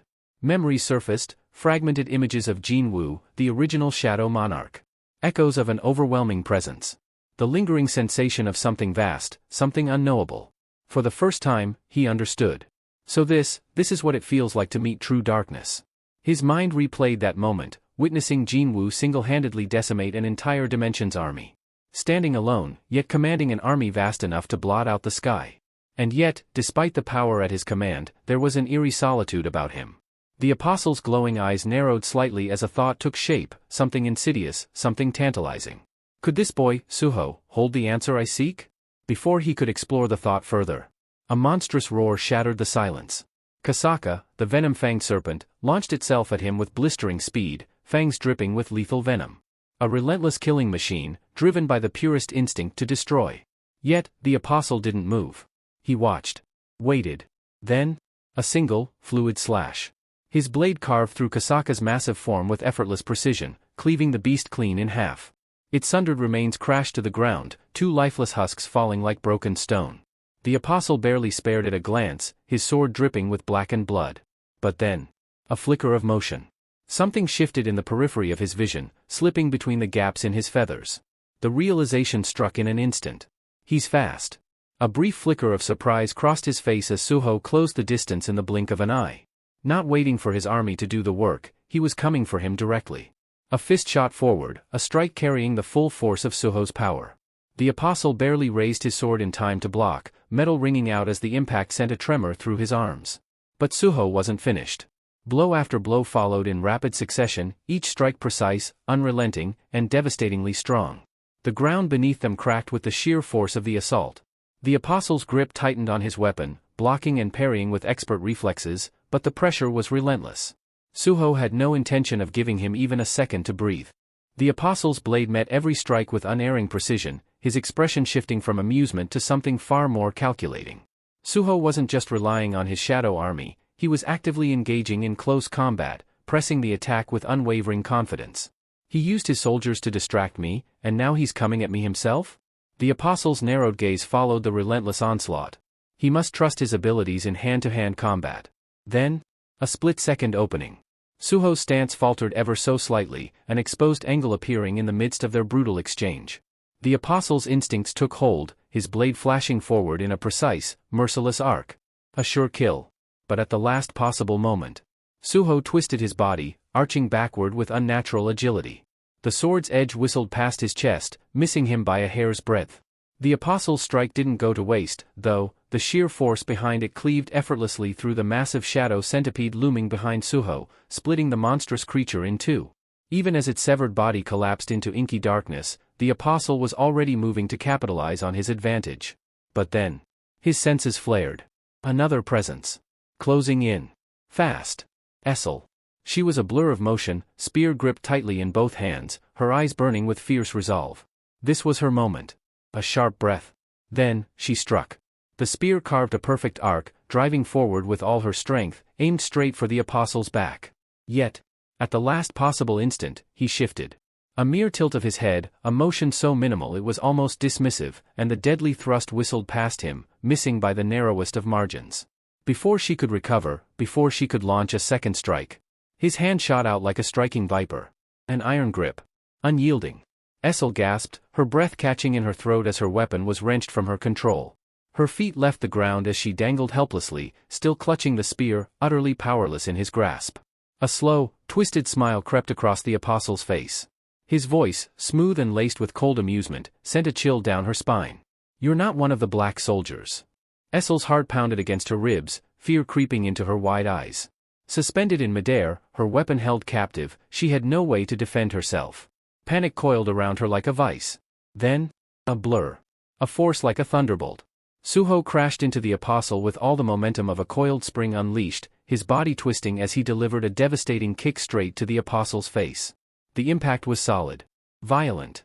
Essel was instantly freed, tumbling back as her grip finally broke. Yet, the apostle barely budged. His head snapped back ever so slightly from the force, but that was it. The attack had done nothing more than inconvenience him. Then, slowly, his golden eyes flickered back to Suho. A gleam of something sharp and dangerous. His gaze, once filled with amusement, now carried an unmistakable weight. A cold, controlled fury. His voice, when he finally spoke, was firm. Almost scolding.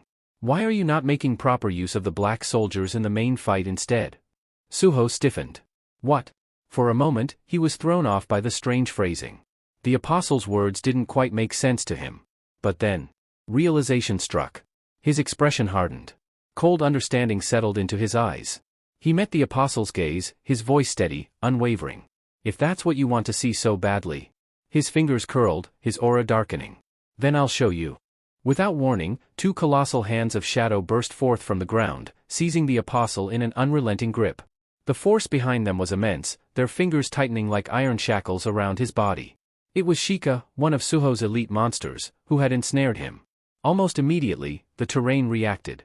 The surrounding sands twisted and churned, slithering like living entities as they surged toward the apostle, constricting around him to reinforce the hold. What had once been a battlefield now became a prison, the weight of the shifting dunes bearing down to restrict his every movement. Yet, the apostle remained composed. His expression betrayed no concern, his piercing gaze shifting only slightly, to finally acknowledge the beast that dared to restrain him. Sheikah's grip tightened further. The combined force of the sand and shadow should have immobilized even the mightiest foe. But still, the apostle's golden eyes remained locked onto Suho. Unmoved. Unshaken. Suho saw it. Now, summoning every ounce of power within him, he clenched his fists. His muscles coiled like compressed springs, his entire body surging with raw energy. A dark aura pulsed around him, crackling with untamed force. The very air around him warped under the pressure, distorting as he reared back, preparing to unleash a strike that could shatter mountains. The ground beneath him trembled. A sharp, electric tension filled the space between them. And yet, the apostle did not struggle. Did not even attempt to break free. He simply stood there, unbothered, as if Suho's attack was nothing more than an insignificant inconvenience. As if the mere thought of resistance was unnecessary. Then, impact. Suho's fist slammed into the apostle's body with the force of a war hammer, detonating like a missile upon contact. A deafening shockwave tore through the battlefield, splitting the earth as an eruption of sand and debris engulfed the area. The sheer power behind the strike sent violent tremors across the ground, displacing everything in its path. For a moment, nothing was visible. Then, boom! A sudden explosion of force tore through the swirling chaos, sending the binding sand scattering in all directions. A pulse of energy radiated outward, slamming into Suho like a battering ram, knocking him back. He skidded across the battlefield, his boots digging into the dirt as he fought to stay upright. His breathing was heavy. His heart pounded. What just happened? The apostle had broken free. Effortlessly. From within the fading storm of dust, two golden eyes gleamed ominously, cutting through the haze like twin beacons. Then, a flicker. The apostle vanished. His speed was incomprehensible, his movement beyond human perception. I won't be able to feel that same thrill as before, he muttered, his tone eerily devoid of emotion. Suho barely had time to react before the apostle was upon him. Instinctively, he raised his arms, crossing them in front of his chest to shield himself. The moment the attack connected, Suho's entire body screamed in protest. The sheer force behind the blow sent violent shockwaves through his frame, his muscles straining as he absorbed the impact. But the apostle wasn't finished. Without hesitation, he disappeared again, reappearing behind Essel and one of Suho's strongest shadow monsters, a towering shadow troll. Slash! A piercing cry echoed across the battlefield. Essel gasped as a deep gash tore through her shoulder, her spear shattering into worthless fragments. Blood dripped from the fresh wound, her strength wavering. The shadow troll, despite its formidable resilience, barely had time to react before its massive form was riddled with gaping holes, dark energy leaking from its punctured body. Suho's breath caught in his throat. He cut through them, just like that? His mind barely had time to process it before an even more chilling realization set in. A sharp, unsettling pressure against his fists. A faint cracking sound. His eyes darted downward. And his stomach twisted. The Vulcan gauntlets, his trusted weapons, designed to withstand unimaginable force, had begun to crack. Hairline fractures spread across their surface like a spider's web, proof of the devastating power difference between him and the apostle. A bitter truth settled deep within him. Am I really this outmatched? The apostle turned back to him, his gaze sweeping over the battlefield, the destruction he had effortlessly wrought. For the first time, his neutral expression shifted. Disappointment. A slow, measured breath left his lips before he finally spoke. How underwhelming. His words carried a distinct air of disdain, as if the battle had failed to meet even his lowest expectations. These soldiers of darkness, he mused, glancing at the battlefield. They fight like seasoned warriors. They move as one, like an army that has long embraced the art of war. His gaze returned to Suho, and this time, it was laced with something almost pitying. Your power may be similar to his. His voice turned sharper. Colder. But at its core, it's nothing like his. The weight of his words was undeniable. You wield such authority, yet you still can't win this fight. His final words came like a blade to the heart. You're far too weak. Suho stood there, battered and worn, his body aching, his breath ragged. And for the first time, doubt crept into his mind. Hearing those words, hearing the apostle so casually dismiss his strength, ignited something deep within Suho. A slow, simmering heat coiled in his chest, his fingers curling into fists as his jaw tightened. His narrowed eyes burned with unspoken defiance. Damn it. It had become increasingly difficult to fight Lee Min-sung ever since the apostle took control. His power, his presence, was on an entirely different level. He's probably an S-rank now? The bitter realization clawed at his mind, but before he could fully grasp it, the apostle moved. A surge of fury twisted his once calm expression, his golden eyes alight with seething rage. A deep scowl marred his face as he stormed forward, his voice laced with an icy edge. "The reason darkness feels so isolated," he murmured, his tone void of emotion, "is because there is no other existence in this world capable of standing beside it." Then, his sword fell. Suho barely managed to lift his Vulcan gauntlets in time, intercepting the attack before it could split him in two. The force of the impact sent a tremor through his arms, his feet digging into the ground as he fought to keep his balance. But the apostle did not stop. His relentless barrage came without hesitation, each strike more devastating than the last. He advanced with the unwavering determination of a being who had never known resistance, his attacks unforgiving, his words cutting just as deep. "There is no understanding for those who stand at the peak," he continued coldly. "Someone overwhelmingly strong stands alone." Steel clashed against steel, the sharp clangs echoing across the battlefield. Suho's muscles screamed in protest as he struggled to withstand the unrelenting assault, his mind reeling at the apostle's words. What is he talking about? Father looked lonely? For just a moment, just an instant, Suho's mind wavered. And that moment cost him everything. The apostle's sword came down once more. Crack. A sharp, splintering noise rang in Suho's ears, freezing him to the core. His Vulcan gauntlets, his trusted weapons, his indestructible armor, fractured before his eyes. The cracks spread like veins of lightning, streaking across the enchanted metal with terrifying speed. Then, shatter. The gauntlets disintegrated into worthless fragments, obliterated in an instant. And then, a system notification appeared before him. System message. The item, Vulcan's horn, has been destroyed. For a moment, Suho simply stared. His mind refused to process it. Destroyed? Just like that? The shock rooted him in place. His breath caught in his throat, his limbs unresponsive. And in that split second, his fate was sealed. The apostle struck. His sword tore through the air. Schlick. The cold steel plunged deep into Suho's torso. A sharp, choked gasp escaped his lips as searing agony erupted through his body. The sensation was foreign, unreal, as if his very flesh had turned against him. Warm blood gushed from the wound, staining the ground beneath him. A sickening taste of iron coated his tongue as crimson dripped from his lips. Suho! Essel's voice rang out, a desperate, broken cry. Tears welled in her eyes, her body trembling as she struggled to move, to reach him. But she was too wounded, too powerless.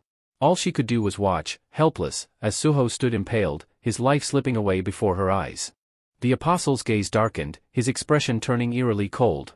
When he spoke, his voice was a whisper of ice. "You have no idea what kind of power you truly wield." Yet, beneath that composed exterior, his thoughts churned with something far more sinister. "That's why. I'll take it from you." His grip on the hilt of his sword tightened as his resolve solidified. "I'll strip you of the authority of darkness. I'll shatter you, reshape you into a disciple, someone who understands the weight of true power." A chilling determination flickered in his golden eyes as he twisted the blade still buried in Suho's torso, forcing it in deeper. White-hot agony surged through Suho's body. His breath hitched, his vision blurred, and every nerve screamed in protest. Instinctively, his trembling hands grasped at the blade, desperate to halt its advance. But the apostle's strength was overwhelming, unyielding. It was like being crushed beneath an unmovable force. Still, the apostle's mind pressed forward, fixated on his ultimate goal. "Once I take everything from you, then maybe, just maybe, I'll finally understand what it means to be darkness itself." Suho's breaths came in ragged, shallow gasps. His strength was draining fast, his body barely holding together. Warm blood dribbled from his lips, staining his chin, as his fingers quivered against the icy steel. Then, through the suffocating haze of pain, a single thought clawed its way to the surface. "I have no idea what kind of power I possess." A distant memory flickered in his mind, one from a battle long past. Lee Minsung's voice, laced with mocking amusement yet strangely foreboding, echoed through his thoughts. "You're nothing more than a hopeful character with no real purpose. You don't even know what you want. One day, you'll be forced to make a real choice." Suho's breath caught in his throat. His grip on the sword tightened. A real choice. His mind, despite the agony racking his body, veered down a different path. My stats, my skills, are they truly enough? Or was there something more? Something he had overlooked? Another memory surfaced, one far less intense, yet suddenly just as crucial. Beru, relaxed as always, had been munching on popcorn when he turned to Suho with an amused smirk. "Young monarch, why don't you use the shadow-transformed weapons?" Suho had dismissed the idea without much thought, his tone casual yet firm. "Vulcan's horn has more raw attack power. Besides, it's already difficult enough managing my bond skill and the authority of the ruler while commanding my shadow soldiers. Adding another layer of complexity isn't worth the trouble. Beru had merely chuckled at the response. You're a genius. You can handle it. I, Beru, guarantee it. Suho had brushed it off back then. His reasoning had been clear, unwavering. It's fine. Besides, didn't you say my father never used shadow transformation in battle? There must have been a reason for that. Even if I had used it, I doubt the outcome would have changed. Beru had studied him for a moment before shrugging, his ever-present smirk remaining. If that's what you believe, then I suppose it can't be helped. But now, standing on the brink of defeat, blood dripping from his wound, Suho found himself questioning that belief. Had he been holding himself back all along? As waves of searing pain radiated from his wound, Suho's thoughts drifted into deep reflection. When did I start doing this? When did I begin accepting limits so easily? A memory surfaced, one from a time before all of this. Before the battles, before the power, before the crushing weight of expectation settled on his shoulders. He saw a younger version of himself, seated at a desk, pencil in hand, sketching with quiet concentration. His fingers moved effortlessly across the page, bringing lines to life, forming shapes that gradually took on meaning. Then, mistake. A misplaced stroke. He had frowned, hesitated, then without a second thought, set the drawing aside. I'll try again later. But later never came. Suho's chest tightened as the realization struck. Even back then, I had a habit of giving up too easily. His mind reeled. Come to think of it, I haven't drawn anything since my awakening. It was something he had once loved, no, something he had truly loved. Yet, it had faded into the background, forgotten amidst the endless struggle for power. His fingers twitched slightly, as if yearning to grasp a pencil once more, to reclaim that lost part of himself. Then, a voice echoed in his mind. You don't even know what you want. Lee Minsung's words. Suho exhaled sharply. Damn it. He had always left the matter of meeting his father to the system's will. He had convinced himself that finding his mother would eventually happen as long as he grew stronger. He had kept pushing forward, never questioning the reason behind his pursuit of power. I'd been chasing strength, because deep down, I still feel powerless. Then, a new thought took root, one that struck deeper than all the others. Why have I been trying so hard to walk the same path as my father? His father didn't need a copy of himself. I need to find something that only I can do. A quiet, almost imperceptible smile formed on Suho's lips. Then, he moved. Summoning every ounce of willpower left in his battered body, he lifted a trembling hand.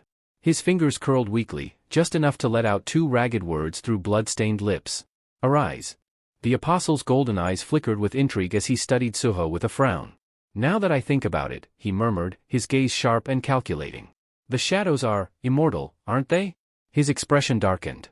A flicker of irritation crossed his face. No matter how many times they're cut down, they just keep rising again. As he spoke, something stirred beneath Suho's feet. The void of his shadow quivered, rippling unnaturally like a living thing. Then, figures began to emerge from its abyssal depths, monstrous silhouettes rising one by one, drawn forth from the endless darkness. The apostle's jaw tightened. It doesn't matter, he sneered. No matter how many times your soldiers return, they'll never be strong enough to stop me. But then, something shifted. These weren't the same shadows as before. Back in his true form, the apostle's breath hitched, his eyes widening ever so slightly. They're merging. For the first time, a flicker of genuine surprise crossed his face. Even throughout the war against darkness, never, not once, had he witnessed something like this. Before his very eyes, Suho's shadow soldiers were no longer just separate entities. They were fusing, melding together into a grotesque, nightmarish colossus. Its form writhed and contorted as if reality itself struggled to contain its existence. Multiple creatures became one, their combined power crackling through the air like an impending storm, heavy with the promise of devastation. And then? Suho did something unthinkable. With a decisive motion, he severed his bond skill with Grey. Essel gasped audibly, her eyes widening in shock as she watched the fusion between Suho and Grey violently unravel. Why? Why would he do that now? But before the confusion could settle, something even more staggering happened. Suho's aura, already menacing, already otherworldly, shifted. It deepened, darkened, expanding with an intensity that sent a shudder through the battlefield. The energy around him was no longer just power, it was something raw, something alive. It coiled around him, writhing like a living shadow, whispering through the air in sinister currents. His eyes, brilliant, piercing, glowed an eerie, almost unnatural blue. Shadows slithered over his body, creeping like a second skin, reshaping themselves into something more. Armor. No, not armor. A metamorphosis. It wasn't just power. It was realization. It was awakening. And everyone who bore witness to it understood. For the first time, Suho wasn't merely wielding the darkness. He was becoming it. A memory stirred. The battlefield faded, dissolving into the warm glow of a winter evening. The streets of Suho's hometown were alive with festive brilliance. Strings of golden lights draped over buildings and lampposts, casting a soft, ethereal glow against the freshly fallen snow. The crisp air carried the comforting scent of roasted chestnuts and cinnamon, mingling with the laughter of children playing in the frost-covered streets. A much younger Suho dashed ahead, his eyes gleaming with the unfiltered excitement of childhood. "I'm gonna be a cop like Dad," he declared, his voice carrying through the cold night, bursting with enthusiasm. His breath puffed out in tiny clouds as he skipped ahead, his footprints quickly swallowed by the fresh snow. Behind him, Jin-woo and Cha strolled at a leisurely pace, watching their son's boundless energy with quiet amusement. Suho suddenly spun around, hopping backward as he grinned up at his father. "Because you look so cool, Dad. Can I be one too?" His bright, innocent eyes locked onto Jin-woo's, brimming with admiration, as if waiting for a decree that would solidify his dream. Jin-woo and Cha exchanged glances, their expressions a mixture of surprise and fondness.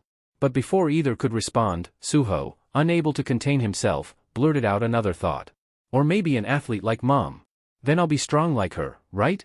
He beamed, bouncing in place. "That's okay too, right, Mom?" Cha watched him for a moment before a warm smile spread across her lips. She didn't need to say anything. To Suho, that smile was already an answer. With the gentlest touch, Cha placed her hand atop Suho's head, her fingers weaving through his soft strands of hair. A warm, affectionate smile graced her lips as she spoke in a voice filled with unwavering tenderness. "Suho, when you were born, your father and I made a promise." His excitement faltered, curiosity flickering across his youthful face. He tilted his head slightly, his brow furrowing. "A promise," he echoed, his voice now subdued. Cha lowered herself to his eye level, meeting his inquisitive gaze with warmth. "That we would never choose your dream for you," she said gently. "No matter what path you decide to take, we'll always stand by you." Suho's expression wavered. His small hands balled into fists at his sides, his lips pressing together as if he were grappling with something unspoken. "But I want to be strong like you and Dad," he murmured, his voice barely above a whisper. Cha let out a soft chuckle, brushing a stray strand of hair from his forehead. "If that's truly what you want, then pursue it with all your heart," she said. "But promise me one thing." Suho's eyes lifted to meet hers, a silent question in his gaze. "Always ask yourself if it's what you truly desire." The memory unraveled like snowflakes dissolving upon warm skin, fading into the depths of Suho's consciousness. Why now? Why did his mother's words suddenly resurface? Somewhere along the way, he had stopped questioning himself. He had chased after strength, after power, after the image of his father, never once pausing to ask what he wanted. What am I actually good at? What do I really love? Before he could find an answer, another memory emerged, sweeping over him like a tidal wave. The scent of charcoal and acrylic paint lingered in the air. Senior Lim stood beside him, one brow arched in mild exasperation as he peered over Suho's shoulder at the canvas before them. "You're drawing that again?" There was a tinge of curiosity beneath his tone, though he tried to mask it. Suho turned slightly, the corners of his lips quirking upward in amusement. "If you look closely, there's a small—" Before he could finish, Lim cut him off with a knowing smirk. Yeah, I get it. Your drawings are different," he sighed. He stepped closer, studying the artwork with an unreadable expression. "Normally, if someone keeps drawing the same thing, they get stuck in a cycle. But you, it's the opposite." Suho blinked, slightly taken aback. "It's like the more you draw, the freer you become." Lim's gaze landed on a particular sketch, and he pointed at it with a chuckle. "Especially this one." Suho followed his line of sight, his eyes narrowing slightly as he examined the piece. Lim smirked. "At this point, can you even call that an ant?" The memory shattered like fractured glass. Reality slammed back into Suho with full force.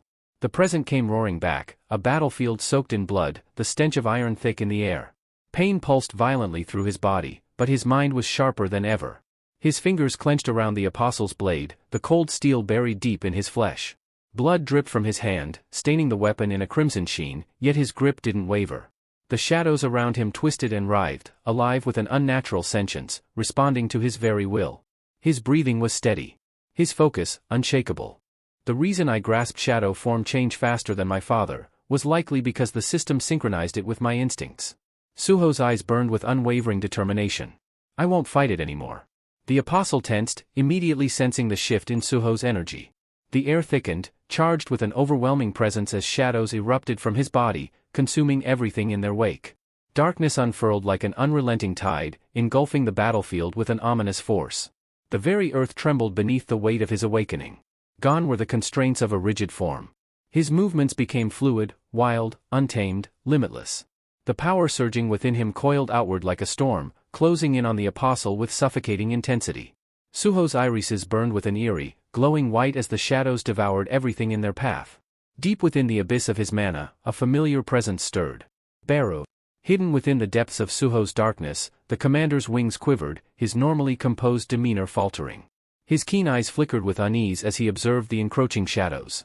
"They're being drawn toward him," he murmured, his voice laced with an unfamiliar tension. "It's becoming difficult to maintain my form." Without hesitation, Beru broke free from the ever-expanding mass, his figure blurring as he streaked toward Essel and Gray. His abrupt movement startled Essel, who instinctively reached out, catching him in her grasp. Her fingers tightened around him, her expression tightening with growing dread. "Beru," she said, her voice urgent. "What's happening to the young monarch?"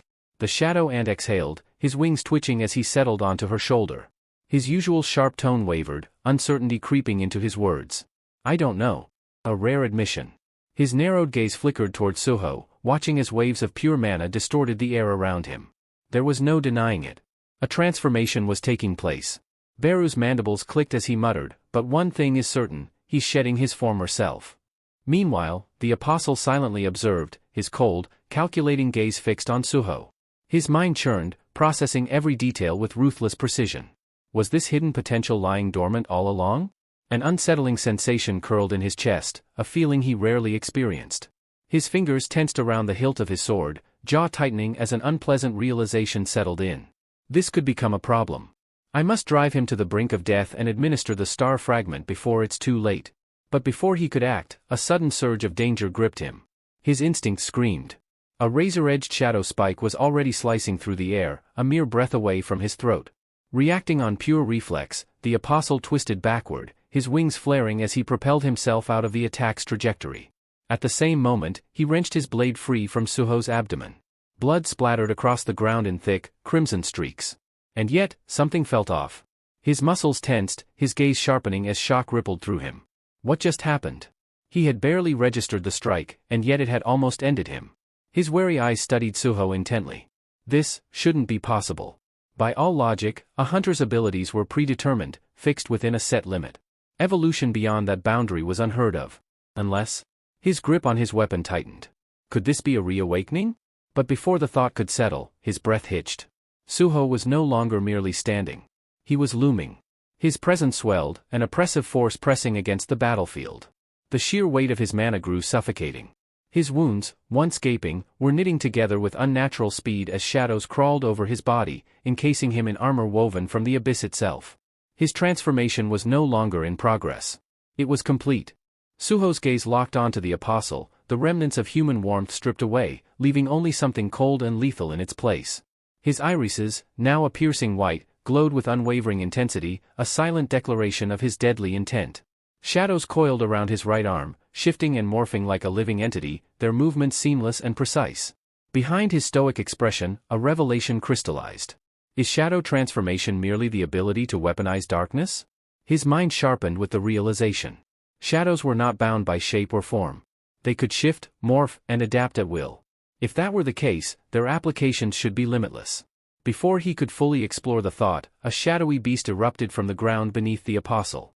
Its gaping maw stretched wide, fangs glistening as it lunged with the intent to tear him apart. But the apostle's reflexes were razor-sharp. With a single fluid motion, his blade cut through the beast with merciless efficiency. The creature split in half, its fragmented form dispersing into nothingness before it could even let out a sound.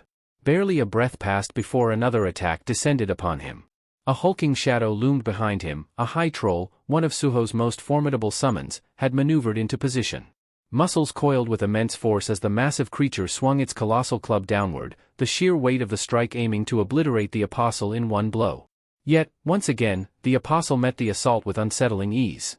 His blade intercepted the club mid-swing, halting the devastating strike as though the troll's monstrous strength was nothing more than an inconvenience.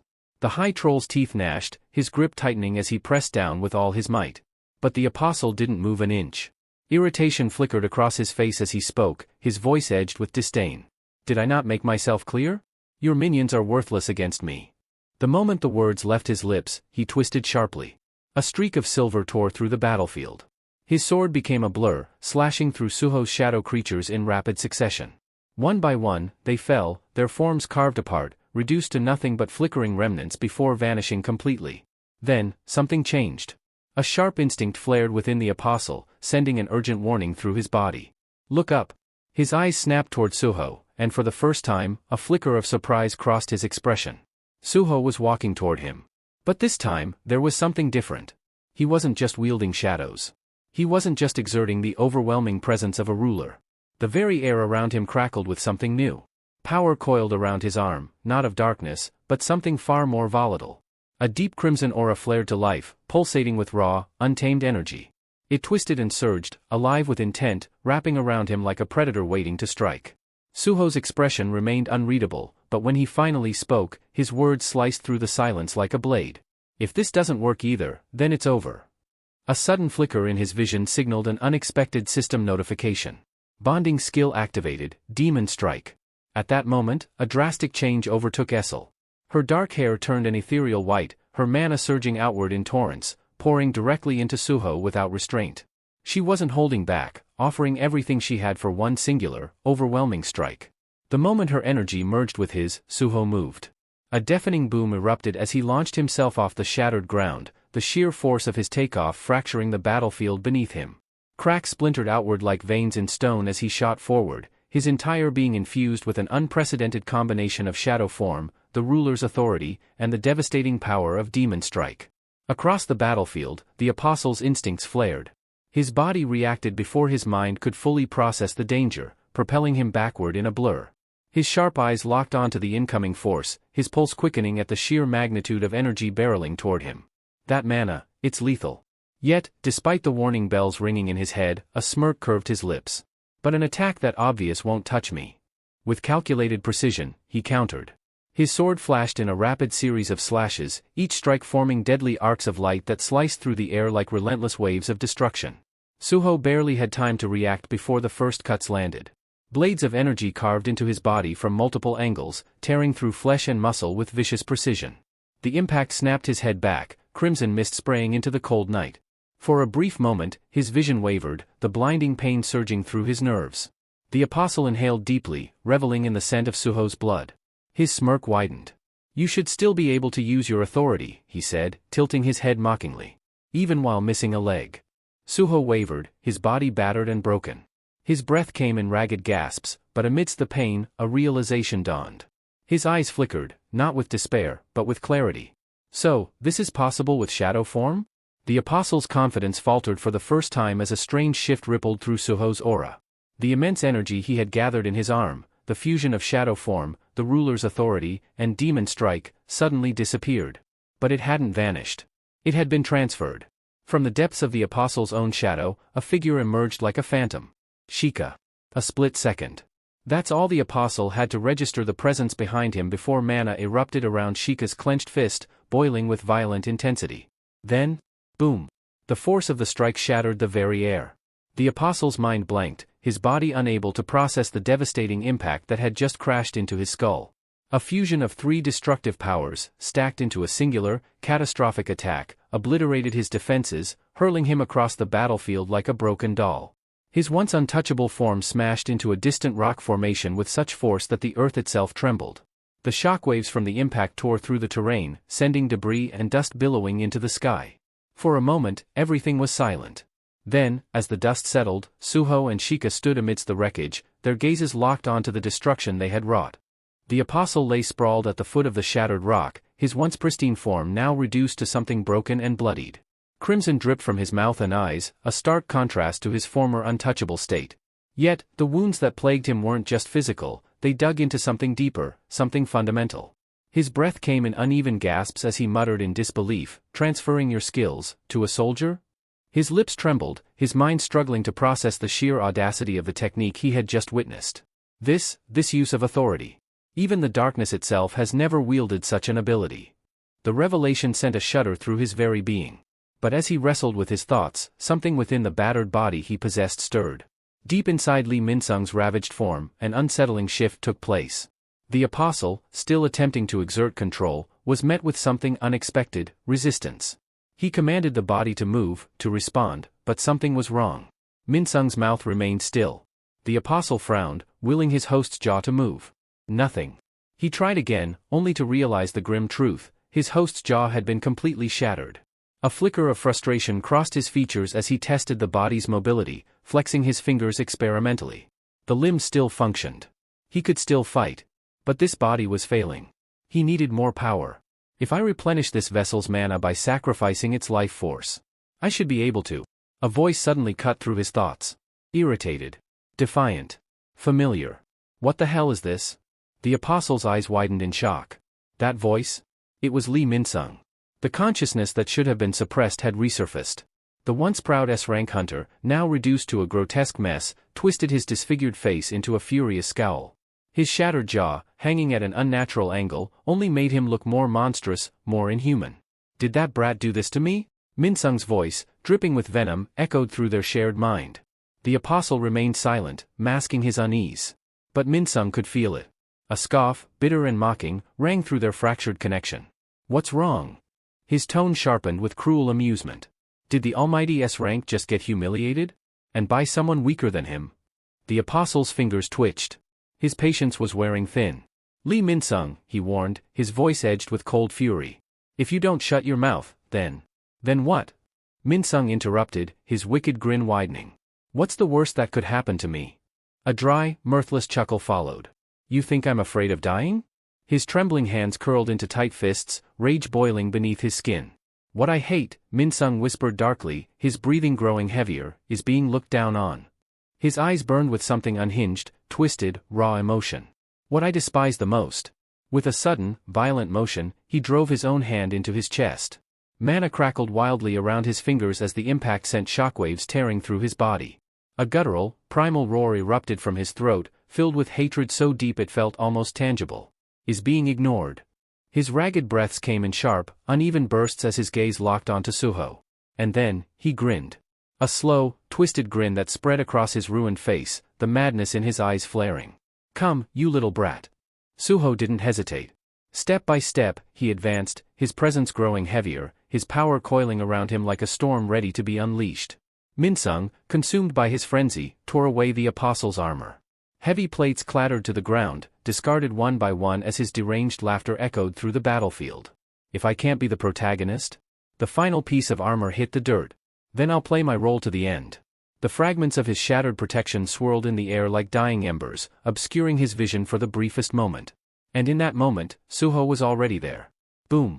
A fist, wreathed in the abyssal power of shadows and the unrelenting force of the ruler's authority, crashed into Min-sung's stomach. The battlefield shook. The sheer impact sent shockwaves screaming through the earth, shattering stone and tearing through the air like a violent storm. The force of the blow ripped through Min-sung's body, his form crumpling under the devastating power that had been unleashed upon him. The ground beneath them split apart. The battlefield trembled.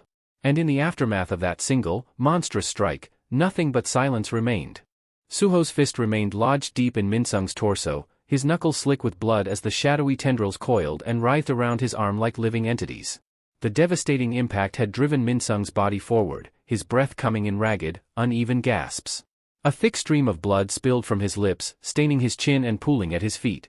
His entire frame trembled, his strength rapidly draining away, his body betraying him in its final moments. At first, the cracks on his face were barely noticeable, thin, hairline fractures splintering across his skin. But within seconds, they spread like a spiderweb, splintering wider and deeper, as if his very existence was shattering from within. The apostle's power, once an overwhelming force that consumed him, was now crumbling away, peeling off in jagged shards. The armor that once encased him, that had given him the illusion of invincibility, was disintegrating piece by piece. All that remained was a broken man. Min-sung's fingers twitched, weakly reaching for his shattered jaw, as though trying to hold himself together, to regain some semblance of control. He attempted to speak, to force out a final statement, something, anything, but all that escaped were low, garbled noises, barely recognizable as words. Each effort sent a new wave of agony through his fractured form. His vision blurred, his limbs shook, but his thoughts remained sharp, screaming in defiance.